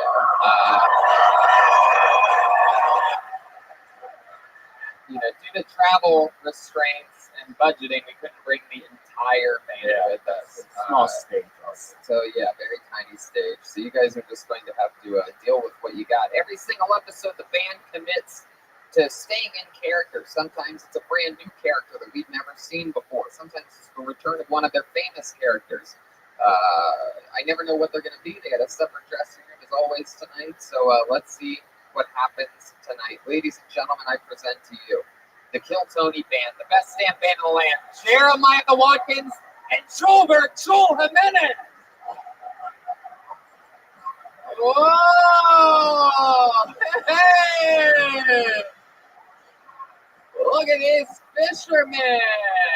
Hell yeah! Wow, how cool is this? Oh my god! Wow, you guys look fucking great! Wow, look at this. Clearly, fisherman. I believe this is a brand new character. We love, right? Have you guys been on this show before?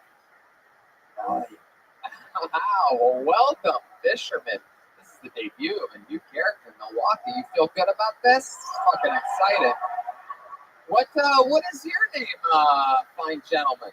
My name is Sherman, and I've been hunting the Loch Ness Monster since I was a wee lad. Oh, looking for the Loch Ness. Heck yeah. How's that been going for you? Not very good. And then back here, clearly we have, is this Pablo Picasso? What is this exactly? What's your name? My name is Gordon. You're Gordon? Are you the Gordon fisherman? Hi. Oh, wow. That's very exciting, Gordon. Well, welcome. I can see your through your pants, your little frozen fish stick right there. Look at that. Fish stick. Little fisherman action tonight. This is very exciting. Was it easy for you guys to get here to Milwaukee? Yeah, we just sailed on the 7 seas. I didn't know Milwaukee was on any of this. We sailed every night to get here. I love it. Well, rock and fucking roll.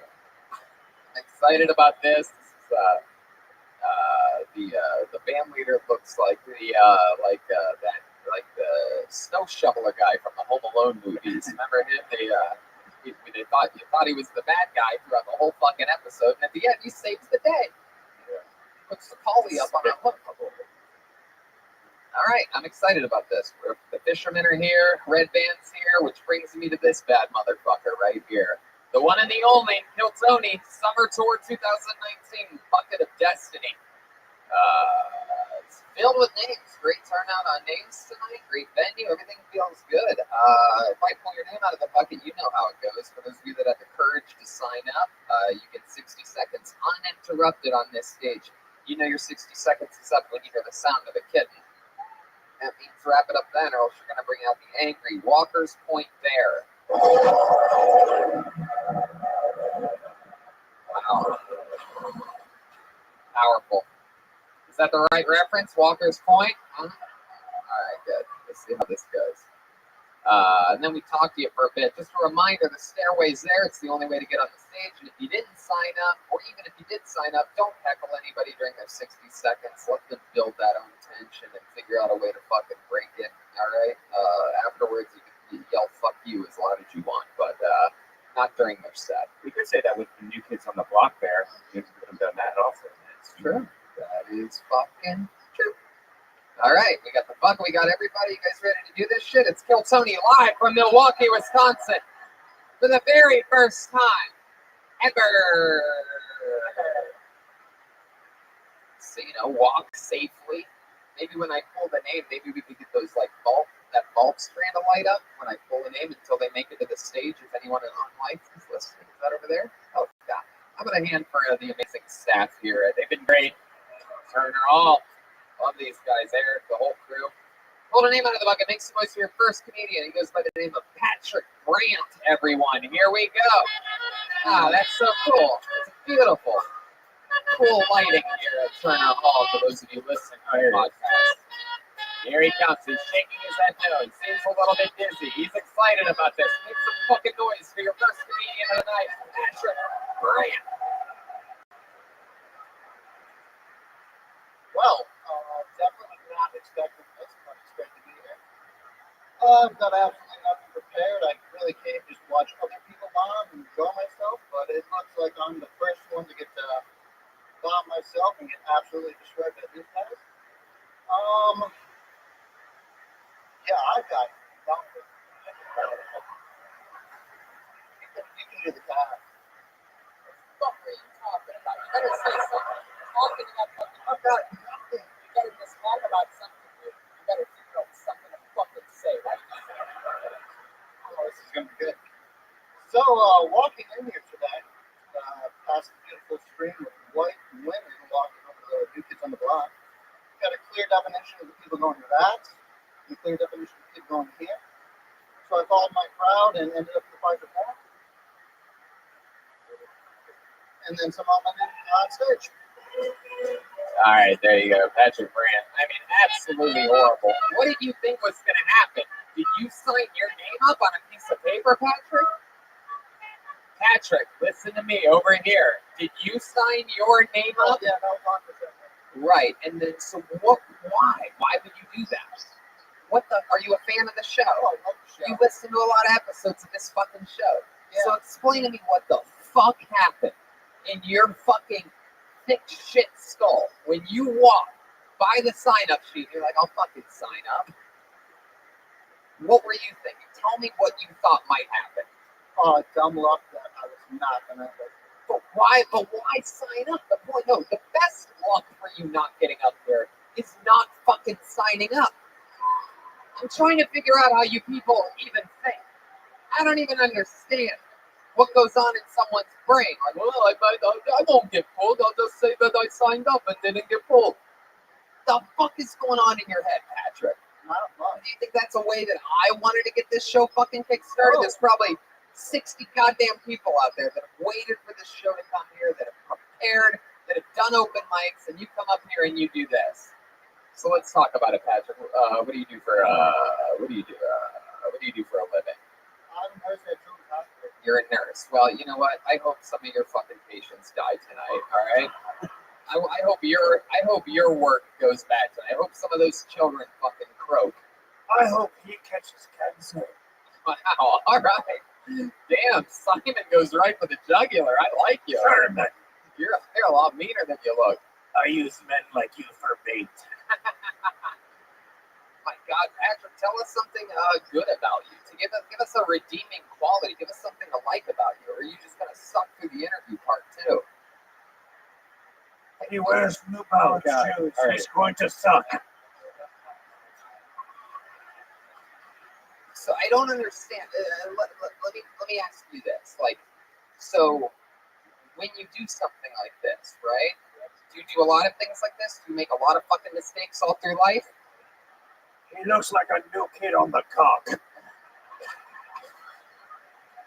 No, it's the first time I've ever done anything like this. First time. No, this is the last time. I'm gonna make you kill yourself on this stage right now. How many of you want that to happen? How many of you want Patrick to kill themselves? Eric, do you have a rope or something like that? Perhaps we can lower from the. All right.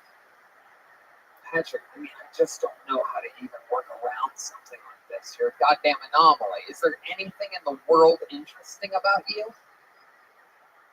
My dad used to do stand-up, and I completely just understand. So, Really? Is he here? oh, thank God. No, not thank God. That would have been fucking awesome if your dad come up here and embarrassed you and lit you up.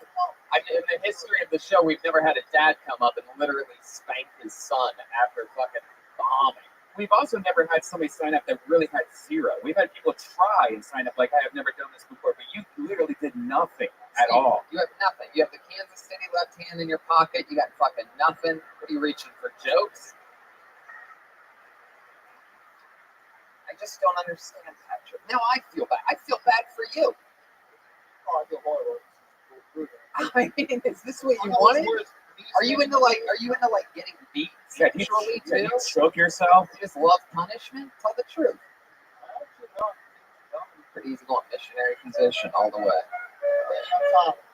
My God. Well, Patrick, I don't think it's going to get any worse than you. So that's a good way to start the show. Boo this man. Boo him.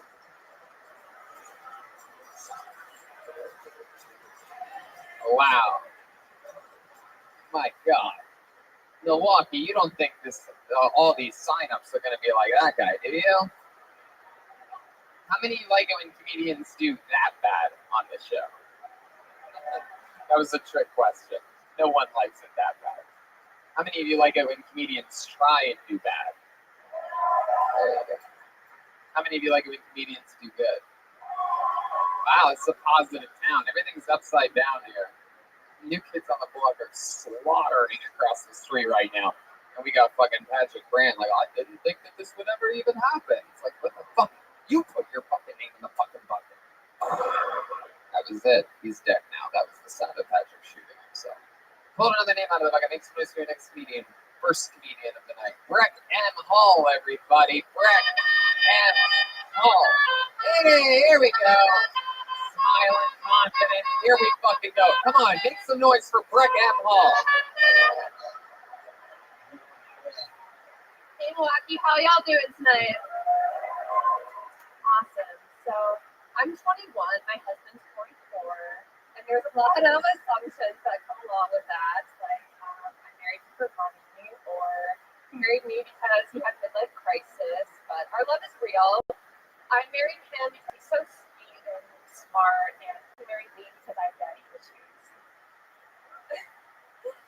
So we both tattoo for a living, and I love when the college white girls come in and want to get an inner lip tattoo.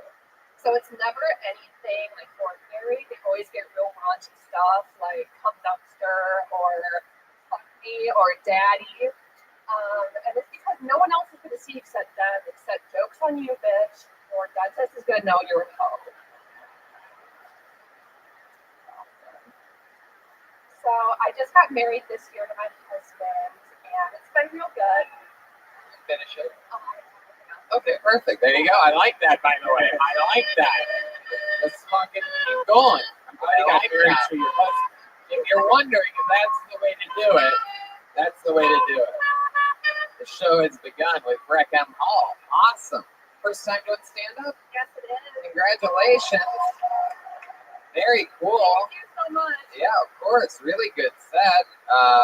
That is so cool. You're born and raised here in Milwaukee?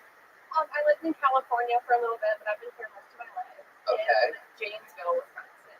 You never been there? Hell yeah. Where's Janesville at? Is that near, like, making murder country?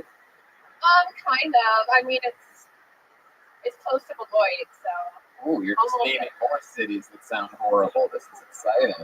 It's places I will never be, or I will drive through at 85 miles an hour. It's one or the other. Or fly over one day when I get my pilot's license. To get an idea of what Janesville's like, they hired their first black police officer 2 years ago. Did he shoot himself? That's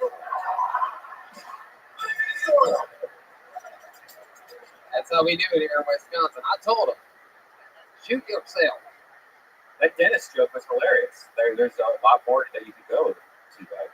Because that would make a lot of sense. The dentist knows all the sluts. Yeah, exactly. They're like, I don't want my parents to see it. I'm like, is it true that someone got a tattoo that says "cum dumpster"? No. You made that one up. Because I wanted to meet that girl wherever she is. That's so fucking hot. Like, how do you not see that tattoo and come immediately? It's like, oh, you fucking bitch. Oh.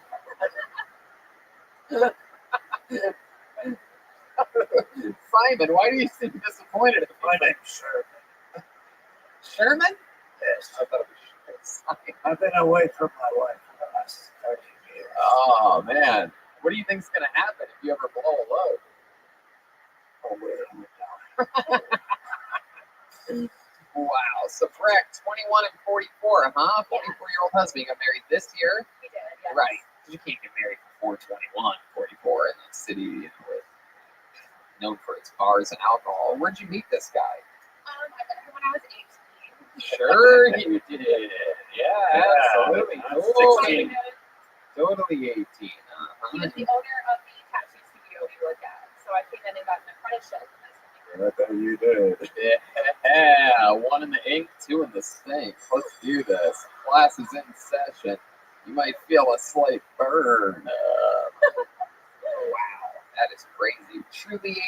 How soon after your 18th birthday did you go? Oh my god, it was like 3 months later, so I was so lucky, you guys. Right. And He's so lucky. What are you talking about? yeah. 1 in the pink, tattoo in the stink. I already did. Anyway. Wow. So 18, and then how soon after that did you guys do? Was your first hookup at the tattoo shop? Oh my god. Yes. it Wow. was. You just had an orgasm just remembering that. Yeah. That's incredible. He stuck you with his needle. Right. So, like, can you explain to us how that first session went down? Like, you guys sort of had a crush on each other. You were closing up the shop, right? Or was Yeah. it on a lunch break? Or what? Oh no, it was at the end of the day, like everyone was gone. Yeah. At the time, I was like, I don't remember, I was like an internet anime girl. I like dressed like that a lot, and he was like, "Don't wear thigh-high socks and a dress to work," so I wore it to work. And then after he did his last tattoo and everyone left, he met me over the table and we did it. Oh, And now the rest is history. fucking God. And how long after this did he tattoo cum dumpster on the inside of your lip? That should be my tattoo. That should be my next one. Hey, here. That is incredible.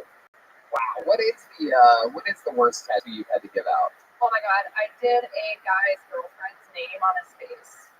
Oh, Yeah, no. it was when I was an apprentice. I couldn't say no. I just had to do whatever. Oh, It was Juanita above his eyebrow. Like, Juanita. That's the worst name, and I'm Mexican. she was there during the tattoo as well. Of course she was. He probably fucked up, and she's like, "We're going right now." Yeah. Old move, since especially most of the Juanitas I've ever met don't know how to read. So it's like, what's the point of having her tattoo on her face? Should have just gotten her face on his face. Right? Yo, that's me, Holmes. Wow, exciting stuff. So you've been with this guy for 3 years. Yeah, that's fun. And you guys tattoo together, and you basically like run the shop together now. Was everybody else at the tattoo shop sort of disappointed when you guys started hooking up because they all got bumped back? Like the vice president got demoted. No, there was only one other guy working there at the time. Yeah, I like your style. You're like some type of like dirty Chelsea Clinton or something like that. Oh my god, thanks. I like it. How many tattoos do you have? I have about 20. 20. What's your biggest one? My biggest one, I have my wedding bouquet tattooed on the back of my thigh. That's my largest one. I wake up and smell the roses. Heck yeah. My goodness. That is incredible. Well, My largest tattoo is on the bottom of my foot, and it reads "Barnacle Bitch." is there anything else wacky about you we should know about? Anything interesting about you? Parents, what do they do? Where do parents go wrong to make an 18-year-old tattoo artist get marry the first boss that she has at her first real job immediately? My dad is a pharmaceutical salesman. Oh, big medicine. There you go. Yeah. And then my mom is a scientist.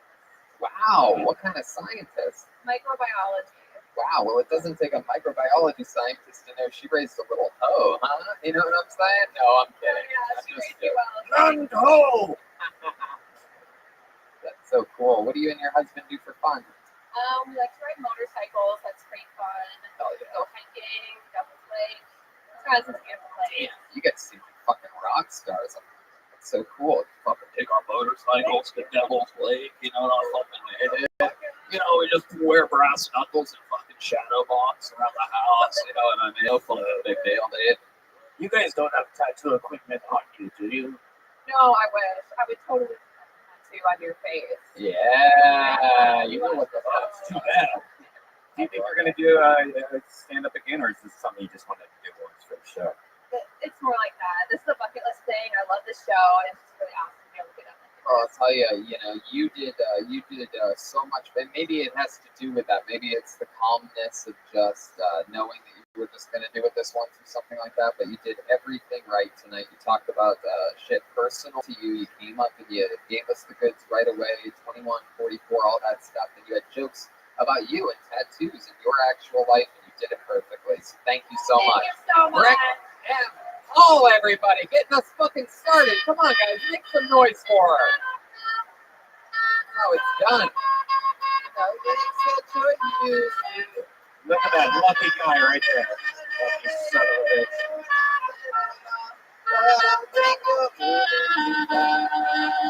Yeah. How do you know TLC, Fisherman? I've been at sea a long time. TLC. All right, I pulled a name out of the bucket. Make some noise for Aaron Lipsky, everyone. Aaron Lipsky. Aaron. Oh, 2 females in a row. Is this Aaron from last night? No, it's a new Aaron Lipsky. Is it? Come on, everybody, make some noise for Aaron.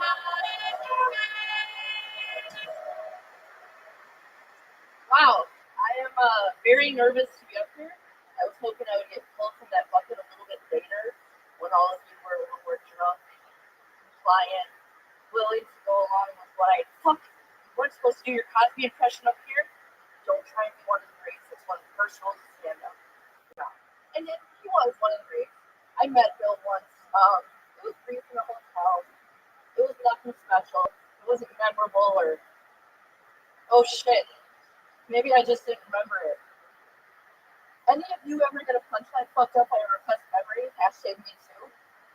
But no, I don't do comedy because there's always one person with the flood. So if I came up here like talking about how I love dick all the time in a comical way, I would just become the answer to the question no one is asking. Could Amy Schumer be more well fed? Yep. But no, I am actually an entrepreneur. I run a self-imported masonry business called Kubricks. Thinking about spelling it with an X to make it a little more sassy. But I don't know, we're still working on that. This is a minute. Yeah, no, there was a cat. There was a cat. Could have been a little bit louder. How about one more time for Aaron Lipsky, everybody? Oh, yeah. That was fun. You got me with the Amy Schumer thing. I love a good fucking Schumer joke. No doubt about it. Love that. Let's check in with Sherman over there. The reason the first joke didn't work was because no one believes that Bill Cosby would love you. I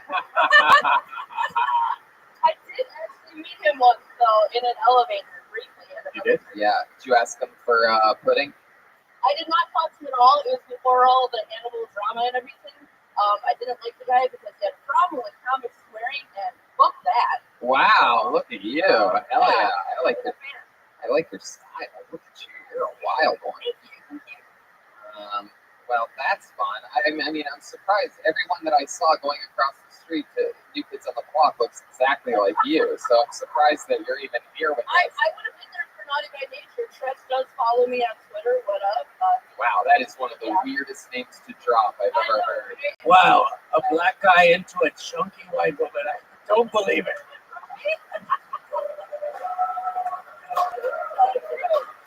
Oh, hell yeah.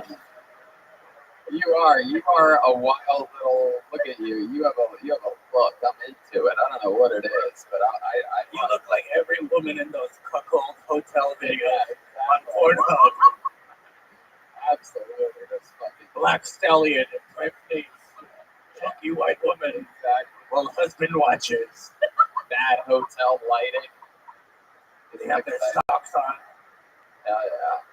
That would totally drop my rate for a scene. I don't go black. Wait, what the hell did you just say? She doesn't go black. Wow. Have you ever been with a black man before? Yeah, no, I'm a chunky white woman. Yeah. Yeah. Yes, oh yeah. Do you mostly what stands out to you about black men that's different than white men in the bedroom, other than penis size? They are way more vocal. They're way more willing to say what they Yeah, like. like what? Like, hey, bitch, give me a sandwich. Like what kind of They don't have to ask. I just do that all by myself. Hell yeah, you're already making one for yourself. Why not?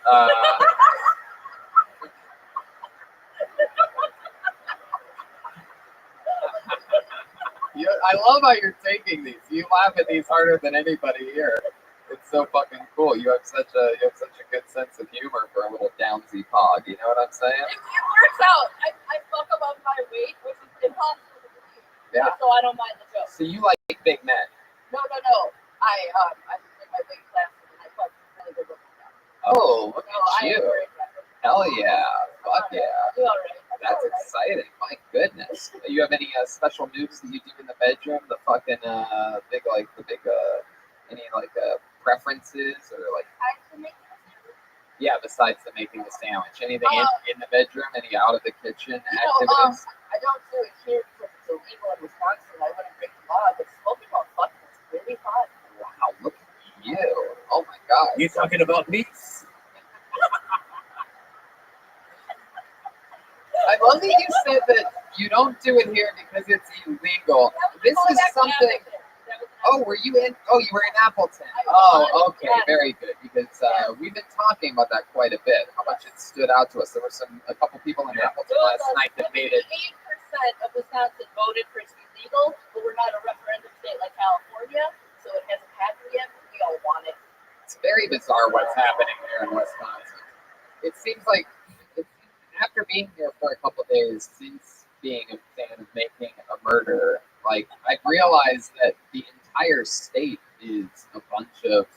The entire state does to everybody basically what they did to the Avery family. Yeah. They just fucking arrest anybody they can for absolutely anything. It's a total police state out here. We even went to play pool last night, and the bartender was like, "We don't want any trouble, guys." What the fuck? And he goes, "There's a police officer sitting right out there," and we look, and it was an empty bar, by the way, big empty bar on a Tuesday night in Appleton. And we looked out, and the only person in the parking lot was sitting there was a fucking cop in an unmarked car, just sitting in his car, waiting for trouble. And by the way, you guys don't even think this is weird. That's the weird part. That's weird, but you don't know it's weird because you fucking live it. It's like, yeah, you get arrested if you fucking do anything. What's your question? I don't understand. By the way, you are the second sexy Benjamin Franklin on this show. Oh yeah, a little bit. It's a little bit of a stretch, but then again, so were those pants. My goodness, I love you, Eric. You are so cool. I love you. I love the way you laugh and take all these jokes. I fucking love it. What do you do for fun? For fun? Yeah. I actually stand up really big thing for me. A lot of my friends are in the scene out here, so I go to their shows and help them run shows. I'm a podcast person. We know you're a big. A lot of things. Go bigger, go home. I love it. I love it. Absolutely. Is there any truth to the fact that when you get hungry, you eat all the cheese curds in the Wisconsin? You know what? If it was Wisconsin, I sure as hell would. You guys just got really sensitive at a cheese curds joke. Like it's like everything but cheese curds. We don't think that's funny here. I'm about to call the police on you. That's actually a law here. 71.45. No making fun of the curds. There's a spot in Appleton that puts cheese curds on the burger. That has to happen. We had macaroni and cheese and jalapeno poppers on the burger this morning for breakfast. Yes, for breakfast. Unbelievable. Sweet and salty pig halfway between here and Madison. You guys ever, or not Madison, between here and Appleton, halfway there. Check out that place. Unbelievable. Anyway, well, Aaron, I mean, this was a lot of. What? Oh, sure. I see what you're at. The tattoo of your right hand. That's fusion. What does it mean? It is grabbing a key, or as most people know, a key. The inner ability to find over matters and any opponent. Wow. Oh, yeah. In what? Hot dog eating competitions? I'm a red belt in Taekwondo. On my own. Oh, very cool. Fucking Taekwondo. I bet you got Chinese on the outside. But I can do it. I bet you fucking can. I bet you would beat the shit out of me. My tooth would never. And then, anyway. Yeah. Well, what did I do? Oh, okay. Anyway, well, Aaron, I had a lot of fun with you tonight. Did you have fun?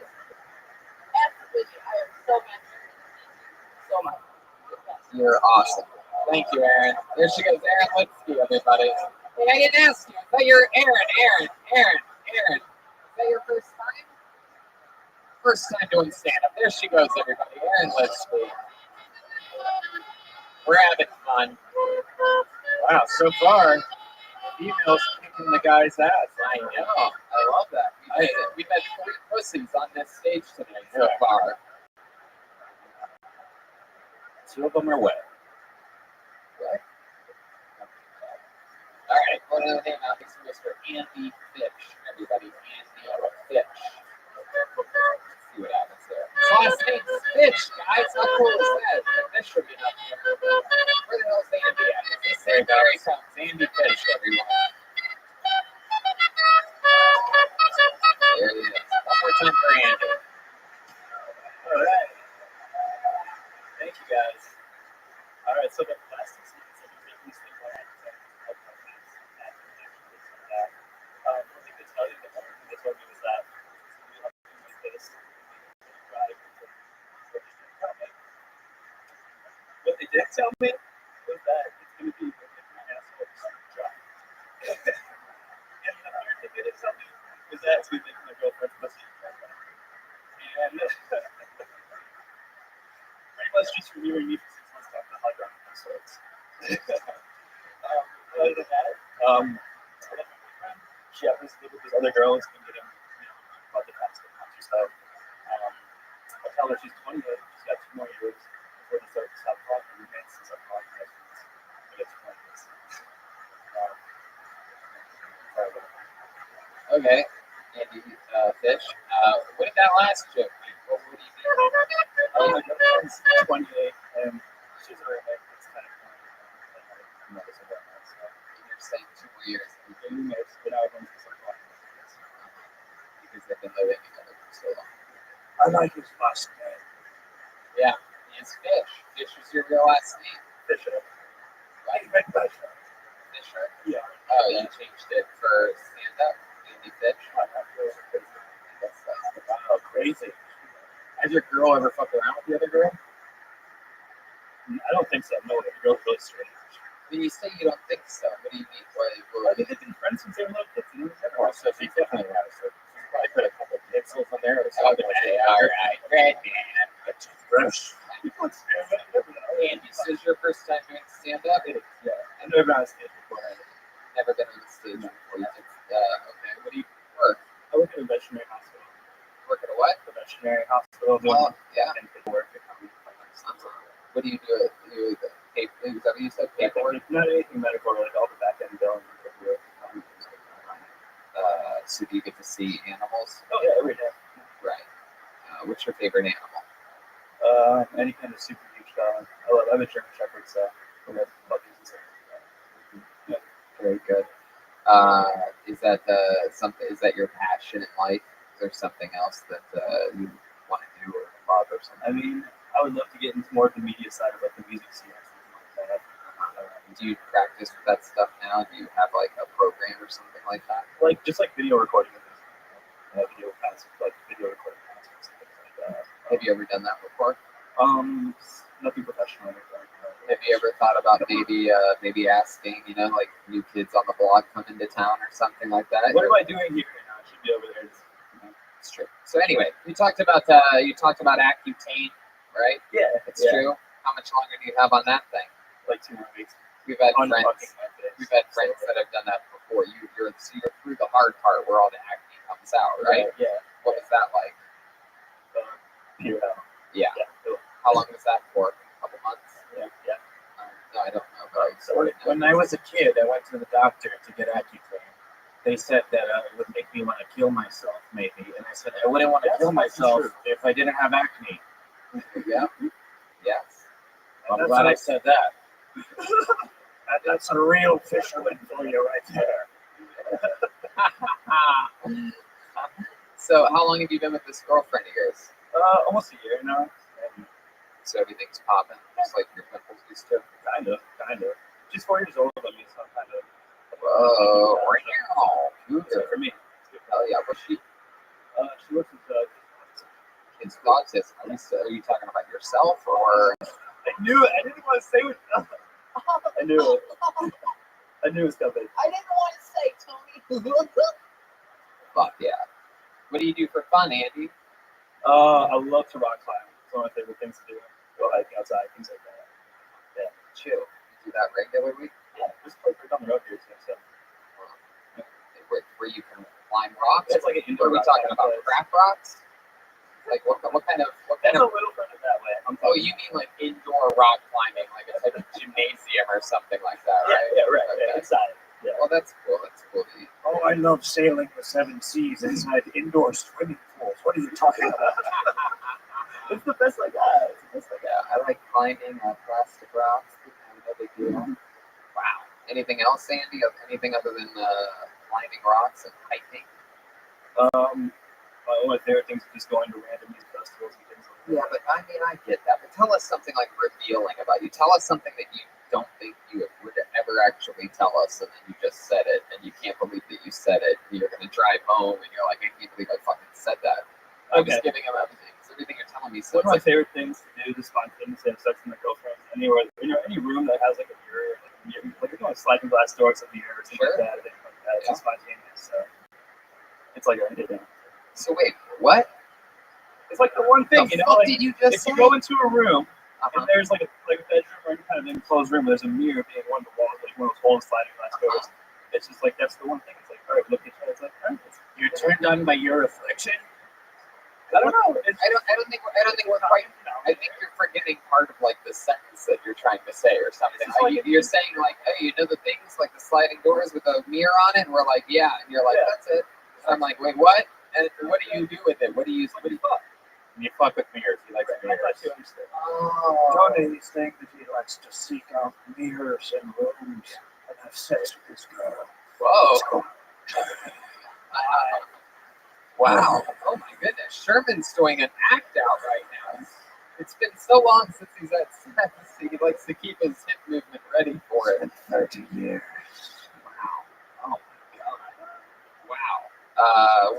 Anywhere, what's the craziest place that you and your girlfriend have had sex? A poop deck. A poop deck? A poop deck? It was actually the second time I ever met her parents. We went to her bedroom, and then her bedroom, her bedroom had a sliding glass door open. Wow. You ever been to a fun house, like one of those mazes of mirrors? Yes. You just come in your pants when you walk in, like, oh, does that be stretched out? Oh, that's crazy that seeing your reflection turns you on so much. It's like watching a porno and having sex at the same time, I guess, right? He's like, oh, my skin's clearing up. Oh. Wow. Well, Andy, very cool. Is stand-up something you've always wanted to do? I've been a fan of the show forever, so it's been fun. Love it. Did you have fun tonight? Yeah, I'm glad I got to meet you guys. So there you go. There he goes. Andy Fitch, everybody. Back to the scene he goes. Good Fitch.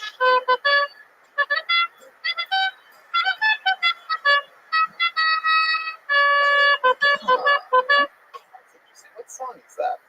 An original. Oh, wow. How about a hand for the band tonight, huh? They're here. It's the real fucking deal. Jeremiah Watkins, coming off fresh off Reagan and Watkins. Joel Jimenez is here. Make some noise for your next comedian, Donald Dargan. Here we go. Donald Dargan. Let's see what happens here. Here it comes.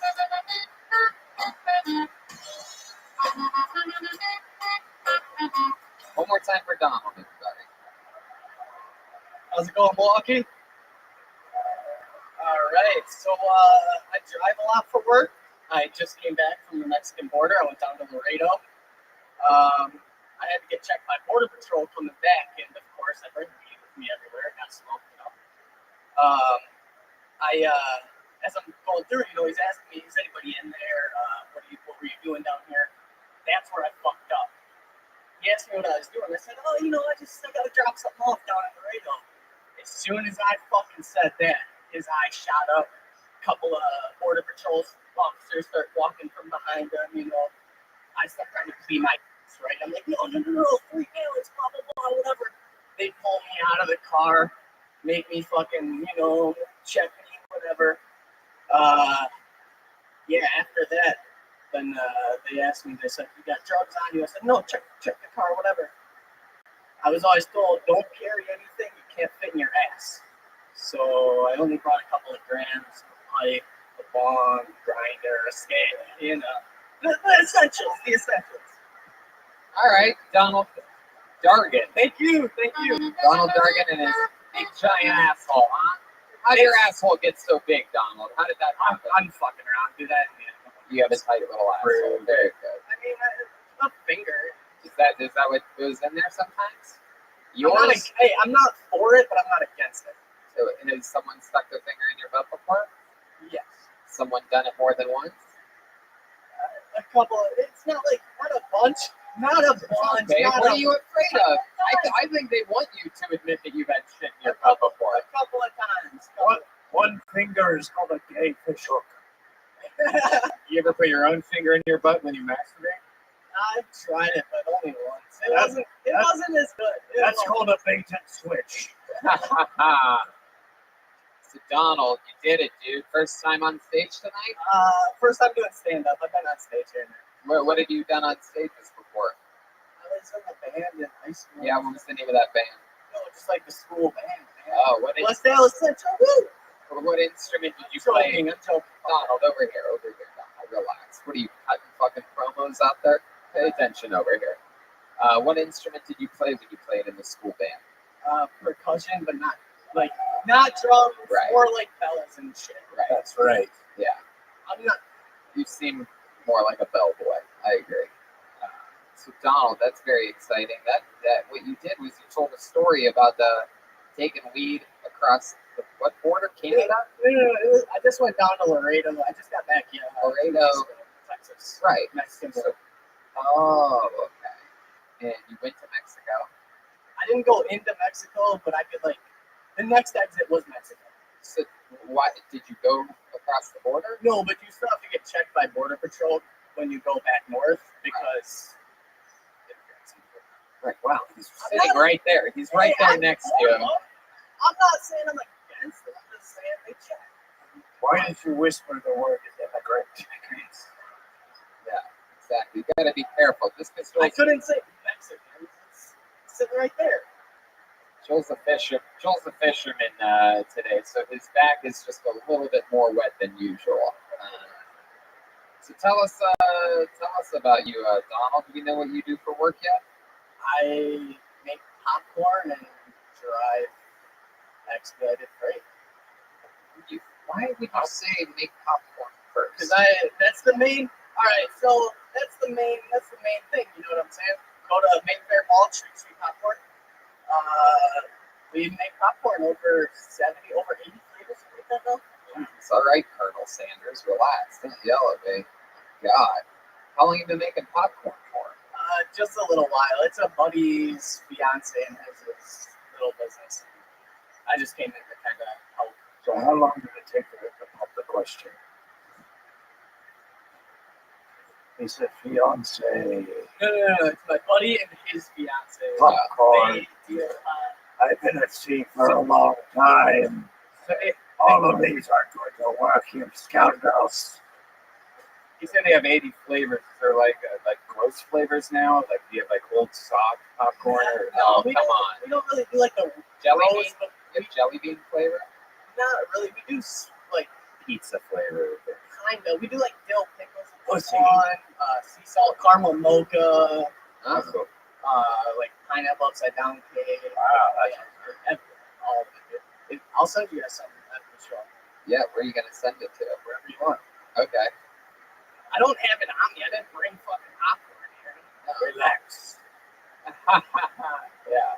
You're going to pop off like this, man. Just chill out. This is an 8 mile. Yeah. Settle down, Orville Rittenbacher. I mean, God. All right. So I'm surprised he wasn't done 3 minutes ago. Yeah. And the other thing is, what about freight? What'd you say? Truck? What is it? Expedited freight. So things that it's like overfilled for semis and shit, or like last minute deliveries. They'll call me and be like, "Hey, you want to go to Texas today? You want to go to Kansas today? Whatever." So, yeah. Okay. Well, that's interesting. And you said this was your first time doing stand-up. Yes, sir. How old are you? 24. 24. What do you like to do for fun? What are like hobbies that you have when you're not fucking baking popcorn? I don't know, skateboard. I don't know, running. What's your Twitter name? NBA drunk contest. Yeah, what's that mean? I don't know, like the dunk contest, but I drink a lot. You drink a lot? Yeah, all of us.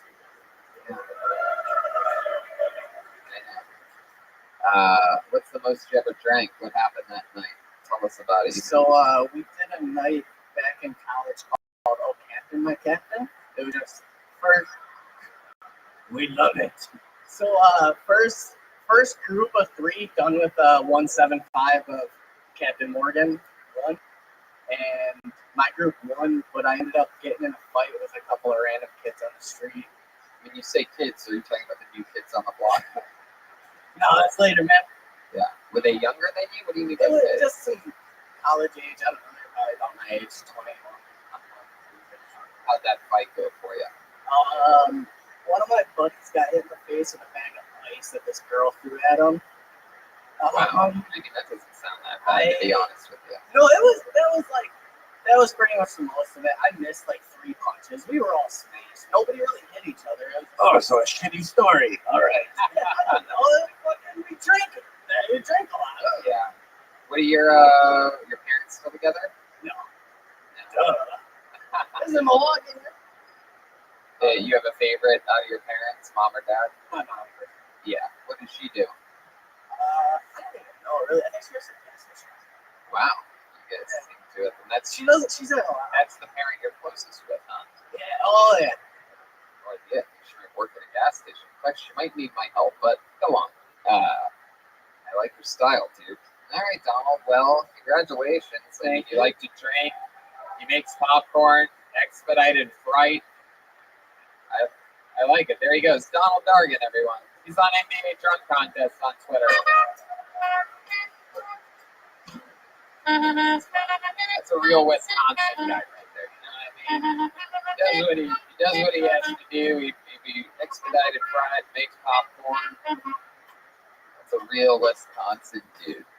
That's what all the men are like here in Wisconsin. They're all like Donald. There's a collective no from this audience responding to what you just said. Make some noise for your next comedian, everybody. Nick Davis. Here we go. Nick Davis. Here he comes.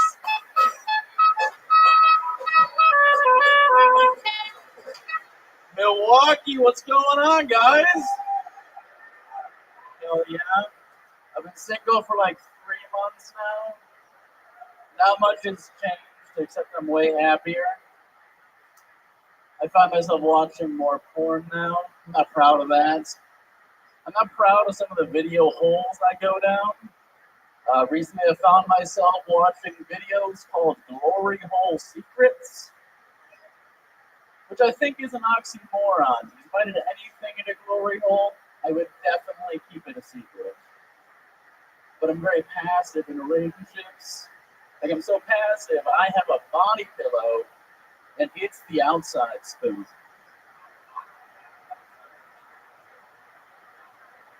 So if I ever found myself in a glory hole, all I would ever do is put my hand through it and hope somebody holds it. They would never hold it. Thank you.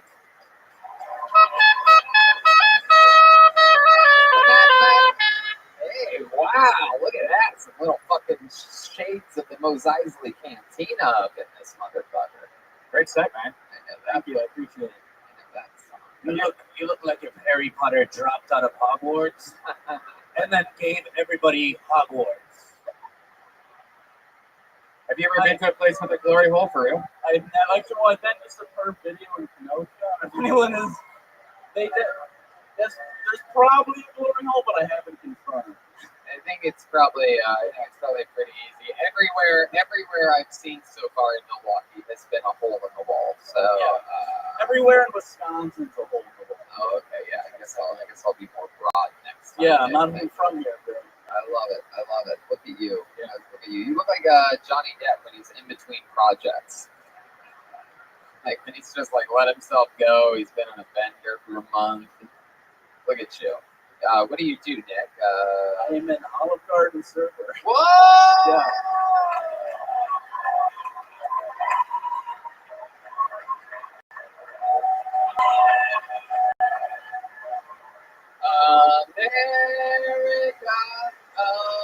America, God shit is breadsticks on me. He looks like Mark Maron with no ambition. Mark Moron. How long you been at the Olive Garden? 9 months or so now. Man, it's like never ending. Yeah, breadstick salad, whatever you need, buddy. I'll help you out. Wow. Yeah. Well, I want to let you know that when you're here, dude, you're family. Thanks. All right. Appreciate it. Yeah. Not gonna be messy with you. We love the Olive Garden. In fact, we just went there a couple weeks ago. Yeah. You guys want to swing down for lunch tomorrow on your way to Chicago? I'll be serving breadsticks. Oh, I just came. Is that really true? Absolutely. Is your Olive Garden on the way? Pleasant Prairie, baby. Yeah, What time do you work tomorrow? What time do you start? I believe like 11 a.m. until about 2 p.m. or so. Is it really on the way? Can you guys confirm that? All right. It's Pleasant what? What's the name of the city? Pleasant Prairie, Wisconsin. Pleasant Prairie. Right off the interstate on Highway 2. Are we sure Pleasant Prairie isn't the gayest part of Milwaukee? Yeah, That sounds like. Yeah.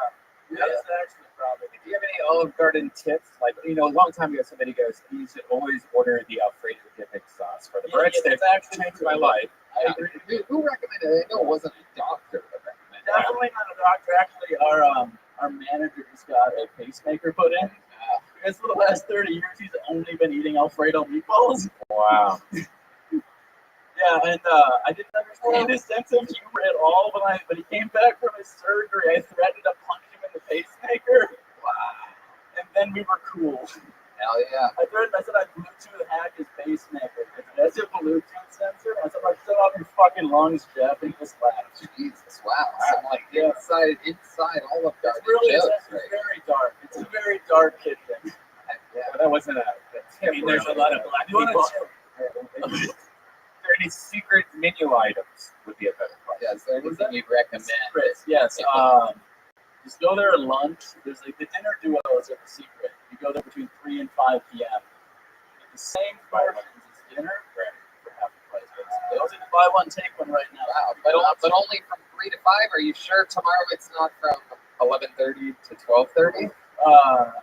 I'm not bartending tomorrow. I don't have that kind of control. Oh no. Oh, that's just for drinks. Hey, soup and salad. I can bring that. I don't think that. Yeah, that's what we're saying. We're not drinking during the day. We're not from Wisconsin. Yeah, we have fucking work to do tomorrow. Okay. Yeah. Sorry, I don't make popcorn. You fucking idiots. You guys are fun. So Nick, how long? 9 months at Olive Garden? Correct. One could say you're about to. Finally, the baby's about to come out. Yeah, I got this. Yeah, pretty much soon. I pop up big people. I love it. What do you do for fun? I play basketball a little bit now and then. Really? You play basketball? Oh, well. This is what basketball players look like? I was at Appleton last night. Used that joke, Tony. Yeah, I know. It's a podcast. What are you, the ball? Yes. Thank you. I also. Go ahead. No, you go ahead.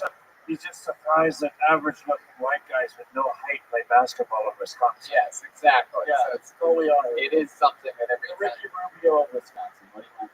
Okay, what else? I play a little music here, and I have nothing, not drums. I have a Casio DG10 electric guitar thing I fuck with. Yeah, that's fun. Stand up with him for a while. What's your love life like? Weird. Yeah. Tell us about it. I've been single for a few months. It's weird. I don't know how dating works in your mid-20s. This is wild. TV's dumb. Don't date people you work with. Don't wear a denim vest. Yeah, don't do that. I mean, you say don't date people you work with, but I know about the restaurant business, okay? And I can imagine what it's like working in an Olive Garden. You see these fucking, you think you first of all, you can relate to them, you go out for drinks afterwards, all of a sudden your fucking little breadstick starts getting a little hard. You know what I mean? Yeah. What? What about it? Yeah. No, I never said that I worked at Olive Garden, but I have worked in restaurants, multiple restaurants, Ruth's Chris Steakhouse, Luis's Trattoria. What's the one right by you in Burbank? Market City Cafe. Would you like my fucking resume, you piece of shit? You worked at Starbucks. Yeah, I fucking did that too on my way to becoming one of the top young rising comedians in the world. Son of a bitch. Yeah. This fucking guy over here. Yeah. People telling me I'm repeating jokes. People correcting me. What the fuck is happening, Milwaukee?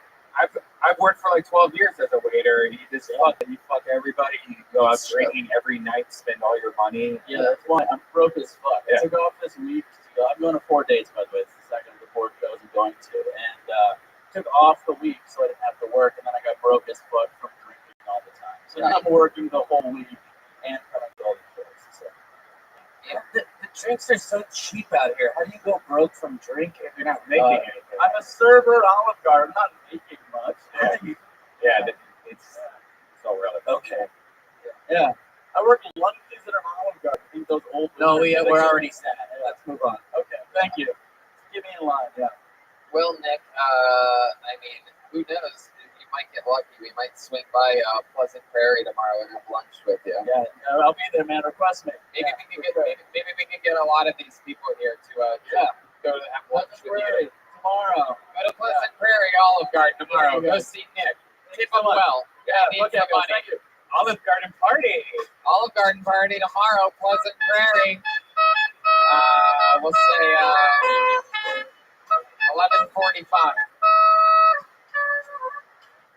Check out my song on YouTube, Olive Garden Butthole. That's true. Red Band loves Olive Garden. But really, everybody loves Olive Garden. Have you ever been to the one that's like a Red Lobster and Olive Garden together? And they give you both menus when you sit down. Oh my god! There's a few of those out there. I just came in my pants again. Olive Garden and a Red Lobster. I mean, that is just. What did you die for a little bit and then come back? They like shocked you and you came back to normal life? Like, what happened? I was just at an Olive Garden Red Lobster hybrid restaurant. We should definitely find out from the road one of those days. Yeah, that's the quality of food that we're looking for. Can I just say the local beer here is great. They are this is Brew City, my friend. This is George's first time in Milwaukee, his first time in Wisconsin, his first time in the Midwest. So your next comedian goes by the name of Andrew Martins, everyone. Andrew Martins. Here we go. Wow, right from the front row. Here we go. Hey. Hi, everyone. So, you guys ever have that coworker at work who just doesn't do shit? I have one at my work today. Actually today, came into work, they sat down, signed an email that said, my throat is shot. I am not going to be on the phone today. We work customer service, so that's the whole job. So immediately after she sent that email, she stands up and she walks around and talks to literally everyone in the office. She's laughing, she's having a great time. And honestly, I get pretty fucking sick of it pretty quick. So I stand up and I go, Susan, I swear to everything holy, if you don't get a goddamn groggy throat about 5 seconds here, I'm going to drown myself in this goddamn delicious pomegranate LaCroix in front of everyone in the office. She sits down, daggers at me. Well, I think I've been meeting with HR when I get back to work, and they're going to ask me about my subtle comments about the LaCroix. Okay, Andrew Martins. Fuck yeah. Look at you, Andrew. You seem like such a nice guy. Look at you. You're so wholesome.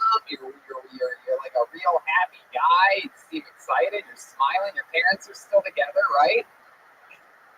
How did you know? How did I know? Because look at you. Look how happy you are. You're wearing penny loafers. Penny loafers, your shirt's tucked into your pants. You're wearing a belt. You look like nobody else here in Milwaukee. You're all put together properly. Parents are still together, though. You're being honest, right? Yeah, they're still how long have they been together? 30-some years or something crazy, right? I wish I knew. I know it's about. That's how nice of a guy he is. I really don't though. I just walk around happy and jolly. Your parents are super rich. Your dad's very successful. Your mom's a stay-at-home mom. My dad's a diving specialist, so he's kind of like the light blue collar green. Right. What does mom do? Gym teacher. Gym teacher. Oh, wow. Mod your mom with another woman. Not today. And it would be fairly surprising. He's so nice. I would like to see what a name calling contest between Jeremiah and him would be like. Using no cuss words. No cuss words allowed. But be mean. But be mean with one another. I like this idea. You ready for this? Let's have you guys ready to have a name calling competition with Jeremiah? You just all right, I'll do it. I'll do it instead of Jeremiah. Let's have a name competition. No cuss words allowed. You're a nice guy. Let's see if you have a mean side to you. All right, you ready? You look like a gay fat weatherman. I find your jean jacket disrespectful.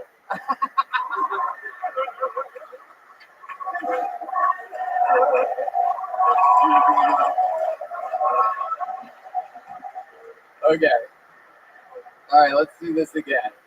Let's go another round. You want to go another round, Andrew? Let's do it. Was it hard for your mom to fail her son in gym class? All right, get him.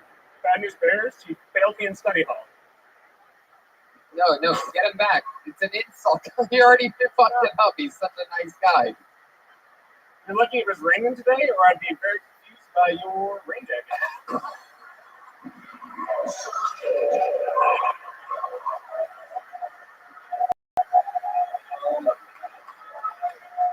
Those are fighting words where I come from. Oh my God. This is the greatest thing ever.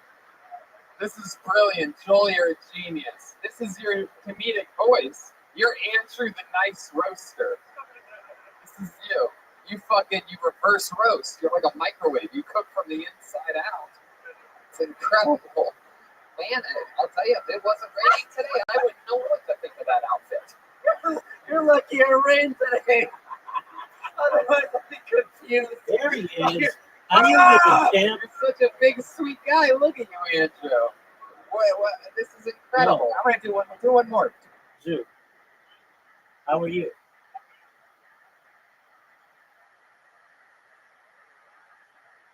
Do you remember that time I asked you how you were doing and you were like, oh, I'm doing.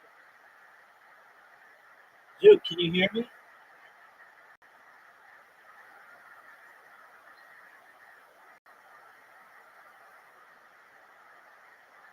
Zoo, are you speaking? Zoo, big dog, can you hear me?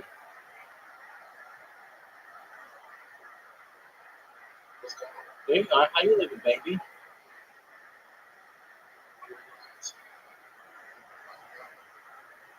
Oh, for sure, dog.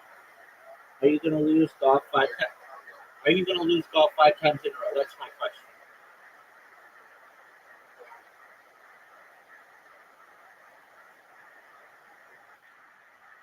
Now, you're catching me off guard. I've got to use the restroom.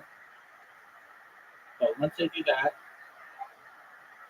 I'm going to beat you like it's going out of style. That's what I like to hear. That's music to my ears, big dog.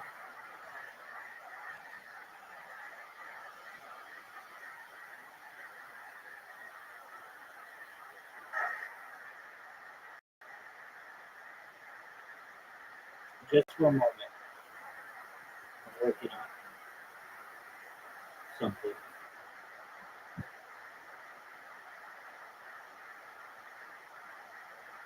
But I'll tell you in a second. I don't know what I'll tell you, big dog, but I'll beat you like it's going out of style.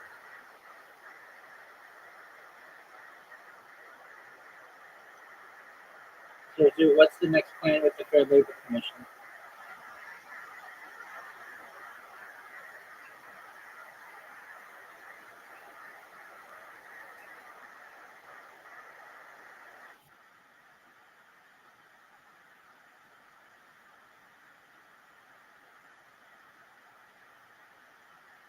So do you happen to remember that time I asked you a question?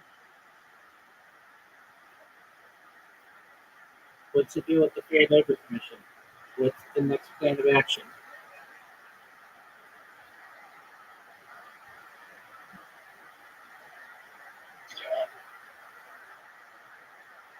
To get on? What does that even mean? If you're not even making sense, Doug, just hold on a second. I got to go to the bathroom. I'll be right back. Practice starts. You're going to need all the practice you can get, son. Because I'm going to beat you in everything except darts, probably.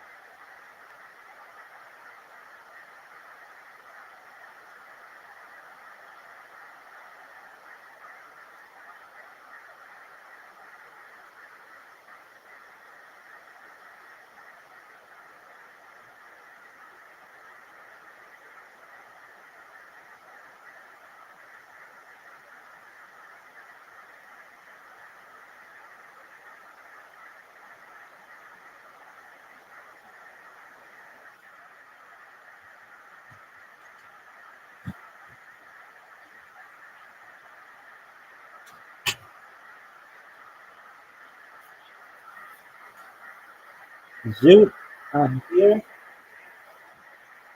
Here. Hello. Zoot, I've been singing a song all day by some Australian artist. Do you want to know the song?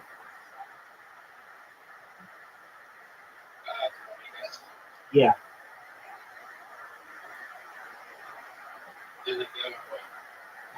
It's girls. I think it's all girls. But what'd you say? No, it's not the Veronica.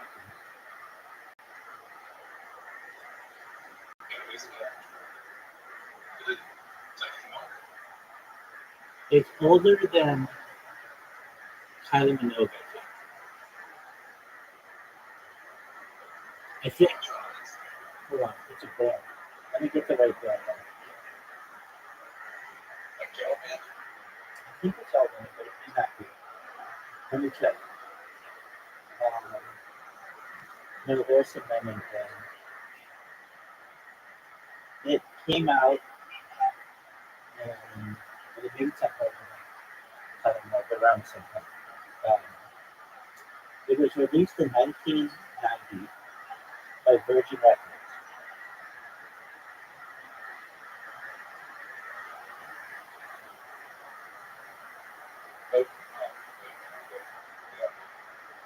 It's men and women. It's an Australian rock band.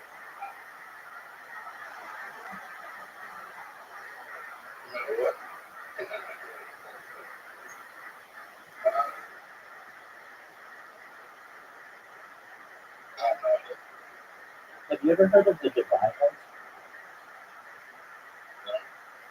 They sing the song "I Touch Myself." No,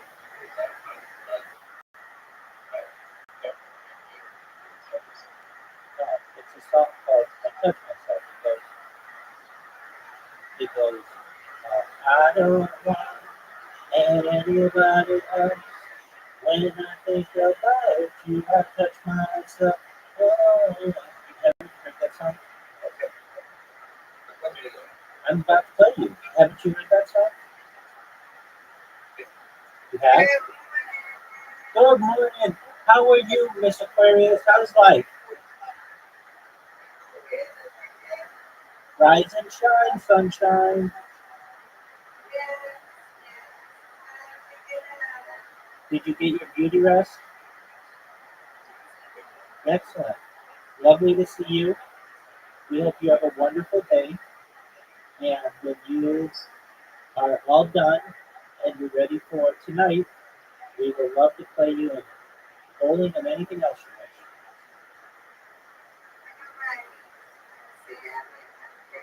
you wish. You too. Take care, Miss Aquarius. Shout out to Miss Aquarius.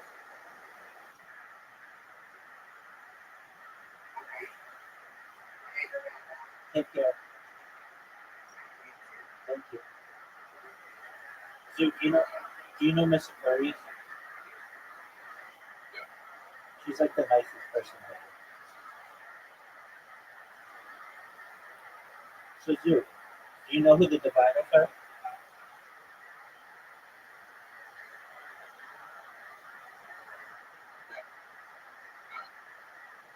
You never heard that song?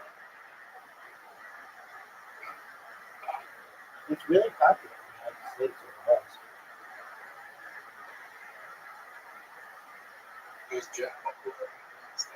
Yeah, like that one song. Maybe they had two songs. Won't You Be My Girl? Are You Gonna Be My Girl? Are You Gonna Be My Girl? What's the other song you're saying? Yeah, Cold Hard Bitch is yeah, I think they have two songs. Cold Hard Bitch and Are You Gonna Be My Girl? Banger song. They're like amazing.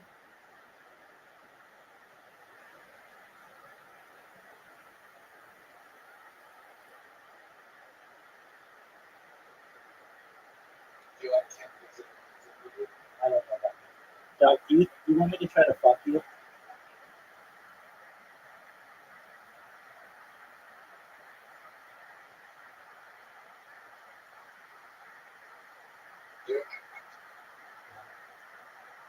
Oh, you fuck me, dude.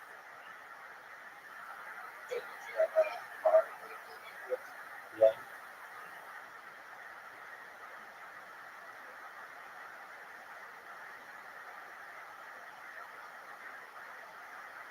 Dude, I shouldn't have let you in. This hole is so difficult when you're playing against somebody.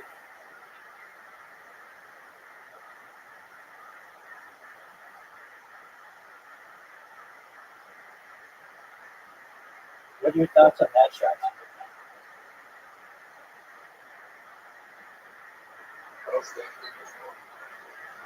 That's good.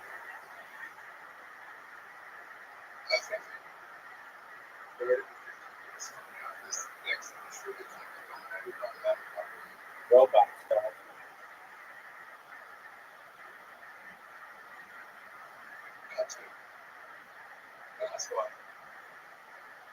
Okay.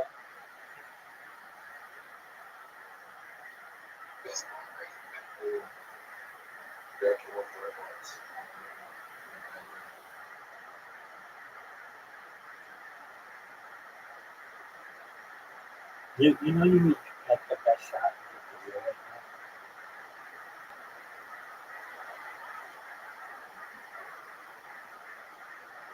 Dude, are you gonna try to beat me?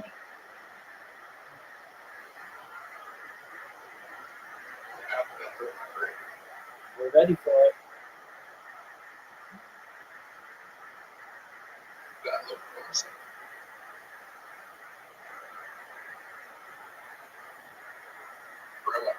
Yeah, okay.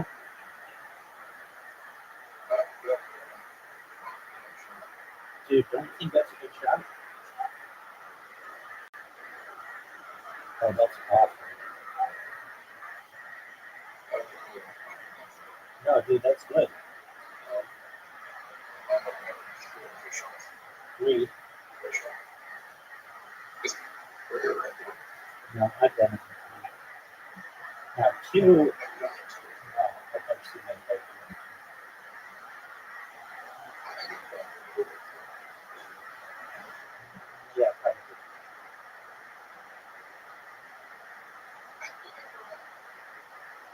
Dude, did you know that it's impossible for you to win? Like, no matter what you do, you're not going to win. Did you know that? You can water bump me, I could go into the black carpet, I could water bump you, and I could beat you. Dude, I thought we were going to I don't want anybody else. When I think about myself, I ask myself, oh,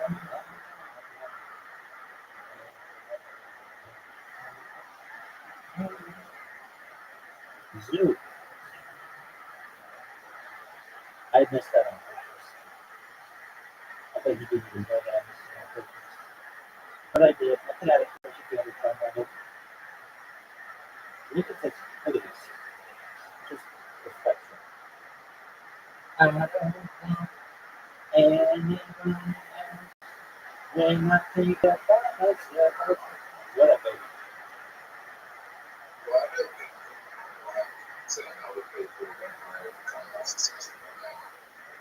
Envy.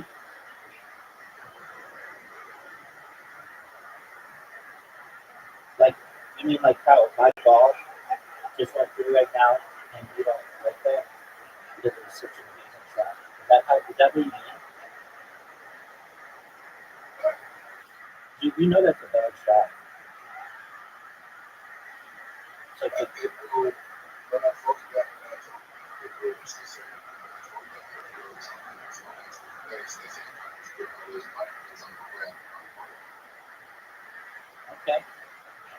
What do they think about it when you tell them how shitty a handball show you?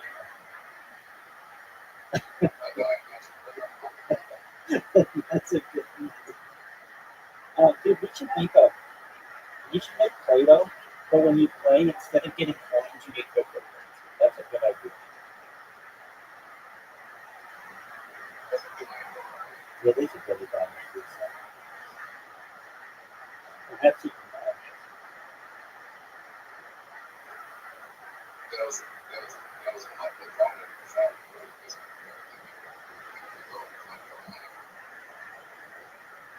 Did it have as good a games on it as Play-Doh?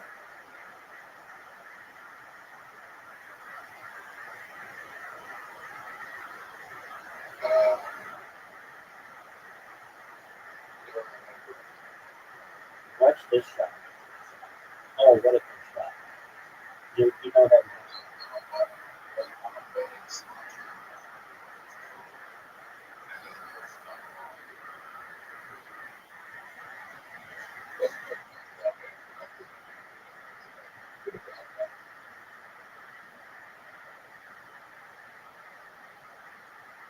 Dude, did you know that we're using 2 games tonight? Or 2 holes? You know, if you do, it would be it's unprecedented. Anybody ever coming back 2 games and winning 3-2. I think we won. Oh, look at this shot. Oh, I must have did it too.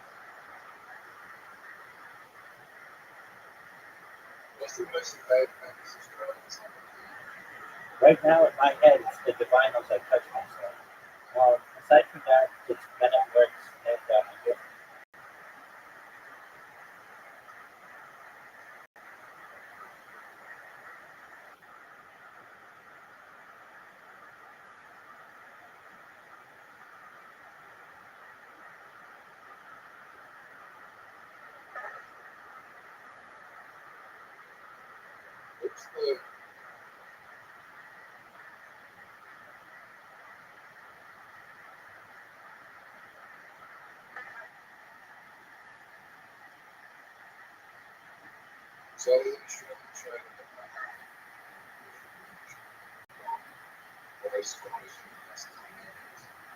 Boys for Miss Universe? What is that?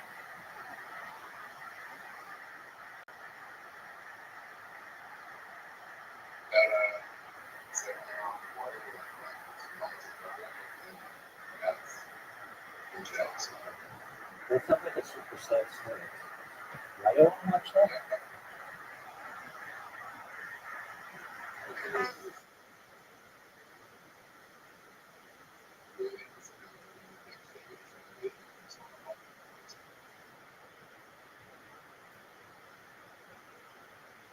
I mean, I'm sure it's amazing, but don't you realize my time is really focused on beating the crap out of you and letting go? That's what you think, man.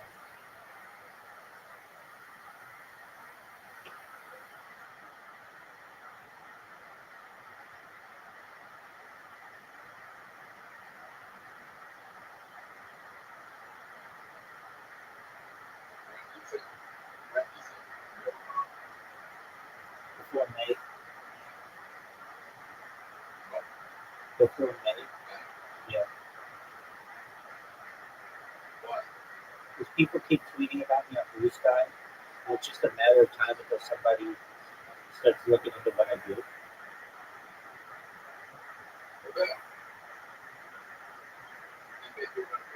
Oh, what is this? Zoo. Dude, what is that? I don't even know why that person's famous. I kind of seem like an asshole to me, but I don't know. I don't know them personally, so I'm going to say that. They have a bad reputation. Pretty much.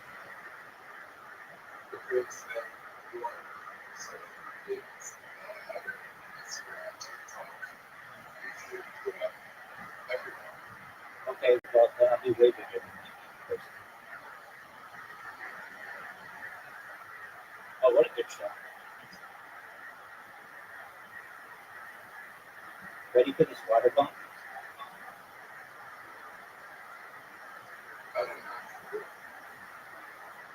Oh, he's so much bigger than that person. You know how much content I have? We're creating content right now. I don't know what you're doing with that show. No.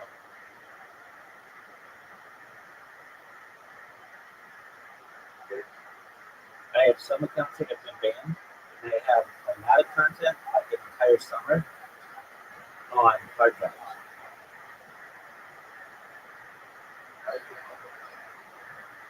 Eventually, I would get like a team online.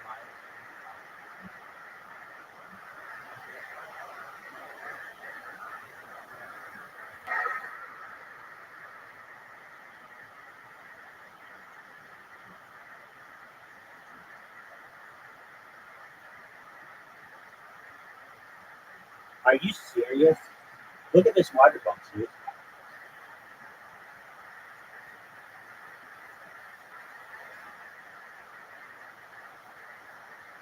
Did you know that I won 2 games against you in a row?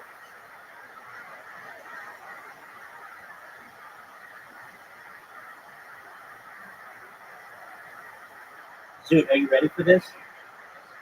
Clear all the stuff for me, big man. Clear it off.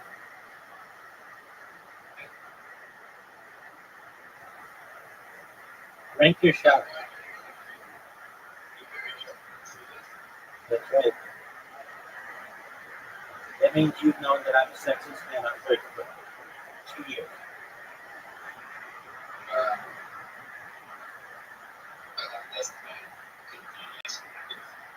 I will agree with you on that. Good on you.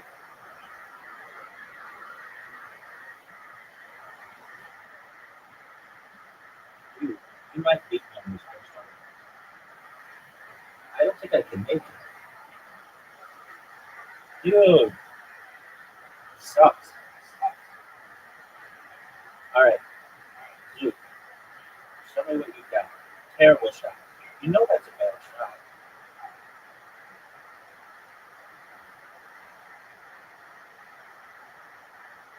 You know this is an amazing shot. But maybe not, because you have like a really good angle. Maybe that's what you should do. Is what you just did. And make it. Make it. Nice shot. I think you got a good strategy. All right, dude.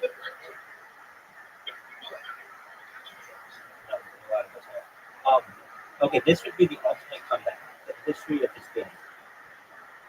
No one's ever come back 0-2 and won 3-2. Roll down, roll down, roll down.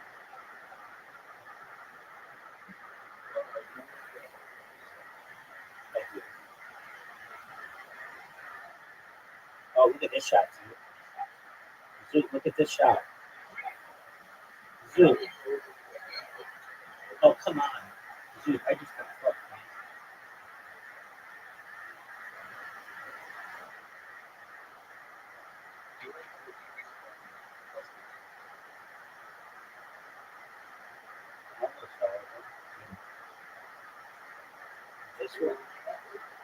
This one, yes. But like the one we just played with the circle and the thing, no.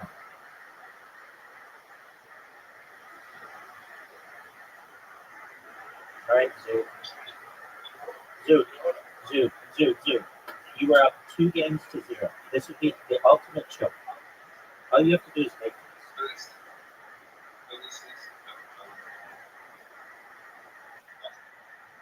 For sure.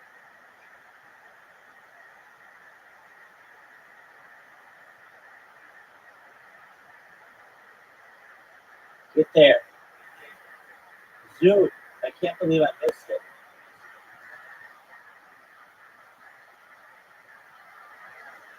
Easy shot for you. You just won.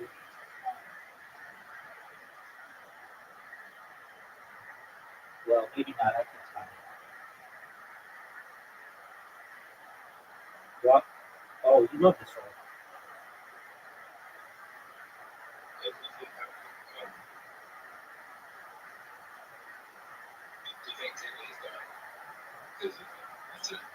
Streaming? Yeah, that's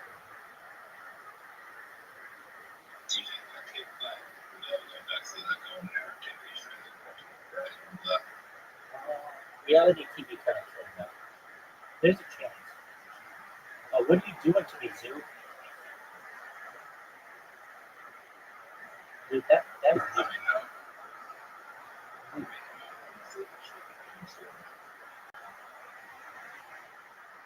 Who is that? Is that guy who's on the lake show or whatever?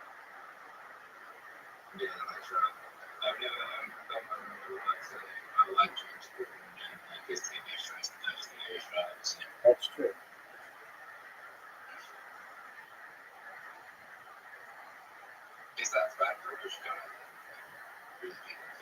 Right.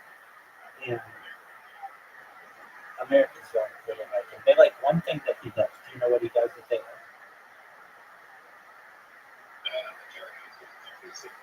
Yep.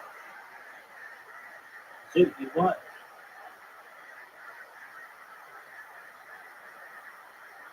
Yeah. That's the only thing. Mine is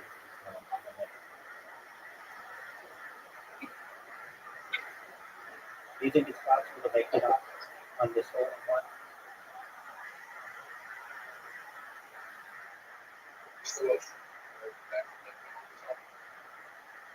Yeah, I mean, I used to watch The Tonight Show. You don't know what The Tonight Show is? It starred Johnny Carson for many years and then Jay Leno.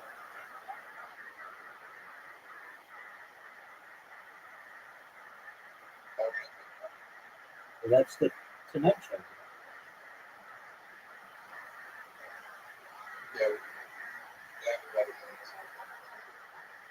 Okay. You know what Jimmy Fallon is?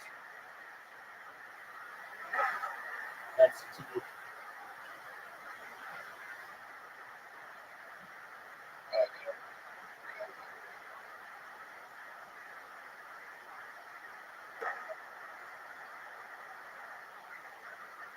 Is it exactly the same? Like, don't you get sick of it being like American news?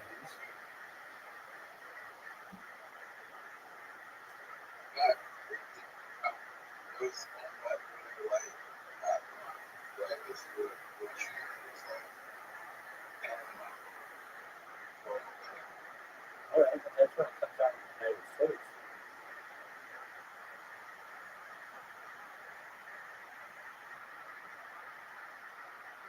Do you remember Conan O'Brien?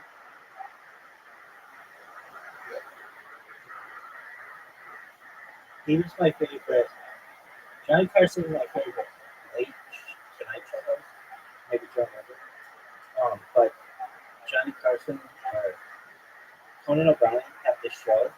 It was called Late Night with Conan O'Brien, and it was so funny. It was funnier than the Tonight Show.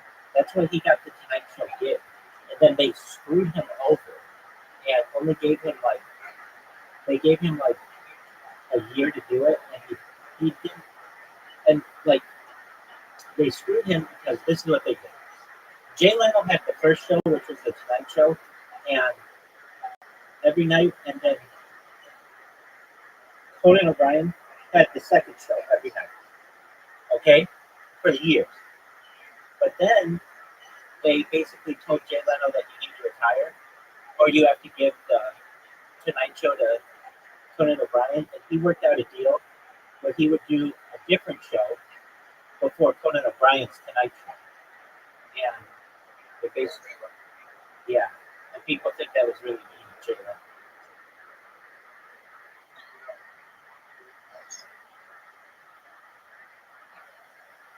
Yes, but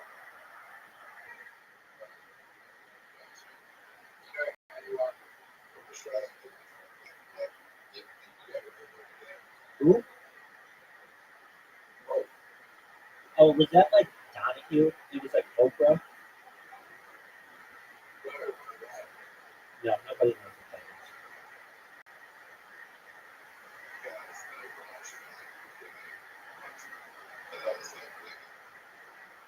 Oh, man. Wasn't it like Oprah? Is it Rogan?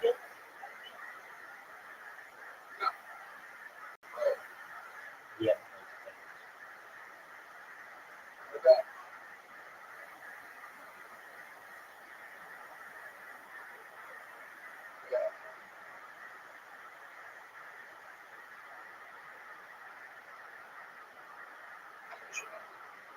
Who is that?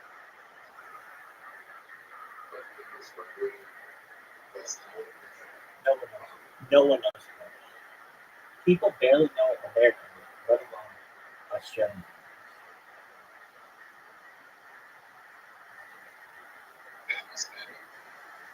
Oh, well, that's different. But that was an American show first. It was a radio show, and then it became a television show. But it was like very racist.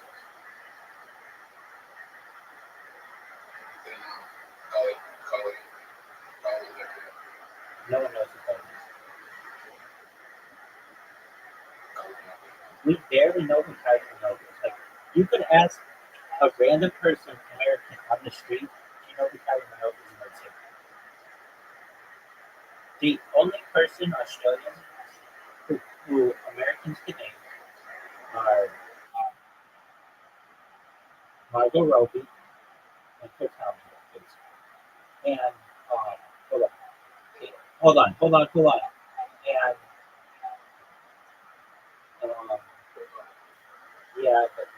okay, living people. And Hugh Jackman. Those are the only ones.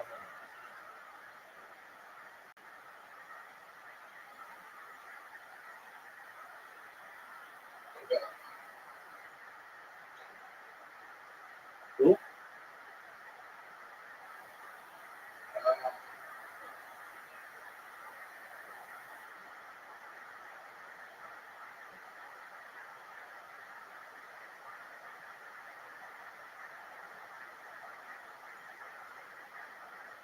What about you?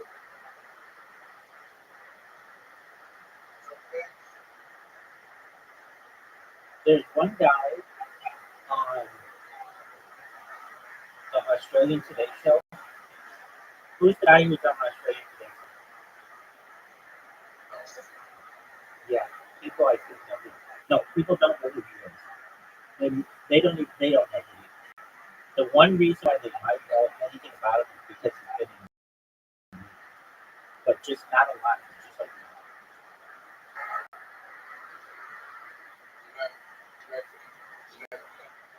no one knows who that is. Bill Clinton?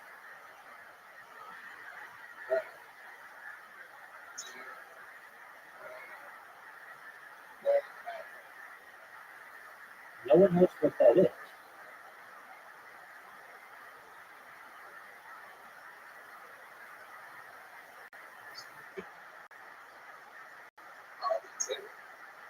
No one knows what that is. You think they have a really good shot. No, you messed up.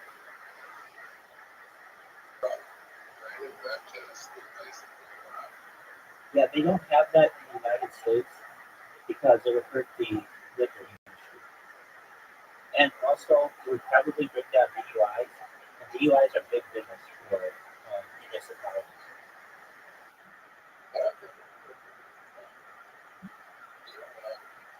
I think it worked better for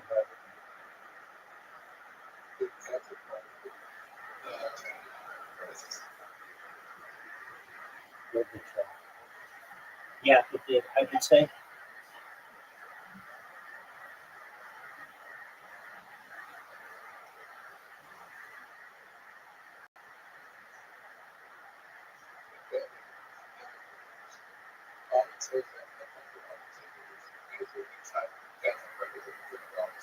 Right. And I'm saying that major sponsors in the United States are alcohol companies.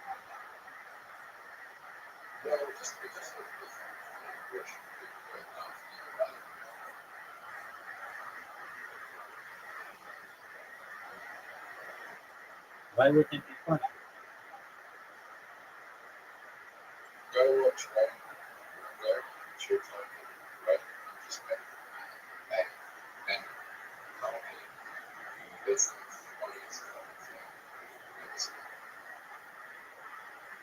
I'm just waiting for a what? I'm just waiting for a me. Waiting for a what? Oh, I'm just waiting for a dog. You're gonna win again. Wait, maybe not.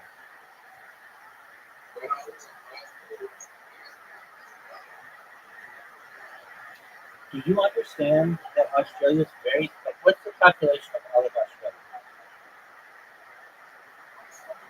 Okay, that's like half the size of California. It's small. The United States is like 400 million people.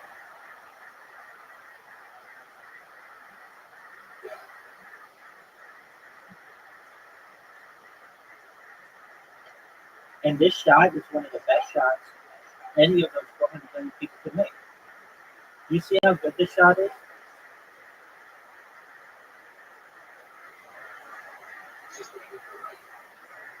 Okay.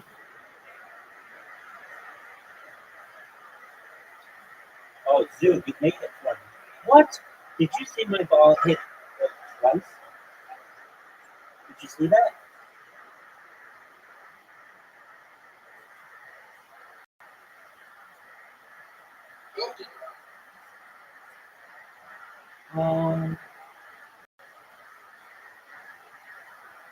Well, I sold my car to dealers, but before then, I said, okay.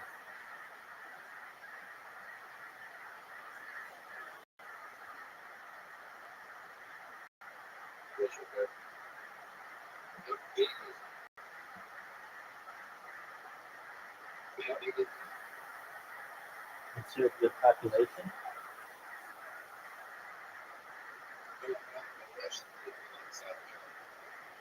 Dog, look at him.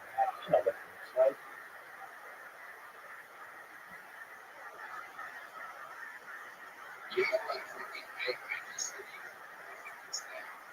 That's correct.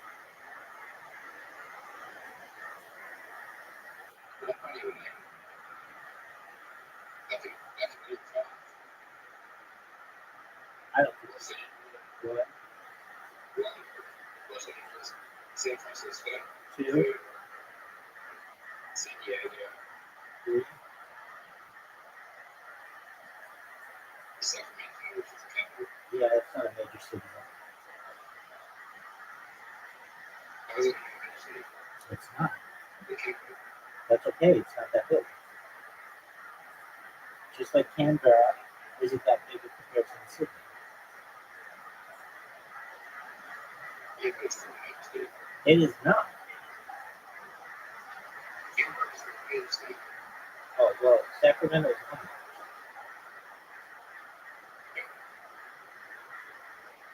There are at least, and we can look it up, but like 4 cities that are bigger than Sacramento. Yeah, I was in San Francisco. San Diego. This part's really It's a city, but it's not. What's the I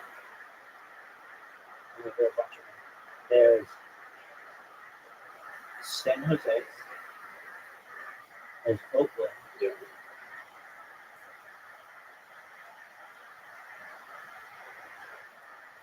Orange County. that's not a city. There's Anaheim. It's a collection of like 40 cities. Yeah, the biggest of which is Anaheim.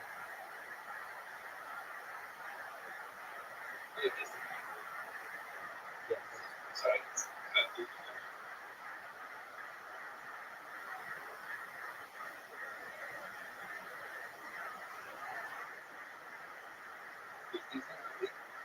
No. Especially in comparison to Disney World, yeah. Disneyland is really small in comparison to Disney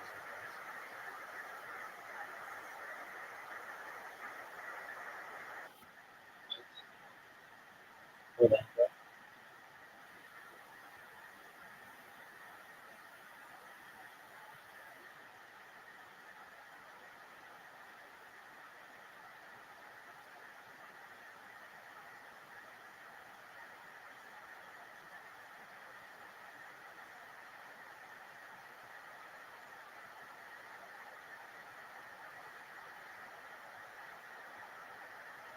No way.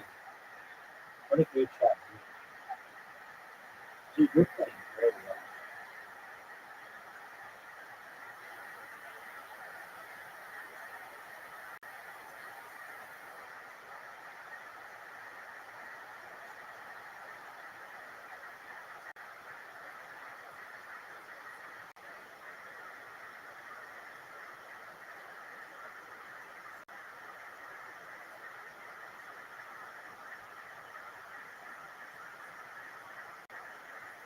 There's also Long Beach.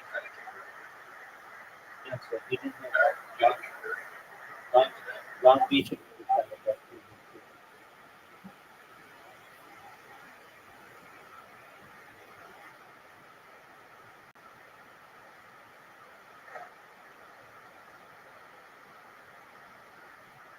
How would you keep the route?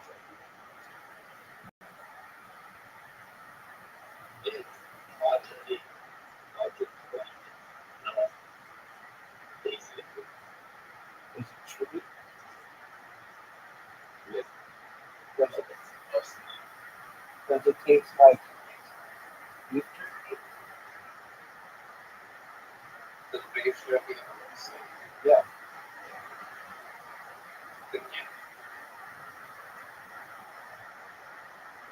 You've never had beef jerky?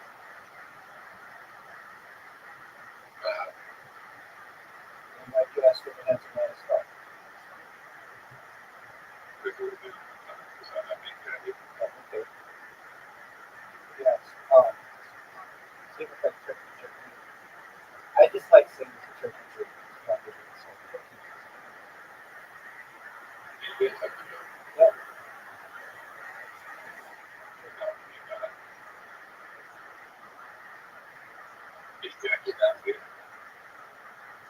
I think it's really good for you. It's expensive. And the reason why it's expensive is because it's like pure protein. It doesn't even have any water in it. And you can store it for a really long time. So it's like it doesn't perish very easily. And it's very rugged. Or like, I don't know if it's rugged, but it's like it provides for a lot of sustenance with like a very small amount. So that's why it's so expensive.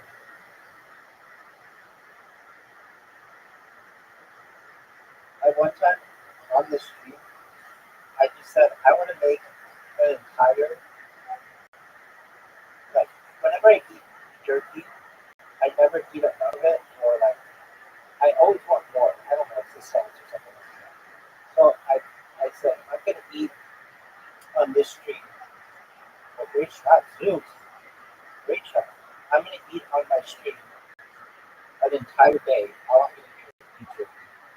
And I ate like just 2 packages and I ended up throwing up my street. And I threw up all night. And I think it was so much salt. I'm not sure what it was, but I've got a headache really badly. It was like I thought it would be like a really great meal to have. Like, oh, I'm gonna eat beef jerky. That's the last time I ate beef jerky. Um, I just threw up really bad. I remember going to the bathroom carrying the camera and trying to get it on camera, like on Instagram live as I'm throwing up. I've thrown up a few times actually. Usually though it's because of cheese. I feel like lactose intolerant to cheese, but it's happened with beef jerky. Oh, you missed. All right, you ready for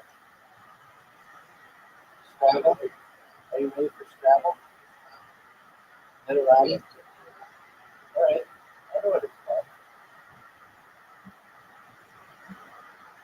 All right, are you gonna beat me? I don't think so.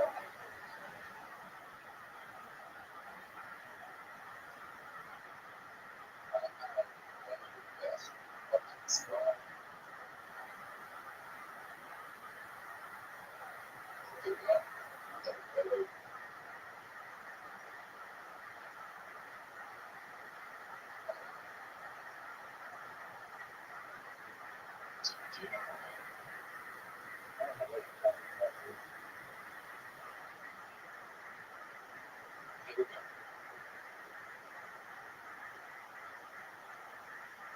Not a word.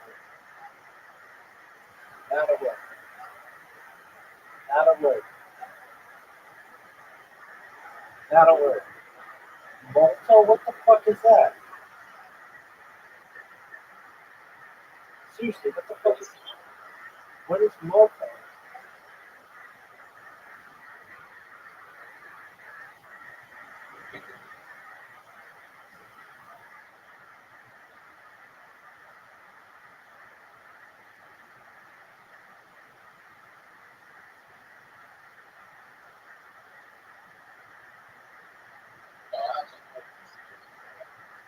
Who's that?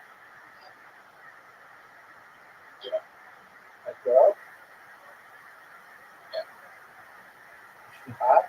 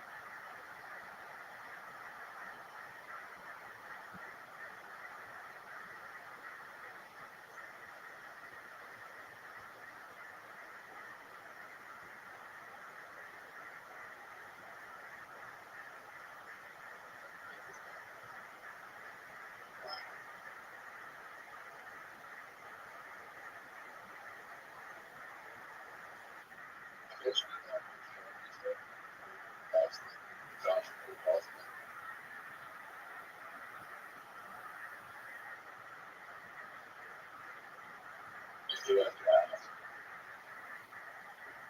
at my house.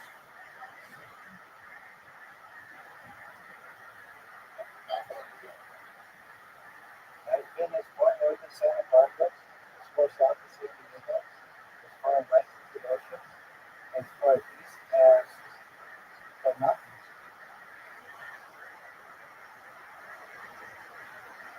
It's expensive for me. I need data, I need insurance, I need all, I need like transportation. I don't have the kind of money that I did when I first started this.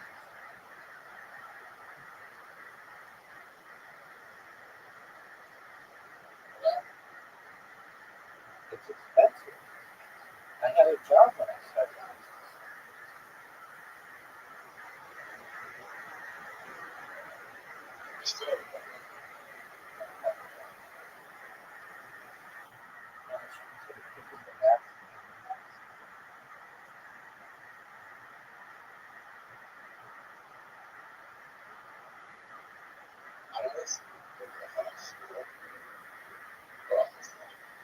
That's a good one.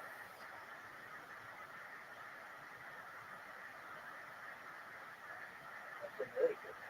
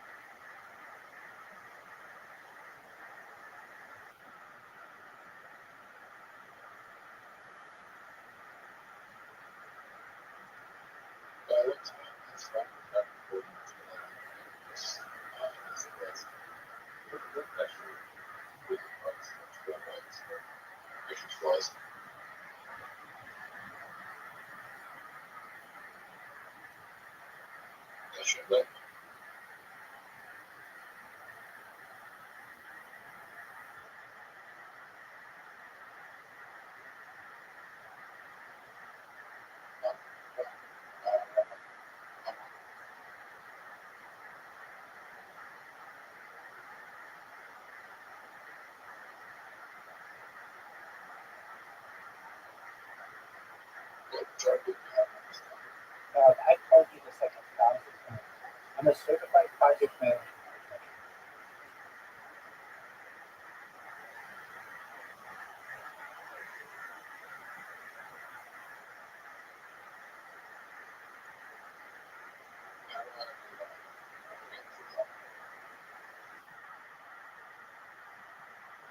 Generally need a tech background or a construction background. That might be good.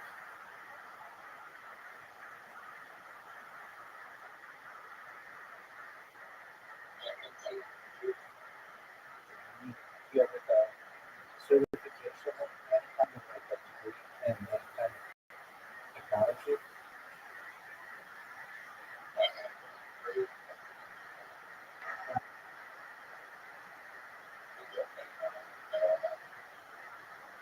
Like a college degree.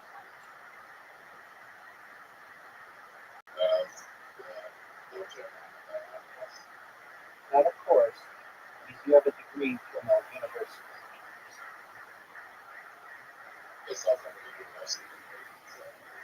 Good. So the first thing you would need is a degree from a university or like 7 years of experience in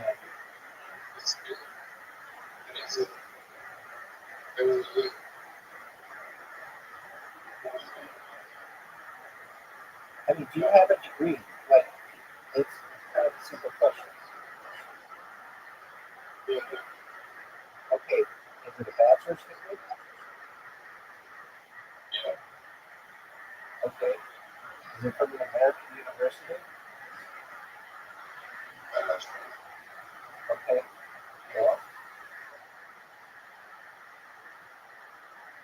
It's a bachelor's in what? No. Is it like what kind of bachelor's? That's not a type of bachelor's. That's a major. How many credits do you have? Okay, so you need a you need a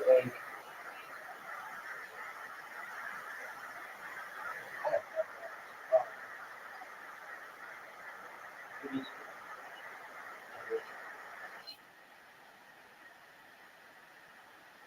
you need 120 credits for a degree, at least in the United States. I don't know how it works in Australia. Do you have any college credits? Okay, so you would need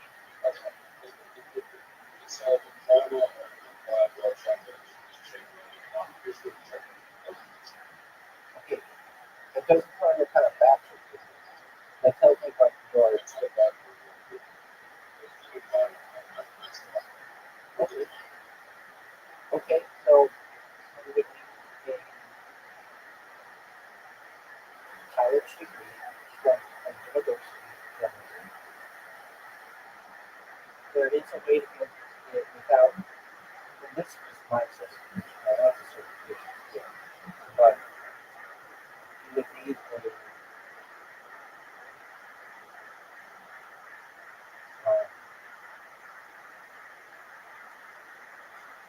equivalent experience. So like not even that, but like it's more experience. So you need like 7 or 10 years or something in addition. And then you have to then they audit your educational history and your experience. So you need someone to vouch for you that you have the degree, and they would check your transcripts, which you do, and then you have to pass a test.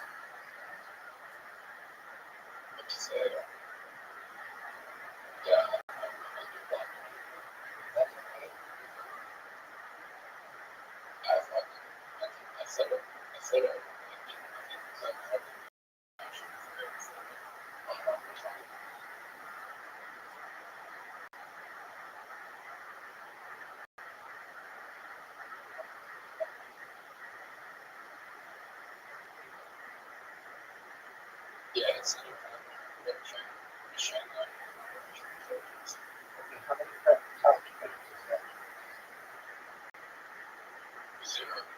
Okay, so it's just like a unrelated certification. I mean, it's cool that you have it. That's neat, but it's not relevant to.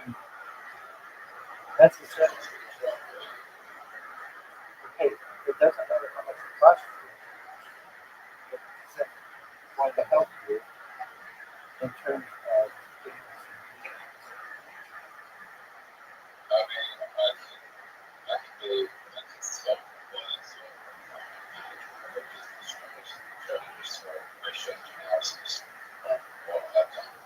Okay, so if you got a project management job and you did it for 7 years, if you could get the certification that I got, even without a college degree. I think if you do have a college degree, you just need 3 years.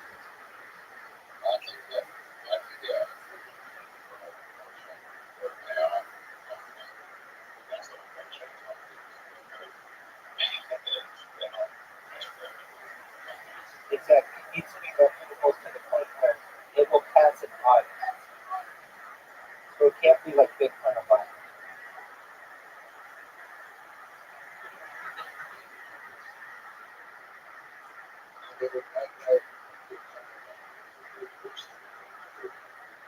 Okay. I am in agreement with you. I am in agreement with you on that.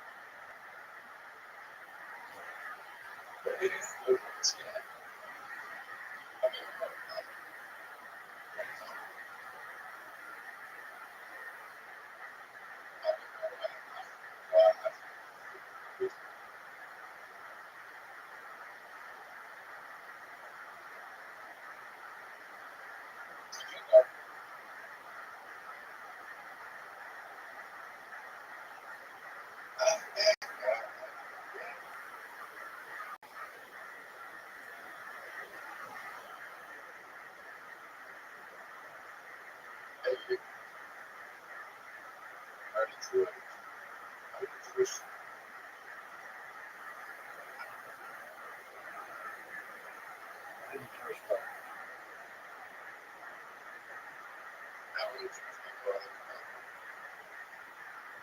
question. How what you consider a joke, but this actually about 1 million, 1 to 2 million. Jewish population,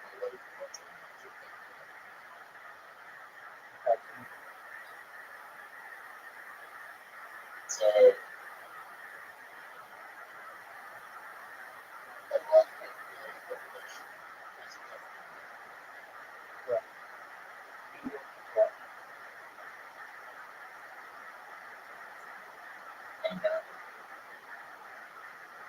Yeah, that's 7 million.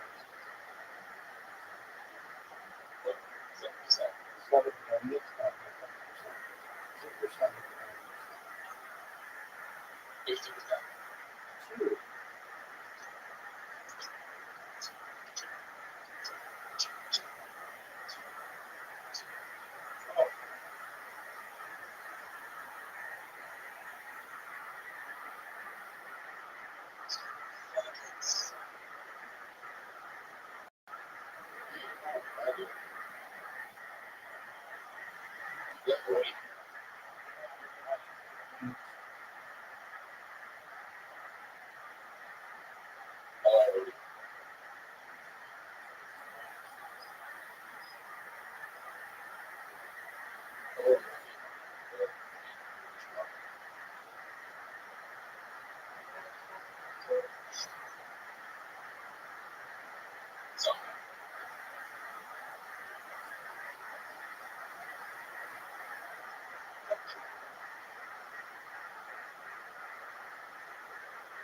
What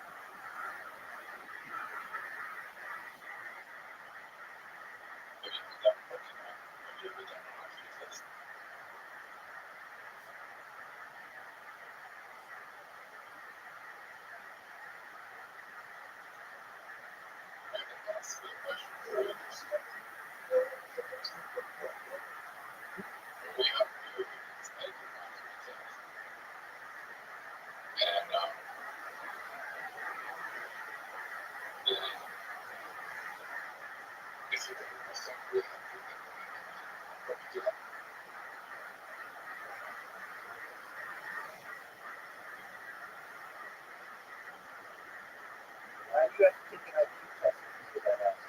Wouldn't it just be like if you ever felt it been called by you?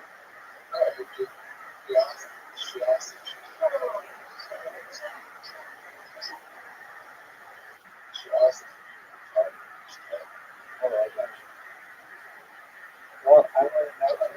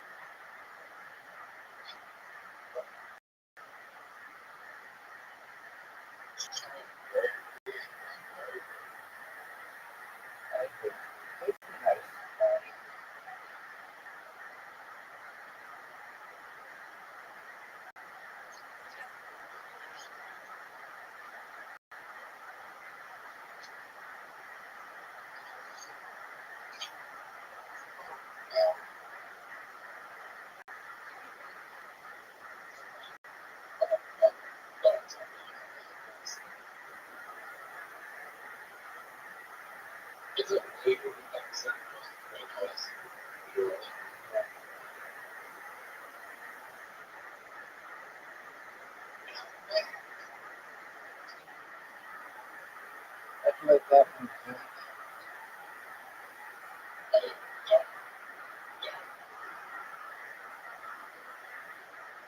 You like it?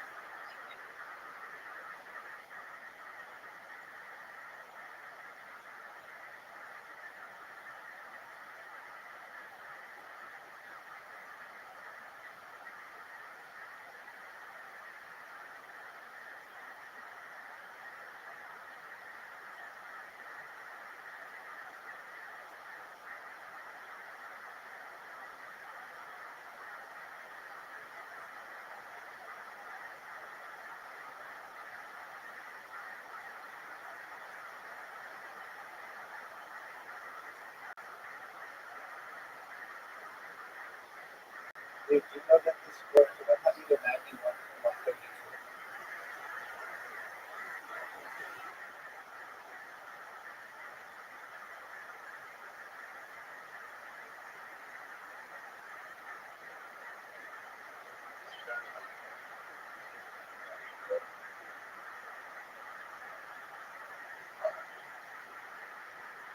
Dude, what kind of an person have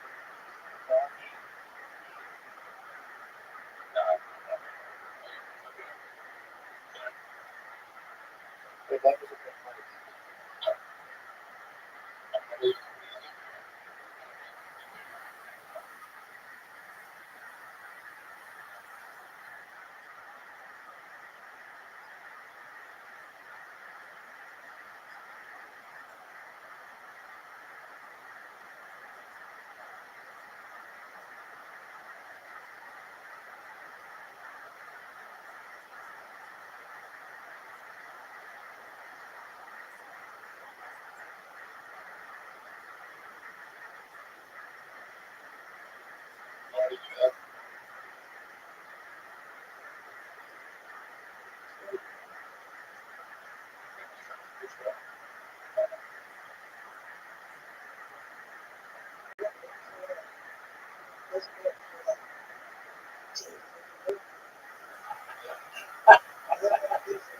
That was very funny, Ali. That was very funny. I just like cameras. What? You take the loop? Take the loop.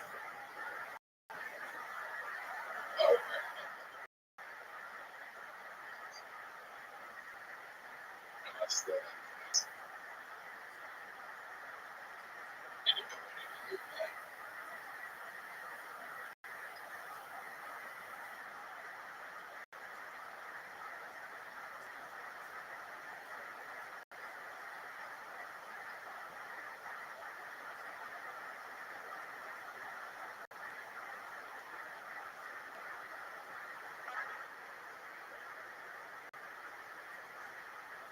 sugar vegetarian. Yeah.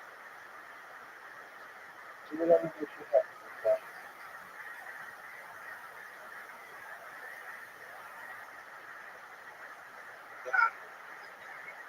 Is it going to make you better literati?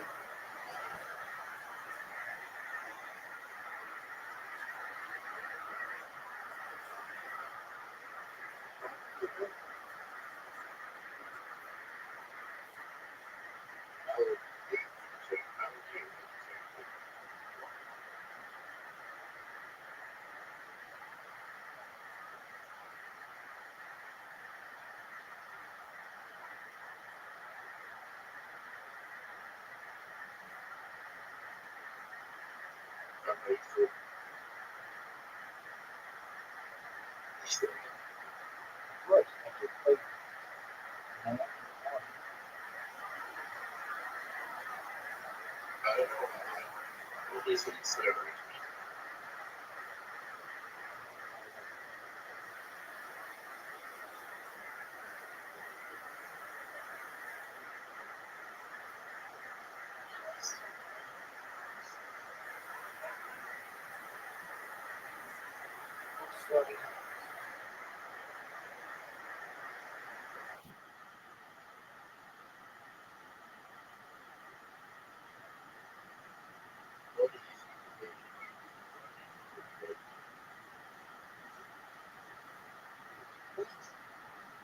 I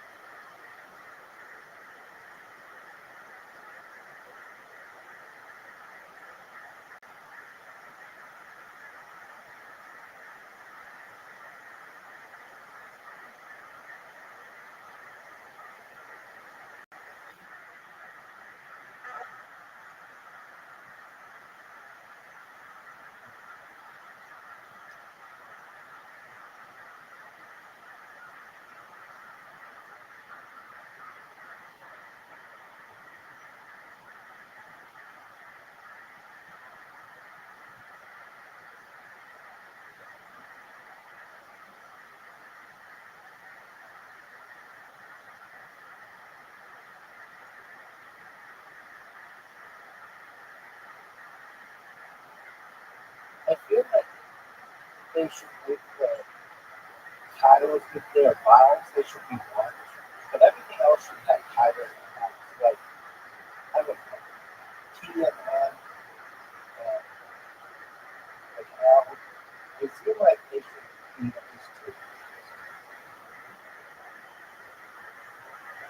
I have to like the part of everything else.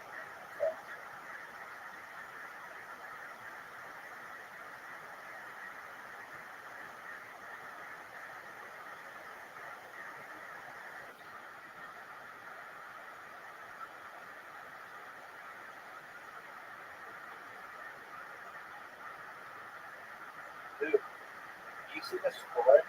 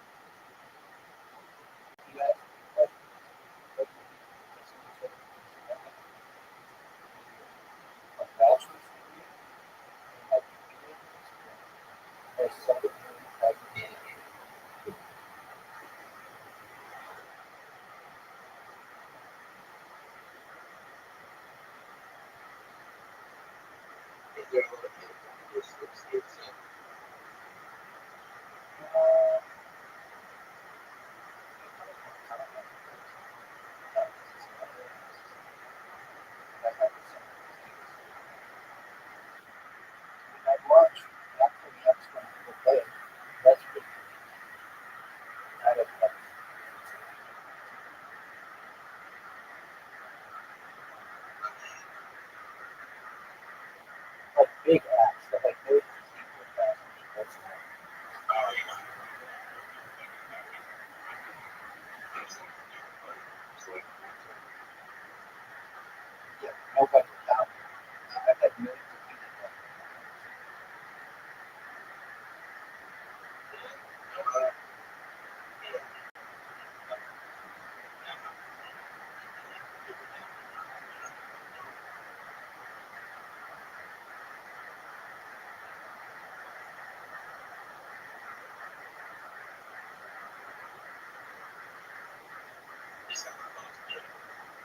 hated beer.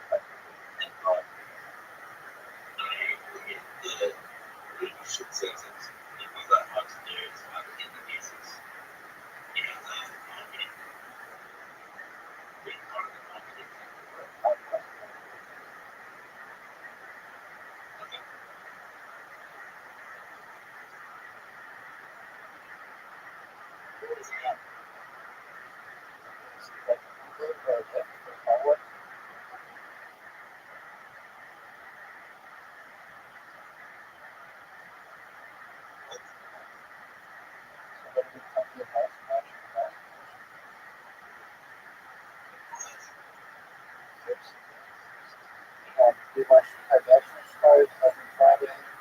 We watch Kiva's cars every week. We watch Brad Pitt's cars every week.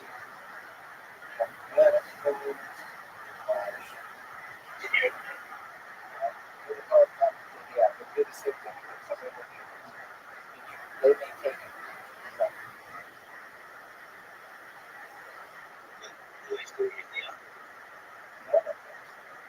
the state of California is illegal for 2020.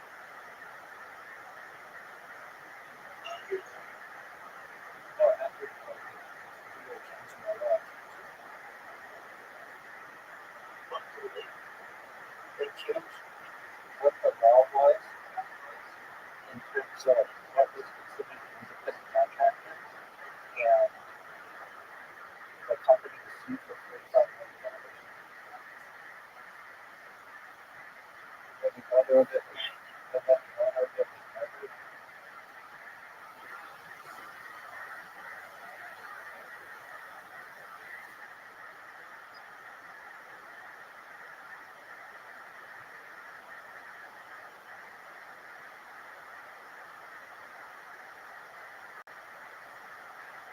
This is a piece of the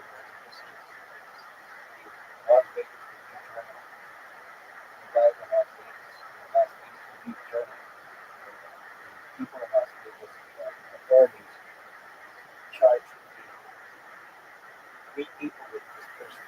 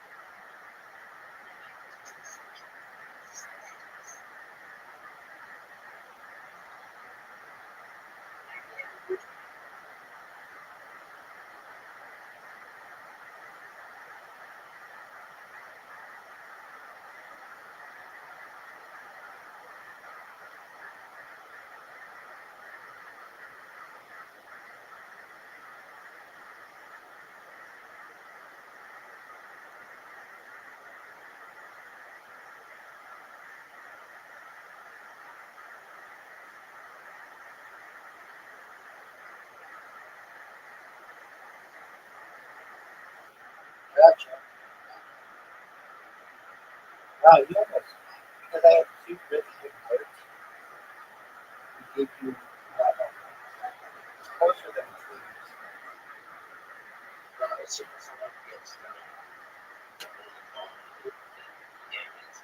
Yeah. All right, so I'm taking a break. No, I'm not going to bed. I'm going to work on my robots a little bit. Hey, perfect. I'll be ready to play them. See them to go.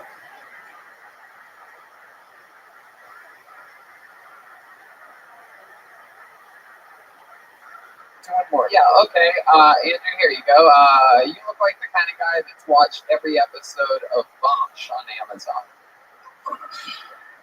I've been standing here this whole time wondering if you drew your mustache on with a pencil or a permanent marker. Oh, you son of a bitch. Son of a bitch. That was actually a pretty good one. And the answer's pencil. It looks like the hardest drug he's ever done is snorting cheese curds. Get him back. Get him. Get him back here. Cheese whiz, actually. Whoa! How about one on this audience? What do you think about this audience? Be mean to this audience. Come on, look at them out there. What do you got? What do you got? Just the whole You audience. guys ever watched a Packer game and looked at the audience? Yeah. Fucking horrible. And that's what you guys look like. It's too many people. You're adorable. Andrew, what type of office do you work in? I work at Direct Supply, so it's like a company that services senior living. I'm like a dispatcher, so I send We need 2 ramps. places or retirement homes. Yeah. Interesting. Wow, someone just booed you working at a place that helps senior citizens. That's so nice. How dare you? My God. So Andrew, tell us something hard about you. You seem like a nice guy. Tell us something that would surprise us about you. Is that a little tattoo I see sticking out of that sleeve? Whoa, what is that? What is that a tattoo of? The work you have to do tomorrow? What is that? They call Khaleesi the mother of dragons, but I call myself the father of dragons. Show that. Wow, the father of dragons. Oh my goodness, that is incredible. Fucking lame of thrones. And by the way, you are a stepfather of dragons. No one would blame you as their actual father. I didn't walk out in the fire, but I sure raised you good. What kind of car do you drive? An honest car, or whatever it is. Wow. Damn. God damn. Beautiful and saber. You got that? That's a hand-me-down from your parents? My grandmother. Oh, yeah. You're damn right. Wait, what Is this William Montgomery's brother? What did you say your grandmother's name was? It was Vivian. It was. Hey, what's the weirdest thing you ever Googled on a porn site? What's the weirdest search thing you've ever... Boobs. Delicious breasts. Vagina. Women's emotional state.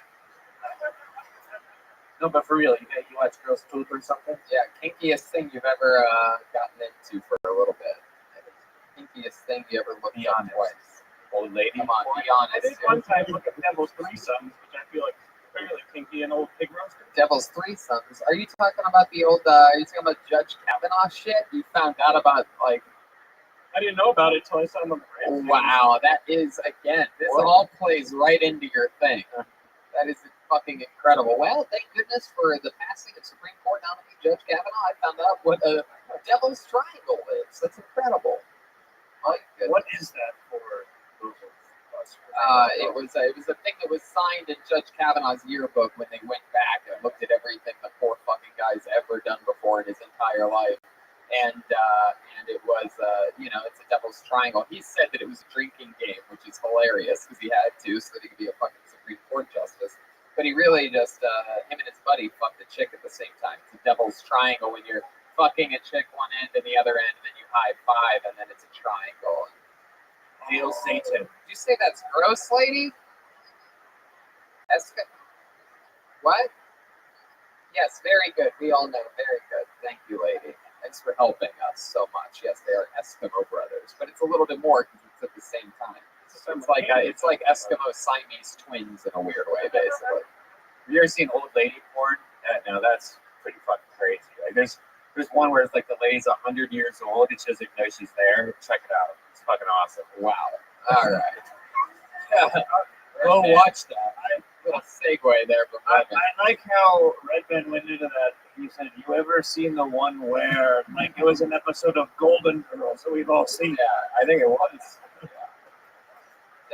Thank you for being a slut. All right, Andrew. Anything else we'd be surprised to know about you? Naughtiest thing about you? Come on, Andrew. Think hard. Think deep. What's the meanest thing you've ever done? The baddest ass thing? You ever fucking ride a motorcycle into a goddamn fucking like a soup kitchen to feed the needy or something like that? One time I rode my bike into a truck, which is pretty exciting.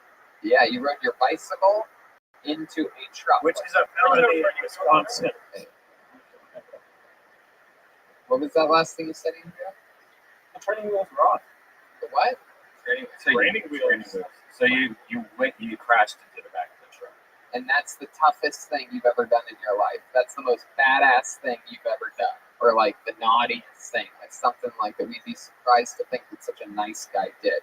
You never like stole anything from anybody or took something or fucking like kicked a baby. Hand job at massage parlor.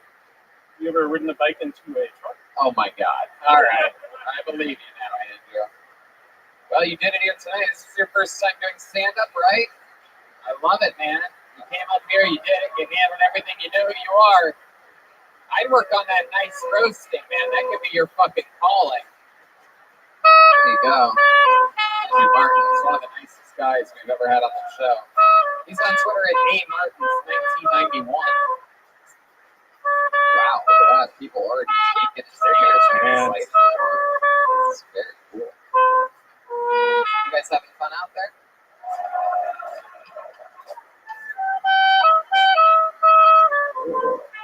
Wow, this is exciting. Put your hands together for your butt. Ultra Lord.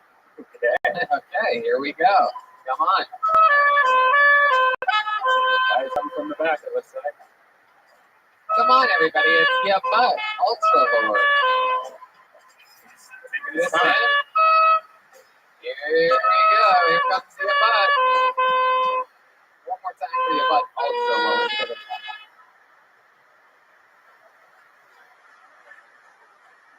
So, how's it going, guys? Excuse me, I'm addicted to nicotine, so I'm gonna hit this thing.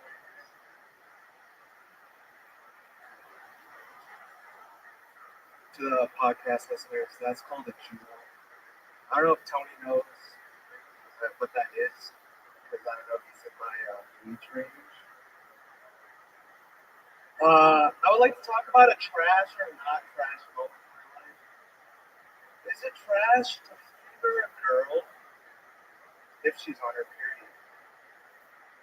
I mean, eventually, like, if there's a girl in your bed who's on her period, you must be wasted. She must be wasted.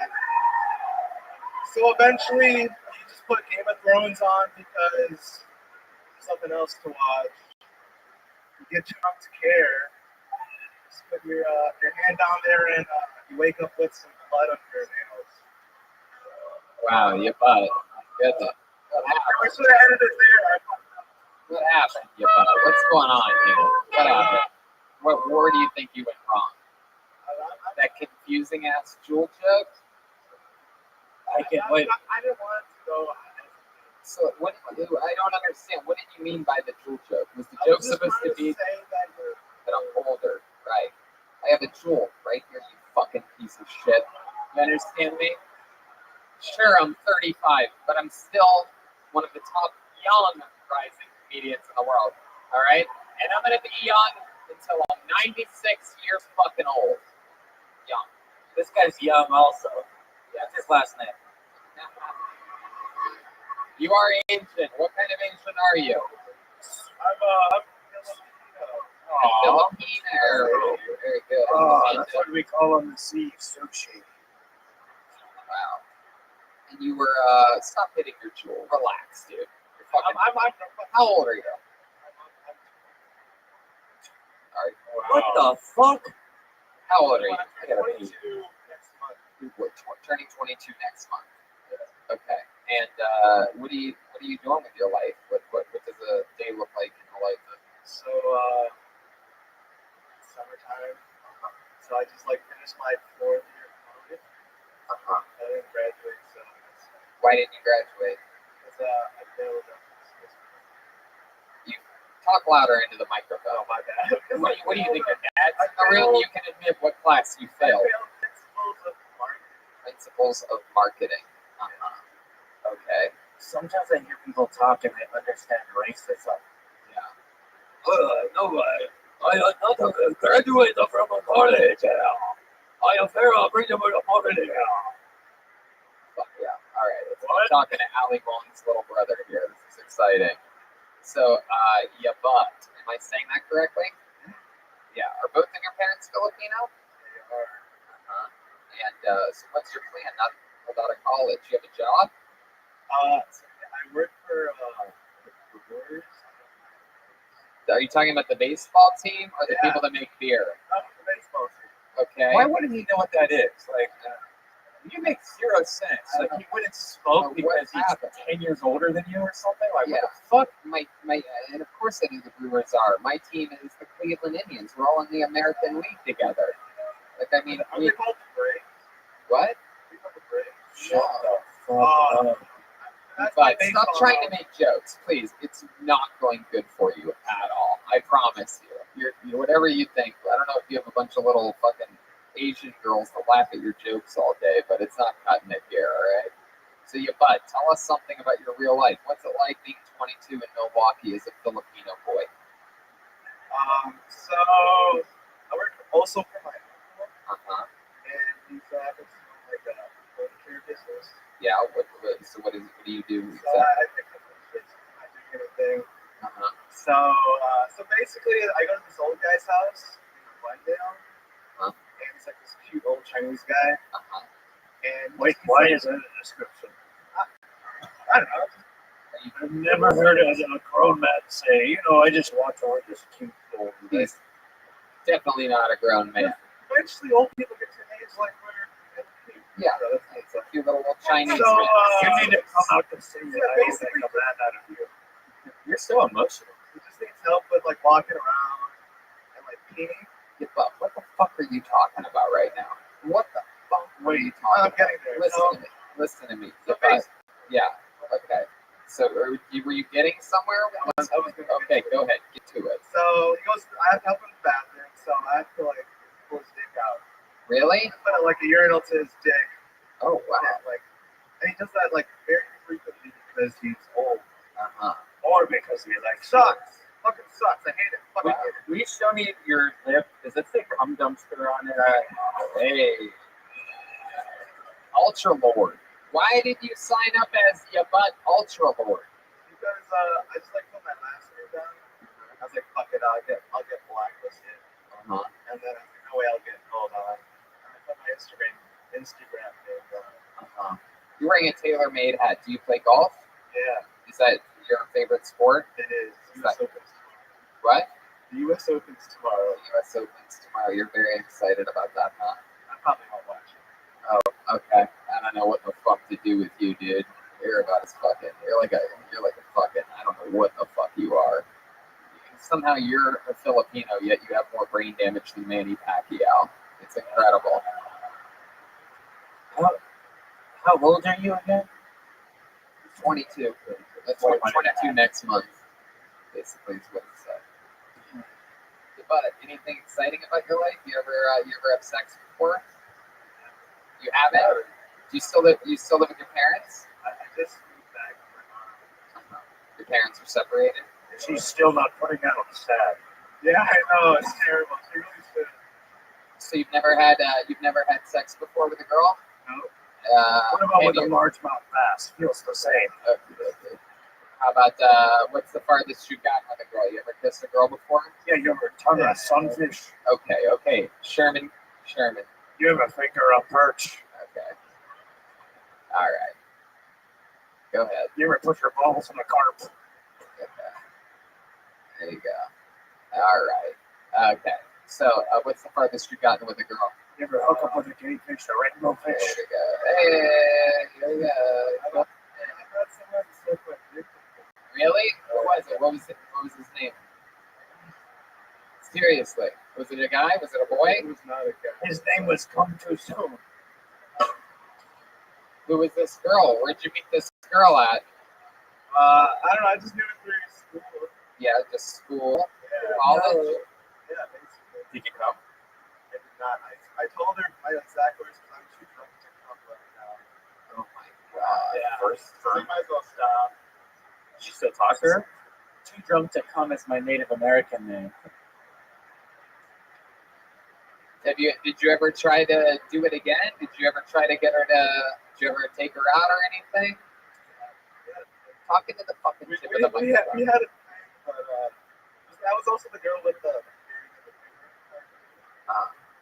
It was at the same time, same night. No, that was like a couple months later. So you fingered her, but you never got your dick sucked again. Oh, I did also. Oh, okay. All right. Well, there you go. Still a virgin? Yeah. What do you think's gonna happen with that? You plan on doing something crazy? You think about visiting one of your aunt's massage parlors and What are you doing to the mic? He's jerking off the mic right now. For the audio listeners. we love you long time, dude. That's what's fucking happening. Fingering a girl on the period. Is she also Asian? Yeah, was she Filipino as well? Or did you disgrace your father's name?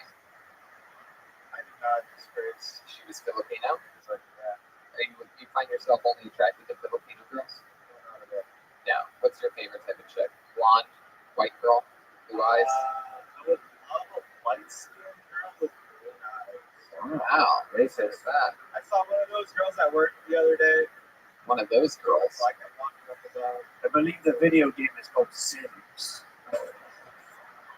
Where were you walking down? Where you said you kept walking up and down, seeing that girl. Where was this at? Where were you walking at? I was looking at the Brewers.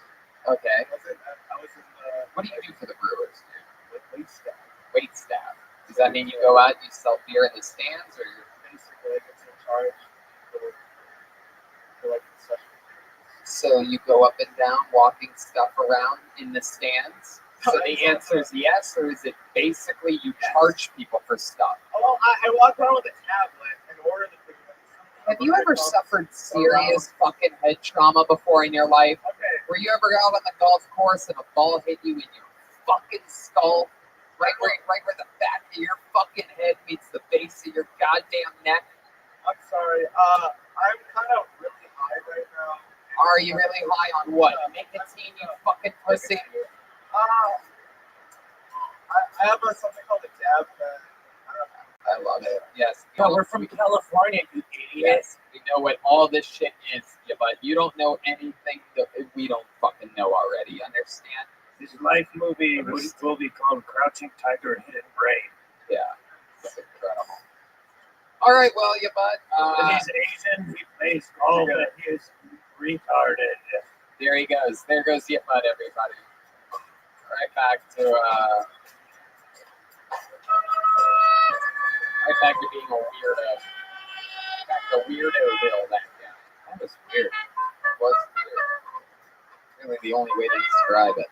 Every answer was like, well, basically, yeah. I mean,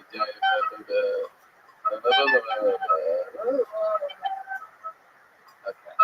Your hands together for your next comedian. Burnhan Al-Wasisi. Burnhan Al-Wasisi. There you go.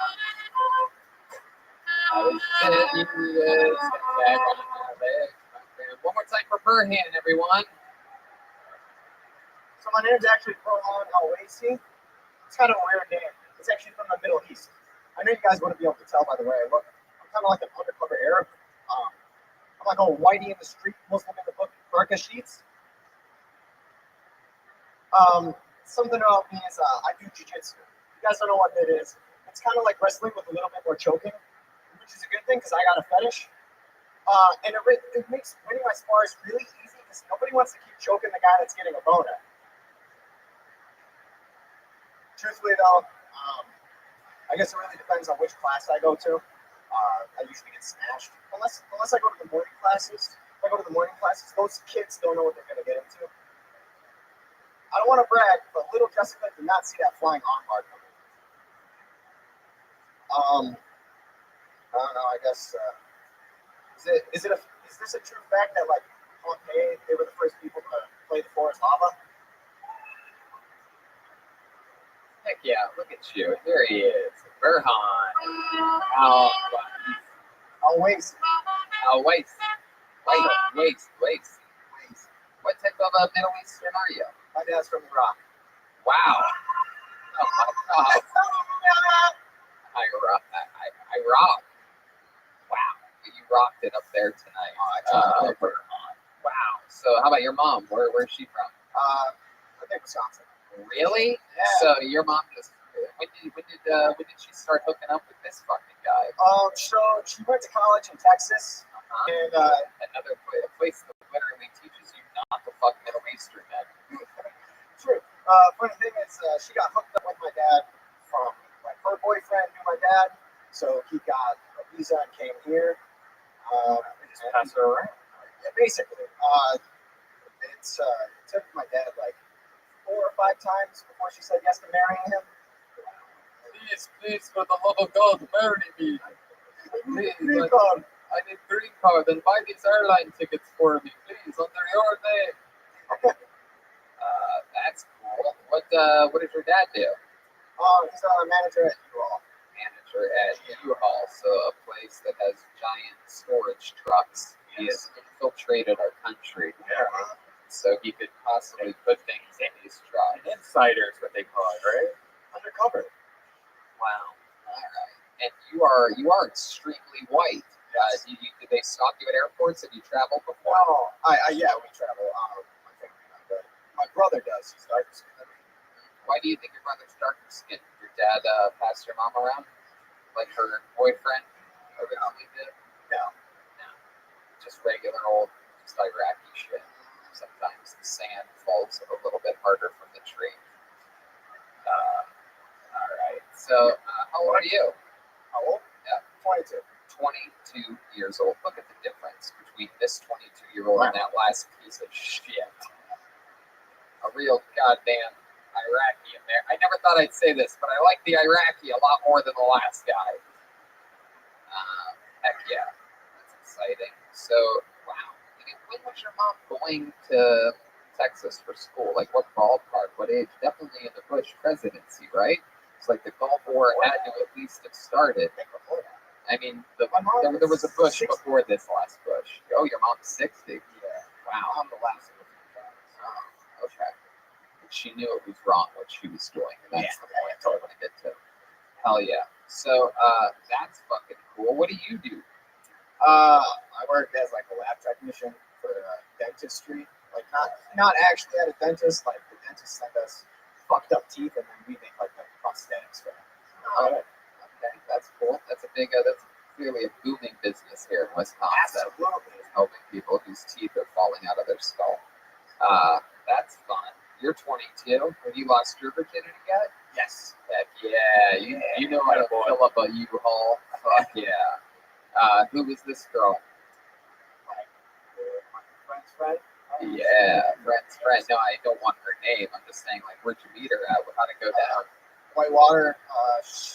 I made friends with these neighbors, and like she brought her friend over from Dickeyville, like, right next to Idaho, Iowa.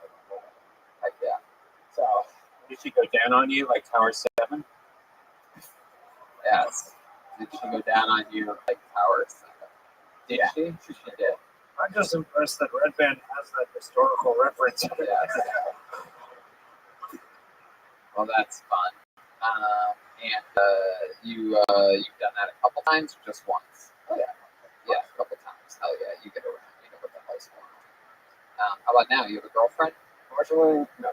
Unfortunately, no. That's an interesting answer. Normally, it's unfortunately yes.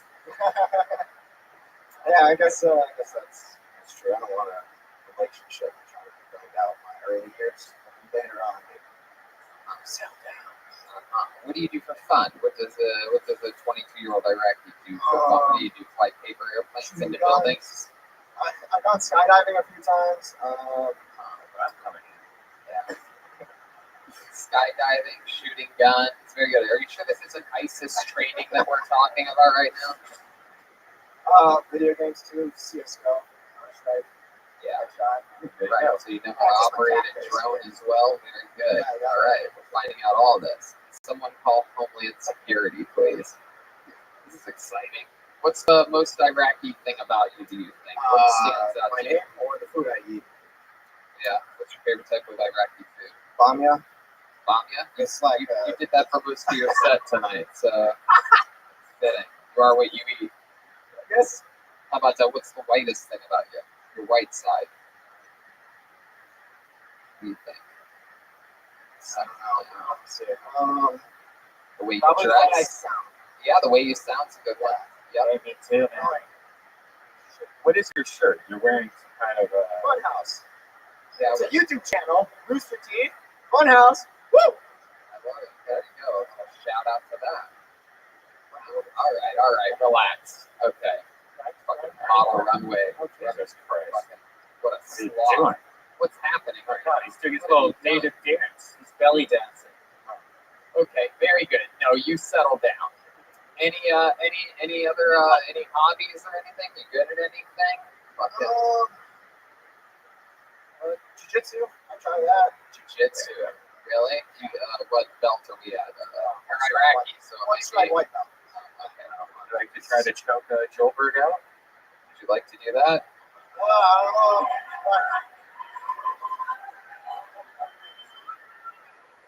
Wow. Oh shit. These guys are fucking. Wow. What's happening? I think they're fighting. Wow. Oh my god. This is very. All right.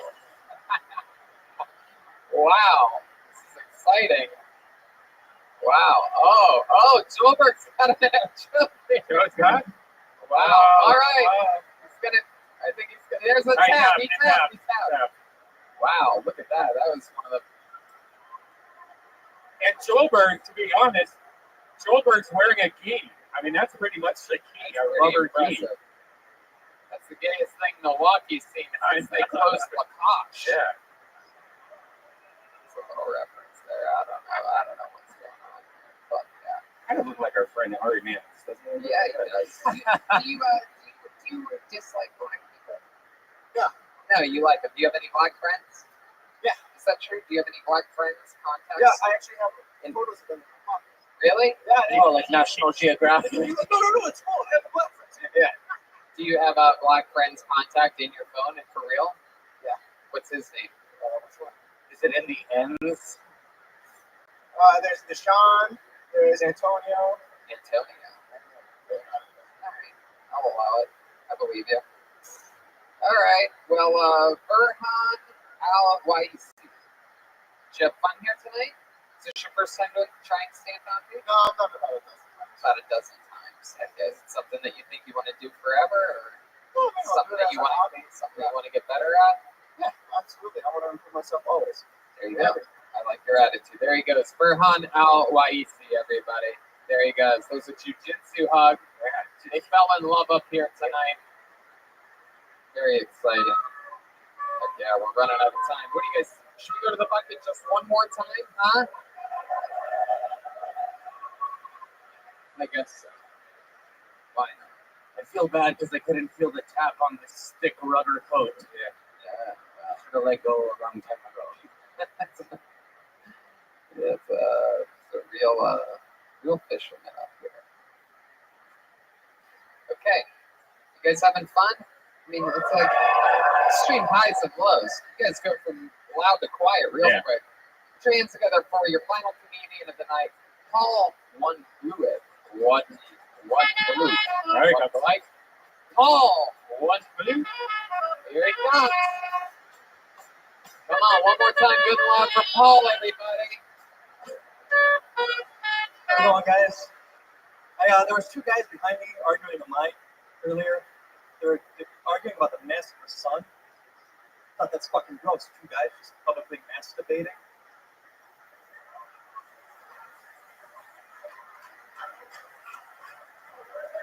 I work in customer service. It sucks. I hate people. Like, that customer service switch is always on. Like, I'm always just too nice. Like, I've been accused of being Canadian. Like, I've developed this tick where people run into me, and I'll just go, sorry. I've never been to Canada. I don't know where it came from. It's like they get bumped into by a confused host. I want to get a vasectomy. I went to Google and I was like, where do I get a? And just auto-completed vasectomy.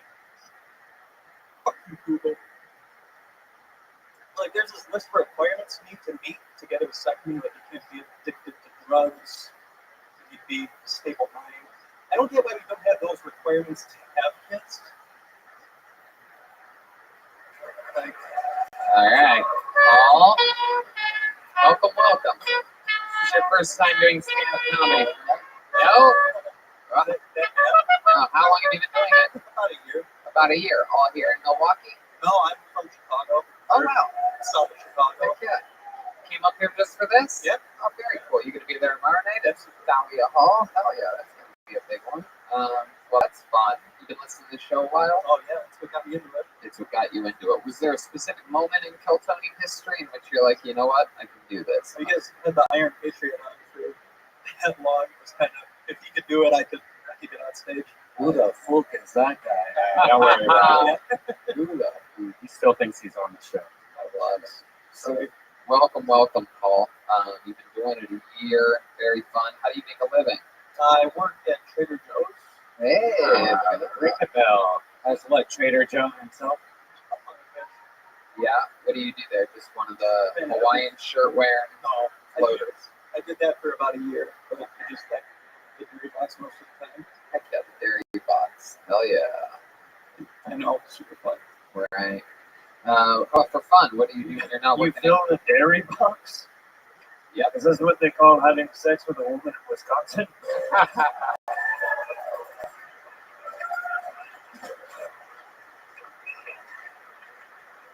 What do you like to do for hobby wise? You seem like the kind of guy that has like 3 computers all lined up next to each other. You fucking roll around like that.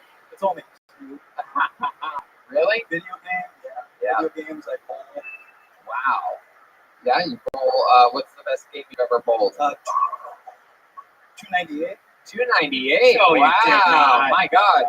It's Yeah, very you impressive. did. Very impressive when someone Liar. bowls their weight. And it's incredible that you're able I was going to guess cereal. Did you really bowl a 298? Yeah, fucked up the last ball. Yeah.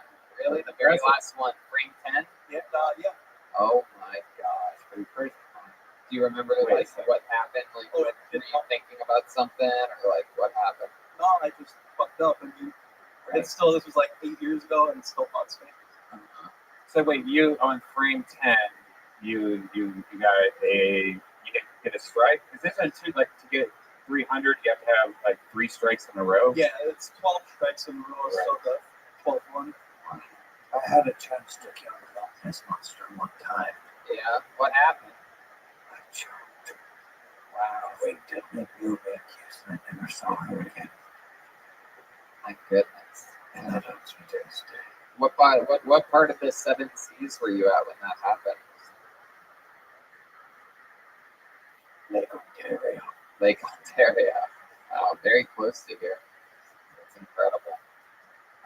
Paul, so you see, you can admit that you're a pretty sort of like nerdy guy. A lot of computers, bowling is your go-to. Anything else? Something crazy about you that we'd be surprised to know?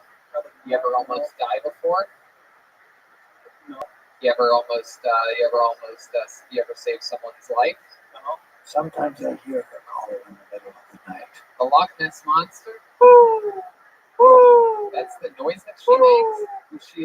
Was she a baby owl? I don't know. It may have been. All right.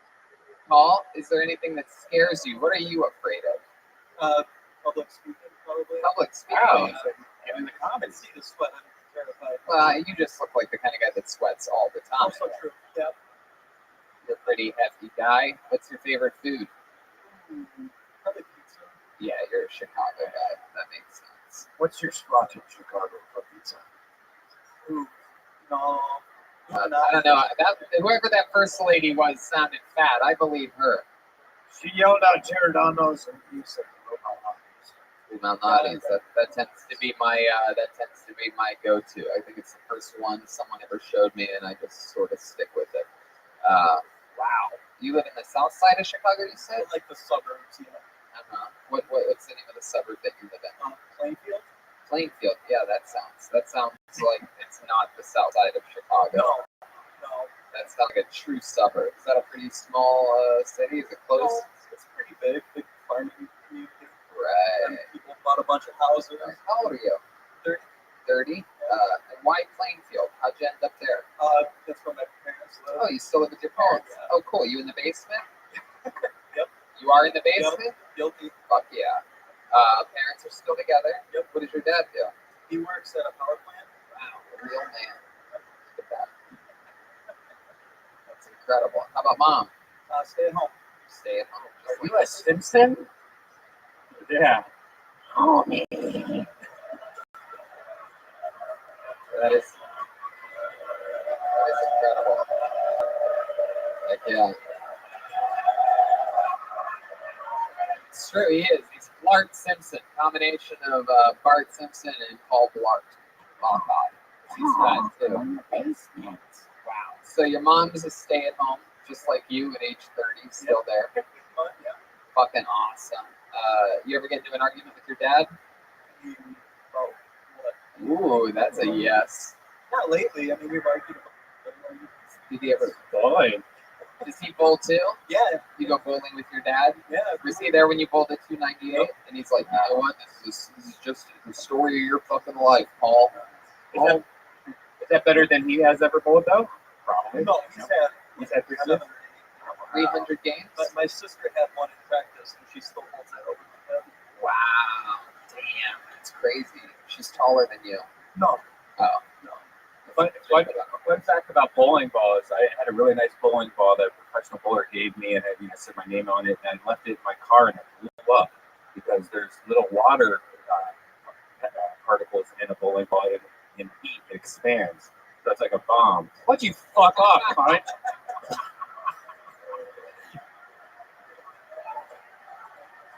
You forget this is also a podcast.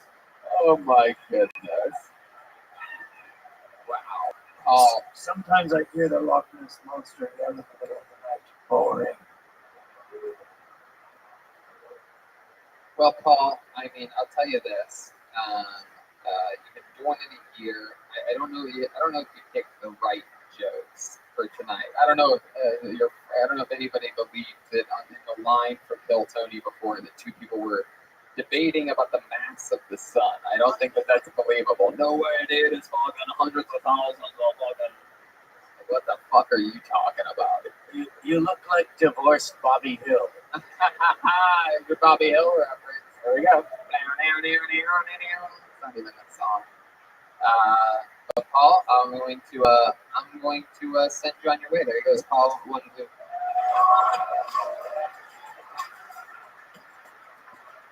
I mean, I love you guys, and I don't want you guys to get the wrong idea, but I have to say that I think we need to go back to the bucket one more time. Now, that's not to say that I don't like this episode. It's quite the opposite.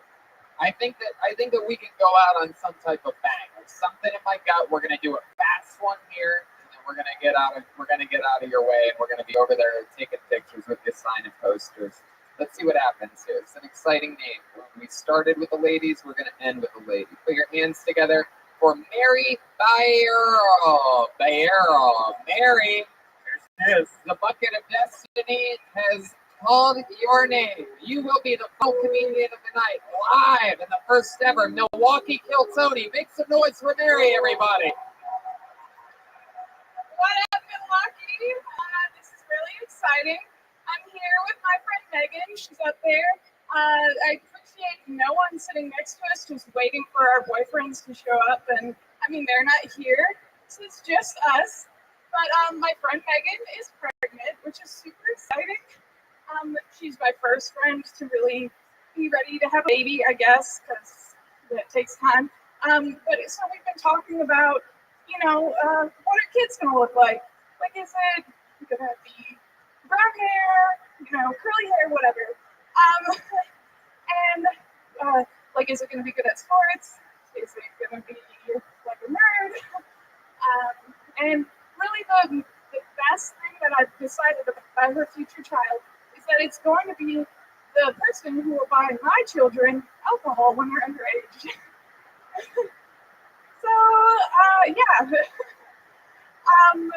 And that's all I had. Wow, look at you. That's adorable. I mean, not a single fucking joke in there. We really did end the way we started with someone that clearly had no idea that they were going to get pulled out of the bucket. What happened here, Mary? First time going stand-up, right? Yes. How about a hand for that? Come on. I mean, I don't know what happened, but what happened here tonight? So, I was supposed to come here with my boyfriend, and he decided to watch the Blues. Wow. Wow. Whatever, he's at the New Kids on the Block concert. He You know he is is. in St. Louis. Uh-huh. He's in St. Louis. So when you say he was going to come here with you, when did he make the decision to go to St. Louis? Yesterday. And he just left. Yes. You know that he's cheating on you right now, correct? No, I'm just kidding. So what made you sign up? You a fan of the show? Yeah, I've listened to the show a little bit. I definitely didn't expect a call, but I did kind of prepare, which just says I suck at preparing. So, my friends say I'm funny, which doesn't mean much of anything. And your friend what? My friends say I'm funny. What do you do for work? I work at a nonprofit, like a youth development. Profit. And how pregnant is your friend that? How pregnant is your friend that you came here with? Like halfway there. Halfway there. Okay. And how long have you been with this boyfriend? 5 years. 5 years. You guys still having sex? Everything healthy in the relationship? Thumbs up. Thumbs up his butt? What are we talking about? Kinkier than ever? We are not pregnant, so that's great news for us, I think. What would happen if you got pregnant? Would you have an abortion or have the baby? Hey, come on, we're getting towards the end of the episode. I have to take chances here. Don't groan at me. What is this, Alabama? The fuck is happening right now? Would you have the baby? You seem like you don't want to have a baby. I don't. Right. Are you on birth control? Yes. You are. So, this morning go ahead. My birth control pill fell on the floor and I couldn't find it. So. Hell yeah. Whoopsie, baby. Wow. Well, that's not going to do anything. Yeah, it's okay. What's the craziest thing you and your boyfriend have ever done sexually? It's true. You have 5 years. Say it slow and in French. There must be something. You seem like such a good person. We're excited to know anything crazy. Did you and your boyfriend ever have sex in a porta potty? No, nothing like that. Did you get your sweater from the movie Grease? Did you? Did you get the sweater from the movie Grease? Tell us something about you that we find interesting. Something that you think makes you different than all these other people here. I loaned someone money once, and for collateral, they gave me a gun. Wow. That's crazy. You bought a gun. You know that? You bought a gun. Yeah, that's true. How? What kind of gun was it? Do you remember? The 22. Yeah.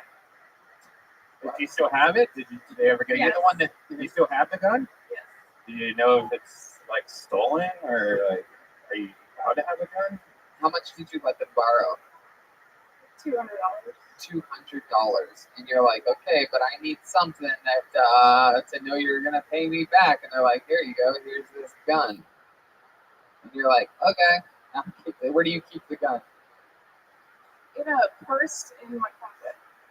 Wow, heck yeah, interesting.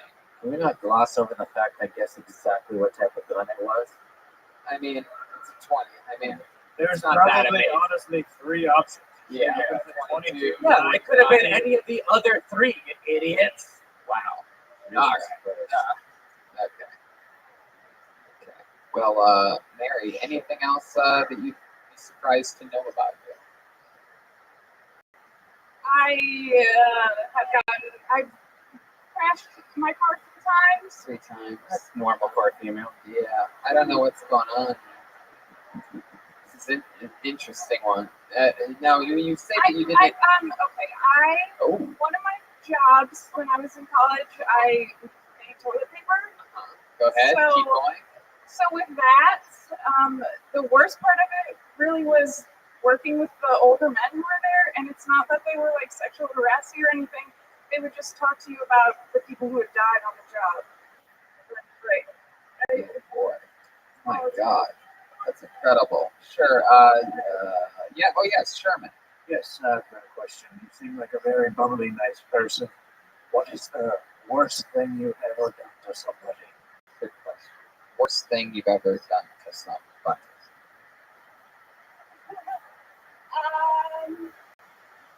I You motherfuckers up here boring as fuck in Milwaukee. I'll tell you. You shot somebody that owed you money. Their own gun. I let my parents down. I let everybody here down. I'm sorry. Do you like anal? No. Oh. Well, I mean, I don't know what to do here. What time? Go for it. Do one more. Do one more.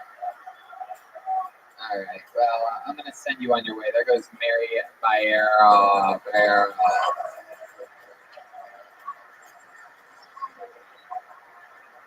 I don't know, man. We've reached our maximum. What's it?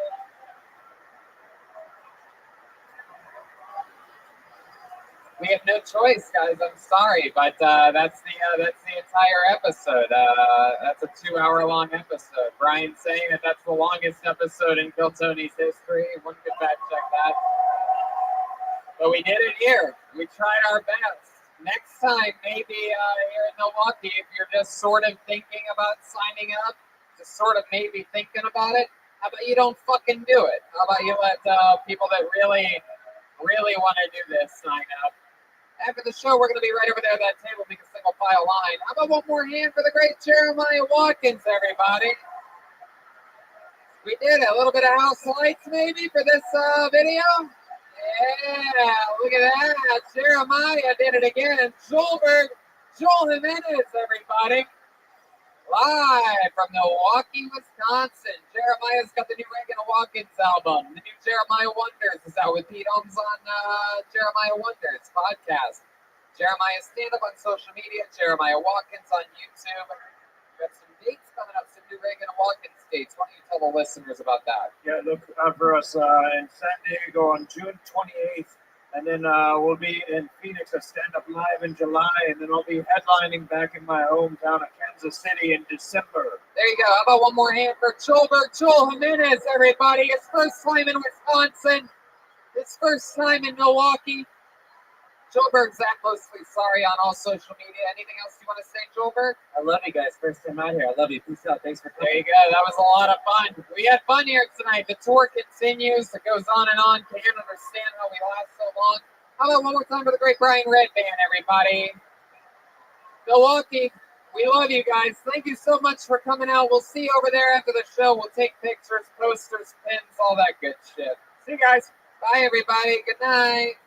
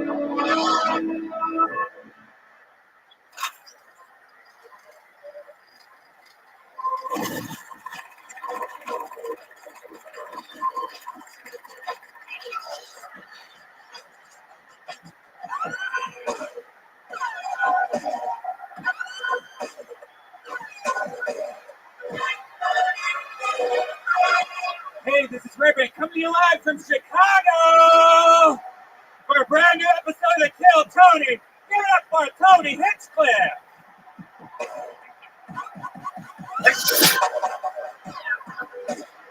Finally, Kill Tony has come to Chicago. Let him hear. Yowie, wowie, Rippin' is here. It is the moment you have all been waiting for. Believe it or not, we've been all around the world, and finally, Chicago, Illinois, ladies and gentlemen. How fucking exciting is this? Packed damn house here at beautiful Thalia Hall. Exciting times. Am I saying that right? Thalia Hall? Yeah, no, it's Thalia, you Thalia motherfucker. The sound guy just said yes. Wrong ass bitch. Oh. Excited to be here. The fun keeps going on. We're gonna go to a baseball game tomorrow night. Got the night off here in Chicago. Gonna watch the White Sox and Yankees. You know what I mean? Rep for fucking Zen. A lot of Frank Thomas fans here on the Kill Tony cast, believe it or not. The big one hurt. Those big bionic hips. Oh my god. This place is rowdy. Can't even say what we're doing for fun around town. My god. Exciting times. Then on Saturday, we're in beautiful Madison, Wisconsin.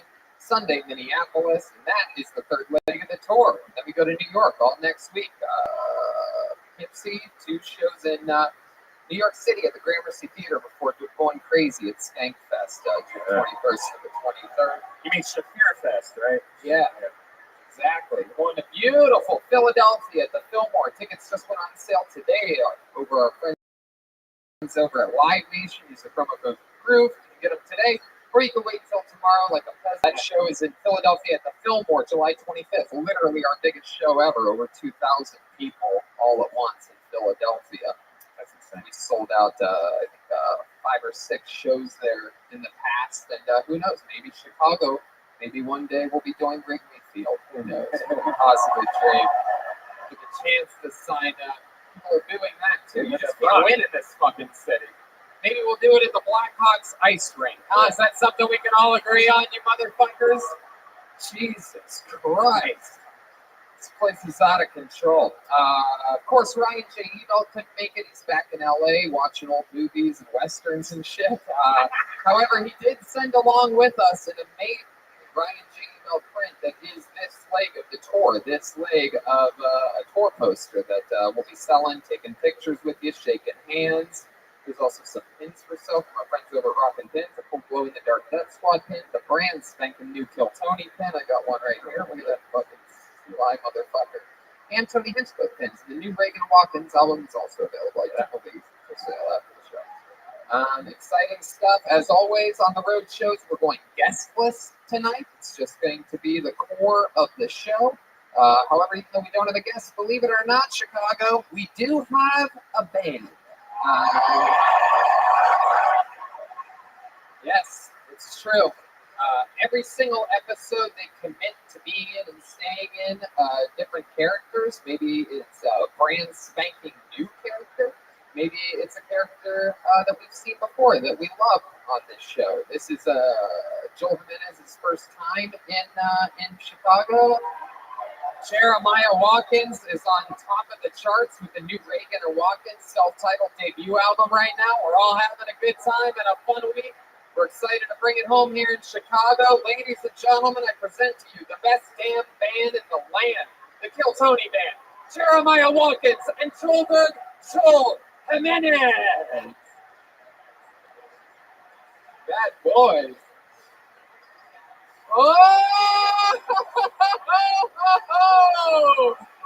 Wow! They are police officers tonight. We've seen these guys before. My goodness, that is the bicycle cop. You are here. Somebody stole my damn bike. Remind me of your name again. Lieutenant Stroganoff. Lieutenant Stroganoff? Yeah. Race Polish. Nice hair. And back here we have Officer Cheech. Is it? The fuck are you? How do you look more Mexican than you normally look? That's almost impressive. You keep talking like that, you're under arrest. Officer Rodriguez, LAPD. Officer Rodriguez, writing this down so that I don't forget. Stroganoff. Lieutenant Stroganoff, Chicago PD. Oh, look at that. Someone knows how to play to the fucking home crowd, huh? LAPD over here. What an idiot.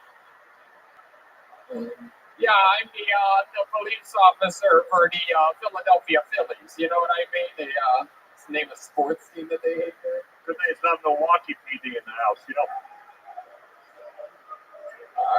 All right. Shut up with your booze. Save it for the idiots that come up here tonight. You guys know how it works. We got a bucket here, a bucket of goddamn destiny. And I'm telling you, I can feel the energy in this fucking thing tonight. A lot of sign-ups.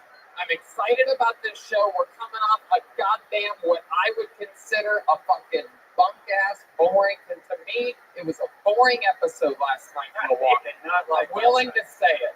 I'm willing to say it. I didn't like the fucking hotel in Milwaukee. I didn't like the fucking people that we pulled out of the bucket. I didn't like anything about Milwaukee, and I'm taking a stand here the first night I can in Chicago. And I'm saying I'm anti-Milwaukee and pro-Chicago. To me, it's insulting to even compare the two cities, but you're going crazy, Greg. So I have no regrets. If I pull your name out of the bucket, you know how it works. You get 60 seconds on this stage uninterrupted. And hopefully you stand with comedy. You ready to lose? Are you ready? You know your 60 seconds is up and you hear the sound of kitten. That means wrap it up then, or else you're going to bring out the angry boys town. There. And I can tell just from here that that is one big fucking bear. It's exciting. The entranceway is hard left over there. Is there somebody with a flashlight working here? Yeah, that flashlight. That's your fucking light of destiny. When I call your name, you follow to that light and you follow where that person shows you to go. Don't fucking trip and be an idiot. Take your time. Look where you're going. It's dark. It's a real stage. You're not used to it. It's show business shit. All right? So learn quick. Look for the pieces of fucking yellow tape. Don't trip. You guys ready to start this fucking thing or what? It has begun. Lieutenant Stroganoff is back. Officer Rodriguez, Brian, Red Band, the bucket of destiny. Here we fucking go. Oh, I found my other Sharpie marker. That's where I put it right there. Cap off. You guys ready to start this bitch?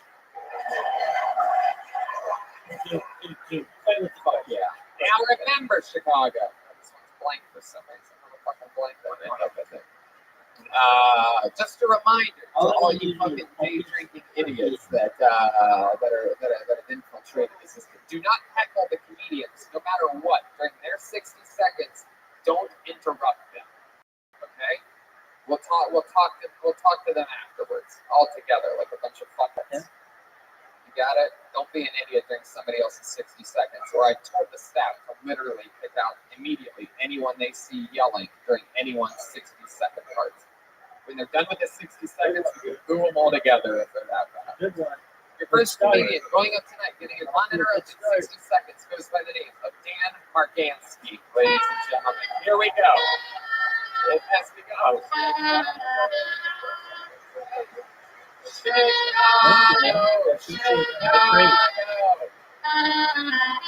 How about a hand for the band, everybody? They're here. In the flesh. There's your first comedian taking it up, Dan Margansky.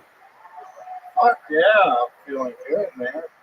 Went over to the aquarium last weekend, man. It's a great place to spend the day right there, man. It's like $20 for a ticket to get in, and 20 for a little baggie of mushrooms, right? It's a fun combination right there, man. If you guys don't know where to get your mushrooms from, here's a little tip for you. Just go around back to the aquarium, just look around the bushes and shit. You'll actually see a guy there who sells mushrooms. Yeah, I'm that guy, okay? I'm going to make a lot of money tonight. Yeah. Fuck yeah. Last night I did mushrooms at the aquarium. I found Pink Floyd, the Division Bell. Great album for the aquarium. It's all aquatic sounding and shit. It's great. Fish were digging it too. They were loving it. They're like changing colors and the lights, dancing along to the music and stuff. It was great, man. I even caught eyes with one of the fish there. Just made this little fish stand with people, right? Really begin to connect on a supernatural level with this fish. Yeah. Then I realized I could stare at my own reflection in glass for 2.5 hours, people. I wasn't even at the aquarium. I was at a Petco. Fuck yeah. Yeah, Margansky. You're at a goddamn Petco. What a great way to start off the show. Funny jokes right down the barrel. I mean, and there you are. This is what Chicago guys look like. They'll fucking face the skin. Everyone's got their unfitted, floppy fucking ball calves just ready to deliver fucking pizzas and disappoint their parents. I mean, we have arrived. I'd like to offer you a position on the force. So, Dan, how long have you been with stand-up for? 5 years. 5 years. That's right. That's a real comedy town. I've signed up for Kill Tony about 8 or 9 times the first time. In Los Angeles? Once in San Diego, that's where I'm from, and like 8 times in LA. Wow. It's pretty fucking crazy. That is crazy. Do you live in Chicago now? I just moved here last year. What made you move here? You're from Los Angeles? No, San Diego, Palm Beach. So you lived in LA for a while? No, San Diego. Most of my pretty much my whole life. Your life. So when you came up to those Kill Tonys, you was driving? Yeah, just a road trip back and forth. Oh, look at that! All those fucking trips, and in that time, and all those years, you got good. You know what I mean? So you fucking got to come here and flex and get the show fixed with a band. That's awesome. So you moved to Chicago for comedy, but what are you doing for a living? How do you make money? Just working in a kitchen. Working in a kitchen? Why'd you choose Chicago and not like let's go up to LA to try comedy? Yeah, they wanted to get better at comedy. There's a lot of competition. What does that mean exactly? What do you mean you want to get better? Well, for one, I wanted something different. Like living in California my whole life, I was like, I need something different. Like surprisingly, like I actually wanted to live in snow and rain and stuff. Right. Yeah, that's what all these idiots born in California. Oh man, I gotta get out. And they go to college or whatever, and they come back with their tail between their legs, fucking freezing. So how you've been here a year so far? What do you do in that kitchen? What do you do? Eat the scraps off the Do floor? I eat so many? I mean, if I have to, I eat so many scraps. Yeah, what do you do in the kitchen for work? I make salads and I make a lot of toast. I work the brunch shift, so I work the brunch and I do comedy at night. Brunch, It's Pride Month. I can say that word, right? Let me tell you something. Before you get all judgy, I can say that word because people yell that word at me from moving cars when I'm walking down the sidewalks, all right? I know you get They go, hey, nice jacket, fag. And I'm like, hey, I'm one of the top young rising comedians in the world. So, Dan, how's Chicago going for you? It's expensive to live here, too, right? That's what I got a girlfriend for. Oh, look at you. Yeah, cuts it right in half. Wow. Well, she pays it. God, I cannot believe you have a girlfriend. Yeah. What does she do for work? Esthetician, eyebrows and stuff. Wow, eyebrows and stuff. You have to hook up. Does she do your eyebrows? Yeah. I let her do my nose a couple weeks ago. It's pretty fun. Yeah, you let her do your nose. What does that mean? A dildo up it. Oh, damn, you wacky son of a bitch. She waxed my nose hairs. How long you been with her? 4 years now, 5 years. 4 years. Yeah. Goodness, wow. One girl during that was like, oh, she literally cannot lock a man down. That is incredible. If you think that is so romantic, 4 or 5 years that you get audibly emotional about it, I really feel bad for your super tight pussy. What the fuck? Tony. It's incredible. What do you and your wife like to do for fun? Fuck. Wow, look at you. You think you'd have more color in your face or something like that. You look like fucking Elmer's glue bottle. What? I thought She's expert in calories. Never mind. Joelberg's getting worked up over there. So, Dan, anything else crazy about your real life? Like a fun fact about you that we might find interesting? All these fucking beautiful people. Yeah, I just listened to an episode about the guy with the tattooed eyeballs and stuff. I was like, I got nothing to say. Like, I don't know. I got a DUI doing comedy like everybody else. That's about it. My girlfriend took me a hand job one way driving. I got a DUI. Is that true? Yeah, that's 100% There you true. go. That's fucking good. Yeah. So how much did you have to drink that night? That's what I knew I was going to marry her. Wow. I had maybe like 4 or 5, like 4 or 5 drinks, and then you're in the car, and she starts jerking you off. Are we talking spit? Like, first of all, let me ask you this. She's right-handed, correct? She's in the passenger seat, correct? Yeah, I think so. Yeah. Okay, just answer fucking Oh, I had a couple of drinks. Yeah. Okay. Does she go left hand, awkward style, or does she reach over her body and go right hand? I'm just curious. I'm the kind of guy that can only go straight to blowjobs. There's no, if anybody's doing anything, we're going straight. There's no fucking hand jobs in this world. But your nerdy little pasty world, I understand. So I'm curious as to how a car hand job works. What do they call that? Road hand? Yeah. The fuck even know how to stick. She's prepared. Come on, Dan. I want to know the real answers. No, I'm not even joking. I got a DUI with lube on my dick. Like, I was I'm not even joking. How did you had a bottle of lube in the car? I think she brought it with her. In her purse. In her purse, yeah. Just a bottle of lube. Right, hand sanitizer or something like that. Yeah. My goodness. Just sounds fishy to me. No, it's true though. It's true. Shooters open mic in San Diego. How close were you to finishing? Were you like, officer, what give me 1 second? I thought you looked familiar. Did you zip it up and everything? Or were you able to put it back in? Yeah. I thought that might make it worse, so I was like, I gotta like put this away quick. Yeah. Right. Still thought I'd get It's out. always awkward when they make you stand on one leg with your dick out. Still hard, you dripping off it. How about her? Was she drunk? Yeah. Yeah. So you just had to leave the car there that night or whatever? Oh, no, guys. Wow. She offered to drive home. They dropped her off at a gas station. They gave her a ride to a gas station. I'm all right, you find your way home. To protect and serve. I love it, dude. Well, you hand job, whatever job, you did the job tonight to get us started, Dan Margansky, and I appreciate the hell out of that. Be safe going back to your seat. There he goes, Dan Margansky, everyone, and it has begun. You know what? My name actually fell out of the bucket earlier when I was picking the first name. One fell out, and I believe we recognize this name from an episode of Eddie St. Louis.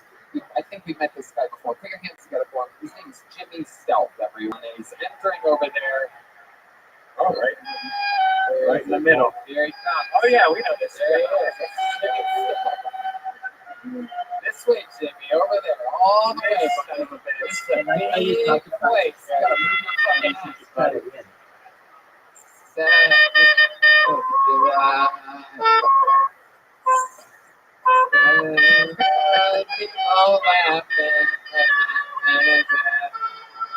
Chicago, everybody. Here's Jimmy Stealth, everyone. Thank you. I don't think you can call yourself pro-choice if you don't support suicide.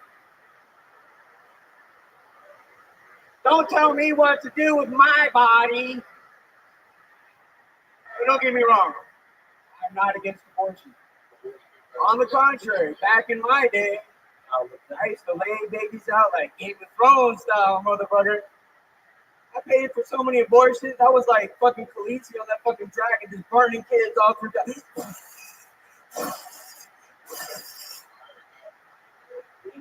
I've paid to kill other dudes' kids that weren't even mine.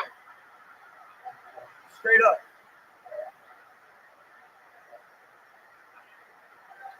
I've killed so many kids. I have a Planned Parenthood fucking rewards credit card. Yes, sir.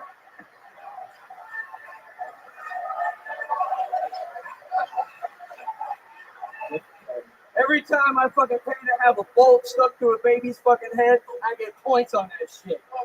Okay. Jimmy Stealth, I'm going to stop you right there while you're ahead. stop you while you're still killing. I'm gonna come in like a referee and wave you off for your own good on this. How about another hand for Jimmy Stealth? It genuinely made me laugh. I mean, you really owned it. You stayed in the pocket. In the beginning, I'm like, here's an abortion joke. And then I'm like, oh no, this is like the abortion joke. This is crazy. This guy's just owning it. You killed other fucking kids. I love it. It's an incredible choice of jokes since you look like a big abortion. Like, you look like a full-grown, sucked-out baby, big dead baby. Has anyone ever told you that you look like a big dead baby before? Nope. First time. Thank you. Damn right. How many ghost babies do you actually have? Did you keep any of them? Did any of them survive? I think 2, maybe 3. Wow. I didn't remember. My goodness. Look at you. Just fucking keeping it in there. The cream pie king. Tell us more about you, Jimmy. I mean, you actually, is that what you're into? No, I just, abortion is on the air right now, and I was like, well, people want to be pro-abortion, but how are you going to be against suicide? That's a choice, too. Fucking like Pro-choice, go hard. You had a set a lot like this, I remember. Was it St. Louis? Yeah, it was suicide. Yeah, I remember that. And because I never forget a guy that looks like a full-grown munchkin from the land of Oz. I mean, I put that on my phone, too. I have a picture of the 3 guys. Picture what? The 3 guys from the Wizard of Oz. Really? You brought that up, yeah. Because I brought that up in St. Louis? Or Just say family portrait. Yeah. Anyway. Fuck yeah, Jimmy. Remind us what you do for work again. I work in the kitchen, too. You work in a kitchen, too? What the hell? Here for the kitchen. Yeah? What the hell do you do in the kitchen? I'm an assistant manager. Assistant manager. Thought you cleaned the fryers with your face. I don't even know what that means. Sober. All right, Jimmy, over here. So, wow, did you ever go into a long-term relationship with any of these women that you impregnated? No. What's the longest relationship you've ever had? I'm married. I want to see if it's higher or less than this lonely woman over here that went. I've been married for 24 years now. I'm still married. Wow. Really? Wow. My goodness. Is your sperm even good anymore? Like, have you? I hope not, but probably. Oh shit. What does your wife do? She works for my dad. My dad's here tonight. I brought you a present. If you want to bring my dad up here, that's Why the a hell whole would I bring- another level. Explain to me why I would want to bring your dad up. Trust me, if you brought him up. No, I need a fuck. I just asked you a few questions. He is crazy. He's crazy. That's not enough. Okay, I can't explain that. How old is he? 74 or something like that. Hold on, turn house lights on for a second. Let me see. Dad, this stand motherfucker. up. There he is. Get out here. I gotta Come see on. this fucking guy. Come on. Wow. Oh my God. Wow. Look at this fucking shit. He walks faster than you do. The guy's 75 years old. Look at this fucking steady pace. Holy shit. This is fucking exciting. We have 2 generations of the Lollipop Guild here tonight. This is incredible. They have every type of union here in Chicago, including the motherfucking Lollipop Guild. My God, look at this. Holy shit. Jimmy, what's your dad's name? His name's Jimmy, too. Jimmy Sr. Fuck yeah. Look at this badass motherfucker. Holy shit, you look like you're going to single-handedly make America great again. That's part of what one reason people want to get me up here. Because what I do for a living, you would not believe. I fucking When love all it. you people think you have a drudgery work, and you don't want to go to work in the morning, you have the worst job in the whole world. I own a septic company.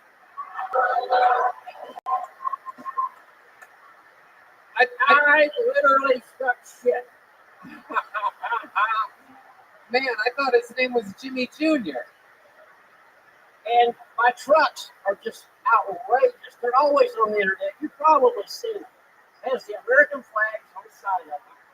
It says Holly Political Promises. And I've got the donkey and the elephant both up there. Wow. You're a badass motherfucker, man. Look at you. Whoa. People remember me. Yeah. And they remember those trucks. And then the phone rings. You're crazy. I want to see you. I like your style. Tell us something embarrassing about Jimmy that he wouldn't want you to tell all these people and You all. already mentioned it. Huh? He's short. The best part of him run down his mama's leg. Wow, look at that. You just got fucking lit up by your father in front of the world. That's incredible. Have you ever had one of these tanks like leak on you or blow up in your face? Have you ever had something like It was not a pretty sight. Yeah? What happened? Within a minute, he tried to wash it all off, wipe it off.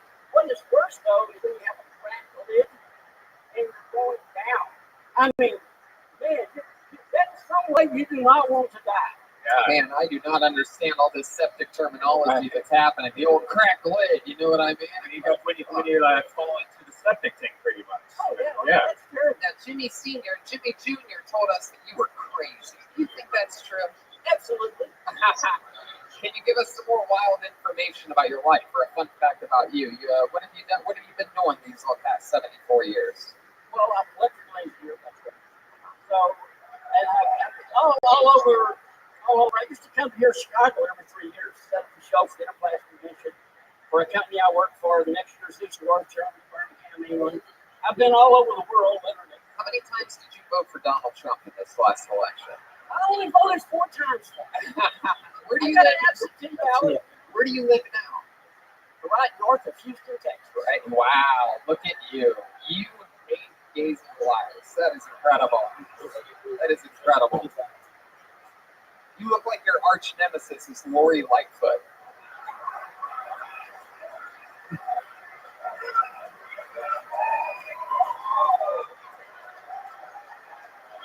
So stupid.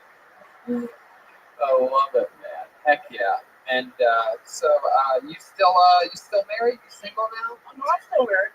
Okay. Hell yeah. How long you been with that septic tank for? You know what I'm saying? I'm so glad he laughed at that when I said it. That could have gone. What did you say about my wife? Could have been literally Kill Tony here live. James has been married 2 years longer than me. Really? Oh yeah, I've been married so many times it's unreal. Wow. Hell yeah. Just like a septic tank. Some of them just blow up in your face. You know what I'm saying? Well, you get one with a cracked lid, next thing you know, all shit's everywhere. Try to wipe it up and try to wash it off, but it doesn't even go nowhere. Just like his job, all of his marriages went to shit.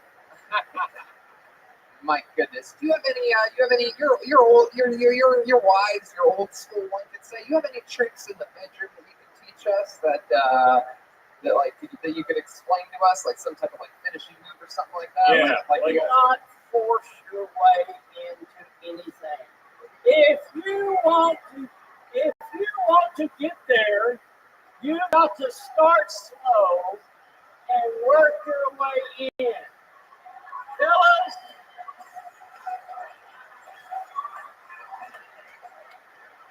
I've been looking for this goddamn answer for 6 years on this show. somebody was finally truthful, wasn't it? Let me ask you a question, because I know you're speaking the truth right now. So give me an example. Like, let's say you plan on having sex with a girl. Like, how long will you spend going other places and doing other things before just throwing your dick in there, like these modern kids? It depends on the lady that you're with, and if that lady is you can tell by when you're with them, and right then it might be. When I had a bar, they might wake up downstairs in the basement. Hell yeah, get the old Bill Cosby treatment. You just hide them in the septic tank. They won't find them there. No, they would wake up in the morning. There was a basement, the bedroom downstairs, an old bowling alley. Where the hell am I at? There's no windows down there, and you're at the bottom of the dusty saddle. Imagine waking up in the basement of a septic tank place. Just like my life is literally in the shitter. So I'm going to go back to my original question just for a second and ask it this way. So what do you think in all your years, right? 74 years of taking your time, 72. And you believe in getting them warmed up, right? Making them want it in the bedroom, right? So what would you guess? If you had to guess the longest amount of time you spent on foreplay before just throwing your dick on in there, what would you guess would be that length of time? 3 weeks. Jimmy Stealth, you were right. Your dad's fucking crazy, and I should bring him up here. It was so fucking nice to meet you, man. Thank you so much for coming up here. How about a hand for Jimmy Still 1 and Jimmy Still 2? Yeah. I've seen a lot of your shows, and James has introduced me to him, and everything's going on with Jimmy. It's really been wonderful. I really enjoy it. Thank you so much for saying that. There he is, Jimmy Still Sr. And how about one more time, good and loud for the guy that made it possible, Jimmy Still Jr. That was awesome. It was fucking great, man. Look at that. That was awesome. A little bit of fucking family time up here on Kill Tony, only in Chicago, baby. They look so related. Awesome. Italian songs.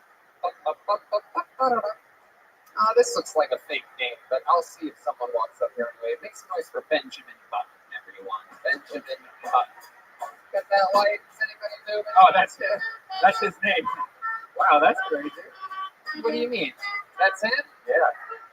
Get the fuck out of here. That's crazy. I'm telling you, this fucking bucket is ungoddamn believable.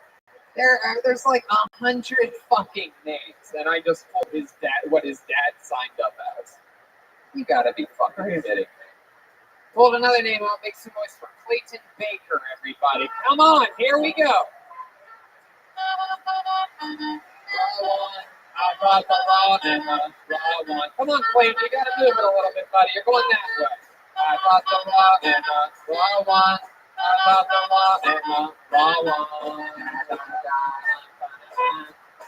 Come on, one more time for the band. How about them tonight? All new songs.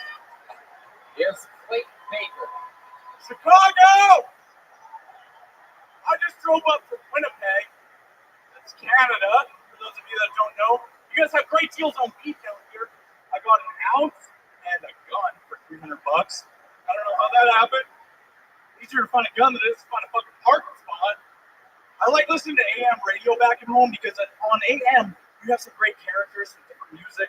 In America, all you have on AM radio is different Christian sermons. So you have your like folk country pastor. He says, "Paul walked to Greece, broke bread with the Damascuses, spread the word of Jesus Christ." You have your top 40 pop preacher who says, "Jesus loves all, no matter race, color, creed, or sin." But my very favorite is the heavy metal pastor. The heavy metal pastor, you turn to 1050, the Cleanse AM, and it's just a guy yelling Jesus Priest lyrics.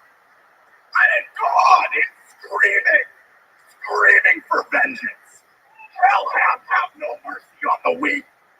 And God is screaming for vengeance. For this world is diabolical and bleak. Okay. Wow. There you go. Clayton Baker. Letting out a little bit of energy. It's incredible. I've never seen somebody so unfunny wearing a Sebastian Maniscalco shirt before. Yeah, we've got a 5150 in progress.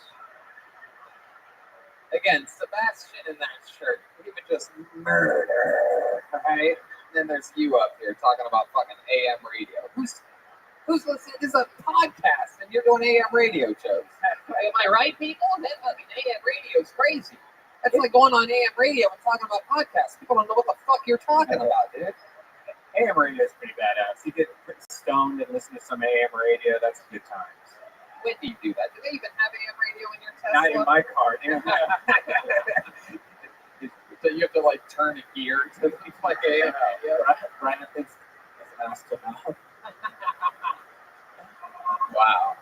So you were on the show a couple days ago, and you were going fishing and camping. Yeah, we did all that. We saw the Wisconsin Dells. We drove into Chicago. It's the largest city we've ever seen. So skyscrapers as tall as you can, pinball machines for ages. Are you telling these people what Chicago looks like? What the fuck is happening right here? Wow, Amazing. Chicago. You've never seen anything like it. Skyscrapers as tall as you can imagine. AM radio, pinball machines lining the streets. AM radio with great Christian programming. You fucking Canadian buffoon. These fucking Canadians come down to Chicago. Like that's what's funny about Chicago. Chicago is basically Canadian Bahamas. Like it's like let's go somewhere warmer with that and taller skyscrapers and dreams and hopes. I've never been in a city so big in my life. Did you catch any fish? Caught nothing. Devil's Lake is a hole. Nothing in there. Enough about your wife's pussy. Oh. I mean, how long did it take you to do all the cook? We haven't done any yet. We're going to the Dead tomorrow. Grateful Dead at Wrigley, or what's left of them in John Mayer. We'll see you in the parking lot. Fuck yeah. Fuck the socks. I don't know. You're from Winnipeg, huh? Over here, Clay. We have a riot in progress at Dahlia Hall. Over here. So you live in Winnipeg, right? Correct. Remind me of what you do for a living. Radio technician, audio. FM radio.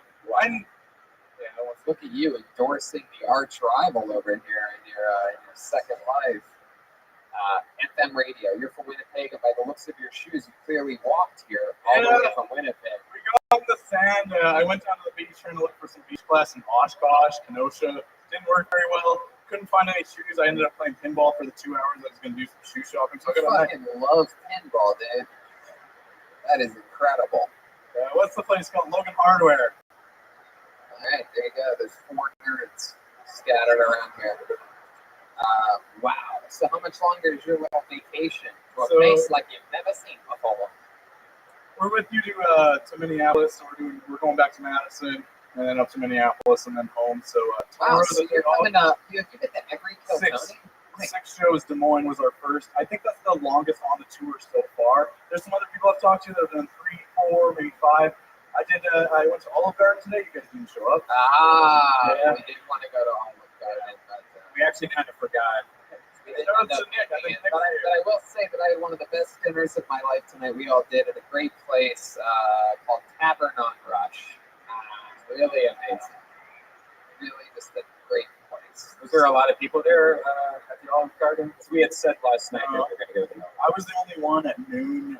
Nick and I hung out. We had a selfie. Nick, if you're here, shout out. Thanks for the mints. There you go. Clayton, that's all he hooked you up with was mints? God, he must really like you. Made you even pay per breadstick at the Olive Garden. So, Clayton, is there anything that we don't know about you that we didn't find out you were on in Des Moines, Iowa? Do a lot of drugs. That's the only other thing we haven't touched yet. So yeah, how much do you love drugs? Tell me about your drug use. Your shirt looks like it's on Fear and Loathing right now level. I love drugs so much that I was on the freeway today and I thought, man, I miss heroin. You have the right to remain silent. Anything you say or do will be held against you in the court of law, mister. Yeah, you do heroin? I like it. I stopped doing it after I OD'd a few months ago. It was a very light OD. We didn't light OD. A light OD. Oh, a light OD. It was a sunny D. Perfect. Heroin zero. OD. ODB. How long have you been doing heroin for? Not very long. I did it for about a 3 or 4 month stretch. Needles or snort? Did you go from painkillers to heroin? I did painkillers way back when they had oxys that you could crush up and snort, but I hadn't really touched opiates since then.